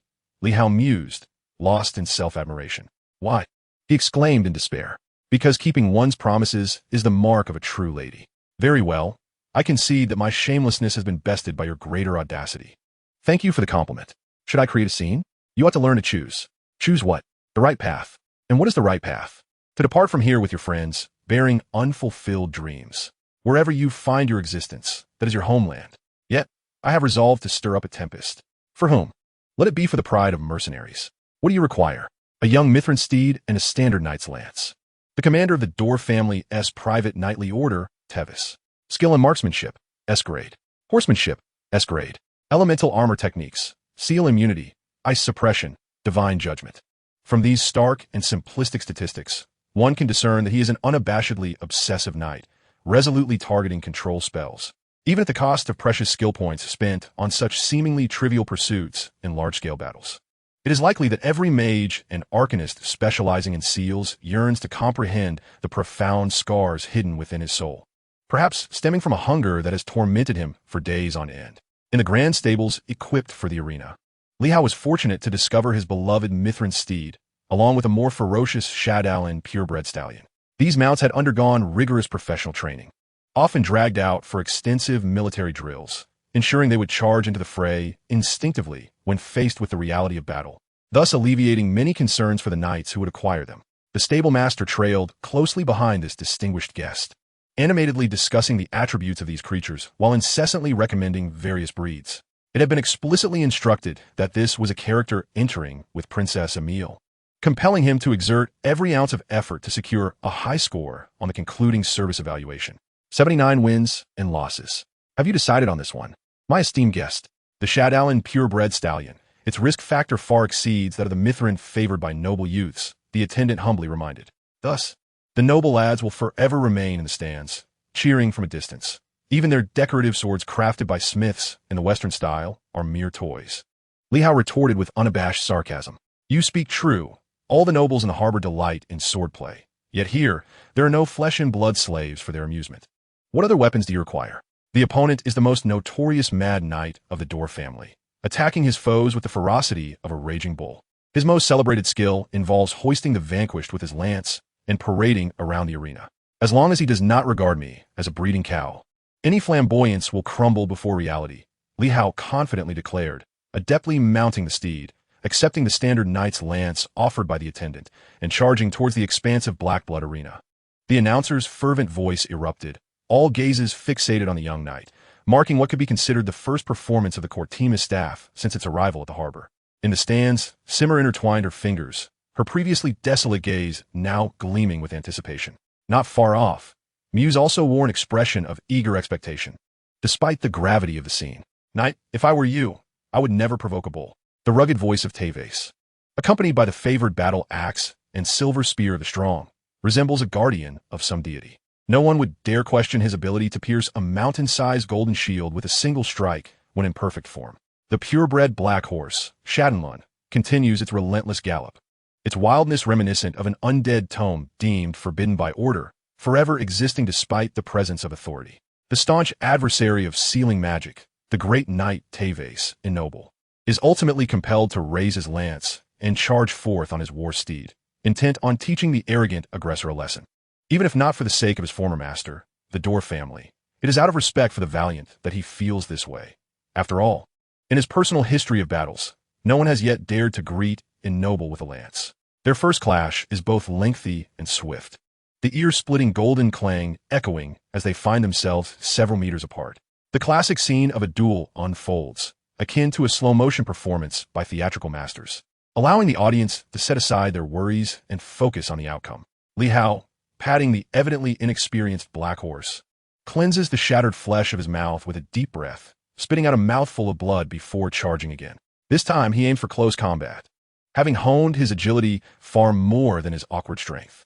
Attack, my dear, we have no other choice. He loosens the reins tightly held against the horse's neck, and the lance, stained with wind and blood, gleams brilliantly like a black lightning bolt suspended over Olympus. There is no unknown pain, no unfulfilled regret, only dazzling thrusts blocks the clash of strength and the frenzied cheers of the audience. He remains as enthusiastic as ever, harboring unwavering hopes of victory in every endeavor. Muse, wielding the blacklight wand, sits beside the dazed Simmer, her beautiful silver and sapphire-like eyes capable of captivating countless noble women. Unlike those frivolous women, Simmer finds it unbearable that a gentleman could possess a beauty more delicate than that of a homebody's lowly. Is it merely because he lacks the scarlet judgment and the blacklight? Simmer tilts her head, incredulity lacing her tone. And what are the qualities of a hero? Those adored by warriors and scorned by the humble? Is this your shared dream? It is my solitary dream, he replies, a dream of demure ladies with wickedness hidden beneath. A glass of dragon's breath red, wine, costing 2 gold coins, and to become the head of the Scat Mercenary Guild. I believe you have endured too much suffering. It requires the forgiveness of the gods to live a life of greater value. The corners of Muse's lips curl into a sunny smile. Her blacklight, wand held aloft in quiet anticipation. At least for now, I shall live a life of great value. She leaps from a high platform, her scarlet magical robe billowing like a colorful butterfly from the mysterious valley. As the battle in the arena draws to a close, even the most ardent observer, Simmer, could not have anticipated such an outcome. The Grand Knight, Tevis, and the adept who has successfully tamed the dark horse, Shadowlun, Li Hao, have engaged in a textbook-like, enduring duel. Both seem unwilling to relent, continuing their confrontation, for in their understanding, any conflict among the 9 principal professions cannot culminate in a draw. Would you care to continue, young man? You may choose to withdraw, preserving the dignity of the princesses of Korthamus. I shall instruct the chief referee to declare a tie. Know that such an act would etch your name into the annals of the harbor. However, should you choose to persist in this battle, I shall have no choice but to exert my utmost effort, Tevis stated, addressing the gasping Li Hao. It was apparent that he had not revealed his full prowess in this match, rather adopting a playful demeanor, engaging with Li Hao for a duration of 40 minutes. It was indeed a weighty proposition. Any youth of sound judgment might accept this outcome, particularly given that the Grand Knight had not activated any skills throughout the confrontation, including the passive abilities of Heroic Strike and Bloodthirsty Charge. For knights, possessing skills is akin to a sorcerer augmenting their chakra reservoir. In the harsh realities of battle, the release of even a single skill can prove pivotal. Similarly, the skills favored by knights are typically enhancements pertinent to their primary attributes. For instance, a heavy armored knight might learn divine protection to bolster their defensive capabilities, while a flow knight could master the skill of Celestial Eagle's Descent, and a shrine knight might acquire Alice's gift to enhance healing effects. Tevis, however, gravitated toward a more obscure skill classified by the Knight Association as a self-harming technique. As the name suggests, executing Heroic Strike entails a temporary loss of control over one's body, resulting in rapid, mechanical destruction, while Bloodthirsty Charge, in stark contrast, instantaneously augments one's speed at the cost of enduring greater physical and magical damage. Confronted with Tevis' unexpected olive branch, Li Hao found himself in a quandary. He could not fathom the intentions of a knight from a noble lineage. Just as he struggled to discern the distinction between arcane and magical forces, a reality that had already crystallized, the eccentricities of Krajiti III, the ageless Duke of Jiff Finch, and the capering trio of Dole, along with the myriad ambiguous and sharp exchanges, made Li Hao acutely aware of the myriad forces intertwining, compressing, repelling, and merging into a grand conspiracy that loomed ominously overhead. Perhaps it would unfold absurdly, beginning with folly and concluding with corpses. He resolved to trust his instincts, unwilling to transform into a brute enamored with violence, despite the multitude of evils in this world that are gradually purged only by the iron hoof supplanting doctrine. Cursed heroism. May I inquire why you pursue this course? You could effortlessly reduce me to mere pulp. Li Hao stepped closer, locking eyes with the Grand Knight, who bore a similarly rugged stubble and a quintessential Roman visage. Are you adhering to the virtue of compassion among the 8 virtues? If no suitable answer is forthcoming, less reluctantly accept it. Depart, young man. We cannot afford to linger any longer, for the audience will hurl their disdain upon us. Teves quelled the restless warhorse, his battered axe and silver lance embedded into the sandy stone ground. His cloak was tattered, marred by several unsightly holes, and despite the ravages of time that had eroded his visage, it failed to elicit any interest from the well-heeled ladies present. What is your name? Leoin Kidat.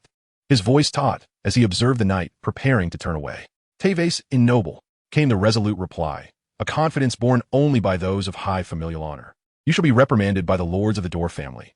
Li Hao pressed one last time. A ridiculous family, engaged in ludicrous pursuits.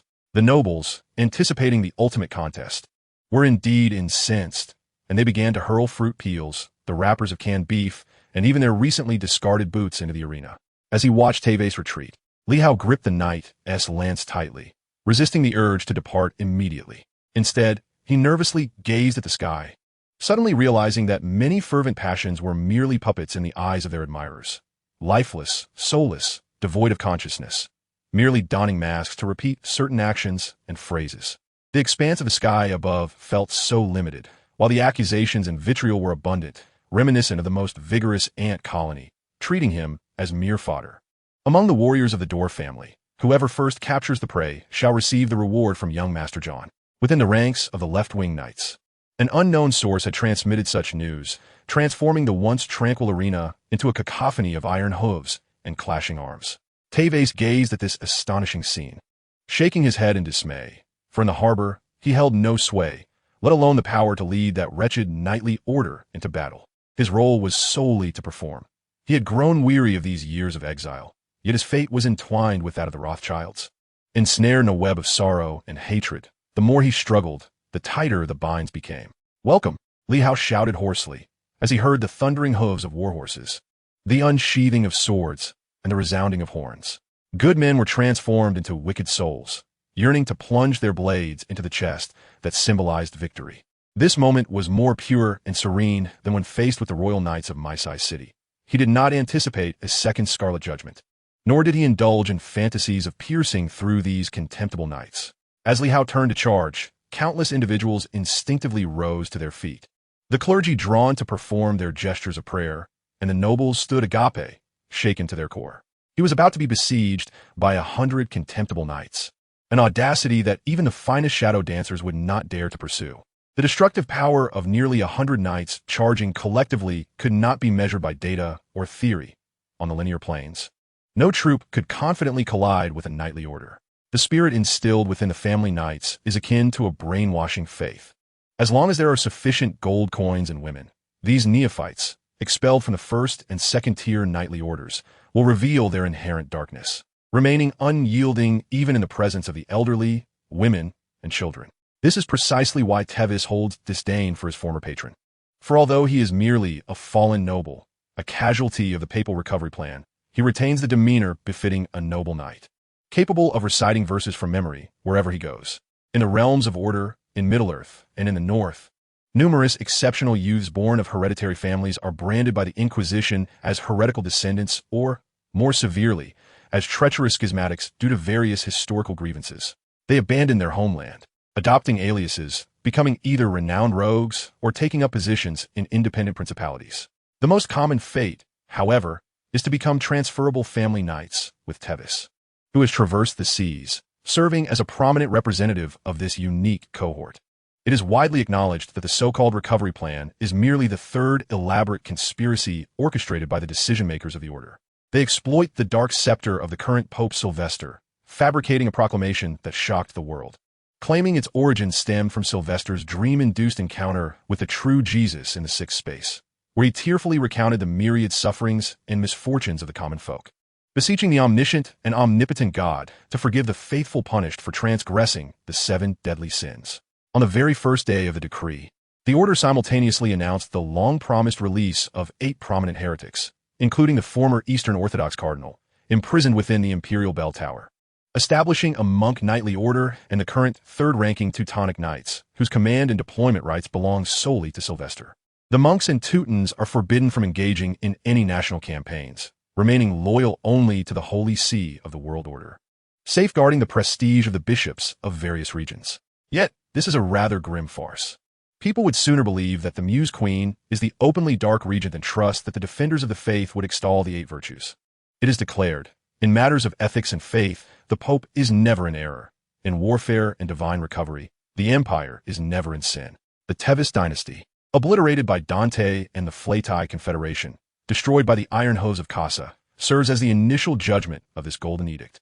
The cardinalate of the Roman vassal states is gradually falling under the control of the 8 heretical factions, who, bearing the glory of being forgiven for the 7 deadly sins, engage in diabolical acts of aggression. Despite the absence of war and smoke, knights and swords, the denizens and soldiers of these fallen nations have long acknowledged that the cardinal is the true authority, while the emperor is merely a puppet in the hands of the order. Across the expanse of the Roman Empire, apart from the original Eastern Orthodox pastors lurking in the shadows and the openly warring Titan sun against Rome, a full 1/6 of the Western Dominion is marked by the dark regent of the order with white roses, creating a resplendent encirclement. Order, a name that resonates throughout the heavens and the earth, has compelled humanity to believe more fervently in the existence of God, all due to the successful indoctrination of the 8 major heresies.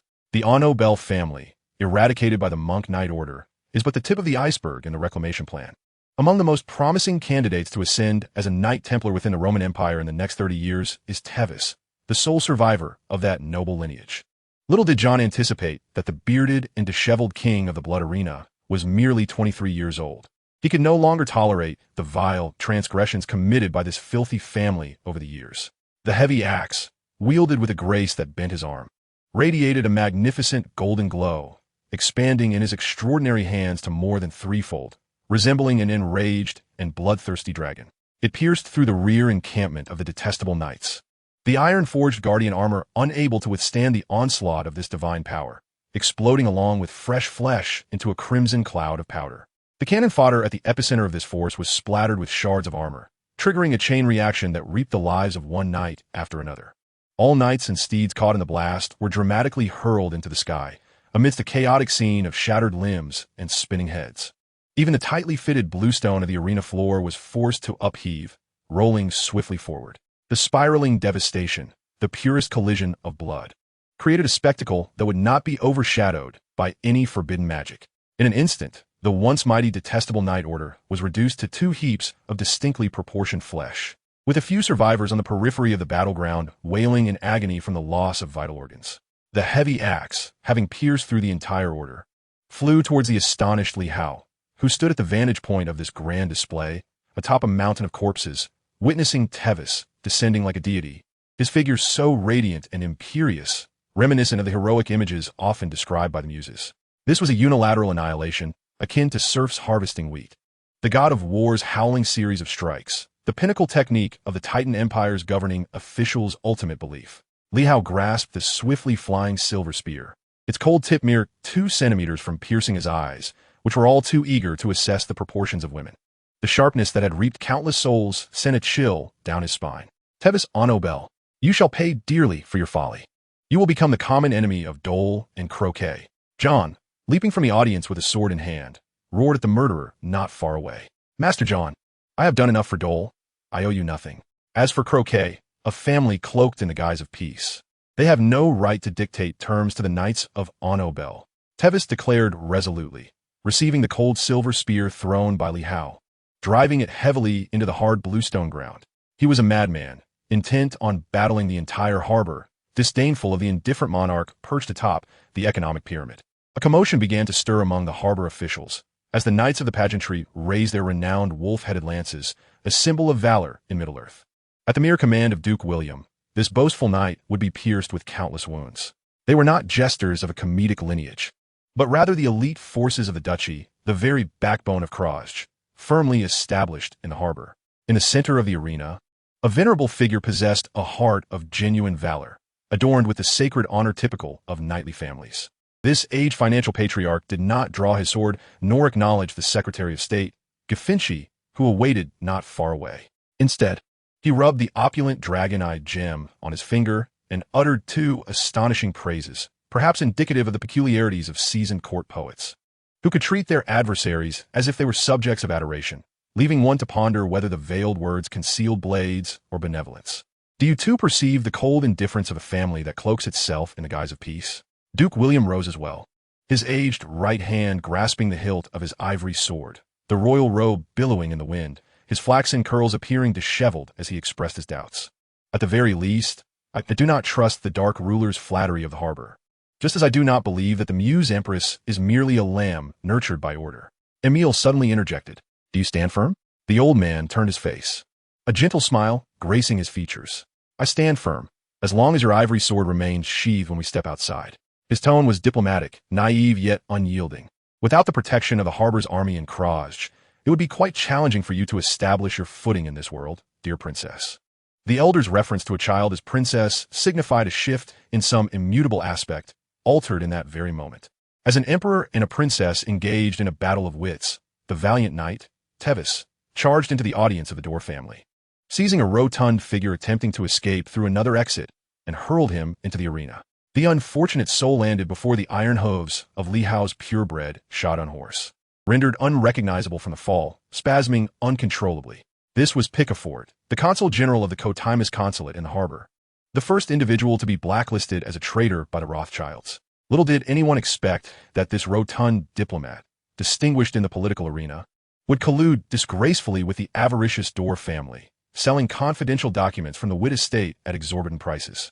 Rumor has it that this portly figure indulged daily in the company of at least 3 high-quality female slaves provided by the Dor family. Esteemed Princess Cotimus, the knight-errant Tevis and Noble is willing, from this moment forth, to pledge his unwavering allegiance to the footsteps of the Rothschilds. This filthy pig shall serve as my first gift to you. He lifted the already broken-necked Picafort high above his head, casting an expectant gaze towards Emile, the youngest female regent in Rothschild history. Listening to Tevis's melodramatic declaration, Li Hao rubbed his swollen forehead innocently, saying, "Knight-errant Tevis, now is not the time for proclamations. We stand before over 100 royal knights. You must transform them into a second gift before the princess will even consider accepting your loyalty." "I cannot do that." With a temperament marked by bluntness, even his admission of defeat radiated confidence. Li Hao, nearly tumbling from his steed, frantically approached the muse, who descended gracefully like a bird from the heavens, and inquired, "Hey, can you still recite the Scarlet Judgment? We are about to be enveloped in grandeur once more." The muse, with a flicker of her eyes and wielding her black glimmering wand, muttered a curse under her breath before turning towards the high platform, taking a seat upon the relatively cleaner stone steps, casually perusing a best-selling collection of essays. The disparity in prowess between the royal knights and the raucous Dole family, the treacherous turncoats of the Tourney knights, and the indecisive Duke of Croged were all pieces of a fragmented puzzle. When Emil finally pieced together the shards of information, he recognized that whether it pertained to the fallen Katami's dynasty or the ceaseless smoke of conflict across the Western territories, the ultimate truth would invariably point towards the Order S governor. This was inextricably linked to the insidious manipulation of public sentiment through doctrine, coupled with the iron-fisted conquest of territories, obliterating any elements detrimental to the papacy, a hallmark of the Dark Titans, Dante and Sylvester. It was likely that Katamis would serve as the inaugural target of the Order's scepter, heralding a resurgence of chaos in Middle-earth within the next 30, 50, or even 100 years. Such turmoil could only be quelled by blood and bones. Emil no longer harbored doubts. With a final glance at William III, revered as a guest by the Rothschilds, he resolutely descended from the platform. As all eyes turned towards her, she was no longer the sorrowful princess, but had transformed into a solitary queen at the forefront of the ranks. "Advance, royal knights of the harbor.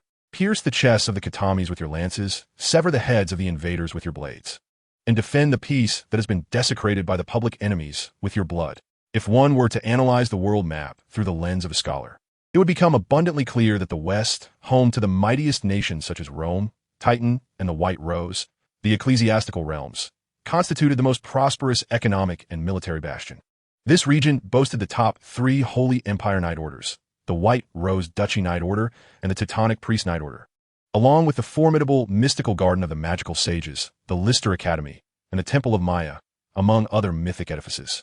In contrast, the relatively stable Middle-earth showcased fragmented powers such as the Harbor, Katamis, Sislo, and the Red Alliance dynasty, making the emergence of vassal states or allied nations improbable. This land, with its longest coastline directly adjoining the Black Sea and the Dark Canyon, also harbored the most expansive poplar valley forest and the largest population of elves. While within numerous border fortresses, one might even encounter the rarest of dwarven clans. As for the perpetually turbulent northern continent, it was dominated by the ice city of Casablanca, ruled by the Muse, and the dark southern expedition led by the beastly swordmaster Grom, the very executioners encroaching upon Katamis, alongside the prophet Sal residing in the earth-shaking dragon veins. Not to mention the countless mercenaries and rare races. 3 great empires, 17 duchies, 28 kingdoms, and 79 free city-states stood divided, each vying for supremacy. As for the nearby necropolis, even the official documents of the Roman pontiff provide little detailed information. It is a hell shrouded in the shadow of the Domic family, where the lowest-tier ghouls, venomous insects, and countless abyssal creatures infest the mountains and valleys. According to soldiers stationed along the border while patrolling the Olympus Mountains, they often witness various splendid natural imaginings, even the silhouettes of bone dragons and undead knights. Thus, one can deduce a simple formula: northern Middle-earth of the West. When it comes to military prowess, the Barbarian Alliance does not lack confidence or courage, but rather a great leader akin to Dante or the Red Emperor. The Harbor Knights and the Princess Alliance, once engaged in battle, represent every member who must face the onslaught of 20 royal knights individually. It appears that Tevis did not lie. A place that allows the likes of the Dor family to establish themselves is indeed irredeemably hypocritical.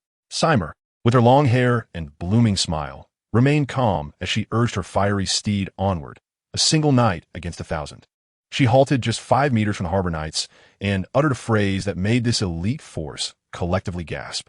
"Whoever can pull me down from my steed, I shall grant any wish, including sharing my bed." The Valkyrie remained unmoved, her blazing spear slicing downward at an odd angle, tracing an equally peculiar wave-like arc. In the explosion of flames, Solomon's great sword split into 3, all successfully blocked by Seimer's spearlight. Yet, the onslaught of the splendid knight did not waver. That seemingly cumbersome great sword felt lighter in his hands than the short sword of the Solomon series. Seimer discerned that this individual possessed a remarkable balance of agility and strength, far from the type with glaring weaknesses. Heightening her vigilance, she attacked with her spear like a venomous serpent striking, offering no chance for her opponent to execute a second sword technique. In her world, the spear was the exclusive weapon of the Sixth Order Knights, boasting a golden level range for long-distance attacks and a variety of assassination and blocking techniques that aligned with the military aesthetics of the traditional nation of Courtimus. A wildly audacieux contre-attaque, a masculine combat-style. The black helmet spun high in the air, crashing down upon the stupefied harbor knights. It seemed none among them were willing to engage any further, my alluring princess. Li Hao said with a cheeky grin, then picked up the splendid knight's Solomon greatsword, resting it on his shoulder as he continued his irreverent banter. Leave the brawling to the men. I wouldn't want the princess's maid outfit to lose its charm for being splattered with blood. Such flippant jest was not scorned by the noble Princess Seimer. She deliberately accentuated her curves, showcasing her S-shaped silhouette to the men, a playful adjustment to the serious atmosphere. Indeed, Courtimus is a land of heroes.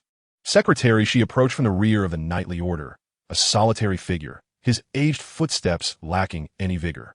Thank you for the compliment, Venerable Duke, Seimer replied with composure. Have you decided to leave it at that?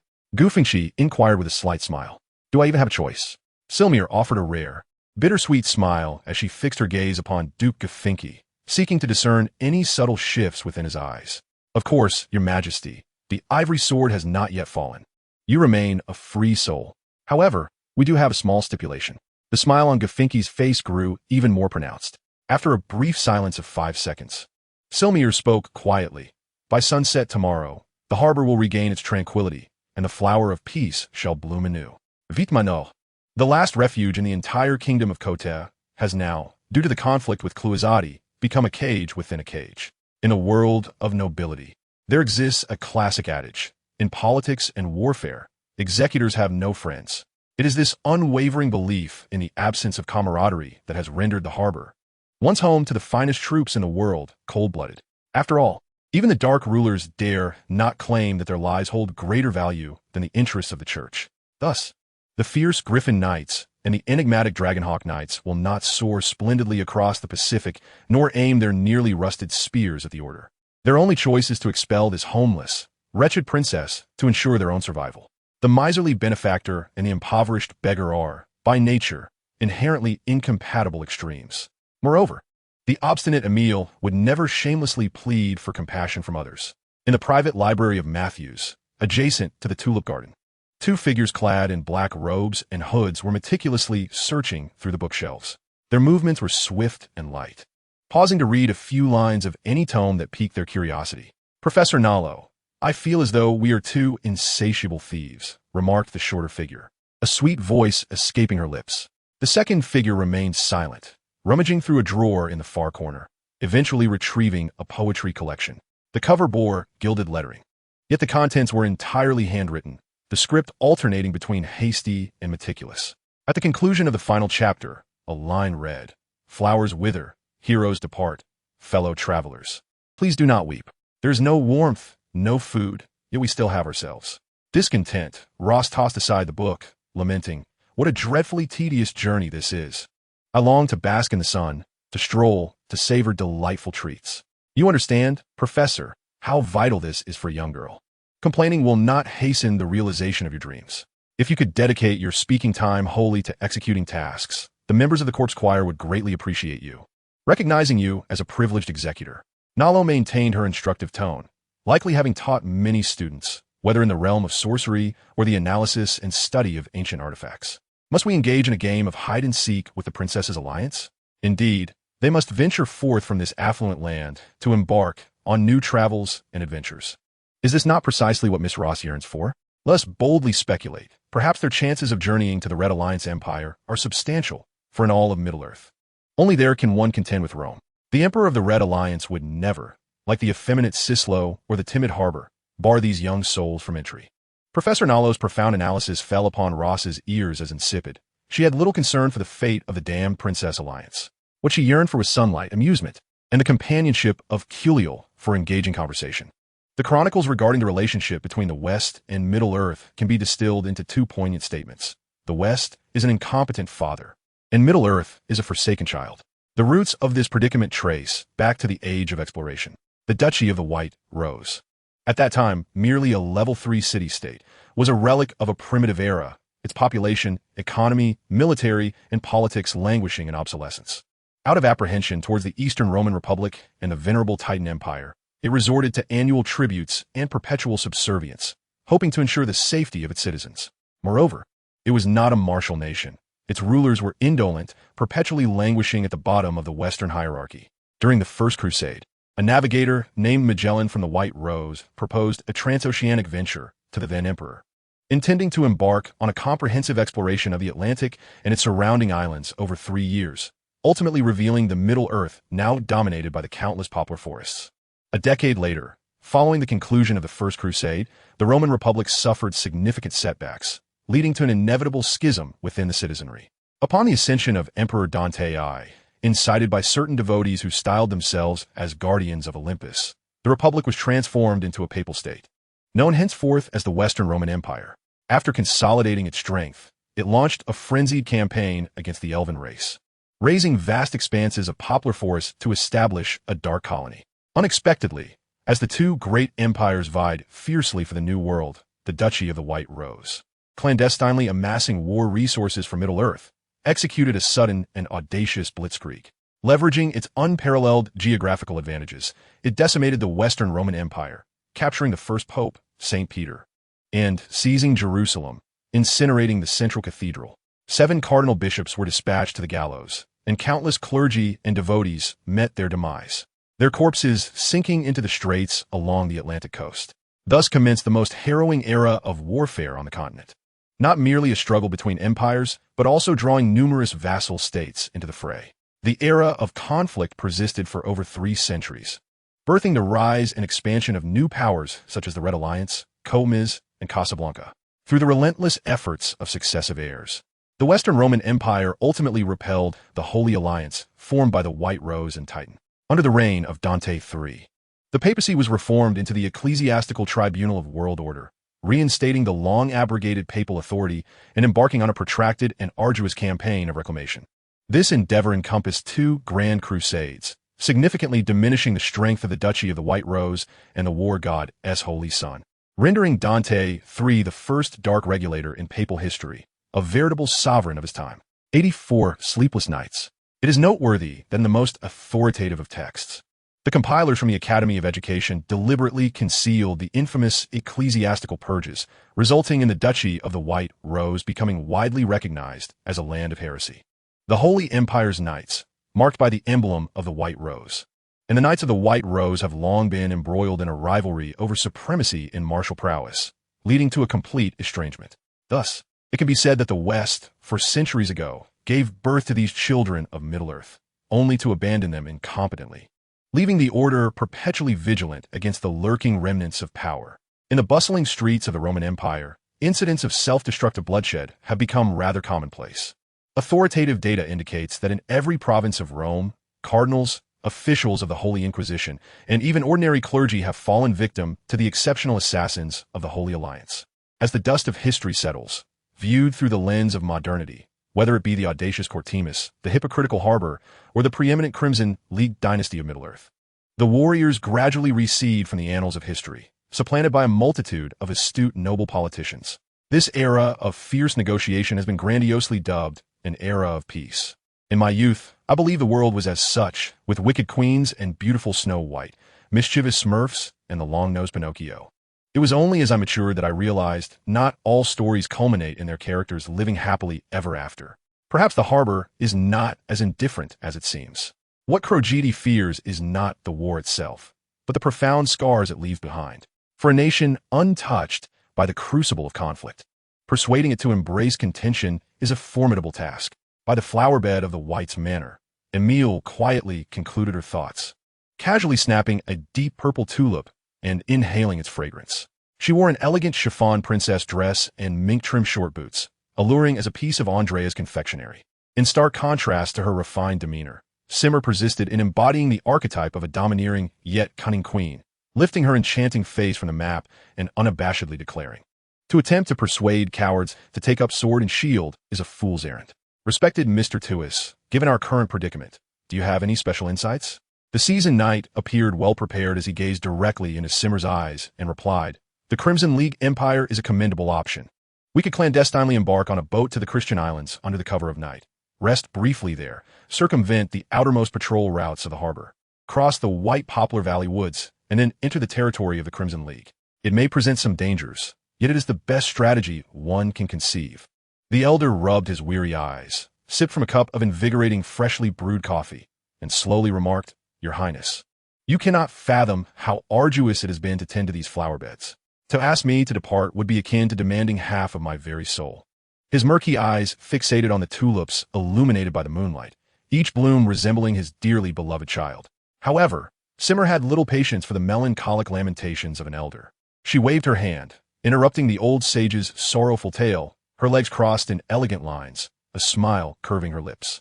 "Handsome magician, might you guide us, poor children, with your astrological wisdom?" Muse shook his head, a treasured edition of court poetry resting on his knees. He believed that magic was inherently an emotional pursuit, and thus, harboring affection for it was of no consequence. In the private journals of many magical sages, one often encounters sentiments such as, "A proficient magician can recite all the esoteric chakra formulas, can transcribe the theories of elemental composition from memory, and can wield all the flashy skills within prescribed levels. Yet, a great magician revels in exploration and the present, shattering existing laws to integrate new concepts, rather than resorting to references at every challenge." It appeared that tonight was destined to be a sleepless one.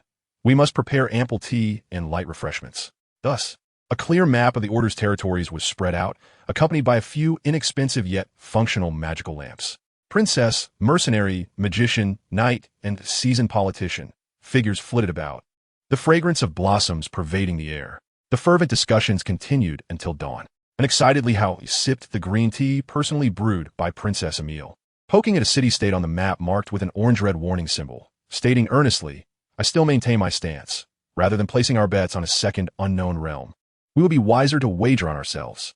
For cowards and merchants, black blood is a forbidden domain, yet for dashing mercenaries and fallen nobles, it is indeed a veritable paradise." It is worth noting that the renowned Wild Tribe Mercenary Corps and the market's most esteemed Thieves Guild both hail from that enigmatic, lawless city. Another significant reason is that the fools of the Order would never conceive that Your Highness, the noble princess, would flee to such a cannibalistic world. Such an astonishing insight emerged from an equally remarkable individual. This was Simmer's succinct commentary after listening, her expression languid as she stretched her back, slightly adjusting her somewhat imperfect bosom, yawning as she said, "Do not utter the word order in my presence. My greatest wish at this moment is to bind Constantine, drag him into my private interrogation chamber, prepare the whip and candles, and embark on a delightful journey. Of course, if you wish to spectate, you are always welcome." Li Hao shook his head in mockery, retorting, "Before that, you must ensure you are not summoned to the Holy Inquisition for doctrinal examination." Simmer replied with a sultry smile, "If that day ever comes, I would rather bite off my own tongue than utter a single sound before the dregs of the Holy See. Damn that knightly spirit!" Li Hao exclaimed in exasperation. Before the conundrum of faith, he had perpetually struggled to find his own answer, which had fostered his peculiar blend of gloom and defiance. "Have you made a decision, silent adventurers? Behold our formidable assembly, a princess from the ruined realm, an exiled knight of the realm, a strikingly handsome yet profoundly deep high-tier mercenary, the enigmatic new master of the future arcane Sage's Garden, and the most esteemed old cart driver, Matus. What reason do we have to hesitate? Come forth, my friends, embrace the splendid dawn, and bid farewell to those effeminate souls of the harbor." Li Hao, lost in self-absorption, anticipated the adventure with fervor akin to that of a lascivious woman yearning for exquisite red wine. If one were to personify the Order, Rome would undoubtedly be depicted as an indisputable colossal dragon, Casablanca as a polar bear dwelling upon the icy plains, the harbor as a cunning old fox cloaked in a lion's guise, the Red Alliance as a perilous saber-toothed tiger, and Titan as a tempestuous giant, brandishing its fists in fury. As for the accursed city of black blood, it would resemble a vast opium poppy infested with vampires, where even the commonplace air is suffused with a deadly miasma. On the path leading into Black Blood, Muse remained enraptured by poetry and literature, rather than the ancillary tomes of magic. Amusingly, while preparing her personal belongings, this reticent and brooding youth managed to haul 3 entire wooden chests filled with books, occupying nearly half the carriage space. Among the group, the most militarily astute, Simmer, tirelessly labored over topographical maps, employing a palette of blue, yellow, orange, and red to denote danger levels and essential detours through hills and valleys. Her sensitivity to maps was akin to a compulsive obsession, ensuring her graceful presence was always evident in the command operations of every battle. However, in contrast to the tedious and intricate data warfare, Simmer preferred to relish the classic imagery of Legion confrontations. As a squad commander, she harbored grand ambitions of leading her own Thunder Knight Brigade, slaying griffins and dragons, soaring over the Olympus Mountains, and challenging the elite Dragon Knights of the Roman Empire. Yet, in her struggle against the Dark Southern Expedition, all 78 of her meticulously selected sisters met untimely fates. Such trauma is an eternal and indelible mark upon any soul. Lichao sat alongside Emil, listening intently as the exiled knight, Tevis, recounted tales from his past. Each child of the realm, with a heart full of wanderlust, finds great pleasure in the stories of others. As Tevis narrated how Enoble was gradually cornered in a heresy by the Order, Simmer paused in her work, resting her chin upon her quill, and interjected, "Could you summarize your thoughts on Dante, the man?" Tevis's eyes dimmed, and a profound pain deepened as he momentarily lost himself in thought. Raising his gaze, he replied, "I can only say that any acerbic critique aimed at an insatiably ambitious dark ruler appears utterly ludicrous. Thus, I harbor no sorrow for Enoble's downfall or my own tragic fate. Hatred and anger, praise and disdain hold no relevance for a heretical knight. If the Order cannot even eradicate the weeds around its own nest, it will have long been devoured by Titan and the White Rose." Tevis pondered for a moment and nodded serenely. Li Hao and Emile fell into silence, while Muse remained blissfully absorbed in her words, akin to a carefree fool. "Is this your faith?" Silmir continued to inquire, relishing this emotional exchange, which felt like a stark contrast to her demeanor on the battlefield. "No, my faith resides upon the saddle. I fight for all those unable to battle," Tervez asserted with unwavering conviction, his emotional transition occurring more rapidly than anticipated. "If I were a knight, I would never adhere to the 8 noble virtues, just as a missionary would not dedicate a lifetime to seeking the Ark or the Holy Grail." Li Hao interjected abruptly, then added, "What I wish to convey is that in the realm of Black Blood, all virtues and glories become utterly valueless. There exists a complete and rigorous food chain system, where every role abides by the law of survival of the fittest. We must learn something from this." Silmir, momentarily taken aback, playfully traced Li Hao's sharp chin with her finger, teasing, "Oh, dear little kitten, do not discuss laws with your elder sister. I do not need to learn anything. I desire that position at the pinnacle of the food chain. Surely it is ideal for cultivating beautiful wild chrysanthemums." As the starlight descended, the Wit carriage glided into the city, akin to a proud, solitary wolf ascending towards the renowned 13th District, home to the authentic Black Blood gladiatorial arena. The infamous slave market, Red Mary, the underground black market frequented by antique dealers, and countless public casinos. This was a true, free city-state, devoid of bloody judgments and the despicable noble system. Here, each individual harbored their own dreams, tirelessly persisting regardless of whether the outcome led to purification or being purified. Although the treasury of the Wit estate had long contributed to the Holy War, this posed no challenge for the resourceful Li Hao. He meticulously sorted the fine wines in the Wit cellar by quality, category, and vintage, bringing them to the trading market to sell to foreign merchants, thus acquiring around 5 bundles of gold vouchers, equivalent to approximately 50,000 universal gold coins, while retaining only a few bottles of truly epic and stunning vintages. Silmir generously indulged his modest greed. Were it her, she would scarcely conceive that such a barren estate could yield such a fortune, simultaneously admiring Li Hao's wine identification skills, rivaling those of a court sommelier. Yet, she remained oblivious to the fact that this rugged, fiercely independent mercenary had diligently perused countless specialized texts, much like a muse memorizing thousands of chakra formulas in fervent obsession. Every individual possesses an irreplaceable and unique significance in life, whether noble or commoner, general or soldier. Each has realms they can only gaze up at, just as there are places where others look up to them. The finest inn in the 13th District is named Azure Rose, seemingly plucked from an extinct court anthology, run by a merchant of the effeminate nation. The term effeminate nation is a derogatory label bestowed by all barbaric realms upon artistic cities. West Silo is renowned for the divine craftsman Leons and the fashionable demoness Barbara. It would be no exaggeration to claim that without these two order-level artists, the effeminate nation would have devolved into a truly cowardly one, reminiscent of the White Rose Duchy of the pre-war era, which was fit only to carry the shoes of the Roman papacy. The muse smiled and remarked, "Every successful, ambitious individual prioritizes the quantity and quality of their hidden cards, just as every innocent and naive child conceals candies and chocolates within a box. Do you understand why, Mr. Ambitious?" Li Hao snapped his fingers and chuckled heartily, "Because candies and chocolates are safer hidden within the belly. Listen, my friend, the reliability of lowly and mature women far surpasses that of scheming mercenaries. Our departure from Scat is undoubtedly our most successful decision. Your dreams and mine are being realized due to some kind of calling. Is that not a source of happiness?" The muse tapped the table, a smirk gracing her lips. "I concede this is a beautiful beginning, but happiness is still a stretch. Once you can transform the mature woman into a docile Persian cat. I shall acknowledge that the most handsome man in Scat Town is named Li Hao." Li Hao silently vowed, defiantly raising his middle finger. "A Persian cat will be had. Gold coins will be amassed, and a scepter shall be claimed. However, before all that, we must first digest this rather unpalatable orange.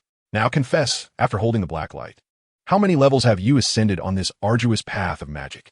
The muse shrugged nonchalantly, jesting. "Perhaps we should refrain from discussing it. I fear a certain insignificant nightly retainer may lose sleep over it. A mid-tier mage?" Li Hao cautiously speculated, being a man prone to envisioning the worst in every scenario. The muse shook her head, maintaining her indifferent demeanor, and whispered, "In the realm of magical profundities, if one could consecutively chant 3 scarlet judgments in a short span, would you not faint from the sheer exertion? I certainly would. This is a rather juvenile arithmetic problem that belongs in any textbook. A combination technique formed by merging the range control skill Vines Entwine with the area damage skill Rose Electric Net, resulting in the Scarlet Judgment X3, a grand mage's feat. The morning sky was gentle and radiant, akin to the vast plains of Middle-earth, imbued with a robust vitality that belied the bloody undertones of the Black Blood. The slave masters arrived early at Red Mary, trailed by a throng of merchandise resembling ants. Regardless of whether they were vacant-eyed men or emotionless women, they donned tattered burlap shorts, their backs and limbs bare, bound by ropes around their wrists. Occasionally, a few battered stubborn donkeys were subjected to the indignity of handcuffs and leg chains, marked by prices ranging from 20 silver coins to over 100 gold coins. They squatted, stood, or lay in the sale area, awaiting the favor of potential buyers. The origins of these goods were murky. The lowest tier included homeless orphans and prisoners of war from the Holy Crusades, while those of slightly higher status comprised the relatives and offspring of enemy nobles. Knightly retainers, heretical missionaries, apostate poets, and even the coveted ladies being eagerly contested by the wealthy lords. Young Master Li Hao stood on the balcony of the Azure Rose Inn, mockingly making the sign of the cross towards the slaves. Beneath his feet lay the renowned L Avenue and the landmark structure known as the Evil Fountain, which has been dubbed the source of Black Blood's malevolence by the outside world. The only places that dare to openly defy the Pope and desecrate doctrine. Aside from Titan and the smoldering White Rose, both listed as the foremost on the Order S blacklist, are the resplendent Black Blood. The identity of the architect behind the Evil Fountain remains shrouded in mystery, with its construction dating back, according to fragmented texts, to at least the era preceding the Age of Smoke. At that time, Middle-earth had yet to be formed. The first explorers who ventured into the Black Blood region fortuitously erected a dual-lane avenue encircling the Evil Fountain. Due to its unique historical mystique, the fountain has become a favorite topic of discussion among many archaeologists and historians. Hypocritical devotees, filthy souls, and incomprehensible mortals. Suddenly appearing behind Li Hao was Simmer, reminiscent of a tragic romantic poet, her cherry lips slightly curving. "On this splendid sunlit day, may I have the honor of inviting my beautiful princess for a stroll? The morning in Black Blood is the most vibrant part of the day, and you, dear lady, are particularly charming."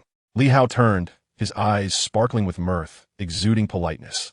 His clear gaze met Simmer's bosom, still as grand and heavy, seemingly imbued with the fragrance of rose petals. For a gentleman whose pockets held no more than 2 gold coins, what were the chances of successfully inviting a noblewoman for a promenade? Simmer smiled radiantly, akin to a cherished flower in a vase, habitually crossing her arms in modesty. A truly refined imperial woman, when on a date, would never concern herself with her companion's wealth, attire, or knowledge. Instead, she would seek that serendipitous connection, even if the one who might lead her to bed were a penniless mercenary lacking status and background. Li Hao calmly concluded, his gaze unabashed, relishing the surprise etched on Simmer's face, her lips slightly parted and her eyes frozen, exuding a unique, wild charm. A woman who had devoted her youth to poetry and piano, later learning the arts of conquest and subjugation, would never trade loyalty for love before the age of 30. What kind of past must a beauty possess to transform into a figure as frigid as ice before the bloom of youth has faded? A rather realistic confession. One might say, barely passing the mark. Yet, there was room for improvement. With a smile, Simmer glanced at the increasingly radiant sun and continued, "Let us proceed, impoverished mercenary." In honor of her candor, Li Hao had initially imagined that the Valkyrie would traverse L Avenue directly, briefly marveling at the grandeur of the Red Mary slave market before pausing beneath the statue of Satan, ultimately deciding whether to conclude their journey based on her mood. However, Simmer merely stepped into a modest shop, the decor far more simplistic than that of the Lichtas specialty store in Harbor. Amusingly, it turned out to be a boutique for young girls' accessories. Yet, Simmer did not lose interest. She stood at the counter, meticulously selecting items and occasionally inquiring about prices from the attendant. Li Hao suddenly awakened to the realization that he had erroneously conflated the relationship between profession and character. He believed that a princess ought to embody nobility, a teacher must be stern, and a poet should possess a broad-mindedness that is far superior to that of a mere slave. "Beautiful lady, the total is 2 gold coins. Do you require anything else?" The salesgirl, with a radiant smile, addressed him from behind the dark counter, resembling a charming little angel. Li Hao took notice of the item chosen by the Valkyrie, a thumb-sized rose-purple crystal vial, a trinket whose childishness was commensurate with its price, wholly unworthy of noble aesthetic sensibilities. Nevertheless, he gallantly rummaged through his pockets, awkwardly extracting a handful of scattered silver coins and depositing them on the counter. With a clumsy blink, he prompted the angelic girl to lower her head and count each coin one by one. Finally, she sighed in resignation, "I'm sorry, sir. You have a total of 19 silver coins, and we're not running any discounts today." Observing her innocent expression and glancing at the even more innocent Simmer, he boldly pressed on, "Miss, a successful merchant would never quibble over a single silver coin. Were I in your position, I would hasten to finalize this transaction." The angelic girl shrugged her shoulders, furrowed her brow in contemplation for a while, then smiled. "Very well, considering you are our shop's first customer." Not far away, Muse wore a serious expression as he swiftly waved his black wand, reciting a series of intricate and precise incantations. With this, Simmer's body was forcibly yanked from her position, narrowly escaping a second assault from the girl assassin. Witnessing her prey evade capture, the young assassin's lips curled into a slight smile, yet she did not halt her pursuit, contemplating surrender. Just as the suspenseful scene seemed to conclude, Muse, who had been standing still, suddenly glided forward, his wand gripped tightly in his right hand, executing an upward thrust akin to that of a longsword. Golden rays, reminiscent of the previous ones, surged forth with greater velocity towards the girl, instantaneously forming 7 expansive golden shields that semicircled to obstruct her path. Yet he did not cease his incantation. His wand was waved with increasing frequency, the red robe billowing with a rustling sound amidst the clash of elements and the external world. A miraculeux spectacle inforded. The already impressive 7 shields, akin to the principles of light refraction, generated an additional face in all opposing directions. Thus, they transformed into 14, effectively ensnaring the panicked girl assassin. Consequently, the scene left Li Hao, who stood dumbfounded, as well as Simmer, who was now safe, and the girl assassin trapped within the divine cage. Utterly astonished by this miraculous display, replication, a branch of magical mysticism that demands the highest reserves of chakra, is typically taxing even for an ordinary mage after duplicating a low-tier staff spell, to say nothing of such a widespread control spell. His solitary virtue lies in the concept of instantaneity. Regardless of the intricate steps required for advanced magic, he can achieve instantaneous replication. Imagine, on a genuine battlefield, if one were capable of casting the Forbidden Meteor spell twice in succession, the devastation wrought and the advantages gained would be immeasurable. However, such extraordinary instances are mere hyperboles found within the pages of textbooks. No historical account of magic can provide evidence of the phenomenon of replicating forbidden spells. The arcane secrets based on injury-free control techniques rank low among the myriad branches of magic due to their perceived ineffectiveness and monotony. In both small-scale skirmishes and typical encounters, Knights, swordsmen, clerics, and elemental mages, along with even the most skilled thieves, form a universally acknowledged classic combination.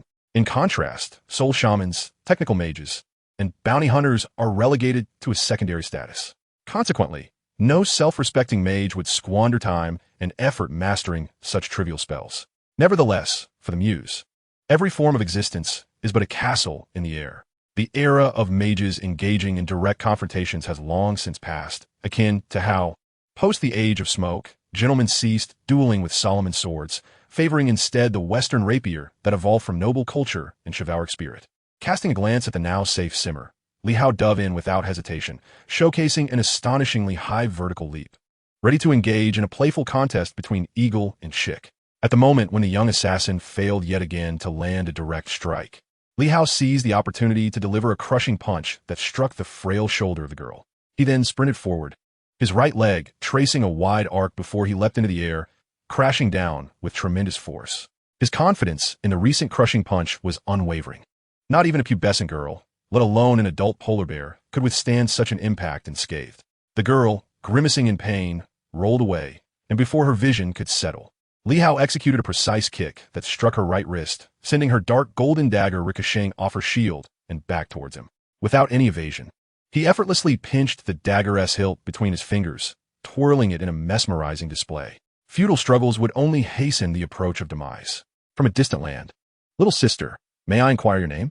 Li Hao teased, advancing fearlessly to seize the girl's second dark golden dagger. Hatred, loathing, and anguish flickered in her eyes. For a thief, there is no worse predicament than a broken hand. Despite her youthful visage and unripe form, Li Hao maintained the vigilance and resolve befitting a seasoned mercenary. He restrained the girl's unharmed left wrist and signaled Muse to lower the magical barrier. Simmer hurried over, clutching her bloodied hand, and addressed the girl. "You have the right to remain silent and the obligation to keep your superior secrets. Yet, I must impart a truth upon you. I once served as a deputy inquisitor, and I possess countless peculiar methods to extract information from you, obstinate assassin." Once again, we find ourselves in a relentless pursuit, traversing from Kotmiz to the Mogula Mountains, then from the Mogula Mountains to the harbor, and finally from the harbor to Blackblood. We have endured far too many struggles and deaths. Emile lamented, her expression marked by an ambiguous sorrow and fatigue. She was exhausted, yearning for a shoulder to rest on for an extended period. Yet her stubbornness urged her to maintain a facade, to remain inscrutable to everyone, including her sister.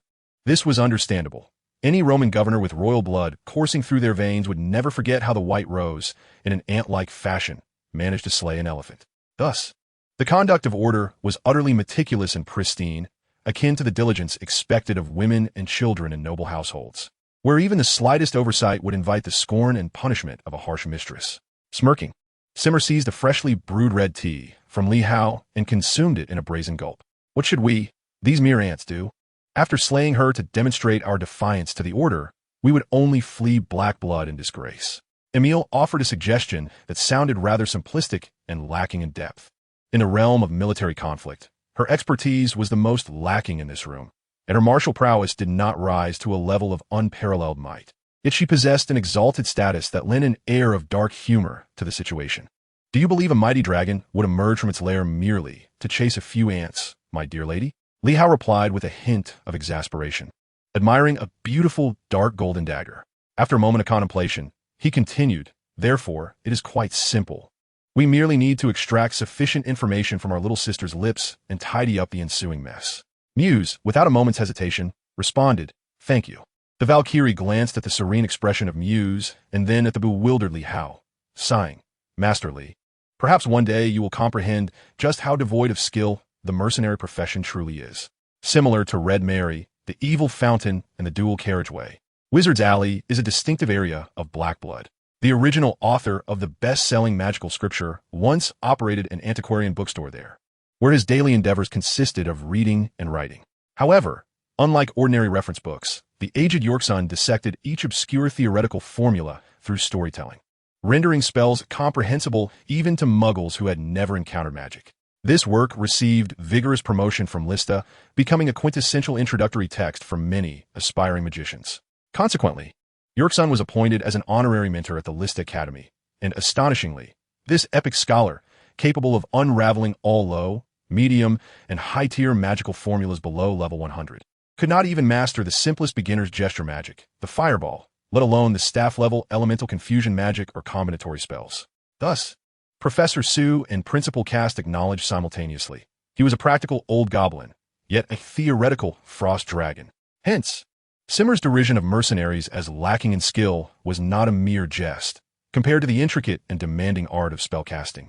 A profession purely reliant on physical attacks is indeed insignificant. Historically, any renowned monarch, be they knight, swordsman, or sharpshooter, ultimately found their fate inextricably linked to the realms of spells and elements. For instance, the formidable war God Roar series, so deftly wielded by Teves, owes its unparalleled prowess largely to the exceptional nature of his sacred elements. In his moments of respite, Li Hao earnestly contemplated the world's top 10 primary professions, ultimately favoring the knight and swordsman, along with the faintly hopeful rogue. As for professions such as the mage, arcanist, and shaman, he deemed them suitable for secondary pursuits. His character dictated that he would not approach life and the future with the madcap fervor of a muse. Instead, he meticulously scheduled each second of his day, voraciously absorbing knowledge and engaging in rigorous training. The emergence of any dual-class or multi-class master is often born from the relinquishment of many aspects, including love, familial ties, and even freedom and dreams. The unwavering belief that resides in each individual's heart, their personal faith, is not easily altered, regardless of how actions may substitute for laws. The noble system and the chivalric spirit seem to eternally serve as the lever supporting the mortal realm. They can effortlessly pry apart the shackles of slavery and the papacy while easily elevating many to the heights of power, despite the relentless struggles of heroes throughout history, such as the White Rose Grand Shepherd and the Titan Holy Sun. The banners of the Holy Empire's knights and the Teutonic priestly knights continue to assertively stake their claim across the Western territories. Ambitious figures, driven by the dichotomy of light and darkness, resemble a ferocious beast awakening from slumber, casting a predatory gaze upon the Middle-earth, with claws concealed beneath a thick pelt. Having already stealthily torn asunder the defenses of the lambs, poised to advance and wreak havoc upon the living. Returning from the Wizard's Alley, Simmer did not engage in direct communication with the imprisoned female assassin. Instead, she tossed herself into the embrace of the muse and locked herself within her chamber. Neglecting even the dinner hour, bored and restless, Li Hao, after a fierce internal struggle, abandoned his plans to wander the night market, deftly circumventing the touchpoints of magical traps, preparing to greet a friend from the shadows. However, upon entering, he was utterly astonished to find the room in disarray, having been thoroughly ravaged, with nearly everything destructible laid to waste, leaving behind only a simple guest bed and a few glass cups filled with liquid. The girl was intently adding powder to the cups, stirring it slowly with a metal rod, and then gulping it down. Her obsession was such that she remained oblivious to the door being opened and the presence of an opposite sex quietly entering. This was far beneath the standards expected of even a novice rogue. After observing for considerable time, Li Hao, utterly perplexed, inquired the multifaceted female assassin, "Are you concocting a beverage?" With a resigned sigh, he pulled up a chair to sit before her, noticing that her wrist, previously broken during the day, had astonishingly healed. This was rather incredible. The girl's complexion was somewhat pale, her speech laced with a heavy Jerusalem accent, the very heart of the Order of the Church, the birthplace of the Roman Empire's central cathedral, St. John's. Her demeanor was rife with unmistakable brutish traits. When threatening others, she would not say, "I will send you to hell," but rather, "You will be having coffee with my personal lawyer." Li Hao smiled sarcastically and said, "Well, Miss Sirona, I presume you could effortlessly dismantle the magical trap on the window with your superior alchemical disassembly skills and then make your escape?" Sirona, biting down on her pristine white teeth, retorted indignantly, "Who said I intended to flee? I wouldn't bother dismantling such a flawed and wretched magical trap. That would only diminish my intelligence." Li Hao couldn't help but chuckle as he stood up to gaze at the vast starry sky outside, murmuring, "So, your chest, much like your intellect, diminishes with every boastful claim you make. Thankfully, this isn't a fairy tale world. Otherwise, you would surely be the most devoted fan of Mr. Pinocchio." Slowly turning around, with a nonchalant smile gracing his lips, he continued, "Do you not think it rather foolish to so readily expose your back to a thief?" Amused once more by Sirona's innocence, Li Hao firmly stated, "Even if you divulge everything you wish to say, it does not guarantee your exit from here. Until Miss Simmer regains her position as the Inquisitorial Commissioner, I expect you to narrate your story in a congenial manner. It need not be particularly captivating, just simple and comprehensible. Then, please, cater to me like a personal maid, avoiding any mention of arrogant Jerusalem and refraining from emphasizing your status as the favored offspring of some dilapidated family. Here, it is merely you and me, to be precise. It is only man and woman. From Li Hao's judgmental words, Sirona finally perceived a hint of coldness and dread. Her cunning intellect had little room to maneuver. If you wish to learn about the shadows, you must first return my black cross dagger, for it represents the life of every association member. Sitting quietly, Sirona commenced with her demands, her gaze filled with yearning as it locked onto Li Hao. After a moment's contemplation, he tossed one of the daggers toward her and pulled up a chair, seating himself closely, stating quietly, "You must begin in earnest now, Miss Sirona.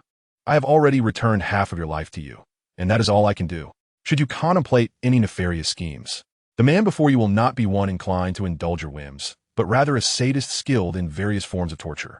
You likely have never experienced the novel contraptions within the Inquisition's torture chamber. For Li Hao, status was akin to that of a paladin's hunter, and the worth of a peak thief rivaled that of a golden-tier private alchemist, domains unattainable for at least a decade. He regarded her with a mixture of skepticism and intrigue, urging Sirona to continue. Now, please carry on, so I may comprehend why there is neither coldness nor arrogance in your gaze. Li Hao, an eager listener, quickly fell into the rhythm of the conversation. His instincts suggested that what Sirona concealed was far more intricate than mere misfortunes or tales, perhaps even earth-shattering. Very well, sir. Allow me a moment to sip some warm water to soothe my throat. Do you recall where you left off? Sirona said, cradling her cup, sipping as she spoke, appearing somewhat forgetful. Speaking of the Savior's orphanage, it is a place far worse than a slum. Li Hao's demeanor was tranquil as he gently caressed the black cross motif on the dark golden dagger with his thumb. His acquaintance with the doctrines of the church was virtually non-existent. He was only familiar with a few notorious terms. For a staunch atheist, the likelihood of being accused of heresy by the Holy Inquisition was far greater than that of being dragged into a torture chamber for blaspheming the doctrine. This was precisely why young nobles preferred to masquerade as cheap false priests rather than risk the constraints of entering provincial government under the guise of gentlemen. The era of dictatorial order represented one of the most severe polarizations in the history of religion. Otherwise, the renowned monk knight orders would not have had such audacious confidence. You must have successfully escaped, Li Hao interjected, offering her a freshly brewed cup of green tea, his expression no longer as indifferent as before. For a brief moment, she replied, "No, due to the gravity of the situation, they dispatched the Z-Yuan unit, second only to the Blacklight assassins. I was captured by two members while fleeing the borders of Rome, and ironically, they recognized me as I recognized them. We were sisters taken in by the tribunal in the same term. You might find it hard to imagine that amidst this materialistic and treacherous dark world, there were those who called me sister. They did not wish for me to be tormented to death by the scum of the Holy Inquisition. One severed two of her fingers, while the other cruelly carved bloodstains into her youthful face, sending me off from Rome with tears in her eyes. I left with not a single penny to my name, nor even a usable map. Since the day I was born, I had never left Jerusalem, nor read anything beyond the doctrines in the Bible. The beings I envied most were not deities, but rather the transgressive Adam and Eve. I perceived them as embodiments of freedom, and they deserved such liberty, as did the entire world. During my wanderings, I encountered numerous bards, learning from them the art of writing and playing the bagpipes, witnessing countless natural wonders that could never be compared to the Jerusalem constructed of stone slabs and crosses. I even bore witness to the battlefield of Cotomies, a war often spoken of by the bishops, until I inadvertently stumbled into the realm of the black market, dealt with a few ruffians who sought to bully me, and opened a small shop funded by selling potions to mercenaries. I knew nothing of managing a business, and no patrons came to rest. I could only watch the passers-by on the main street, gaze at the lonely evil fountain, and observe the blank-eyed slaves within the Red Maria. After recounting her entire story, Sirona appeared serene yet innocent, akin to a wild lily soaring between the clouds and the ocean, unable to find soil that could nurture her essence. When she spoke of freedom, she evoked not the image of a devout and humble Christian, but that of a revolutionary thinker espousing subversive ideas. For the Church, this was not merely a rebellion of faith, but a grievous act of heresy, deserving of being bound to a cross for the baptism of holy fire to cleanse the sins within the soul. However, my lady, you have not elucidated the motives behind the assassination of Princess Simmer. Given that you have witnessed the battlefield of Cotomies, you should have gleaned some insights from the mouths of the refugees. After all, your actions stand in stark contrast to the belief in freedom. Anyone who has betrayed the Holy See would never strike down a hapless princess of a fallen kingdom. Li Hao unveiled Siroana's apparent intent to obscure past truths, akin to a skilled prosecutor leaving no room for error. Siroana remained silent for a considerable time, her expression pained as she finally uttered, "I have not betrayed the Holy See. I have not. I have stated before that I was possessed by a demon at that time. I believed that my actions could atone for the mistakes I had made." Li Hao was unhurried. He rose to prepare 2 cups of green tea, observing the chaotic surroundings with a wry smile. If you could channel the energy you expend in vandalism into enhancing your dismantling skills, these dilapidated magical traps would pose no obstacle to your freedom. Siroana, with a hint of melancholy, unfurled her brows, explaining, "I forgot to mention that only in this chaotic environment can I fully concentrate on potion making. It is a habit I have cultivated over many years." Li Hao nodded in understanding. During his time at the Scarp Mercenary Guild, he encountered numerous mid-tier alchemists whose spirits were often low, likely a byproduct of prolonged engagement with chemical data. Moreover, the higher the rank of alchemists or potion makers, the more peculiar their behaviors tended to be, such as creating a disheveled workspace or confining themselves within a windowless metal room. This phenomenon is indeed a curious aspect of their profession. Thus, when Siroana spoke of master-level potion makers and silver-tier alchemists, it was not mere boastfulness. To concoct a potion in a mere afternoon that could restore a completely fractured wrist requires a profound foundation and exceptional technical prowess. "May I inquire about your age? Although you appear to be merely 14 or 15, in the hands of a potion maker, any miraculous phenomenon can arise. Am I correct, Lady Siroana?" Li Hao had begun to address the youthful girl before him with the title of lady. "May I have a moment to ponder?" Siroana furrowed her brow again, gazing thoughtfully at the empty ceiling. Li Hao chose not to disturb her contemplation. He preferred to savor many experiences in slow motion. For instance, when indulging in an immensely captivating bestseller, he would not hastily devour it from start to finish, but rather savor each word and phrase, appreciating the nuances, ultimately arriving at the conclusion almost unconsciously.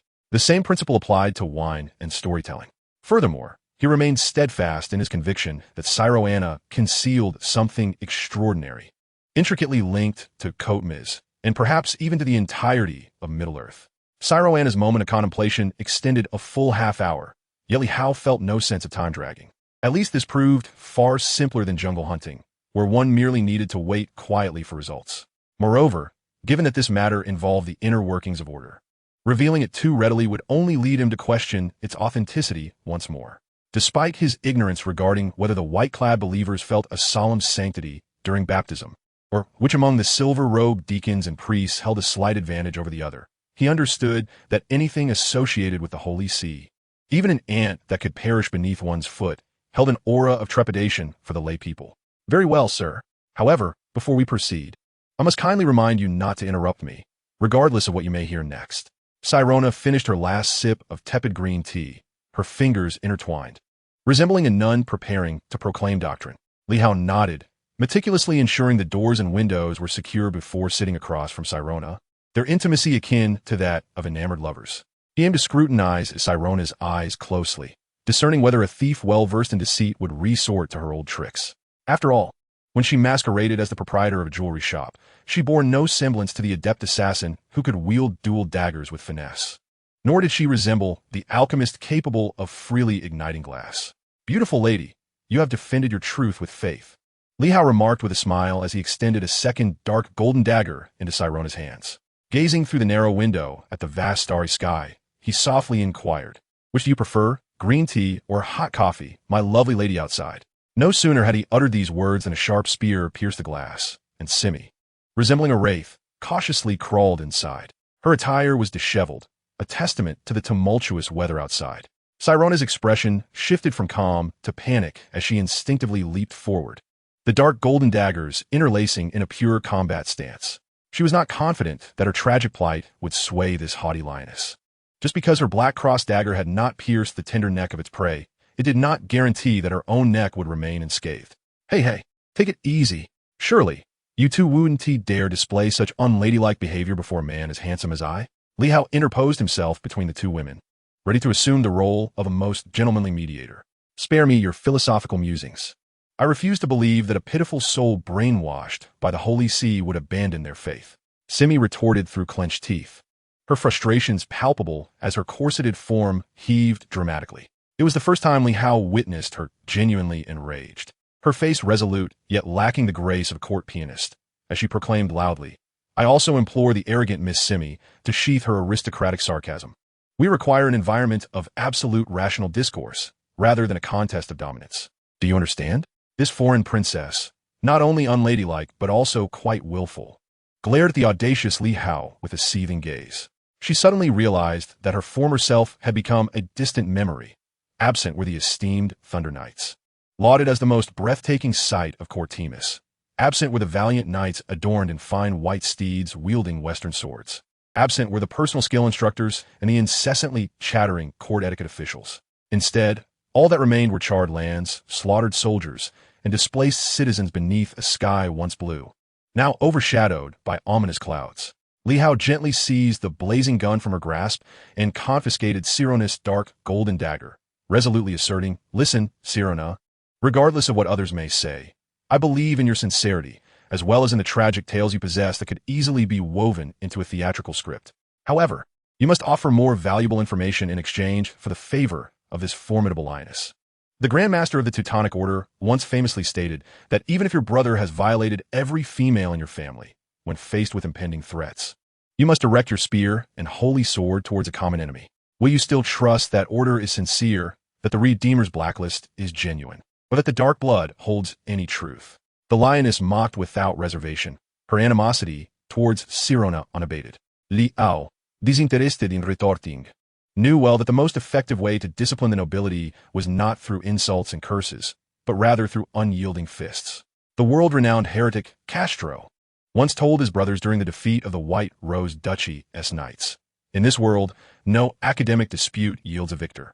Only confrontations and war can bring about a decisive outcome." It was thereafter that the White Rose and Titans declared their alliance. Lurking in the dense misty mountain range at the junction of the West and Middle Earth, biding their time under the guise of a holy coalition, concealing their true strength. They engaged in the notable Jerusalem raid, the Red Rose's valiant counteroffensive, and the globally shocking Second Purge of Heresy. Rumor has it that Castro personally led dozens of hunters, successfully eliminating 6 bishops, including a purple-robed Grand Deacon, within half a day, compelling Dante to resort to isolationist measures in utter disarray. Consequently, Simmer naturally bore no goodwill towards the female assassin from the tribunal. For if she were allowed to enter the ranks of order, she would undoubtedly become a formidable heretic knight. In such dire military and political circumstances, the fact that order could still produce a new edition of the Redeemer's blacklist seemed rather peculiar. Shouldn't the foremost task of both the Shadow and the Holy Inquisition be to assist the Holy See in enhancing the defensive doctrine and augmenting combat capabilities? Li Hao presented a piercing point, anticipating Sirona's response. "Your analysis is astute, and this leads me to my next point. When an individual neglects to mend a significant wound, there is often but one reason for such negligence. There exists an even more grievous wound awaiting attention. However, my understanding of that matter is not entirely comprehensive. Have you heard the tale of the Lich King?" Li Hao rubbed his weary eyes and continued, "Arthas and Frostmourne, the king of Azeroth, leader of the Scourge, and the papal figure of the undead." Sirona nodded, smiling. "That is merely a fragment recorded in history. Aside from wielding the legendary sword Frostmourne and commanding countless dark legions, Arthas also possesses the mysterious ice-ground citadel as his abode. Yet, the true protagonist I wish to discuss is not this historically renowned dark sovereign, but rather his brother, former leader of the Death Knight Order, Domi." "Domi?" Li Hao murmured this obscure and difficult name, utterly perplexed. In the historical records, he was familiar with Arthas, having inherited the power of the ancient Lich King Nizul, had sustained his existence for centuries without withering, and had never shown any inclination to invade Middle-earth, the Wilds, or the West. His restraint outmatched even that of the most effeminate Sith Lord. Whenever the name Arthas is mentioned, whether by the darkly powerful Pope Sylvester wielding a shadowy staff, or by the greatest prophet in Orcish history, Thrall, they are compelled to ascend the peaks of Olympus or to stand upon the formidable ley lines, gazing towards the ancient and mysterious gathering place of the Scourge. It is said that the dark abyss, capable of producing legions of undead knights, the endless Black Sea, nurturing various abyssal ancient species, and the ice-crowned glacier, which even deities find perilous to approach, are all associated with this dread figure. Then, has anyone seen Domi? Li Hao interjected suddenly, seemingly having forgotten the initial inquiry, revealing his deep fascination. No, no one has ever traced the footsteps of Domi. Yet the branches that extend from Domi's lineage have been accepted by Arthas. After the Frozen Throne was restored, they were integrated into the intelligence division of the Scourge, the most renowned among them being the Deathstalker. They flit across various realms like phantoms imperceptible to the naked eye, relaying any information they gather back to the Lich King. To maintain a balance of power, a ratio of 3:7 is typically employed for the infusion of fresh blood into the Arthas family, reminiscent of our own judiciary, where the ranks include elders from the Holy Inquisition alongside representatives from the Pope's court. In conclusion, you might glean that the Order's seduction of the Blade Master Grom to seize Cotomies was largely motivated by a desire to achieve hegemony akin to that of the Burning Legion. Additionally, for years, Pope Sylvester has not ceased his quest for the other two lost artifacts. However, within the Church, we prefer to refer to Domi as the Black Emperor, for he is not merely a formidable Death Knight, but also an exceptionally skilled necromancer adept in curses. Upon finishing her narrative, Silona's gaze instinctively drifted towards Simmer, who wished to avoid entanglement with this lioness, and thus recounted what she had stumbled upon in the archives, weaving an analysis that rendered her account all the more vivid. So, does this Black Emperor also belong to the heretical factions within the Lich race? After hearing the conclusion, Li Hao stretched lazily and asked, "Look, my noble princess, even within the Lich race, figures akin to rangers can emerge. What right do we have to judge those clad in clerical robes as scum?" Li Hao elegantly deployed a striking metaphor to conclude this tug-of-war among women. Simmer rolled her eyes, clearly recalling how Emil's father, Constantine, had faltered against the Red Alliance Emperor in the quest for the Guardian of Shiva due to intelligence errors. As for the Pagini wand, she had indeed heard the old Steward Matthews mention it, though she had not delved deeply into its significance, only knowing that the Guardian of Shiva was the sole artifact-level armor comparable to the goddess's own raiment. Now it appears the remaining two forbidden items are continually stirring the ambitions of the Roman Empire, and that, indeed, is the gravest sacrilege. Perhaps in the eyes of the nobility, only Leons and Barbara can truly be regarded as artists. Perhaps within the annals of Lista, only those who can recite verses atop the dragoness head are worthy of greatness. Perhaps upon the peaks of the untamed continent, only the resilient snow mountain grass can be revered as a sacred remedy. Yet, it is perhaps only the all-knowing fates, the three goddesses, who can peer through the fabric of time and discern the ultimate conclusion of what is to unfold. Under the crimson sunset, the Red Mary still reeked of decay and foulness. Any person of sound senses passing by would feel as if flies were crawling into their bellies. However, Sirona took great pleasure in sitting on the balcony adorned with azure roses, tirelessly engaging in her pursuits. Following a final negotiation with Li Hao, the lioness consented to Sirona as temporary inclusion, yet she did not exclaim in joy, nor did she obsess over the dashing muse. Instead, she spent most of her days perched upon a small stool, basking in the gentle sunlight with a book in hand. As she would put it, reading was not merely a hobby, but an integral part of her life. In moments of ennui, Li Hao accompanied Emil in learning the intricate Genesis chess, which bore a far more convoluted combat system than the universally appealing Wizardess chess, with as many as 126 pieces and rules based on the continent's top professions. The game's allure lay in each player's ability to select their own nation at the outset. Emil seized every opportunity to showcase the princess's temperament, invariably assigning Li Hao the formidable Roman Empire, while he himself assumed the role of the tragically powerless Constantine, who was ruthlessly outmaneuvered on the board. Nobles, steeped in rich heritage, often bear indelible traits, much like a saber-toothed tiger hailing from the icy plains of Casablanca. Its offspring, despite any frailty, would never morph into a docile Persian cat. Aside from indulging Emil's childish whims, Li Hao also found time to learn horsemanship and marksmanship from Tuis. Although he had already mastered acrobatic feats atop a galloping steed, the advanced skills required in real combat could not merely be gleaned from an ordinary knight. During each training session, should he falter, Simmer would tremble like a pair of large white rabbits, her laughter a symphony of exuberance. Her outward aloofness could not conceal the innate girlhood within, despite her long-standing bias against the aristocratic system. She paid little heed to the number of strokes in the word lady. Many convictions are held with pride, even when ultimately misguided. Suddenly, a sweat-drenched Li Hao appeared behind her, flashing a grin that revealed a mouthful of white teeth. She was diligent, exhibiting a professional demeanor rivaling that of the muse, dedicating at least 10 hours daily to her experiments. Though Simmer was also a proficient apothecary, The two coexisted in a silent rivalry, never initiating greetings, and even turning their gazes aside in chance encounters. This perplexed Li Hao. While he enjoyed exploring the dynamics between men and women, he had never delved into the complexities of relationships between women. The former Secretary of State of the White Rose had once proclaimed through empirical study that the pursuits of the great Shepherd Castro were not significantly more vulgar than those of the woefully impoverished yet ideologically rich Constantine. The current Pope Sylvester of Rome penned years ago, "The sacred legacy I inherit is one that can be desecrated by any believer."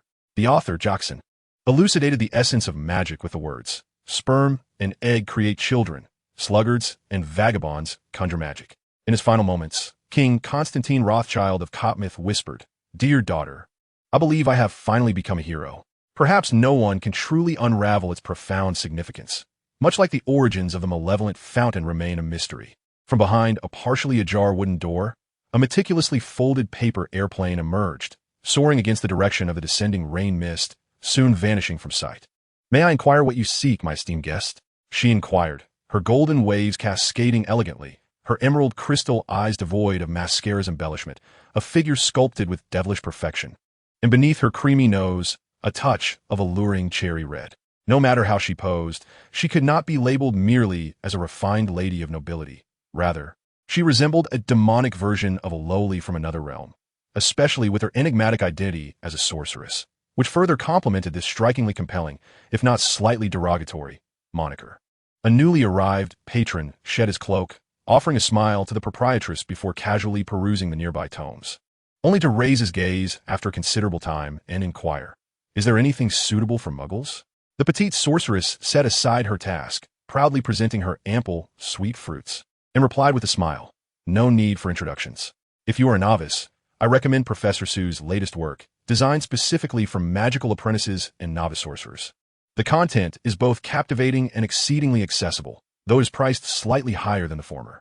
95 silver coins." She turned to retrieve the beautifully bound new book, her delight as a fan unmistakable. The cloaked man casually flipped through a few pages and glanced at the price on the back cover, awkwardly admitting, "I apologize, but I only have 5 silver coins. As you know, customers like me generally have little money. We merely stand in the store perusing books, awaiting the old witch's broom to send us on our way." Before such a charming and adorable little witch, not every impoverished sorcerer would dare to openly confess their plight. For many possess an almost pathological pride and firmly believe that magic is the noblest of arts, untainted by the stench of coin. The witch flashed a sweet smile and said, "If you truly desire this book, I can gift it to you, and I trust Professor Sue would agree with my gesture. However, I have a small condition." The impoverished sorcerer greedily accepted, expressing his gratitude. "I am at your service." The little lowly raised an eyebrow and inquired, "Could you extend your right hand to me?" The sorcerer contemplated for a moment, casting a glance at the readily accessible book, and ultimately extended his left hand slowly. It was a hand ill-suited for playing the piano or concocting potions, its thick calluses betraying the identity of the sorcerer. "Esteemed guest, do you require anything else?" The little lowly repeated the opening line of their dialogue, her smile remaining sweet. "I need another book titled, I regret to inform you that we do not possess this book. However, within your heart resides Paganini, the beautiful lady from the Ode to the Corpse." "How tedious!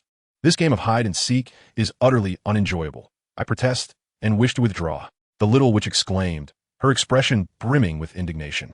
Li Hao leaned casually against the counter, his gaze rather frivolous, observing Ross as she climbed onto a chair only to leap down, her golden locks flailing nervously. Her fair visage, flushed with anger, appeared all the more intriguing, resembling a young feline in the throes of affection. "When did you make your entrance?" Ross bared her teeth, her visage marred by a deep frown. "Long before at the Wit Manor, had it not been for a certain foolish little thief, who incessantly indulged in sloth during work hours, I would not have dared to hope for such a fortune." Li Hao continued to tease, his expressions exaggerated. "Shameless, despicable, a cad devoid of gentlemanly grace. I shall curse you. I shall curse you to choke on your coffee. I shall curse you to find stones instead of sweets. I shall curse you to never encounter a buxom lass with a fair behind." She struck a pose, her waist cinched, her ample bosom swaying, her voice rising an octave as she gazed up at Li Hao with an innocent expression. "Aside from the last curse, I can accept the rest," Li Hao remarked. Wiping the corners of the little witch's now moist eyes, he comforted, "When I was at a loss on how to confront setbacks, I too felt fear and despair, shedding tears akin to yours. I have always believed that a man devoid of tears is not one who knows how to face adversity. And a woman without tears is destined for a life fraught with tragedies. Fortunate am I that I have yet to encounter such a woman. Is that truly so?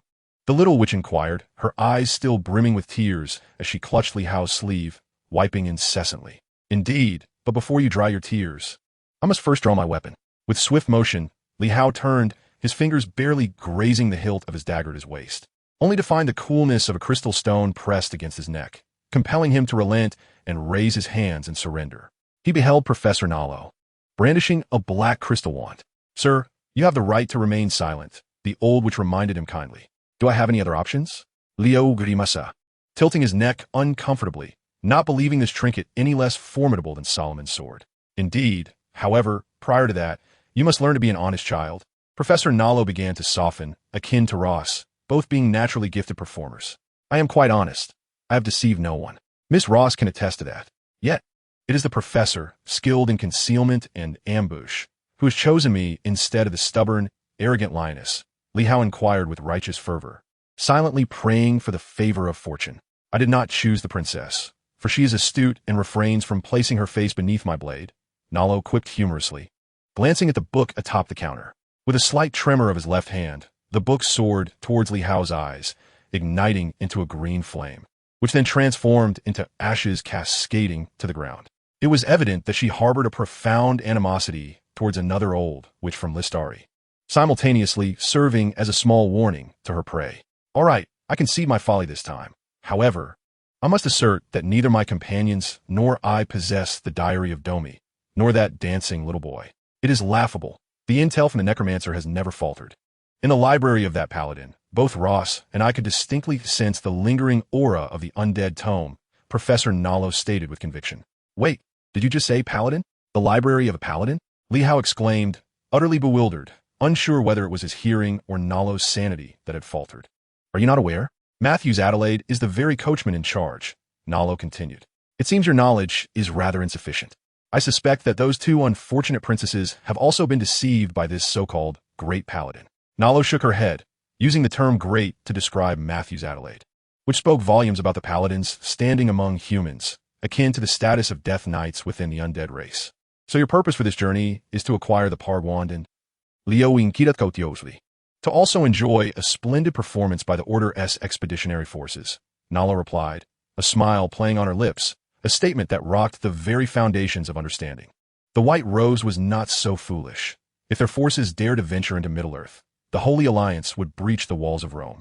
A truth even a child could comprehend. My dear child, perhaps you can only see the surface now, but in time, reality will reveal that this world is not devoid of miracles, Nalo preached, pausing for about 5 seconds before smiling and saying, I believe you may take your leave now.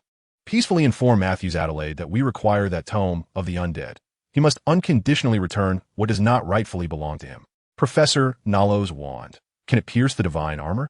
Li Hao finally ventured, feeling a sense of relief as he did so. Do not gauge the strength of a necromancer by the reputation of a paladin. That is more foolish than placing one's face beneath a blade. After a period of deep contemplation, Li Hao sought out Sirona, whose lifestyle bore a striking resemblance to that of the chakra-obsessed muse. She adhered to a rigorous and comprehensive schedule, executing each task with precise timing, driven by an ambition for the optimal utilization of resources, particularly in her relentless pursuit of alchemy. Within her small, solitary room, it was cluttered with unprocessed materials procured from the black market, and her table was adorned with an array of dazzling instruments and glass vials. Recently, her research has taken a whimsical turn, as she aimed to concoct various dual-property potions. For instance, the commonly known deep blue chakra restoration potion, Ocean Spirit, sells for merely 20 gold coins a bottle. However, Sirona aspired to extract the blending powder from the potion and infuse it with crystallized water elements for secondary harmonization. This transformation would alter the potion's properties, effectively turning it into a miniature water elemental magical bomb. Provided the wielder possesses sufficient elemental affinity and control, they could instantly summon water elements to aid in battle. The level of the water element would depend on the potion's purity and capacity. Of course, it could also be consumed as a regular restorative item, yielding an instant, full chakra state. Li Hao, not wishing to disturb her concentrated demeanor, waited in silence for an extended period. At length, Silana set aside the glass tube filled with her unsuccessful creations, furrowing her brow as she dipped a quill into ink, meticulously recording detailed notes on the data sheet, including the reasons for her failures and the application of numerous advanced formulas. Her handwriting was exquisite, not due to innate talent, but rather the result of diligent practice over time, akin to a flower that withstands rain and frost, standing proudly on its own. If my memory serves me right, the finest stimulant costs no more than 50 gold coins per vial. Could it be that the affluent expert alchemist, unable to bear even this modest expense? With a smile, Li Hao approached, seating himself before the weary Si Luana. Foolishness, she murmured, eyes still closed, gently massaging her temples. For any ordinary individual, the total dosage of a potion determines its efficacy and value. Do you truly believe those concoctions could still affect me? Li Hao tapped his forehead, gaining fresh insight into Si Luana's extraordinary past. It was hard to fathom that such a beautiful girl with an angelic visage yearned not for the admiration of handsome knights or the artistic cultivation coveted by the nobility, but rather for the tedious and obscure data and the infinite repetition of experimental processes. To a young woman, such a lifestyle was far crueler than that of a taciturn muse. Is there anything else you require, mercenary? If not, I wish to rest early, Si Luana reiterated, casting him a second dismissal. Her unique experiences within the Holy See had instilled in her a near-habitual politeness. After all, the officials of the Sacred Investigation Bureau would never engage in mutual slander or insults when meeting with the minds of the judiciary. Despite their private thoughts of conquering each other's beautiful women and sending them to the slave market for profit, Li Hao remained silent, nervously preparing a cup of instant coffee and handing it to Si Luana with a smile. I fear you cannot rest just yet. This afternoon, I encountered some associates of the necromancer in Wizard's Alley. After intense questioning, they revealed the terrifying identity of the old knight Matthews and the impending arrival of the Order's expeditionary force. Si Luana, who had previously appeared languid, suddenly jolted upright as if stung by a scorpion, her expression peculiar as she gazed at Li Hao. Were they seeking Paganini and the Windsor necromantic tome? With a slight curl of her lip, she added mysteriously, Did that old witch also inform you that her most loathed woman is Professor Sue of Lista, and that our neighbor, the old coachman Matthews, is actually a hidden paladin? Li Hao was utterly flabbergasted, muttering in frustration. How do you know all this? From the words of the witch, she replied. Do you think I possess any detective potential? Li Hao asked, half amused, half exasperated. Close enough, but that's how it is. There will always be aspects we fail to understand. In such situations, we must remain calm. Once we identify the crux of the issue, the complexities will become clear. The judge often imparts this wisdom to me. Everything you know is also known by the Order? Li Hao reiterated his inquiry, feeling that in the presence of the concept of order, all ports, black blood, and the great emperor of the Red Alliance appeared as mere ants. To possess intelligence from the realm of the undead, what kind of formidable entity could that signify? He began to contemplate the words of Professor Nalo at their parting, envisioning the scene of Roman iron hooves trampling upon Middle-earth. Si Luana nodded, her tone resolute as she declared, Do not delay any longer. We must depart from the black blood immediately. A city-state devoid of a ruling party is, from a strategic perspective, akin to a savage wasteland, and is most susceptible to becoming drenched in scalding blood. Li Hao took 2 deep breaths, calming himself as he responded, If we leave in this manner, we will undoubtedly attract the attention of Matthews. Over the past 30 years in the port, his family's loyalty has been sufficiently devoured by the tome of the undead. As a steadfast believer, you must understand the consequences of such actions. Si Luana countered with conviction, Detective, do not engage in unwarranted speculation based on your intuitive logic. Until there is evidence, none of us are entitled to pass judgment on the faith of an elder. Li Hao retorted, If my reasoning holds true, we are likely to perish in the black blood. Your sisters need not go to great lengths to fulfill the tasks on the Redeemer's blacklist. Do not tell me you believe that the dancing boy harbors no malice. Si Luana fell silent, her clear eyes filled with melancholy. Perhaps during the Inquisition, she would have believed that a certain individual dragged into the interrogation room was benevolent, but in this treacherous environment, trust was nothing more than worthless refuse.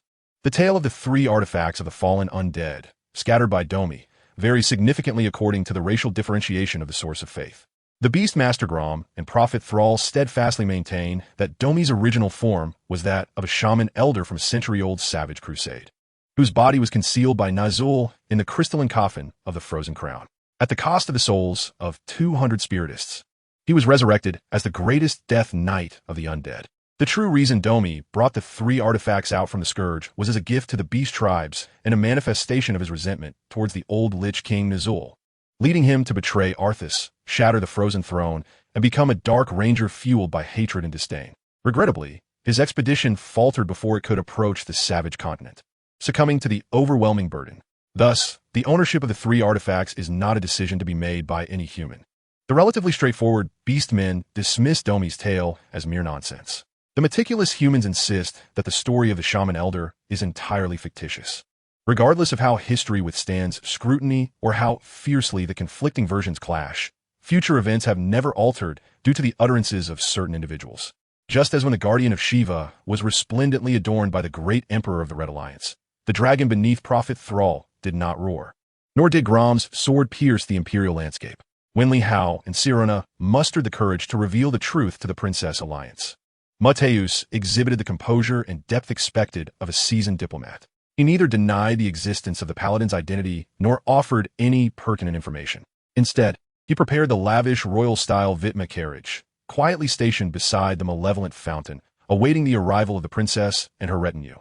Appearing frail and helpless like a withered leaf adrift in ruins, Li Hao gazed at the dazed Princess Emile, smiling gently. "Step aboard, Your Highness." Regardless of whether Lord Rothschild's aged retainer is loyal or treacherous, at least in the presence of the Black Blood, he has not wielded the divine authority of a paladin to judge any of us. Sirona quickly echoed, "Indeed, indeed. How can we trust every word from the wizards? Each individual harbors their own unspoken grievances. Perhaps by the time we reach Slow, the story will find its resolution." The harrowing image of the traitor Das leading Bat warriors in a massacre of villagers in Scartown had already left her psychologically scarred. Moreover, the betrayal by the diplomat Fat Pig Picafort struck a fatal blow to her already festering wounds. Now, even Duke Matus, who had been loyal to the family, faced inexplicable sensitive issues, compounded by the mysterious disappearance of General White. For Emile, for the Wildflower, for Rothschild, this was far from an auspicious omen. Fragrant yet proud, a tapestry of florals. No one would dare question a princess of pure royal lineage, whose demeanor could eclipse that of any debutante from a golden family. From the front exit of the Red Mary slave market, 20 standard swordsmen strode forth in unison.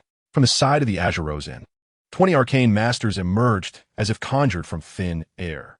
The previously indifferent bystanders gradually gravitated towards the evil fountain, the epicenter of this gathering.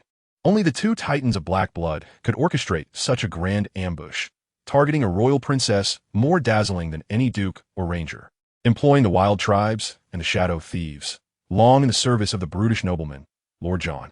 Their worth was so high that it required the support of two prominent bankers' private vaults, ensuring they received a commission as substantial as that of the court knights. Regardless of task execution, the crowd stirred as a monstrous figure emerged from the swordsman ranks, towering nearly 2 meters, with muscles akin to stone. Adorned with a satanic emblem on its gleaming head, it conformed to the aesthetic standards of the Titan Empire warriors, wielding a golden, enhanced version of Solomon's broad sword on its shoulder, perpetually illustrating the distinction in taste between brigands and hereditary nobility, despite being a gaudy artifact of pure gold. In cultured realms like White Rose and Slow, material opulence was often held in disdain, particularly gilded and silvered objects, which were derided by the refined as the marks of uncivilized barbarians. The monster barely lifted its eyelids, driving the massive sword into the ground, shaking its head. The order from the deputy commander is full submission. As for your shadow members, merely providing intelligence is sufficient. The young thief, his disheveled red hair a crown of chaos, scoffed dismissively. "What is your vice captain, after all? Can his commands truly reach me?" The golden swordsman, unfazed by the thief's provocation, gestured to quell the unrest among the swordsmen behind him, and replied with a smile, "Perhaps it would be wise to sheathe your little dagger. Would you truly prefer to become the appetizer before the feast begins?" The red thief curled his lip, feeling helpless against the threat posed by a rival. He lacked the confidence to lead 3 roving thieves to gain any advantage over the numerically superior wild band. Moreover, the task assigned by the employer was not one of extermination, but rather to provide intelligence on the prey's movements and to oversee the efficiency of the wild mercenaries. As for the ragtag assembly of fallen nobility and wandering warriors across from him, he did not harbor any illusions of them displaying remarkable combat prowess, which would grant him a reason to mock the golden swordsman. Sir Tevis, casting his gaze about anxiously, and Miss Silona, bewildered, suggested, Let us first assist Princess Emile into the carriage. I possess far more experience in dealing with our companions than you. Leo, with a smile that danced on the edge of irony, surveyed the surroundings, forming a vague initial assessment of their combat capabilities. Tevis and Silona exchanged disdainful glances, finding little merit in what they deemed a jest, for this was not the black-blooded arena of the harbor, where Duke William served as a protective deity. In the mercenary realm, the old adage reigned supreme. Customer interests above all.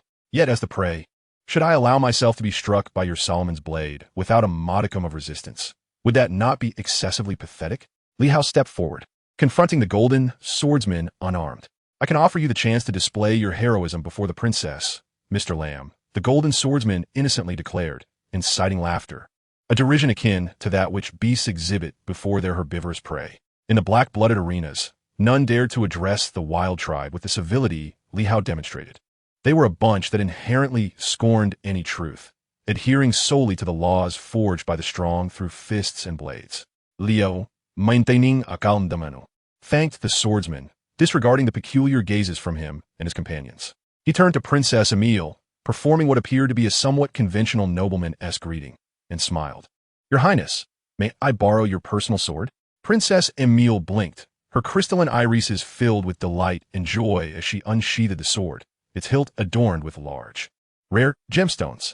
It was a beautifully artistic Western sword, slender yet sturdy, light and thin, refracting an extraordinary dark luminescence. Li Hao grasped it tightly, caressing the blade as one might admire the form of an elegant lady. He could see his own reflection in the blade-esque gleam, still radiating sunshine, handsome and brimming with unparalleled vitality. After a considerable pause, he lifted his gaze once more, smiling anew. Do you mind if such a splendid sword is stained with filthy blood? Princess Emile quickly nodded, her smile mirroring his I do not mind. In that moment, the calmness on Li Hao's face flickered briefly, replaced by a smile that danced on the corners of his lips. Swordsmanship, for the aristocracy of the court, is a requisite discipline that harmonizes with skills such as writing, playing the piano, and etiquette, since the inception of the gentlemanly class. The Western sword has been designated by elegant men as a symbol of the genteel. However, this sword did not emerge from the battlefield. Its primary purpose was for self-defense and dueling, ultimately evolving into a fusion of refinement and artistry. Many favored scions born into noble families were also expected to be cultivated through a unique educational format encompassing court swordsmanship and the 7 knightly arts. In the militaristic realm of Titan, professions such as Western swordsmanship and court painting are often held in disdain, with only knights and military strategists receiving societal acclaim and praise. In summary, no one would wield such a weapon, characterized by its abysmal offensive capabilities, to challenge the dignity and prowess of a golden swordsman. Setting aside the two mainstream techniques of thrusting and slashing, in the face of the impeccable close combat performance of the Solomon Greatsword, its blocking and penetration rates are nearly non-existent, rendering it an obscure choice on the battlefield. Yet, perhaps many court blacksmiths overlook a crucial aspect. It possesses an attack enhancement that is nearly comparable to that of a short dagger, along with a highly aesthetic performance structure. Amidst the dazzling display of sword shadows and the enigmatic smile on his face, the golden swordsman experiences a moment of clarity. At least in this instant, he perceives that this lamb does not belong to the solitary shepherd, but to the exalted Father God. However, the warriors forged by the wild tribes are far from the mere decorative playthings of affluent families. The aura of teamwork they embody is not significantly dimmed compared to the noble knights who embody love and authenticity. The sudden explosion of power and aggression signifies that the golden swordsman's combat state has been catalyzed to its zenith. Under his command, the greatsword seems to be infused with vibrant life, transforming from its initial brutality into a rational force. Each proactive strike is accompanied by a fluid succession of follow-up attacks, gradually expanding the battlefield due to his versatile single combat techniques. Yet, the lamb's evasion skills also upgrade in tandem with his enhanced state. Its steps appear steady, yet are imbued with finesse. The golden swordsman's complexion shifts from its originally healthy dark tone to a devilish crimson, and his breathing becomes increasingly labored. Still, he cannot alter this predicament, for any sign of stagnation will invite the swordsman's brilliance, striking perfectly and leaving various forms of lines upon his canvas-like body. Sweat trickles down the grooves carved by blood, seeping into flesh as hard as steel, spreading across a chest marked with scars from blades and arrows, even having withstood magical bombardments. This is a glory not to be desecrated, one that encompasses both deities and popes, derived from the supreme honor of the wild tribes. Even if this glory is suffused with wealth and unspeakable grade dealings. An exemplary warrior possesses all that he should. Yet, at this moment, what once could be flaunted has become humble and fragile due to the disparity in strength. There are no insincere bonds of heroism. Amidst the dance of sword edges, blood blossoms more densely than elemental fractures. The golden swordsman kneels on one knee, supporting his blood-soaked body with the Solomon greatsword. Li Hao completed the final motion of sheathing his sword and, observing the bewildered members of the wild tribe, smiled and remarked, "It seems fortune favors me, for I have encountered an incompetent hunter." The wild tribe's meteoric rise in the vast expanse of mercenary factions, akin to a multitude of stars, is not solely attributed to their formidable prowess that rivals that of the court knights, nor to the leader's sagacity and political acumen. Rather, it is their stringent regulations, more severe than the decrees of the ecclesiastical authority, that underpin their success. Otherwise, the temperament and character of the golden swordsmen would never tolerate the provocations of the red thieves. When confronted with powers and figures deemed forbidden, they exhibit a cunning, fox-like demeanor, yet against prey and adversaries, they unleash the ferocity of saber-toothed tigers from the rugged Mississippi mountains. The downfall of any regime or dynasty throughout history invariably stems from internal decay and systemic collapse. An era in which generals and ministers cannot stand on equal footing is destined for infamy. A nation where a pope and a monarch cannot regard each other with mutual respect lacks the authority to survey the world from the pinnacle of the social pyramid. The wild tribe has undoubtedly achieved these two critical points, thus securing their present glory. The remaining 19 swordsmen drew their blades, advancing with relentless determination, while the mages raised their staffs, channeling an array of dazzling elemental spheres. Unrelated onlookers hastily retreated, watching from a distance this imminent and bloody confrontation that would undoubtedly reverberate throughout the realm of black blood. As the collective chanting of the mages approached its climax, preparing to unleash a stunning display of spells, two of the most brilliant elemental lights suddenly extinguished, signaling an abrupt interruption of the incantation. Sharp, dark golden daggers were embedded in the backs of the two mages, their faces contorted in disbelief as they collapsed limply. Seizing the moment, Sirona kicked to disrupt the chant of a third mage. In the next instant, the very spot where Li Hao and his companions had stood erupted in a spectacular display of magical effects akin to fireworks. Yet, curiously, when the light faded, the area was utterly vacant. The magic had struck nothing but air. The muse, wielding the dark light, was certainly not destined to shatter such a remarkable record. Even before the swordsmen revealed their fangs and the mages prepared their incantations, he had utilized the magical powder he had obtained for free from Sirona. Leveraging his extraordinary talent in crafting small magical arrays and controlling the lines of latitude and longitude, just before the impending attack, he amplified the effect of the magnetic field capable of creating levitation by at least tenfold with the energy bestowed by the dark light. Thus, Li Hao and his companions found themselves hovering above 5 meters in the air, diving downward into the ranks of the mages, executing their extermination strategy in concert with Sirona. The fragile mages, armed with their wooden staffs, resembled a flock of helpless lambs, collapsing one after another without the protection of shepherds or guardian dogs. Even the two archmages attempting to escape behind their shield were ensnared by the still hovering muse, who trapped them in a sacred cage, leading to their frenzied consumption by Li Hao and Sirona. The sight was a poignant tableau of 20 shocking corpses and 19 astonished swordsmen, forming a strikingly realistic depiction. In the city of sin, black blood, combat, and murder are more commonplace than the presence of courtesans, unrestrained by any governmental authority. Rather than a free city-state, it is more aptly perceived as the world's most opulent arena for unfettered competition. No one questions the supremacy of the sorcerers in battle, nor do they dare to compare their battlefield prowess with that of the knights. Yet, the manner and efficiency of their casualties leave an undeniable scarlet mark upon the annals of Black Blood's martial history. After a brief moment of collective astonishment, the swordsmen exchanged glances with their comrades, erupting into primal, beastly roars. 19 ordinary Solomon broadswords gleamed ominously, converging upon the perpetrators of this bizarre massacre. At the conclusion of the Battle of Khor Temiz, His Majesty King Constantine led the kingdom's foremost sword master, Raph, the Archmage Kongavili, and the youngest member of the Royal Knights. Young White, embodying the chivalric spirit and supreme honor that resoundingly illustrated a poignant, elegiac heroism.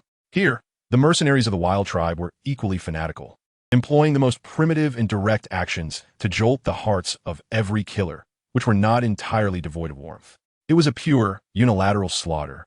Whether it was the outrageously skilled duelist Li Hao, the roguish thief Srona who cornered the light knight Simmer, or the roaming knight Tavis, who perfectly unleashed the fury of the war god. The most enigmatic archmage, Muse, made a brief, enthusiastic cameo under the guise of protecting Princess Emile. Bodies lay piled upon one another, blood merging with blood. Even Simmer, seasoned by grand battles, struggled to suppress her sensory overwhelm as she emerged from the slaughter zone. Her face pale. After tending to Srona's minor ankle injury, Li Hao, grasping Emile's precious sword, sat beside the vial fountain, a bitter smile crossing his lips as he remarked, "That red-headed black-handed thief departed long ago. I estimate we have no more than 5 minutes before we face the onslaught of the entire wild tribe." Simmer, gripping her blazing spear with a stoic expression, replied, "This is utterly unrealistic. We must leave this place swiftly." Li Hao rose, shaking off the blood droplets from his sword, and smiled. "That is even less realistic. For the fanatics, the most effective means to conclude conflict is through death and rebirth."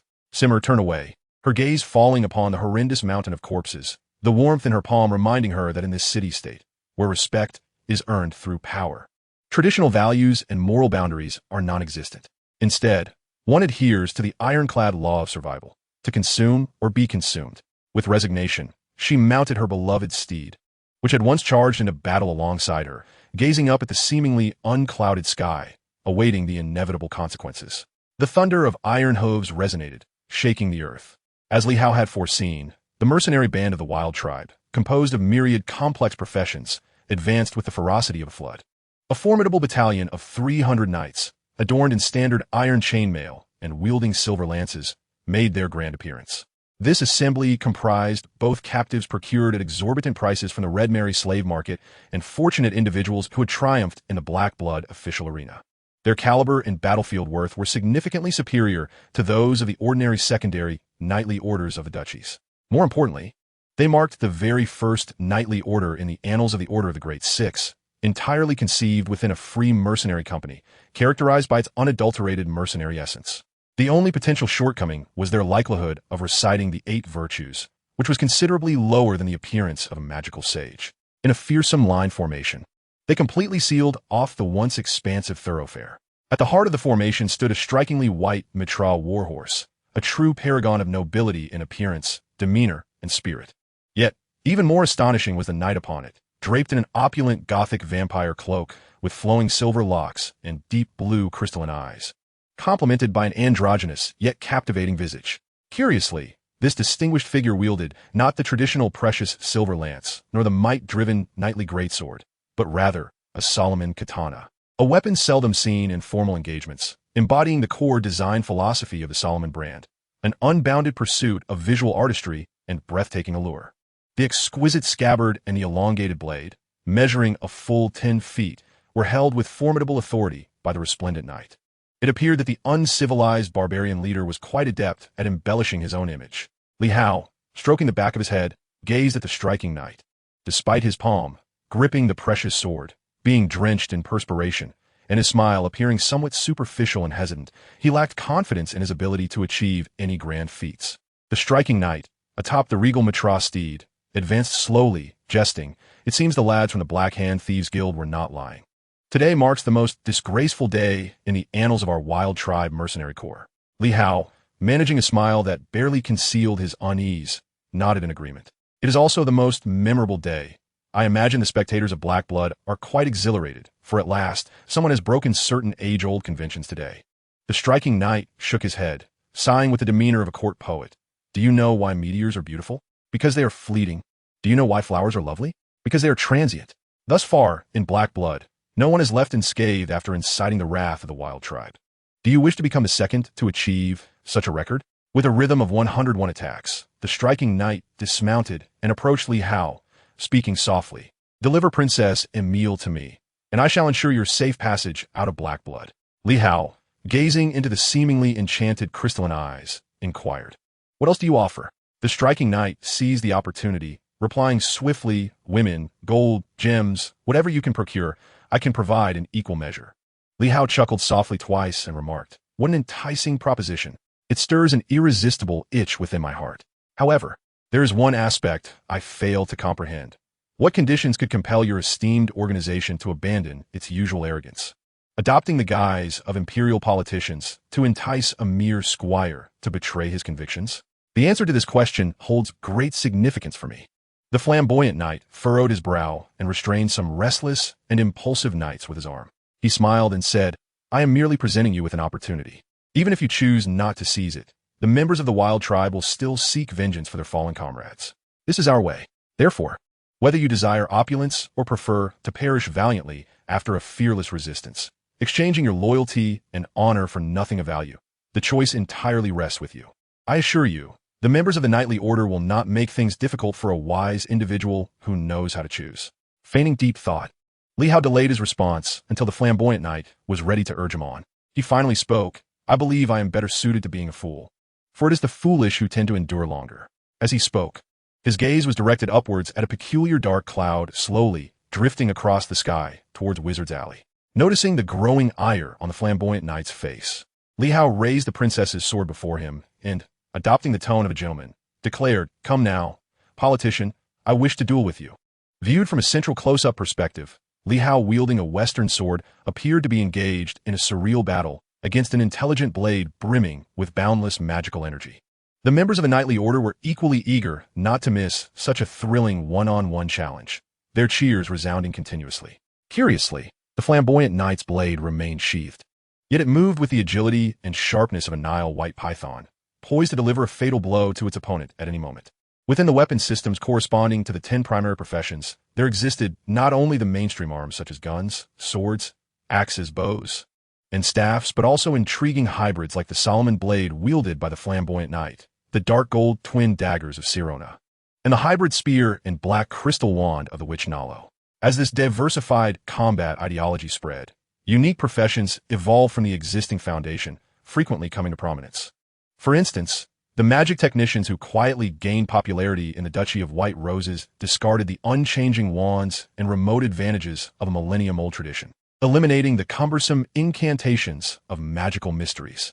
They strengthened their melee skills and engaged in comprehensive physical training, utilizing one-handed swords to redefine battlefield value, becoming the elite of the court's swordsmen. During the Red Roses counteroffensive, these innovative melee mages, akin to the embodiment of war gods, perfectly thwarted the proud sword saint reserves of the church. In that globally observed battle, it was common to witness swordsmen of the Holy Alliance mercilessly executing close-range attacks with fireballs, ice arrows, and lightning through instantaneous gesture magic while charging and blocking. As the Allied forces swept through the localized battlefield, not a single intact corpse remained in sight. In addition, the Shadow Priest, a stark contrast to the Disciplined Priest, along with the Paladin, the pinnacle representative of the Holy Order, and the teleportation mage secretly nurtured by the Empire, all occupy significant branches. If one were to conduct a data analysis using a tree diagram, it would become evident that the knight remains the most popular primary profession, encompassing at least 4 extended careers, including the officially recognized Divine Palace Knight and the Pegasus Knight. Perhaps weary of the incessant entanglements with Western swordsmanship, or sensing an impending threat, the Solomon Katana, once unsheathed, resembled a northern light drifting from the vast cosmos. The originally stationary flamboyant knight began to twirl and dance with the aurora, while Li Hao, with remarkable sense, retreated in a straight line, narrowly avoiding the aurora's multiple intersecting assaults. In the places he had occupied, countless luminous afterimages lingered, and the hard surface bore fresh, half-foot-deep scratches. The overwhelming chase, coupled with the breathtakingly terrifying swordsmanship, even astonished the agile rogue Sylvana, who possessed boundless talent. She attempted to predict the swordsman's next strike from a professional perspective, but it was indisputable that she was not only mistaken, but profoundly so, as that aurora was akin to the most vibrant lightning within the elemental spectrum, devoid of any logical structure. Each stroke wielded was akin to a masterstroke from a stream of consciousness artist. Li Hao's grip on the hilt of his sword was slick with sweat, and his breathing and heartbeat fluctuated as the situation worsened. As a mercenary who followed a technical path, he was a perfectionist in a sense, demanding rigorous standards from his skills and conscious reactions, maintaining a proficiency level akin to that of an authentic mage's incantation system. This was a core reason he managed to triumph over Sylvana and the Golden Swordsman repeatedly. Yet, in this world, no matter how ardently one strives and exerts effort. There are always perilous peaks that remain insurmountable. Like the second battle ignited by the desires of knights and nobles, a soft and delicate transition culminated in a tempestuous climax. There existed no concepts, no aspirations. The world was reduced to mere flashes of blades and the self. Li Hao, having leaped to the apex of the malevolent fountain, plunged his sword into the resisting angel's wings of Satan, gazing at the panting silver swordsman amidst the shadows and the 300 fully equipped knights, murmuring, "Fallen one, accept the death judgment from the distant Black Sea." As his words escaped his lips, the once radiant sunset over the Red Mary abruptly dimmed, and a tempest swept across the horizon. As the slaves gazed up at the sky with vacant expressions, they beheld an ancient creature unlike any they had ever seen. Its skin resembled densely packed scales akin to a heavy shield, its form akin to a floating rocky outcrop of a strait. Even more astonishing, this cumbersome ancient being bore a pair of iron-crafted mechanical wings on its back, flapping with no grace, yet capable of shattering the void. Observers with keen eyes could glean hints from the distinctive wing structure and the divinely filled eyes, perhaps uncovering answers that few dared to voice. Indeed, that is a dragon. A true dragon. Not merely a next-generation golden subspecies captured by some ancient relic expert or a laboratory of the ecclesiastical order, but an ancient adult steel dragon, far more venerable than the bronze dragon family, the blue dragon lineage, or even the frost giants. Its homeland lies at the furthest fringes of Azeroth, in the Black Sea, one of the world's 5 great mysterious realms, a lair that has never been underestimated by any Lich King throughout the ages. Despite its comical flying posture and its maddeningly sluggish movements, it struck precisely and effectively amidst the panicked knights, causing the earth to tremble as if heralding the apocalypse. The resulting seismic effect shattered countless windows, and before the surviving knights could react, they were thrown from their mounts by their once cooperative steeds, which now quaked in fear upon the ground. For animals possess a far greater sensitivity to the dragon's majesty and divinity than highly intelligent humans do. Perched atop the lofty head of the steel dragon was a delicately enchanting little sorceress, her essence refined to the very marrow. The dragon paused before a statue of Satan, its eyes flickering with ghostly blue flames, eager to engage in a profound exchange of ideas with this banished rebel of the divine. The little witch, beaming with joy, beckoned. "Hey, you mentioned that when the weather improved, if I was interested, I could come here to seek you out for a rendezvous." Leo, sitting upon the shoulder of a resisting angel, scratched his head and smiled. "As you wish." Ross, sticking out her tongue, surveyed the chaos and orderly kneeling around her, murmuring, "Professor Nalu advised me against this, yet here I am, heedless and obstinate, am I not?" Li Hao chuckled, gazing at the clear sky as pure as a pupil. "When I was very young, I had aspirations, yet many advised me against pursuing them. I compromised, retreating into a shell of my own making, observing the diminutive world before me, too timid to conquer anything or demand anything from it. As I gradually matured, I discovered my shell had become constricting, and I yearned for a larger one. Again, the people around me cautioned, 'Do not do that,' and once more I acquiesced. It was not until the 3rd time that my shell shattered, scattering like leaves upon the ground. In my dismay and sorrow, I bowed my head, intent on gathering the fragments. At that moment, someone approached me and said, 'Child, you ought to lift your head. Abandon what you possess to seek that which holds greater value.' And so, I beheld the sky, the costly shells and vibrant landscapes above, igniting a fervor within me. I resolved to pursue them, even as those around me began to shout, 'Do not do that.' Regrettably, I had ceased to heed their voices." Ross gently caressed the eyelid of the steel dragon, her crystalline irises brimming with the bliss of a tale well told. Tilting her head, she assessed Li Hao, who still gazed at the sky, and thoughtfully remarked, "I understand now." Li Hao exhaled, smiling, "What have you understood?" The little witch declared with unwavering confidence, "The shell I inhabited in my youth was far larger than that of brother Li Hao." As Li Hao gradually extracted the sword embedded in the wings of the demon, the onlookers remained in a posture of reverence, their souls never having bowed so completely even in the presence of the Pope within the Grand St. John as cathedral. In this realm, the only beings that could stand shoulder to shoulder with the divine were the favored children of the dragon lineage. Yet among all the direct descendants and branches, the steel dragon possessed the simplest biological data, endowed with a dual immunity to physical and magical forces akin to the flowing hem of a goddess's gown, an exemption from all elemental properties, and a lifespan approaching immortality. Its drawbacks lay in its sluggish reflexes, limited mobility, poor aerial capabilities, and an intellect only half that of the blue and red dragon clans. coupled with a certain degree of aggressive tendencies. The records within chronicled numerous tales of the dragon race's birth and legacy, replete with earth-shattering epic battles. Thus, the bloodshed they bore could not be compared to the scheming, intertwined machinations of the ecclesiastical state. Observing the chaos and the fallen around him, Li Hao scratched his head in perplexity and inquired, "What do you plan to do next? Carry out your mission?" With a wry smile, he lamented, "Do you wish to become a bloodied killer or a homeless child?" The young witch tightened her cloak, arranging her golden curls that had been tousled by the wind, and licked her sensuous crimson lips, retorting, "Do I even have a home?" Li Hao smiled gently, replying, "Certainly, wherever you have traveled is your home, and those you have slain are but part of your landscape." Rose fell silent, clutching her black crystal wand, her head bowed like a profound thinker lost in contemplation. "What a delicate disposition," Li Hao remarked. "Girls ought not to frown so. As you grow older, you will squander much on expensive beauty powders." After offering this friendly reminder, he cast a glance at the indifferent muse nearby and jested, "Miss Rose, I have a dear friend who seems eager to kiss the forehead of Curiel. Could you grant him this modest request?" The young witch lifted her gaze to meet the smiling swordsman's eyes, her tone earnest. "If I let you go, Professor Nalo will surely be furious. She is easily angered whenever I mention Lista and the old witch Sue."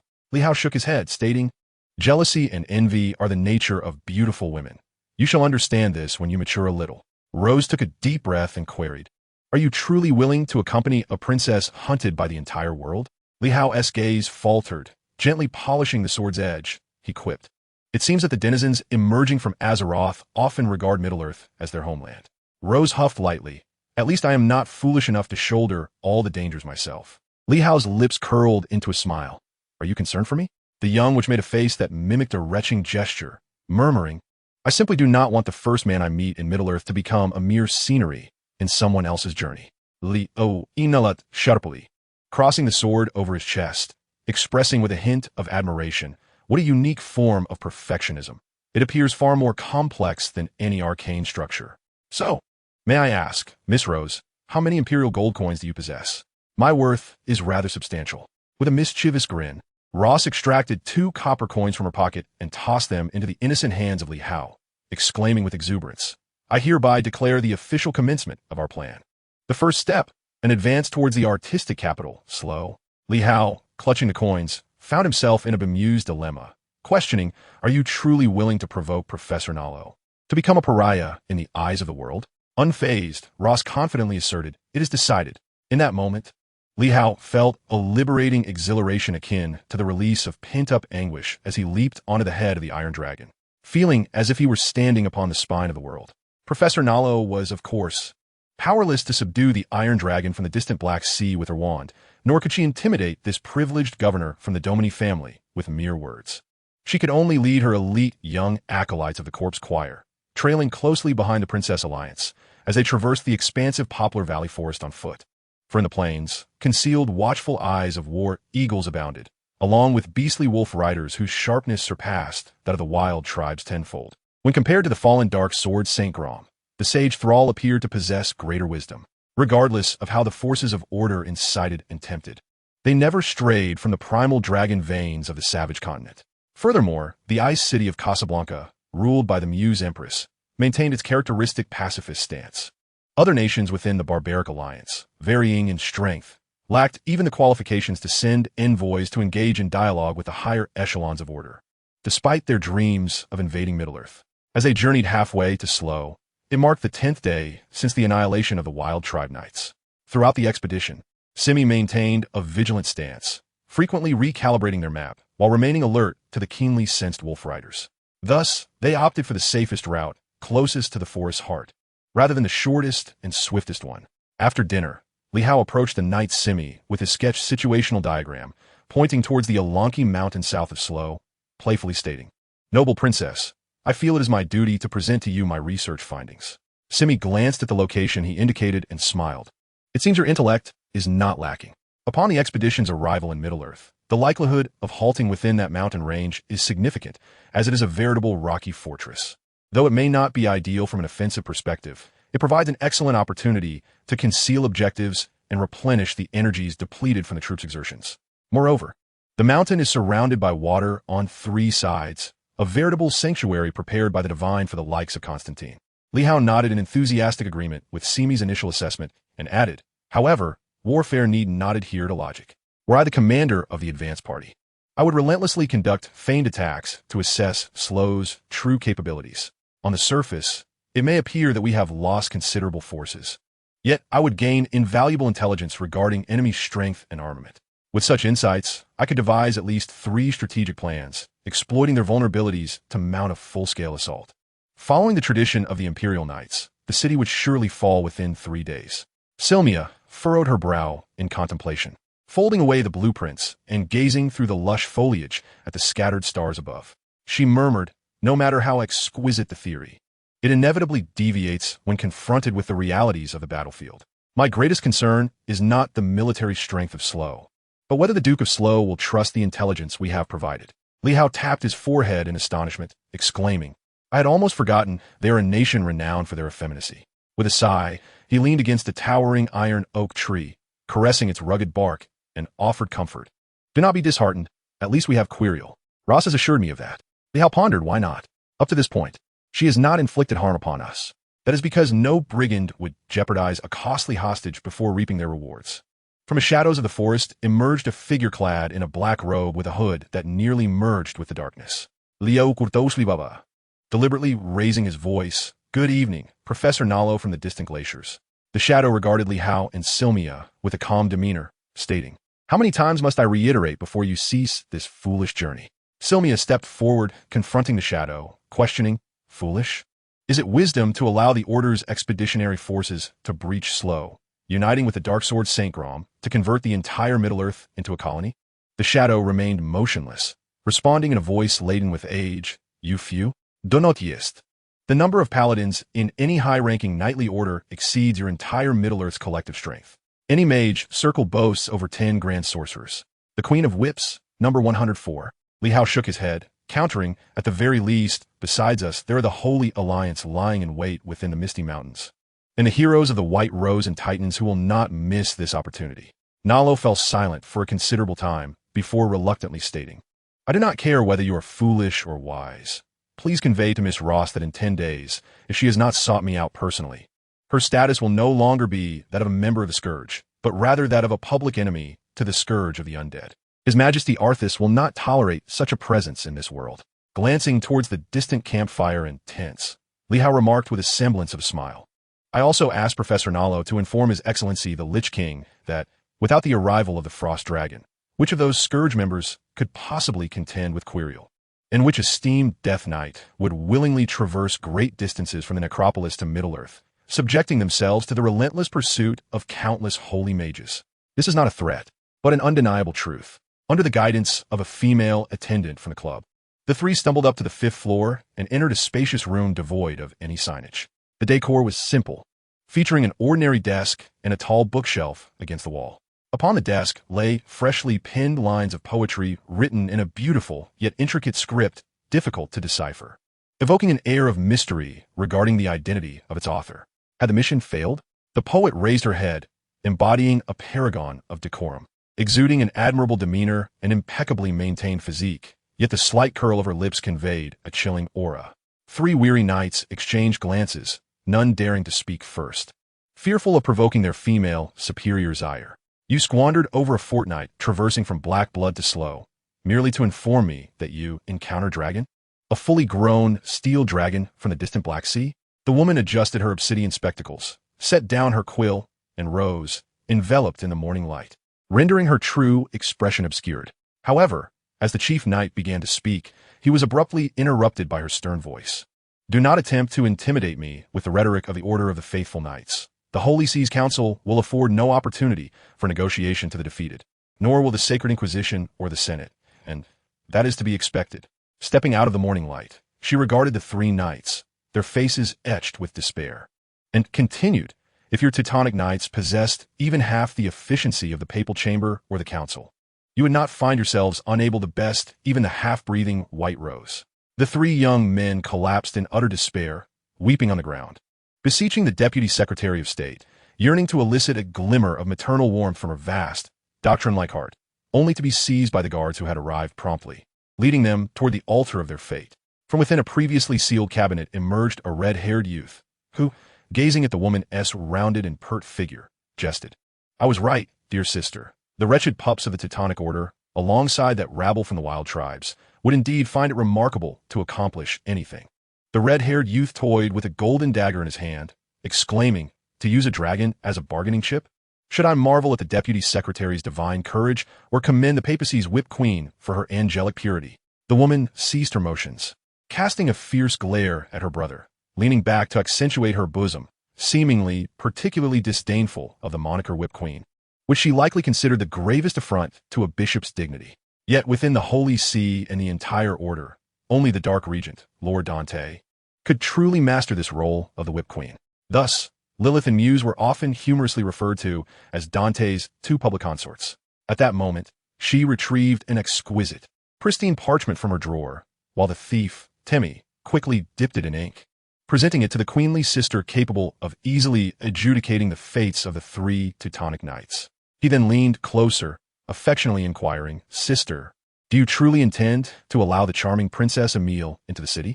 Those ruffians surrounding her appear quite troublesome, and I have also spotted Sloana, the shadowy thief who has shamed the Sacred Inquisition. The Deputy Secretary of State began to write slowly, pushing aside Temmie's handsome visage with a serious expression. Mr. Temmie, if you persist in fixating on these trifles, when will you ever conquer that band of shadowy assassins? Do you wish for your sister's position as Deputy Secretary of State to endure for over a decade? Lilith did not cease her brushstrokes until the final line was delicately rendered. She gently blew on the ink twice, rolled the parchment, and entrusted it into the arms of the thief, Temmie, commanding, deliver this to the command post station north of the Alanki Mountains. Inform them to remain vigilant and to be on guard against the reconnaissance units of the Holy Alliance. Remember, Slow is merely an ice cube scorched under the blazing sun. Our objective lies far beyond, in this world. Temmie rubbed her nose, concealing the missive, and, as she departed, expressed her concern. Sister, do not overexert yourself. If the opportunity arises, do indulge in Barbara's exquisitely designed Edenic ambience. You will surely ascend from queen to goddess. Lilith found herself both vexed and amused, seizing a book and hurling it, where it thudded against the door as the agile Temmie had already vanished. She was acutely aware of what the Edenic ambience entailed, as well as the significant role that whips and candles played in such endeavors. In the latest reclamation initiative, she had continually assumed the dual roles of diplomat and undercover operative, a task both mentally and physically taxing, yet of utmost importance to the order. The former nun and second-in-command secretary, after a moment of silent contemplation, suddenly murmured nervously, What does it signify if the iron hoof of the Empire tramples upon Middle-earth? Shall we proceed there?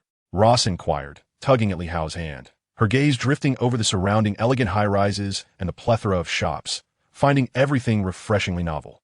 The streets here were as immaculate as those in Katamis, straight and broad, devoid of disputes over right-of-way among the nobility. The men and women strolling the avenues donned fashion-rich in style, predominantly from the Barbara and Leon's brands. This land was perhaps the only realm in the world devoid of slave trade, and also one of the smallest urban territories globally. You need not venture anywhere. Simply stay by your brother Li Hao's side. Ideally, do not part ways even at night. Simmer cast a peculiar glance at Li Hao and then at the little which who had not released his hand throughout their journey, her tone laced with sarcasm. You wish for that, yet I doubt your brother Li Hao would agree. You broken vase, Ross retorted sharply, adept at wordplay, having never been bested by the old witch Nalo. Broken vase? Simmer initially appeared bewildered, then quickly grasped the derogatory nature of the term and reached out to tug at the little girl's delicate face. As a non-dame, she possessed both the audacity and confidence to insult and strike, indifferent to whether her opponent was a female deacon of the Inquisition or a privileged governor from distant glaciers. For she too belonged to the pinnacle of nobility, her veins coursing with regal blood. Enough of this, my princess, we must hasten. The spear of order shall not await your little contest before plunging into Slow's heart.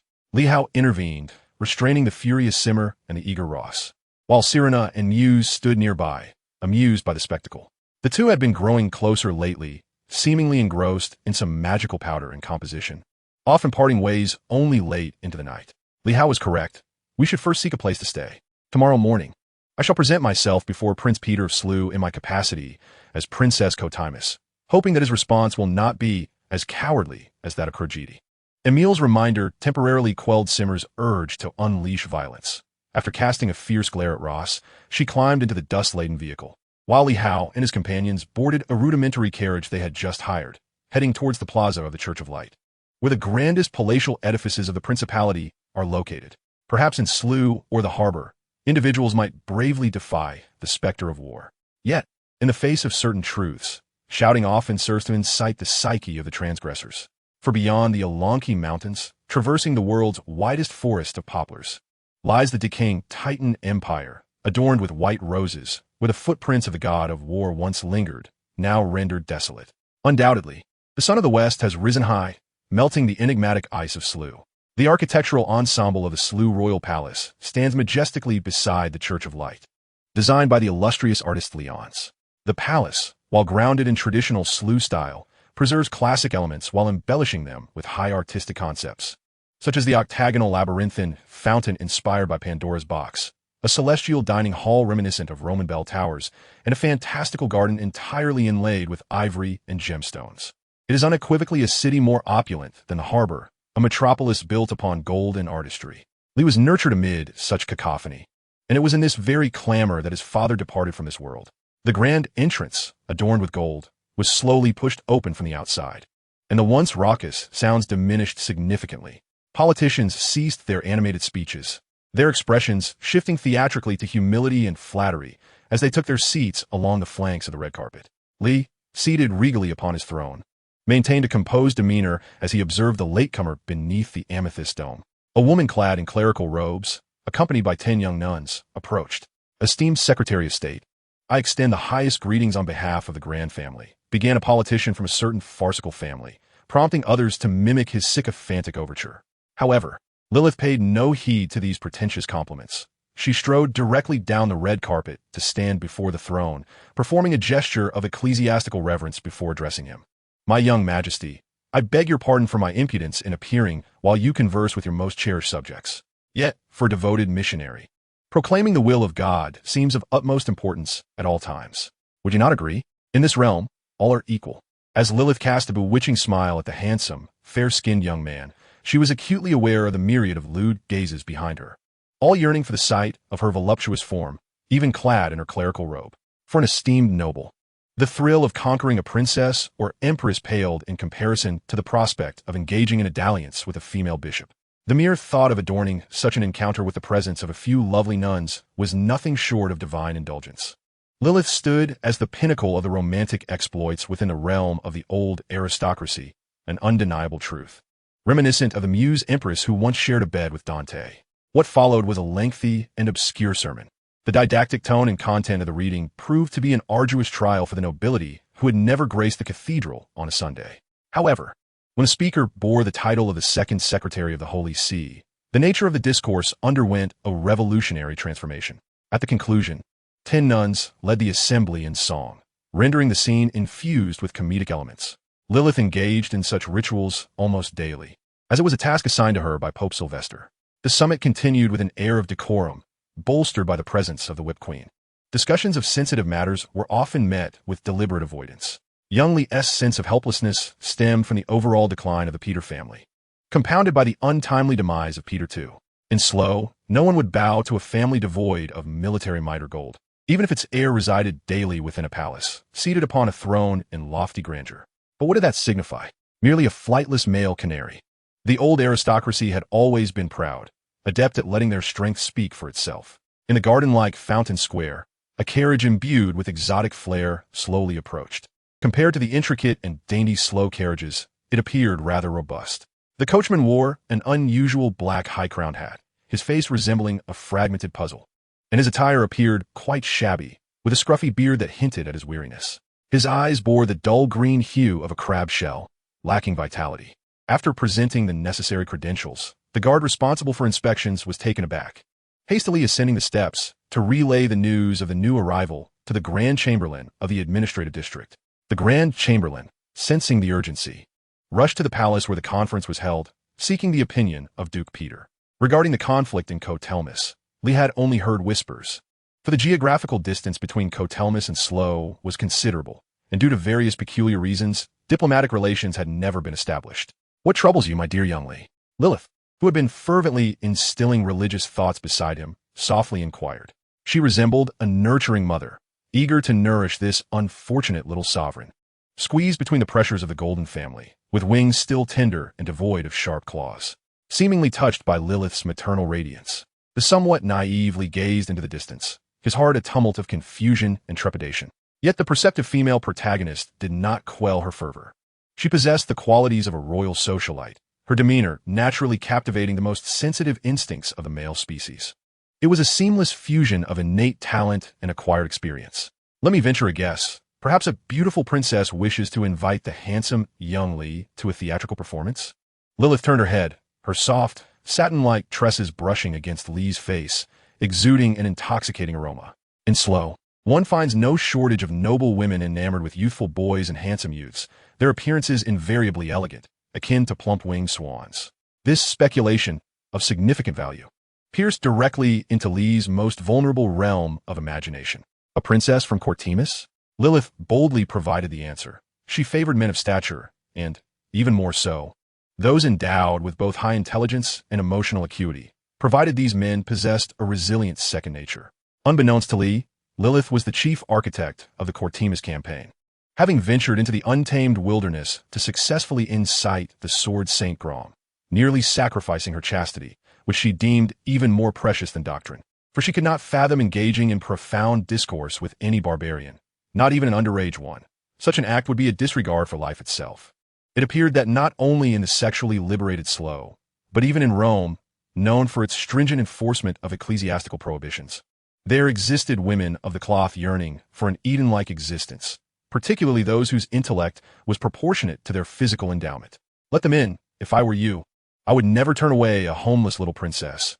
It is a fundamental quality a gentleman must possess, Lilith remarked, her eyes gleaming as she spoke for the fourth time, displaying a greater concern for the fate of that unfortunate little princess than Lee and the old nobles. Lee sighed and nodded gently. He dared not refuse the Roman matriarch. For the old steward had once said that in this world, to offend the order is to offend God. Behind her followed several attendants, each adorned in distinct attire. Like Lilith before, she strode along the crimson carpet directly to the foot of the throne, smiling as she addressed, "Your Majesty, Lee, I hail from Cortimus, from the Rothschilds. I have come here solely to seek your protection." In Lilith's gaze, the once abundant maternal glow had dissipated, replaced by a shadowy intensity concealing a keen edge, far from the demeanor expected of a female cleric. Before God, all are equal. The proclamation that the order of the church held in utmost pride was a phrase frequently uttered by many missionaries. Yet behind this statement also lingered shadows and the sharpness concealed within, unseen blood and bones. The ministers, politicians, and family negotiators exhibited a variety of responses. Some scribbled notes, others whispered among themselves, while some feigned deep contemplation, as though witnessing a lackluster ballet performance. After a brief, comet-like lull, Emil raised his voice once more, "Your Majesty, Lee, in the presence of a ruling princess from a foreign land, should you not say something?" Lee was somewhat taken aback as Lilith, graceful and poised, rose to her feet and spoke in an enigmatic tone. "I speak solely for myself and extend a warm welcome to Her Highness the Princess. The Holy See takes the unfortunate events that have befallen your nation very seriously. We have united with the Council for Peacekeeping under the Papal Office and dispatched a humanitarian aid team to Comiz. I trust that the people of Comiz will soon emerge from the shadows of war. May God bless them and all who cherish peace." Upon concluding her speech, Lilith made the sign of the Holy Cross over her chest, prompting everyone present to rise collectively, bowing their heads and waving their fingers in a gesture of reverence and solemnity. It was a rather delicate beginning. Emil chose not to adhere to the customary bow of the Holy See. Instead, she observed the mature vixen before her, gleaning valuable insights from the gaze of Sirona. With a hint of levity, she remarked, "I express gratitude to the Son of the West, to the great imperialism that has rendered once fertile lands barren and turned once benevolent souls into cold-blooded beings. Their greatest affirmation lay in the belief that on the political battlefield, order knows no rival. Their deepest dissent resided in the notion that the Pope is free from fallacy and that dogmatism is devoid of malice." Such a sharp turn of phrase. The Deputy Secretary of State and Bishop of Jerusalem lifted her feet, her robe swaying gracefully as she approached Emil without warning. Sirona and Simmer instinctively stepped forward, flanking Emil protectively, while the blacklight wand in Muse's hand buzzed, capturing all energy that could be transformed into substance. Those present with even a modicum of magical knowledge found themselves troubled by this domineering state of flux, their once expansive hearts now tormented and disordered. I traversed the dusty winds of Middle-earth, seeking the third key to the door. I now stand close to the altar's secret core. As my beloved has recounted in legend, the sun shall ignite the dragon's eye. Lilith's melodious voice suddenly resonated, reciting an unknown classical verse with a demeanor both solemn and sacred, devoid of the mundane and flawed. Following this, 10 white-robed nuns began to chant in unison, their voices echoing like a holy decree, like a dirge. As the poem reached its conclusion, Lilith appeared before the assembly, her gestures sudden, emanating from her feet and adhering closely to the horizon, conjuring countless delicate lines that radiated a brilliance surpassing that of the sun. A perfectly formed circle emerged, with lines that, in response to Lilith's movements, seemed to be imbued with a newfound vitality, undulating and harmonizing with one another. The cleric standing in the center of the magic circle resembled a figure poised above a vast, surging ocean, navigating the winds and waves, transcending the ordinary.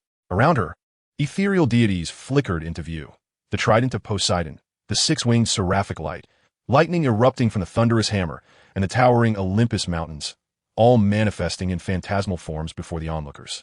It was akin to the twilight of the gods, a fracture between light and darkness. A sacred light surged forth from the spring beneath Lilith's feet, forming a colossal pillar of light 3 meters in width, enveloping this woman, known as the Mother of the Holy Sea. The already saturated black light wand was instantaneously consumed by this radiant column. A long sword pierced through the laws of space and time. A translucent green long sword was firmly grasped in the hand of the Deputy Secretary of State. It vanished without a trace, along with the 10 choir-like nuns. The brilliance faded, and tranquility enveloped everything. People retained their initial expressions, akin to actors frozen in a tableau at the conclusion of a theatrical performance, awaiting the descent of the curtain. On the 5th floor of the Poppy Flower Club, in a room devoid of any signage, a flash of light surged as Lilith stepped onto the waning teleportation array, her complexion as pale as one stricken by a severe illness. She swiftly retrieved a vial of golden liquid from the dark recesses of the bookshelf, uncapped it, and eagerly let her tongue delve into its depths, supple and agile. Afterward, she glanced at the choir, now barely clinging to life, donned the traditional attire of Slovak women, adorned a special hat to conceal her visage, seized a chair, shattered the window, and leaped down. 20 minutes later, hundreds of Slovak court knights surrounded the Poppy Flower Club, capturing 17 female attendants, and the news spread throughout the duchy.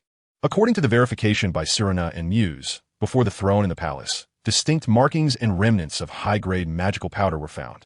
Upon their examination, they ultimately determined that the full name of the teleportation magic array was Silversword.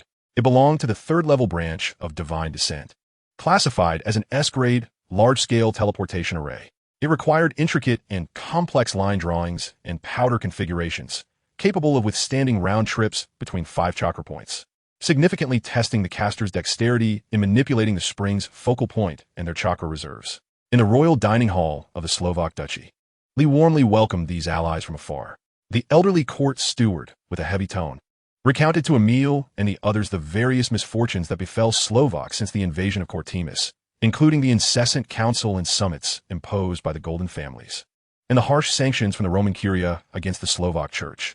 They even fabricated evidence, imposing blasphemy charges on the church's priests and subjecting them to the most brutal form of execution in religious trials, burning at the stake. Everyone listened with bated breath. Yet only Sirena, hailing from the Inquisition, remained unfazed. She was already well-versed in the methods of the Curia and the Holy Inquisition, knowing these tactics to be far more blatant than those used against heretical nobles. After dinner, Muse and Sirena delved deeper into the remnants of the silver sword magic array. Muse focused on the technical aspects and line drawings, while Sirena employed her expertise as an adept apothecary and alchemist to conduct chemical experiments on the collected magical powder residues. The significance of this site for Muse was undeniable. During his studies in advanced magic, he had always harbored the ambition to establish a large-scale magic array, but had struggled to find a valuable template for practical research. The politically astute Simmer pored over core documents provided by the elderly steward throughout the night, which accurately chronicled the political and religious transgressions of the Roman Curia, as well as a brief history of the most active radical Golden Families. Given the dire state of Slovak It was evident that not only resisting the imminent first wave of the Order's expeditionary force was implausible, even eliminating these greedy and despicable lackeys could not be achieved through brute force alone. The unfortunate little Lee commands a mere contingent of fewer than 300 court knights, alongside 2,000 swordsmen of varying abilities, with the number of mages dwindling to a lamentable 2 digits. Even more alarming is the fact that, apart from a select few veteran knights who survived the Holy Wars, the remainder of these military factions have never participated in even a single noteworthy skirmish along the borders.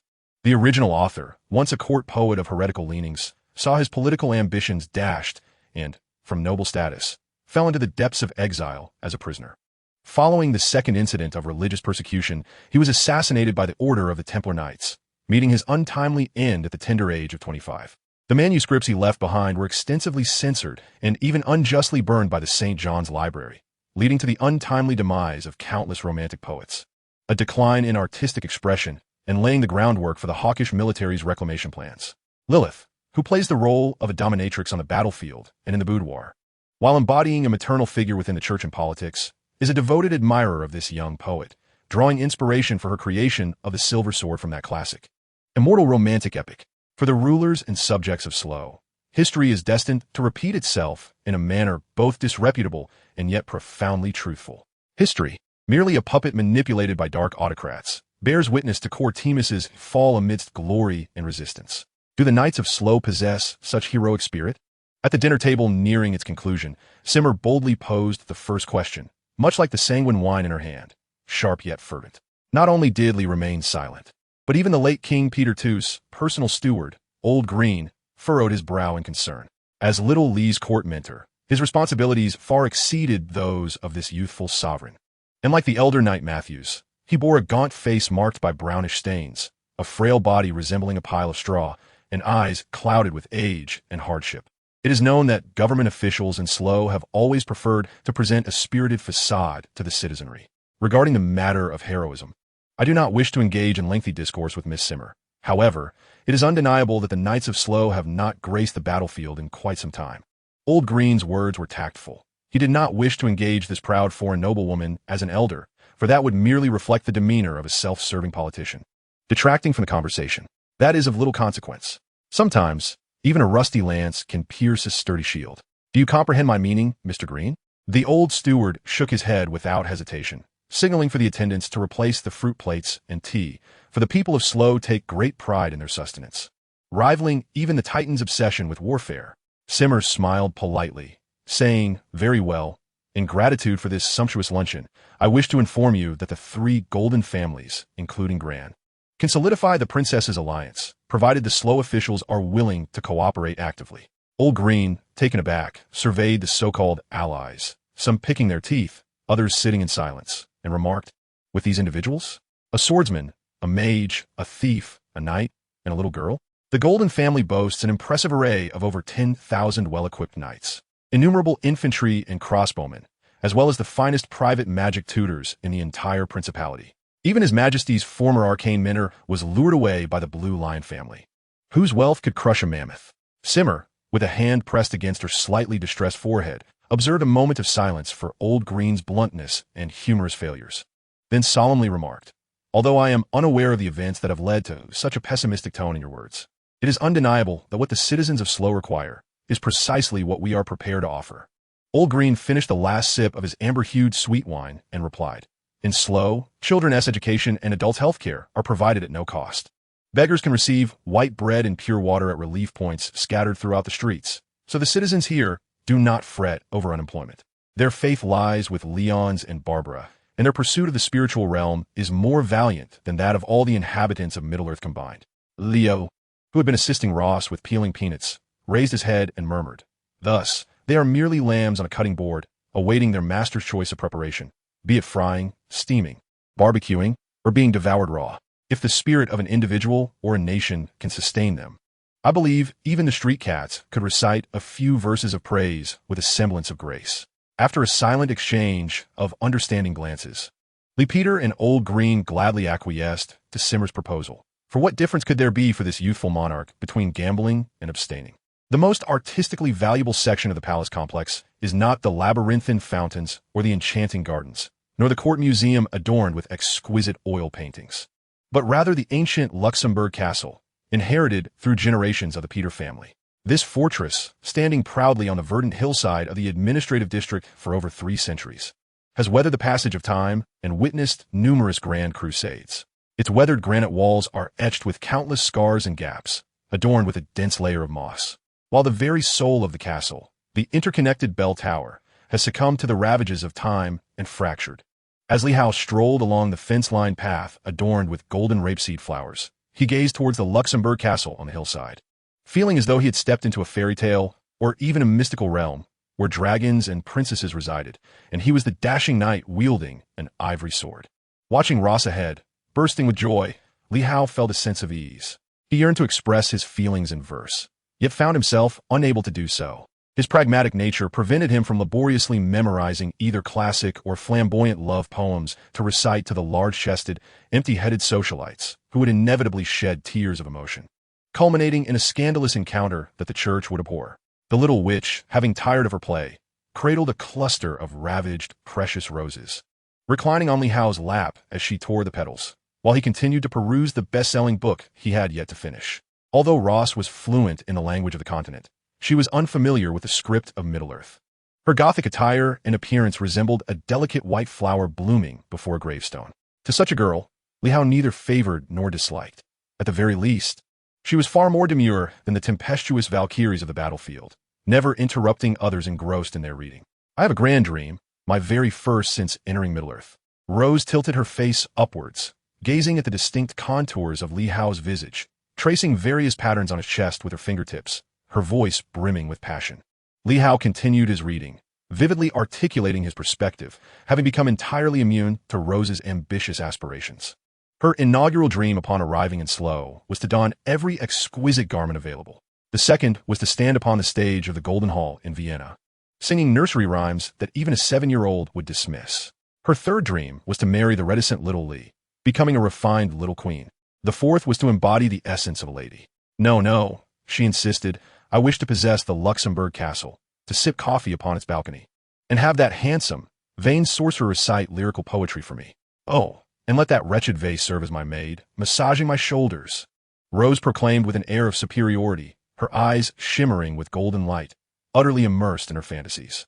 Li Hao lifted his gaze to the historically rich castle and gritted his teeth, stating, before any of this can materialize, you must first learn to eat without my assistance in serving your food, to peel apples without my help, and when sleepless at night, to refrain from expecting me, like a doting father, to sit by your bedside with swollen eyes recounting tales.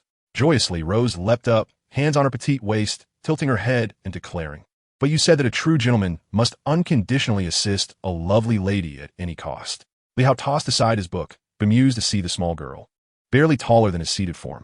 Rose lingered for a few seconds before, with a gaze filled with longing and a determined demeanor, she squeezed into Li Hao's embrace, earnestly asking, are you truly going to wage war against the Gray Bear family with a mere handful of impoverished knights? Why not choose the Blue Lions instead? They may possess abundant gold, yet their combat prowess pales in comparison to that of the Great Bear. Li Hao collected his thoughts, sighing in the realm of Middle-earth. A cadre of families devoted to valorous warriors is far easier to contend within a solitary family loyal to cunning strategists. Rose, seemingly grasping only part of this, continued to fret, should we seek Curiel's assistance? After all, it is no longer my little secret here. Li Hao nearly choked on his own laughter, exclaiming no need. A battle-hardened swordsman, a gem-like little girl, and a creature solely fixated on books can certainly conquer a clumsy bear with merely 5,000 family knights. That is more than sufficient. Rose's expression brightened, akin to an eager little vampire, as she pressed on. And then, what if the 3 great golden families refused to direct their spears towards the dark expeditionary army? What will you do in the face of the little witch's unkind antics? Li Hao remained unfazed, merely shifting her delicate form onto the grass, gently massaging his slightly numb knee while murmuring, not at all, for I firmly believe that even a creature devoid of logical reasoning, such as a pig, comprehends the instinctual urge to resist with all its might in the moment before the blade approaches its belly. Moreover, they're human beings, nobles with profound familial heritage. I have never considered the intellect of a noble to be inferior to that of a mercenary born into poverty. From a young age, they receive an excellent education, steeped in the nuances of high society, understanding the frameworks of numerous matters and the operations behind them. Thus, when the interests of traders become perilous and unprotected, they too shall rise in rebellion, much like that pig. The Grand Family's enduring maxim: never provoke a slumbering grizzly bear. The wealthiest district of the Principality is the Lhasa area, where the most opulent estate belongs to the Blue Lion family, neighbors to the Grand Family. The third head of the Grand lineage is Duke Jack, a man of middle age fond of indulging in rumors with high-ranking female clerics and relishing the aroma of warfare. The noble system is not devoid of lecherous and fanatical figures, yet someone like Jack, who could pursue achievements astride a steed while composing lyrical poetry on a whim, is exceedingly rare. In an unofficial survey, Jack narrowly triumphed over the epic artist Leon's, becoming the object of desire for the Principality's elite ladies. Not far from Bull Street, a carriage emblazoned with the Grand Family crest slowly approached. The eager Duchess, lifting her gown, rushed forth, her expression one of excitement and affection as she beheld the young man leaping from the carriage. With hands as gentle as flowing water, she cradled his handsome face, showering his forehead with tender kisses. This is the heir apparent of the Grand Family, the only son of Duke Jack and Lady Palel, the valiant knight Doda. Heaven knows how many illegitimate offspring, either perished or hidden away, this warrior, wielding an axe in his left hand and a scroll of poetry in his right, possesses. Only those women who once howled like hounds upon his grand bed would know. Today marks not only Doda's 23rd birthday, but also the day the Grizzly family holds its annual grand celebration. Nobles of any standing within Slough district arrive with gifts and kin, congregating within the splendidly royal family hall, were it not for the meticulous details, such as the intricately engraved handgrips of cutlery and the lavishly adorned bases of goblets featuring charming bear motifs. Guests might easily believe they were within the resplendent palace of His Majesty. In Slough, perhaps only the Grand Family dares to so brazenly emulate palace architecture in their estate's design, with pillars adorned in golden butterflies, bedrooms crowned with rare amethyst, and even a blatant imitation of a Luxembourg castle, offering a sweeping view of the entire district from its bell tower balcony. The Grizzly has dared to do what enemies would not, collecting an extensive array of empress garments, princess attire, and masks of female deities, adding intrigue to the second battlefield of men. Following a lackluster interlude, men and women alike clamored to applaud. Despite the Grand Family possessing the largest military force in the entire Principality, many effeminate values deem this merely a manifestation of uncivilized barbarism, an attempt to amass a family's profound heritage through the accumulation of gold. While this may be prudent in any nation across the globe, in Slough, it is seen as a self-destructive act of disgrace. The old aristocracy will not tolerate a knightly lineage from a century ago expanding and flourishing with the passage of time. This accumulation and sedimentation are epitomized in Duke Pondera, who once belonged to a destitute family, but now stands atop the pyramid of golden families. The third head of the family, once disregarded by the court, has wed the illustrious Lady Parral, who is surrounded by admiration akin to stars encircling the moon. And he has already produced an exceptional heir, ensuring the legacy of the Grizzly will endure for another century. The most resplendent part of the celebration, undoubtedly, was Lady Parral's piano solo. The performance space, highly internationalized, was positioned at the center of the Grand Hall, accompanied by a well-structured ensemble of 25 of her most talented students. Her hair was elegantly styled atop her head as she sat on an opulent ivory stool, her fingers seemingly infused with unmatched magic. The seamless transitions between the black and white keys flowed as effortlessly as a stream merging into the sea, constantly reminding the audience that this was a solo from the greatest female pianist. How breathtakingly poetic her performance was, how exquisite the metaphor. Even the most artistically cultivated head of the Blue Lion family could not possess such innate talent. Duke Grizzly was utterly incensed, casting fiery glances in search of the author of that verse. His rage stemmed from the power he wielded to disgrace any nobleman, but would never tolerate anyone harboring thoughts about his wife's body. Though he was already 50, his prowess in bed surpassed even that of a warrior on the battlefield, which was ultimately why the noble women willingly allowed him unrestrained liberties.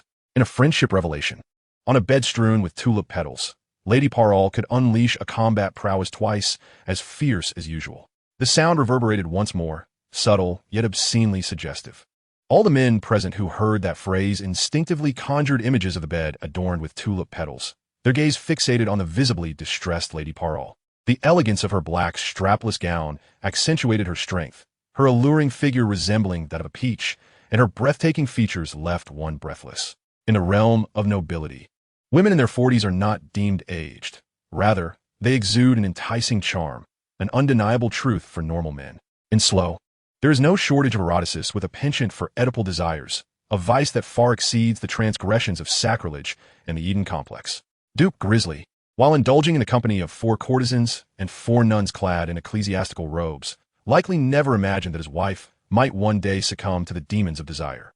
Though this remains speculation, and likely a fabrication, it is indisputable that the Grizzly has completely lost control, and the little Grizzly born of his union with Lady Parral is also in a frenzy. Emerging slowly from the crowd was a young man cloaked in a crimson robe, who ascended directly to the elevated performance stage.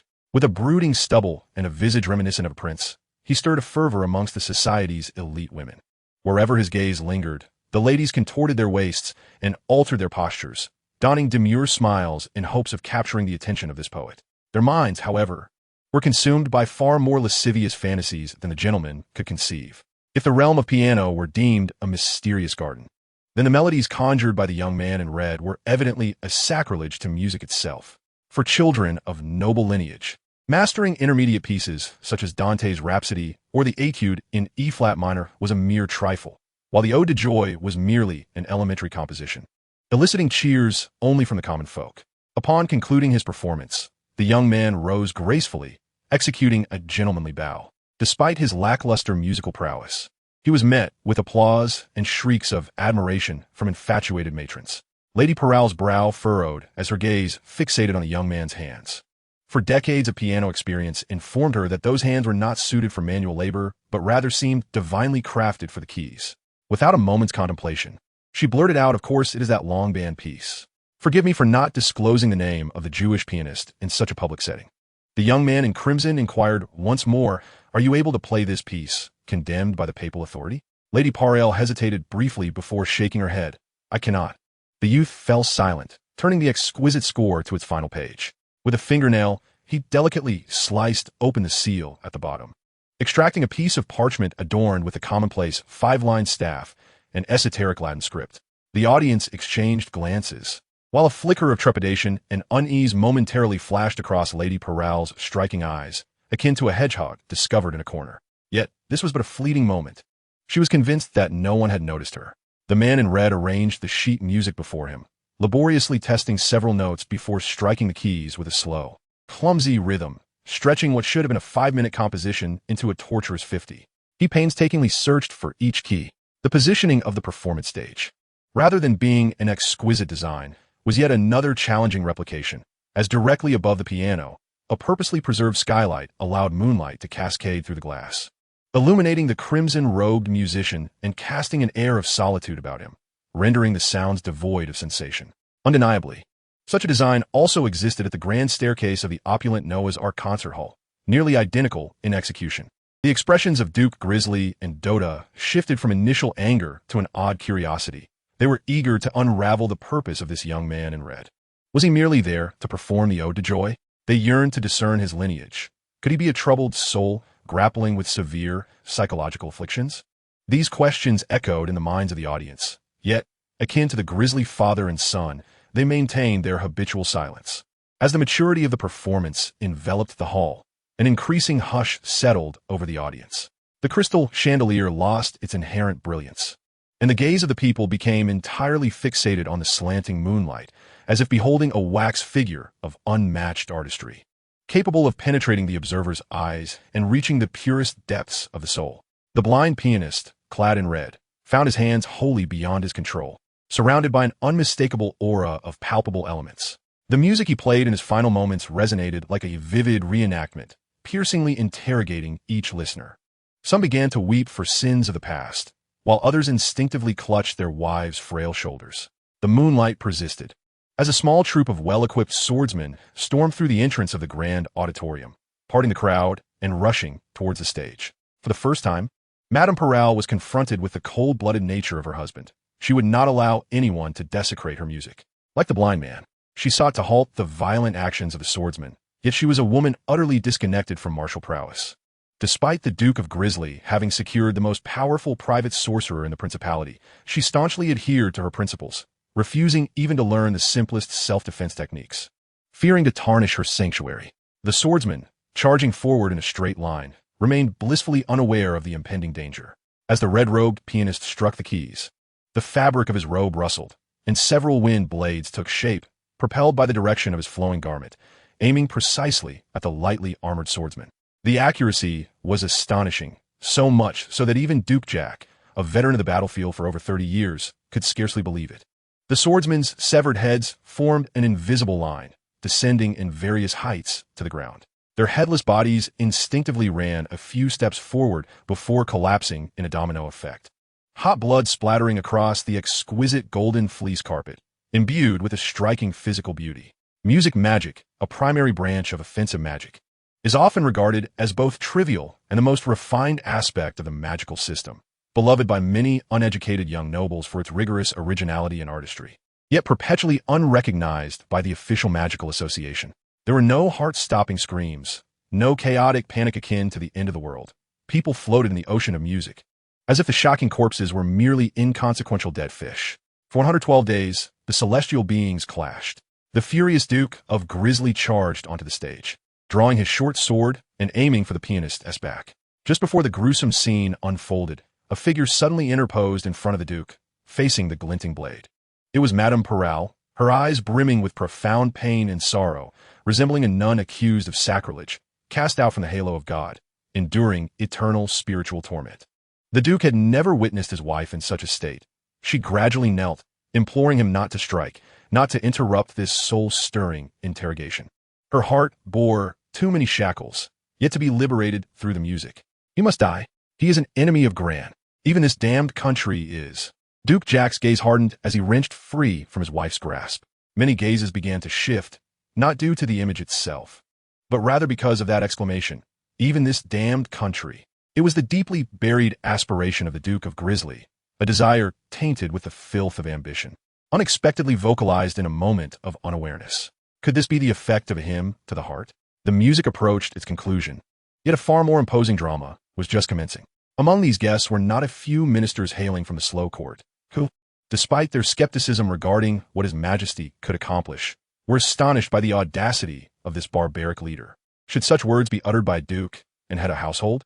Did he not realize that when one is branded a traitor, their entire family becomes the target of the nobility's enmity? Anyone, even a beggar, could claim their head and present it before the throne, receiving unimaginable rewards. Furthermore, this was a bear, a coarse-skinned, thick-fleshed grizzly.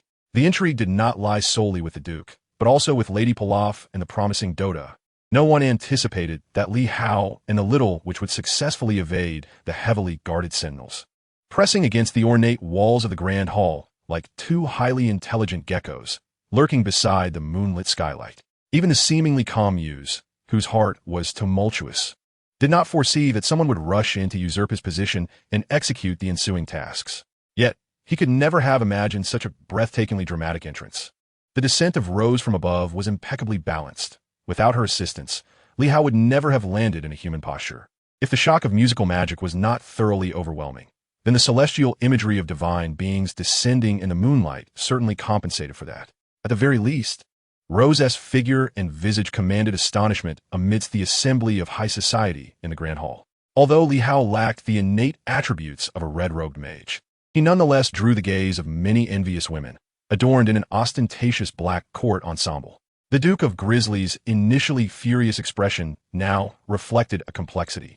As newly arrived swordsmen encircled the performance area, their long swords drawn, pointing at those who appeared to be both disruptive and provocative, Li Hao, undeterred by the Duke's imposing presence, cast a frivolous glance at Lady Pilaf's décolletage before settling on Jack's face, making his intentions clear. "Allow me to introduce myself. I am Li Hao, from the Holy War Department of the Slow Court, recently appointed as a cabinet envoy by His Majesty." This succinct and direct opening statement sent ripples through the Duke's mind, a political naivete stirring within him. The Holy War Department, a military division that had lain dormant like a corpse for years, once represented the supreme command of official slow campaigns. It had been rendered obsolete following the division of territories among the Golden Family, which led to a disgraceful night exodus, causing it to withdraw from the slow military stage, replaced by the Alliance Holy War Department established by the Blue Lion, Grizzly, and Red Ant families. Thus, within the ranks of Slow's nobility, no one would make such a fundamental political miscalculation. The Duke of Grizzly Bear gazed down at Li Hao, feeling a mixture of anger and amusement. With a dismissive air, he declared, "I care not what nonsense you claim to be as a cabinet envoy. Disturbing the order of the hall will earn you the wrath of the Grand Family." Li Hao leaped off the piano and landed on the keys, then glanced at Lady Perilor's legs, elegantly encased in stockings, and chuckled. "Would you be so kind as to repeat what you just said? Whose wrath am I to face?" Jack, infuriated once more, disregarded the decorum of a gentleman and seized Li Hao by the collar, gritting his teeth as he exclaimed, "Gran, my wrath." Li Hao shook his head lightly and smiled again, saying, "Before you exact your wrath upon me, I suggest you turn and look at your son." Even before Li Hao's words had fully escaped his lips, a socialite who had been mingling in the crowd discarded her cumbersome high heels and surged forward, gliding across the ground. In an instant, 2 glimmers of gold appeared in her hands. By the time those around her reacted, the golden light had already halted against the throat of the Grand Knight, Dota, radiating a chilling metallic aura. Dota felt as if he had turned to stone. As a Grand Knight, he had been approached unawares by a despicable thief, one who appeared to be a young woman, provoking a profound sense of humiliation within him, especially in front of so many nobles of the duchy. Like a small bear, Jack initially lost his composure, gripping Li Hao's collar with renewed vigor, his muscular arms nearly lifting Li Hao off the ground. A swordsman rushed forward, placing a short sword into Jack's hand, emboldening him in the face of such peril. He pressed the blade against Li Hao's throat, shouting, "Release my son, or I shall send you to hell." Li Hao glanced at the deftly poised Sirona and chuckled. "Then come, my Lord Duke, send me to hell so that I may join your son, who has just returned from his studies in the West." The old bear was utterly enraged, the short sword in his hand quivering slightly, the veins in his forearm bulging. With a single strike, Li Hao's life, filled with dreams and hopes, could be extinguished. Yet in his gaze, there was neither fear nor panic, but rather the calm of an old soldier, seasoned by countless battles and hardships. He held his head high and grinned wickedly. "Come now, Duke Grand, sever my head, with your hands that have commanded thousands of knights." It would be a simple task. At that moment, Jack's heart was torn in conflict. Dota, struggling vehemently, received a small punishment from the female thief, Sirona, who drew a long crimson line across his neck, blood oozing from the wound and pooling on the dark golden dagger. Lady Perilor, witnessing this scene, turned pale with fright, trembling as she knelt before Sirona, pleading for her only son's safety, a heart-wrenching display of a mother's love. In the ensuing chaos, the short sword in Jack's grasp shattered under the strain, splintering into numerous jagged pieces that clattered to the ground.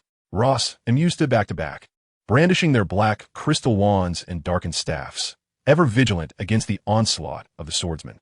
Li Hao, adjusting his disheveled collar, cast an appreciative glance at Sirona and, observing the complicated expression on Duke Jack's face, remarked, "I come solely on behalf of His Majesty King Peter to convey a few words to the Grand Family. Behind the Grand Hall, we have uncovered replicas of the Empress and Princess hidden in the wardrobe of your private chamber within the ancient Luxon Castle. Furthermore, within Madame Peril's piano scores, we have discovered compositions deemed heretical by the Holy See. Are these enough to see the Duke condemned to the gallows?" Duke Jack gazed at Li Hao with incredulity, a flicker of despair evident in his eyes. Li Hao retrieved the score, tucking it into the pocket of his attire, and continued, "If this is insufficient, shall we pay a visit to the bishops of the Church of Light? Their white-robed nuns are well acquainted with you, dear Duke. As for the depth of this acquaintance, I believe Madame Peril is most qualified to elucidate. What say you, Master of the Grizzlies?" Jack discarded a fragment of his sword's hilt and retorted coldly, "I shall bring charges against you for slander and harassment." Liu shuja nonchalantly, embodying the airs of a haughty aristocrat, and laughed heartily. Shameless accusations of adultery, the Church's profound disdain for blasphemy, irrefutable evidence of heretical affiliations, and numerous instances of sacrilege against the royal authority. These are sufficient to bring the entire Grizzly family to ruin. Listening to Li Hao's words, Jack found it difficult to digest, his temper flaring. His Majesty has no right to act in such a manner, nor would he ever. You are a fraud. You are all deceivers, and you are not a special envoy of the cabinet. Li Hao offered a wry smile and shook his head, expressing his frustration. Then perhaps, dear Duke, you should step outside to enjoy the scenery. Engaging in such a perilous endeavor, Li Hao had no intention of feigning heroism. By the time he began to declare the charges, 300 elegantly attired court knights had already breached the Grand Family's fragile defenses, surrounding the Grand Hall with impenetrable fortitude. The family's stewards scampered into the hall, while the nobles exchanged wary glances, many of whom had close ties with the Grand family, sought to escape, only to be captured by the knightly order led by Simmer, becoming incriminating witnesses in this trial. The Valkyrie had ample methods to elicit confessions from these individuals. "Dear Duke, may I invite you and your wife to dine with me?" Li Hao tilted his head, provocatively regarding the anguished Duke Jack. Upon hearing Li Hao's words, Madame Perel, overwhelmed with emotion, knelt at his feet, pleading, "I beseech you, spare my son. I implore you to forgive the Grand family. We are willing to apologize to the court and to relinquish the lands we occupy back to His Majesty." Li Hao crouched to meet her tear-streaked, lovely visage, only to rise abruptly, stating coldly, "Let me add one more charge. Holding an army larger than that of His Imperial Majesty is a clear act of treason." At the entrance of the hall, Sir Meyer rode in on a fiery steed, halting at the center of the chamber. Her blazing spear bore numerous stains of dried blood as she exchanged a knowing smile with the distinguished Sir Rona. "Duke Jack, I extend an invitation on behalf of the Knights of the Slow Court to meet His Majesty, King Li. I believe he shall provide you with a satisfactory response. As for your son, he shall endure the same conditions of confinement as you." "This is unjust. This is unjust," Jack murmured softly, as if on the brink of entering a realm of despair. "Justice?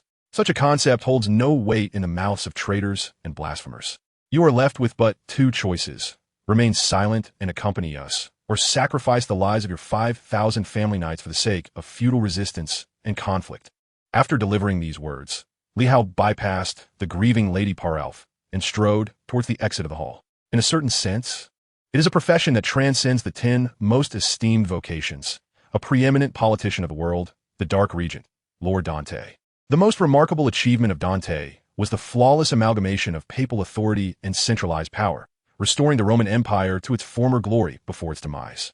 With the swiftness of a lightning strike, he united over 90% of the principalities, grand kingdoms, duchies, and free city-states across the Western territories, including the expulsion of the heretical White Rose clergy, culminating in a fervent suppression of the Son of War, as well as laying the groundwork for a global reclamation initiative. As for the Bear-like Grand, Jack's familial prestige paled in comparison to many of the lesser nobles of Jerusalem. In Rome, a family boasting over 30,000 knights who have passed rigorous assessments holds no eligibility to participate in the elite family summits convened by the papacy or government. Thus, we glean that Middle-earth is but a heap of scrap iron, while the Roman Empire has transformed that scrap into gold. From the same humble beginnings emerge vastly different outcomes. The core of this disparity may be discerned through the lens of a directionless bear. When Cotimus was besieged, neither the Griffin Knights of the Harbor nor the Dragonhawk Legion traversed the Pacific. As the wild chrysanthemum withered, the foremost military power, the Red Alliance dynasty, offered not even a token gesture of assistance. This includes those neighboring realms already affected by the Dark Expeditionary Forces, those city-state leaders and great lords who, possessing land and women, mistakenly equate their status with grandeur. Instead, it was the medical knights of the Papal Council, adorned with the red cross and white scarf, who rushed into Cotimus to rescue the homeless refugees. This was a political miracle orchestrated by Pope Sylvester in conjunction with Lord Dante, signaling that the once bloodthirsty Dark Regent had evolved to a demigod-like stature. In the vast ocean of his thoughts, he nurtured ambitions to encompass the world. How much can be earned from the slave trade? That is the folly of parvenus lacking familial heritage. How much can be gained from leasing land resources? Any dark warlord capable of standing in the colonies would disdain such pursuits.